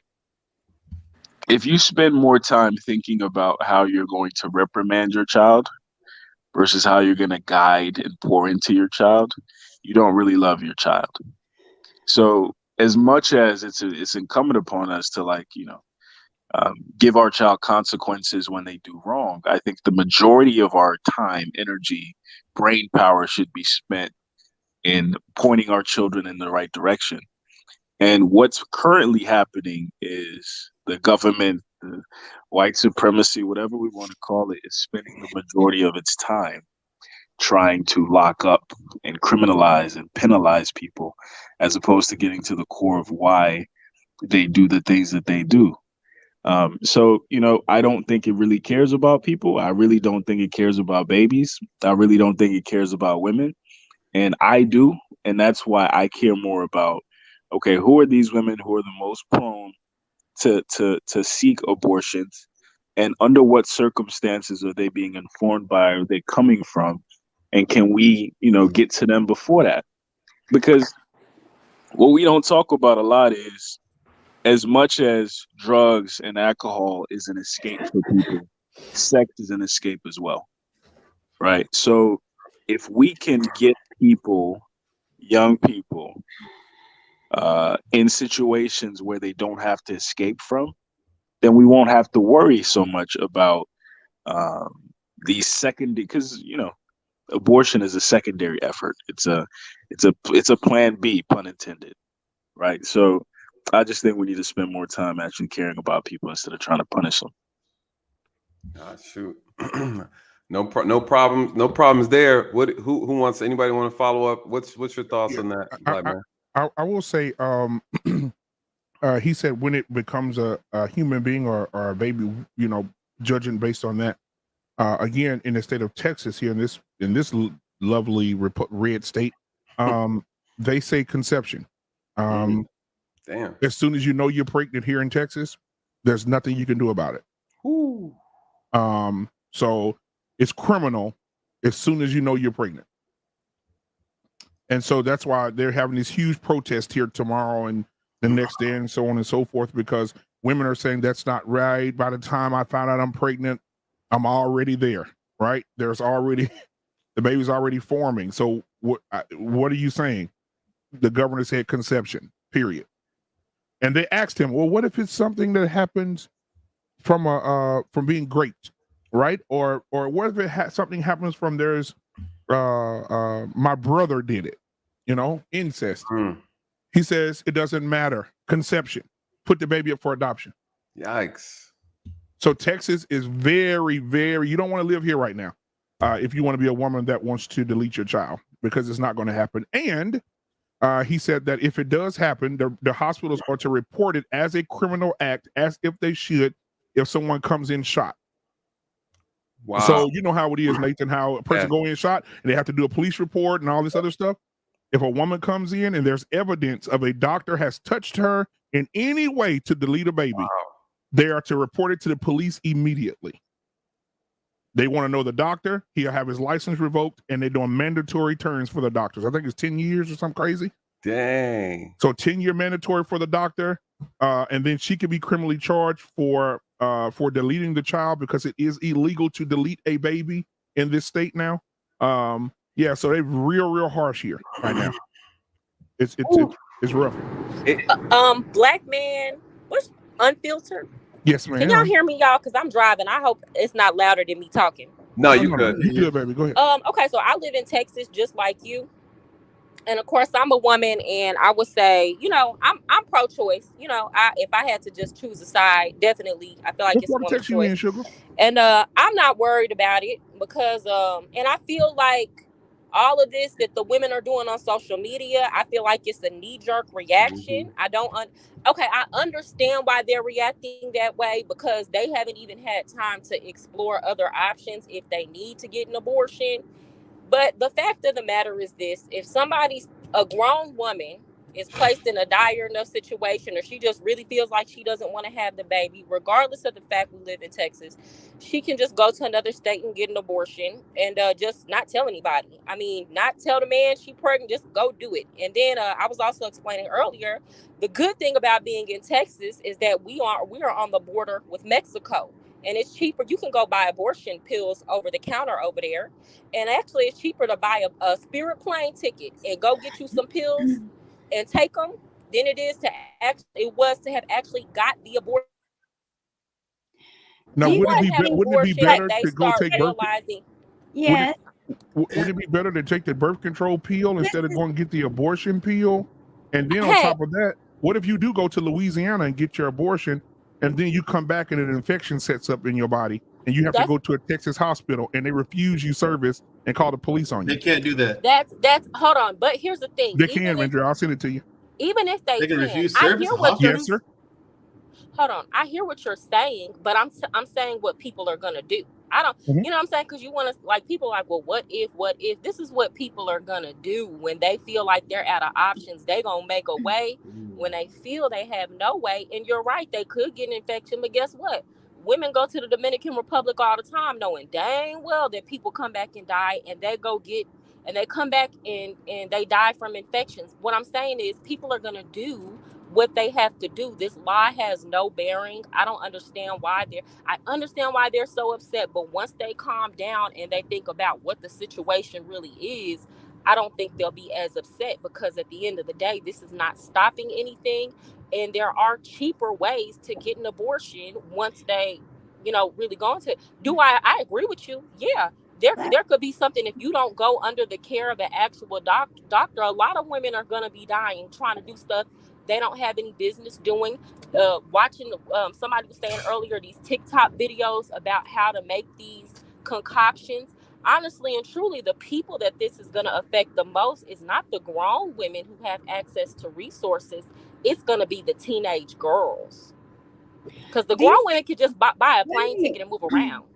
The fact that we're having this conversation as if, well, I can get a plane ticket and I'll go overseas and I could do this to kill my baby, where you ain't said nothing about contraceptive, plan B. That's what I said. I'm not talking about what you wish would happen. I'm talking about what people are doing. We're doing it again. Let me finish. No, because I was look, I'm not talking about what people wish. She's in the dead zone. I'm about to say it wasn't me. Yeah. Are you sure it wasn't you, Nathan? Courtney, you're absolutely correct, though, Courtney. We're not talking. You know how much it costs. Mandrell off too. Hallelujah. You know what's going on with YouTube tonight? But I'm saying, you just think about it, Courtney.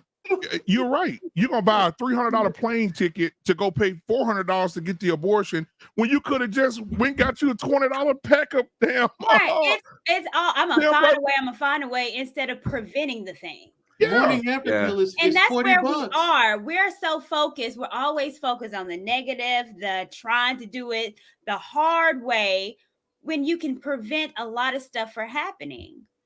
And it's remarkable.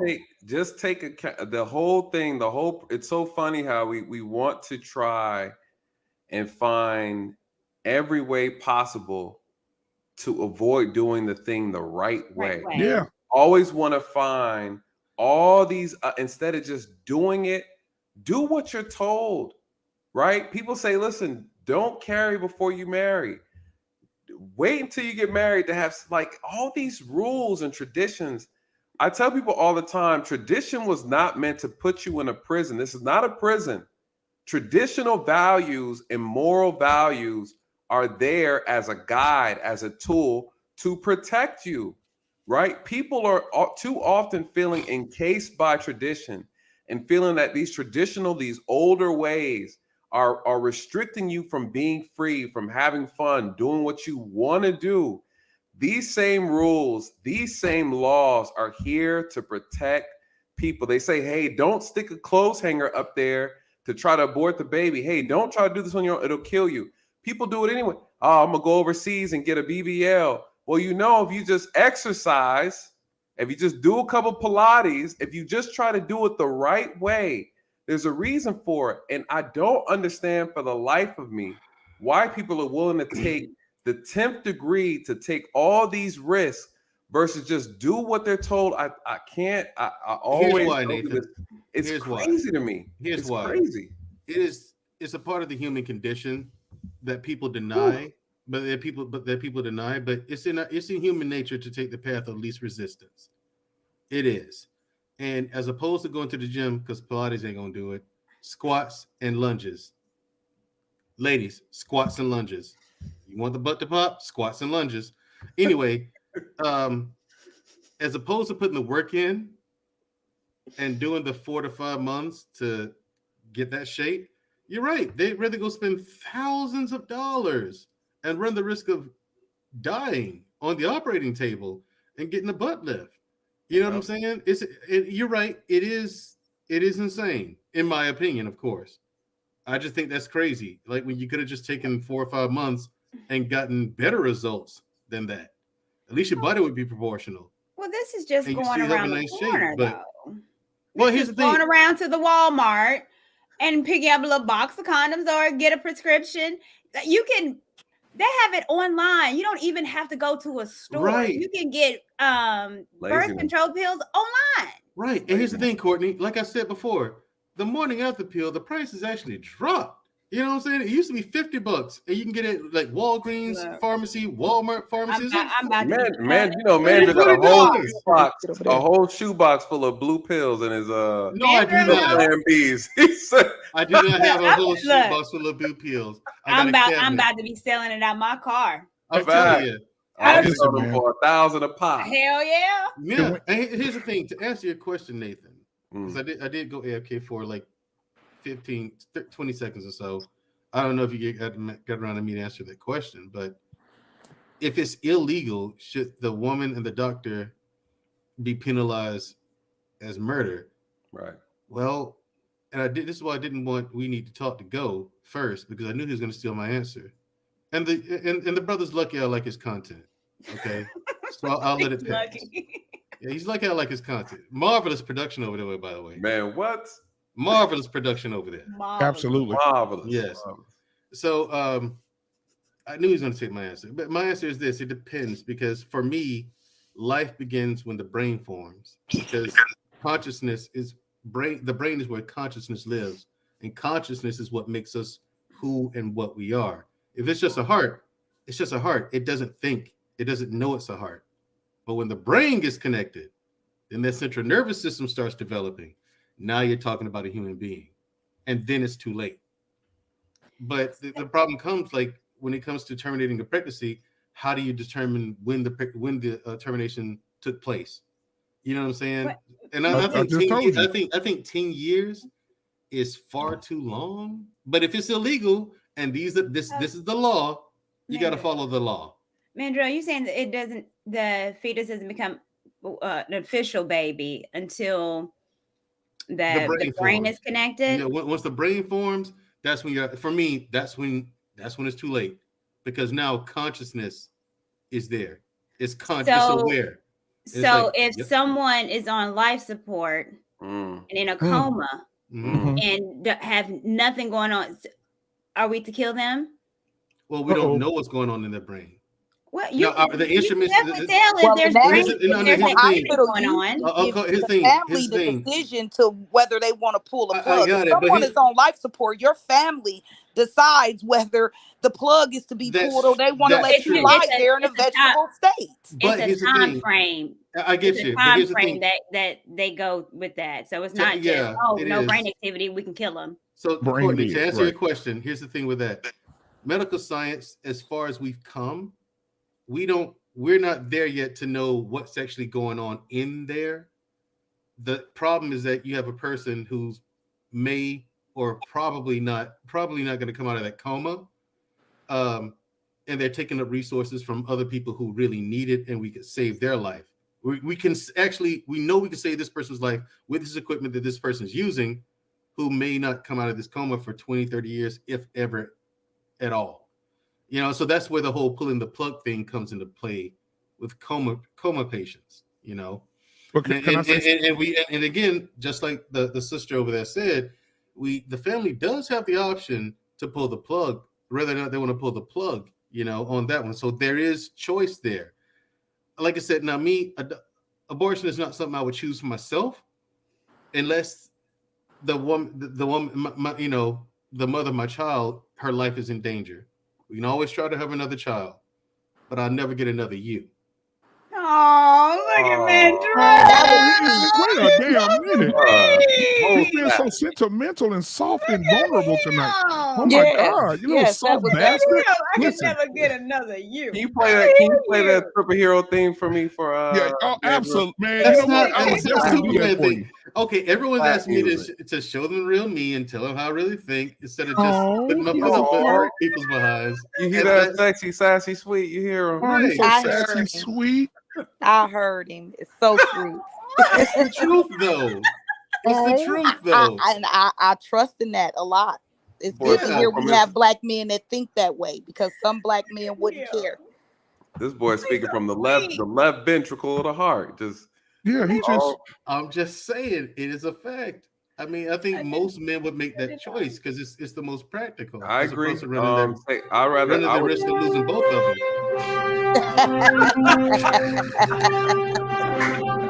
Come in, orchestra. All right, now. That's our sap music for the. Now, I will say this though. This shit is crazy. I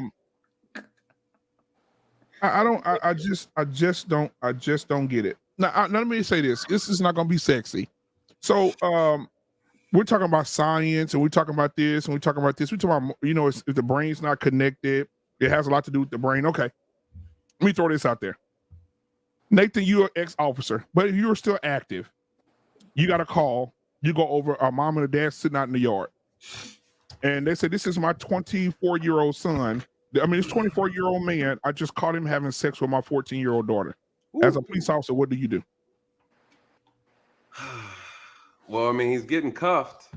Oh, he's going to get cuffed. Okay. Yeah. Now, what if his parents show up and say, "You know what, Officer Daley, science has proven in the last 2 years that the brain does not become a great thinker, or the brain does not become an adult or grow into adulthood until 26. So legally, my son is still in the mind. My 25. Son is still a child.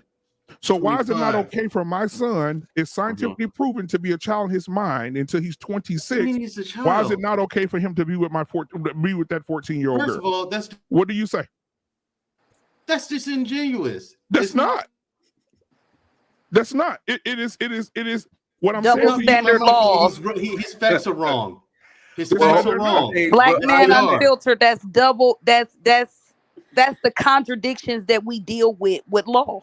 Exactly. But no, the facts are wrong. It doesn't mean that you're a child until 25, man. It just means the brain is not fully developed. You to make decisions of an adult. You can at 25, sir. Listen, okay, man, I gotta send you everything. God damn it! But I understand. You're telling me that at 21 years old, you didn't know that murder was wrong? No. Not talking about me. What I'm saying to you is, science has just said that an adult cannot. They say that's why a lot of 18-year-olds are making mistakes. That's why you shouldn't kick your kids out at 18, because they can't think as adults. These are kids we're dealing with today. They can't think as adults. Their brains does not form as an adult, or they can't think good as an adult until they're 26. We just talked to Information Man the other night on the platform. He's a clinician. This is what he does for a living. Okay. He said he what he does? Information. He actually is a clinician. Fool me. I need to see credentials. Yeah, and so he said if the he same says thing. this, then I'm gonna have to see those credentials. I never doubted him before. Right. Well, the night Nathan came up last time Nathan was on my show, it made me go. That level of patience he got, as emotional as he get, he cannot be no damn clinician. Man. Now, if he said this, I'm gonna need to see. I don't believe everything everybody says. I have to go and research it myself. So when I read this, I say, damn. So what's going to happen is this, because they opening Pandora's box. So what's going to happen is this: they're going to start using it as an argument. Right. They're going to start saying, wait a minute. If science just said that they're not fully developed as an adult until they're 26, and their minds and their brains are not fully 25, developed, by the way, then or 25, yeah. Well, why is my 23-year-old son being arrested for this when he can't even think properly as an adult? Correct. Nathan, help me. Let me explain it. I think you bring up an excellent point. And let me cover this as we're excellent point, Nathan. At 18, I can go in the desert. So let me because man, listen.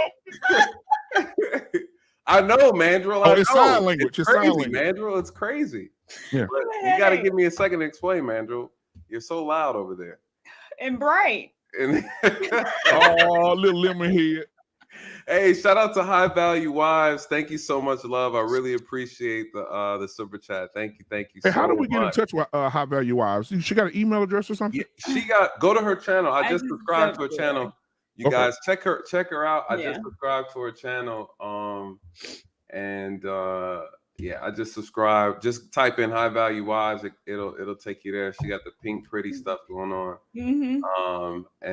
Yeah, I definitely High Value Wives. I got to have you back on the channel, especially next week for our conversation about intimate partner violence.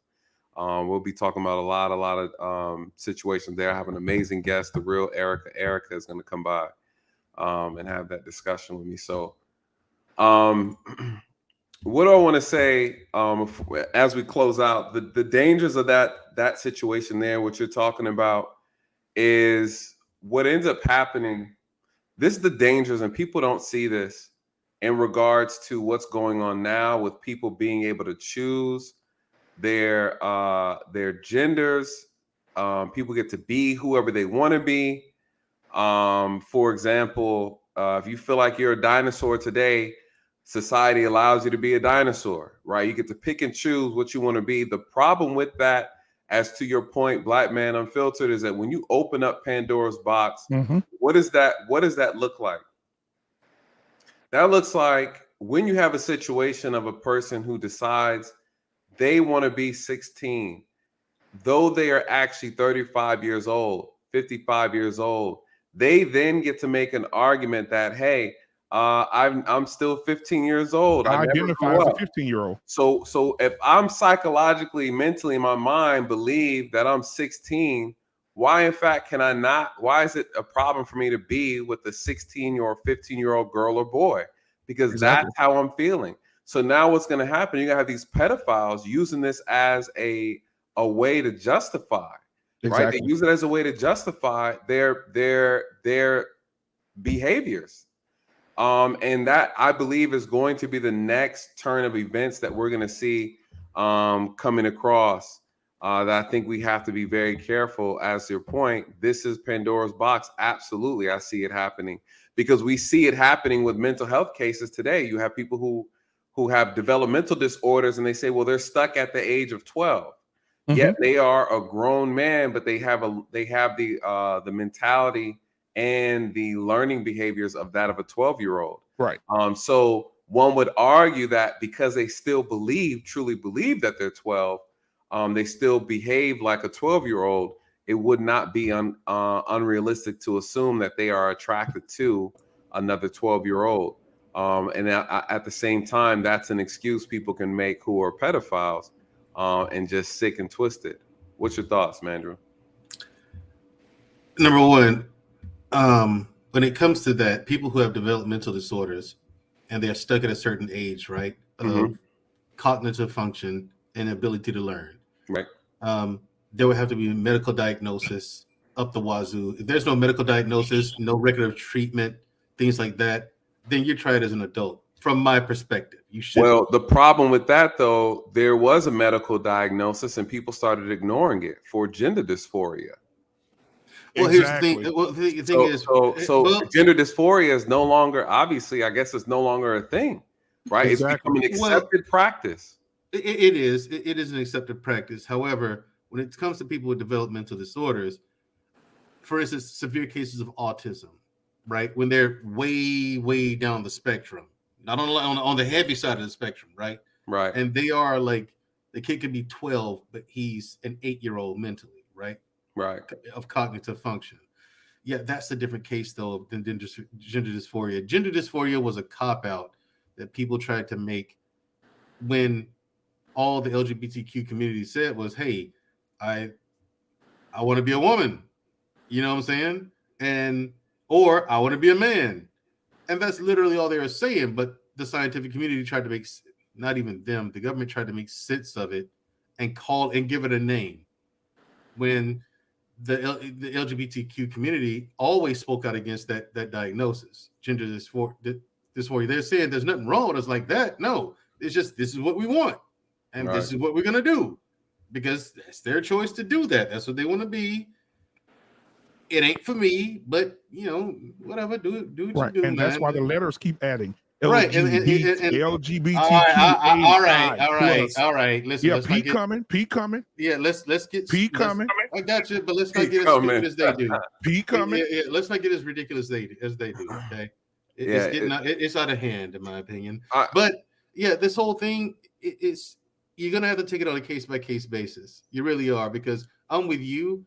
For me personally, I have no sympathy nor mercy for pedophiles and sycophants who would harm children.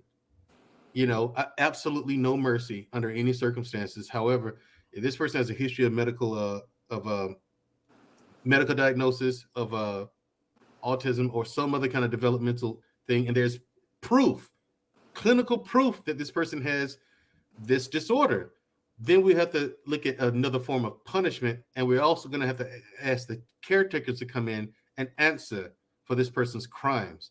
I'm not saying punish them the same way, but you have to explain to me, if you were this person's caretaker, why were they outside doing this? Why weren't your eyes on them? Why didn't you have them why were they not under your supervision when they're under your care? Why did you knew something like this, something bad was possible? Let me ask you a question. They have to answer for that. Mandrill, let me ask you a question. Go ahead. 50 years ago, homosexuality was considered a what? Oh, nothing. A mental illness. Mental disorder.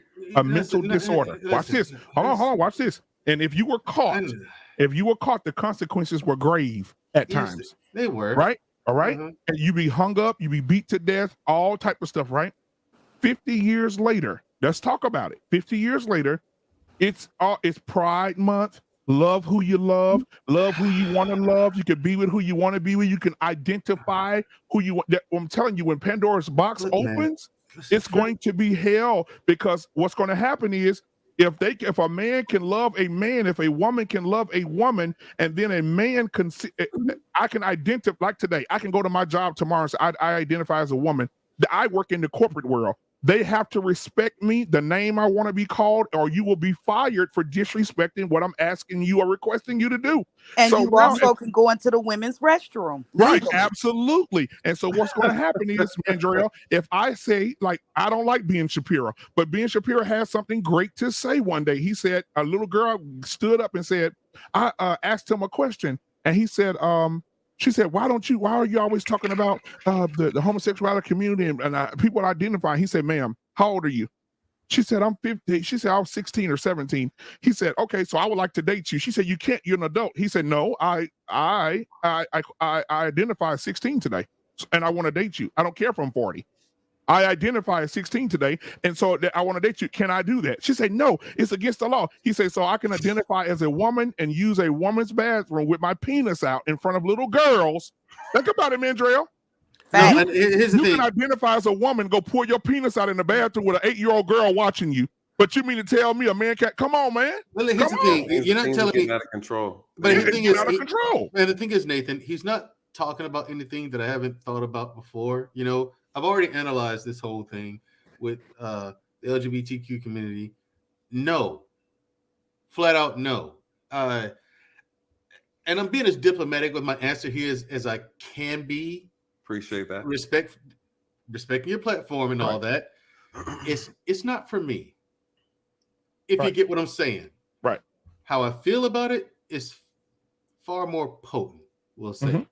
Mm-hmm. No, I get it. It's palpable. It's just not for me, but and this whole thing about going into a girl's bathroom, I don't have children, but I would love to have them.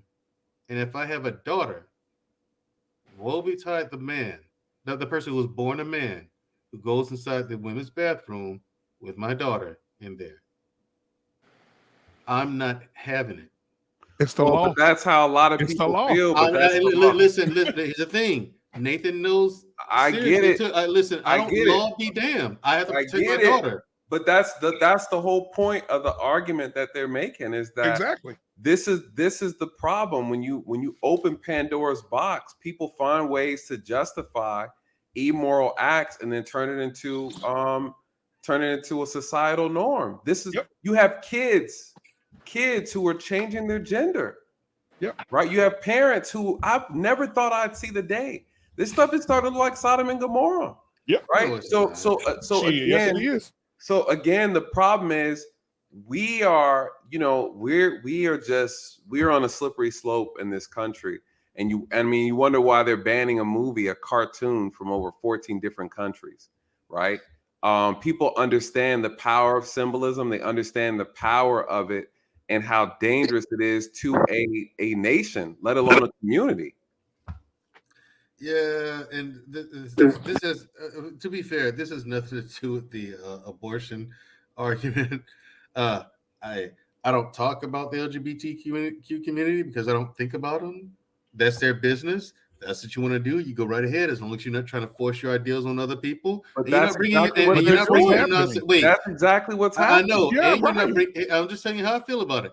And you're not bringing your nonsense around other people's children. That's exactly what's happening. Let me finish. Well, if you let me finish, I mean, that's it. That's my perspective on it. But I acknowledge the fact that that's exactly what they're doing. I'm agreeing with you two. Okay. However, you talk about the slippery slope. The bottom line is you have to have laws to protect the innocent from sycophants and would-be murderers and rapists. You have to have laws to protect people from that. So when it comes to what am I supposed to do? Wait until this person goes into the girl's bathroom, whips out his whistle, and tells my daughter to do something? No, you're dead. Right then and there. Suffice it to say, some people don't need to be here anymore. And you're gonna be in jail. And guess what? The next day, another man gonna be in that bathroom with a little girl. Wait. You guys are missing the whole point. Right. Like I said, I don't have any kids, but come on, man. Listen, we're gonna pick this up on y'all's channel. Yeah, absolutely. First of all, what do you mean there's no point, sir? You brought this up. No, I didn't. It's about to be 9 hours, man. I gotta get up and hey man, come on now. I told you about the free throw line earlier. Well, listen, drink some espresso or something. You know what y'all drink over there? Well, we can handle this backstage. I'm gonna drop y'all down. We go in that yuppie neighborhood you live in, Nathan. All right, backstage with you, to the streets with you, Mandro. Jesus, Black man, I don't understand how you deal with his. It takes a lot of patience, brother. Man, I don't have it. Black man, listen, man, I appreciate you coming up, man. You always bring excitement to the channel. The Mandro's still talking to him. You don't see him over. I bet he don't realize he's in the backstage. He at the bottom. I'm gonna holler at you guys backstage after I end this bad boy out. Black man, I appreciate you stopping through, brother. I really, really appreciate you bringing absolutely, that insight, brother. Man. Yeah, I'm gonna continue this on Tuesday. We're talking about this on Tuesday, bro. Fact, sounds good to me. Yeah, so it'll be good to have some intellectual people on the panel. I've been dealing with a lot of ratchet ass females lately. So it'll be good to have some intellectual people such as yourselves. I'm Courtney, Real Nathan. Courtney, I gotta tell you about that, man. The ratchet is there at an all-time high right now. Man, I have to take a break. I can't. I gotta take a break too. I hear you. I'm gonna jump you back on. We about to jump on this backstage action. Sexy, sassy, sweet. Let me drop the link again for her. All right, I'm gonna see you backstage, Black man. All right, brother. All right. Are you dropping me too? Yeah, I'm gonna drop. Unless you want me to close it out, we don't need you no more. Yeah, we don't need nobody. Come on, dynamic. Come on, dynamic duo. Let's do it. Let's do the closeout. No, you. This is all you. I'll drop to the back. Oh no! Wait, I need you to get your final words in. Your final thoughts. Yeah, final thoughts. My final thoughts. I think we keep talking about the what ifs, this is gonna happen, this could happen. Well, we don't know. But what we do know is that it's a life. it's a life, and it's a life that these babies can't speak. And so someone has to step up and speak for them. And it's unfortunate that a lot of Black women are not speaking up for our Black babies. And I'm speaking up for them. So I'm pro-life. I haven't always been pro-life. But when I started kind of protesting, and especially when I had my daughter and looking at abortion clinics, it's a sales job that they have. They don't show you a lot of stuff because they can't sell you anything if you see your baby and you get emotionally attached to a picture because it happens. They won't let you hear the ultrasound of the heartbeat. So these are particular things that they don't allow you to see because they don't want you to have a connection to what's growing inside of you. And there's a reason why. So I just think, especially in our culture, we do need to focus on family. And we don't have it like we should. And we definitely are not going to have it if our wombs are turned into tombs. And it's sad, but it's true. So I can't say I love you, but then I'm okay with killing you. So that's all I got. Listen, wounds in the tombs. Yikes. That's deep. Well,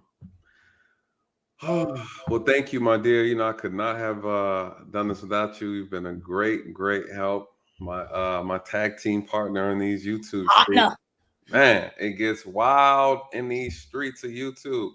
So I appreciate you always holding me down and always having my back. Thank you, thank you, thank you. And you know, we got a lot of stuff moving forward going on. So you know, I'll be on your channel in a couple days talking. Yeah, I gotta figure out that too, because now I was trying to work on it tonight, but I've been running my mouth, and it's almost 9 hours. Well, we got time. I mean, we got time to do the stream, so it's no pressure, right? So, we'll talk about it. We'll talk about it backstage. I'm gonna drop you in the back. See you at the after party. Hey, who got the tequila? Hey, okay. Well, hold on. I only do brown. Bougie. Bye. Okay, listen, you guys. We have definitely shout out to Devil's Advocate, brother. We taking to the after party. I see you, brother. Hold on, bring him up real quick. Yo, what's good? Oh, what's up, man? What's good, man? You ready for the after party? Yeah, actually, I saw you guys were doing something. Is it still live? Yeah, we still live. Okay. We still live. Yeah, so I as a little side hustle, I drive for Lyft on the weekend. So I was listening to you for the last few hours between rides and shit. That's what's up. It was good arguments, man. Good arguments. I was just gonna come regulate backstage, you know. All right, bet. Hey man, you know I appreciate you, man. I always looking forward to see you come up, man. You always have a very strong insight. Absolutely, man. I found you through TLA, and I liked a lot of the points you were making on this show. You know, I always like to follow people who hop up and kind of can hold their own, like your story, man. Thank you, bro. I appreciate it. Yeah. All right, I'm gonna see you in the after party, man. I'm about to all right, man. All right, I'm gonna drop you back Sounds down. good. All right, so we have an after party. If you guys have not been a part of a stream backstage after party, it is completely fun. It is off the chain. Shout out to you, Norris. Norris said, "Congrats on I hit 11K." Oh shoot, I didn't even realize I hit 11K. Listen, you guys, I've been so focused on building the channel and doing streams, collaborating, doing other things even outside of YouTube. I'm just trying to keep it all together. Shout out to you, Norris. Shout out to the Great Pill Podcast. You guys please go and follow, support him. Great content creator. He is pretty dope. I really, really enjoy his content. Good brother right here. Let me drop the link the backstage, the after party link. Just for the after party. Listen, you guys, Jill's chocolate, Jill's making me a special chocolate treat for my organization. So I'm really looking forward to see how this comes out. Jill, listen, it got to be dope because I'm gonna put it out here now. I'm gonna put it out here and show everybody when you finish it. So thank you so much, Jill, for always supporting and being a part of the channel. I really, really appreciate it. Listen, you guys, this was a very, very insightful conversation. Shout out to all the guests. Shout out to everybody who came up on the panel and brought some insight. I was very moved by a lot of the things that were said. I learned a lot myself. And not only that, shout out to my boy, Alan. We Need to Talk. You guys, please go and check out his channel. It's a super dope channel. He really gave me a new perspective on this topic, which I'm going to do a little bit more research because I think he's definitely on to something. And a lot of people came in and brought like a very, very, very powerful perspective. Shout out to the ladies who came up. Very, very passionate. Thank you so much for bringing so much to the conversation. I know things got a little, it got passionate, but it's only natural, you guys. Very, very, very difficult conversation to have, and I appreciate it. I'm so grateful for everybody supporting. This is the longest stream I believe that I've done, going on 8 hours, but it was a well-needed conversation. I need to get up to make sure I can still walk, make sure I still have legs, you guys. But listen, I love it. This is going to open the door to more conversations regarding this topic, you guys. So again, thank you so much for being patient. Thank you so much for just enjoying the conversation and the dialogue. I'm glad we were able to have it. I appreciate you guys. Thank you for trusting me with just having these topics. I mean, these discussions on these topics. Shout out to Miss King, Angela Staten King, for coming in and dropping knowledge. Again, please, if you're not familiar with her, please go and check her out. I will be clipping the mess out of this video, 8 going on 9 hours. So anyways, you guys, that's it for tonight. Pray you guys have an amazing weekend. And you'll probably see me doing another stream later this week. Again, I told you Tuesday. Is it Tuesday? I think it's Tuesday. I can't even. Let me just double check before I misspeak. Tuesday, we're doing a stream on intimate partner violence. I will be dropping that over the weekend to just remind you guys on the community tab, please come and show support. A lot of information will be shared. So listen, you guys, with that being said, thank you again for tonight. I hope you guys have an amazing weekend. Listen, let these truths find you where the lies have left you. And with that, good night and God bless.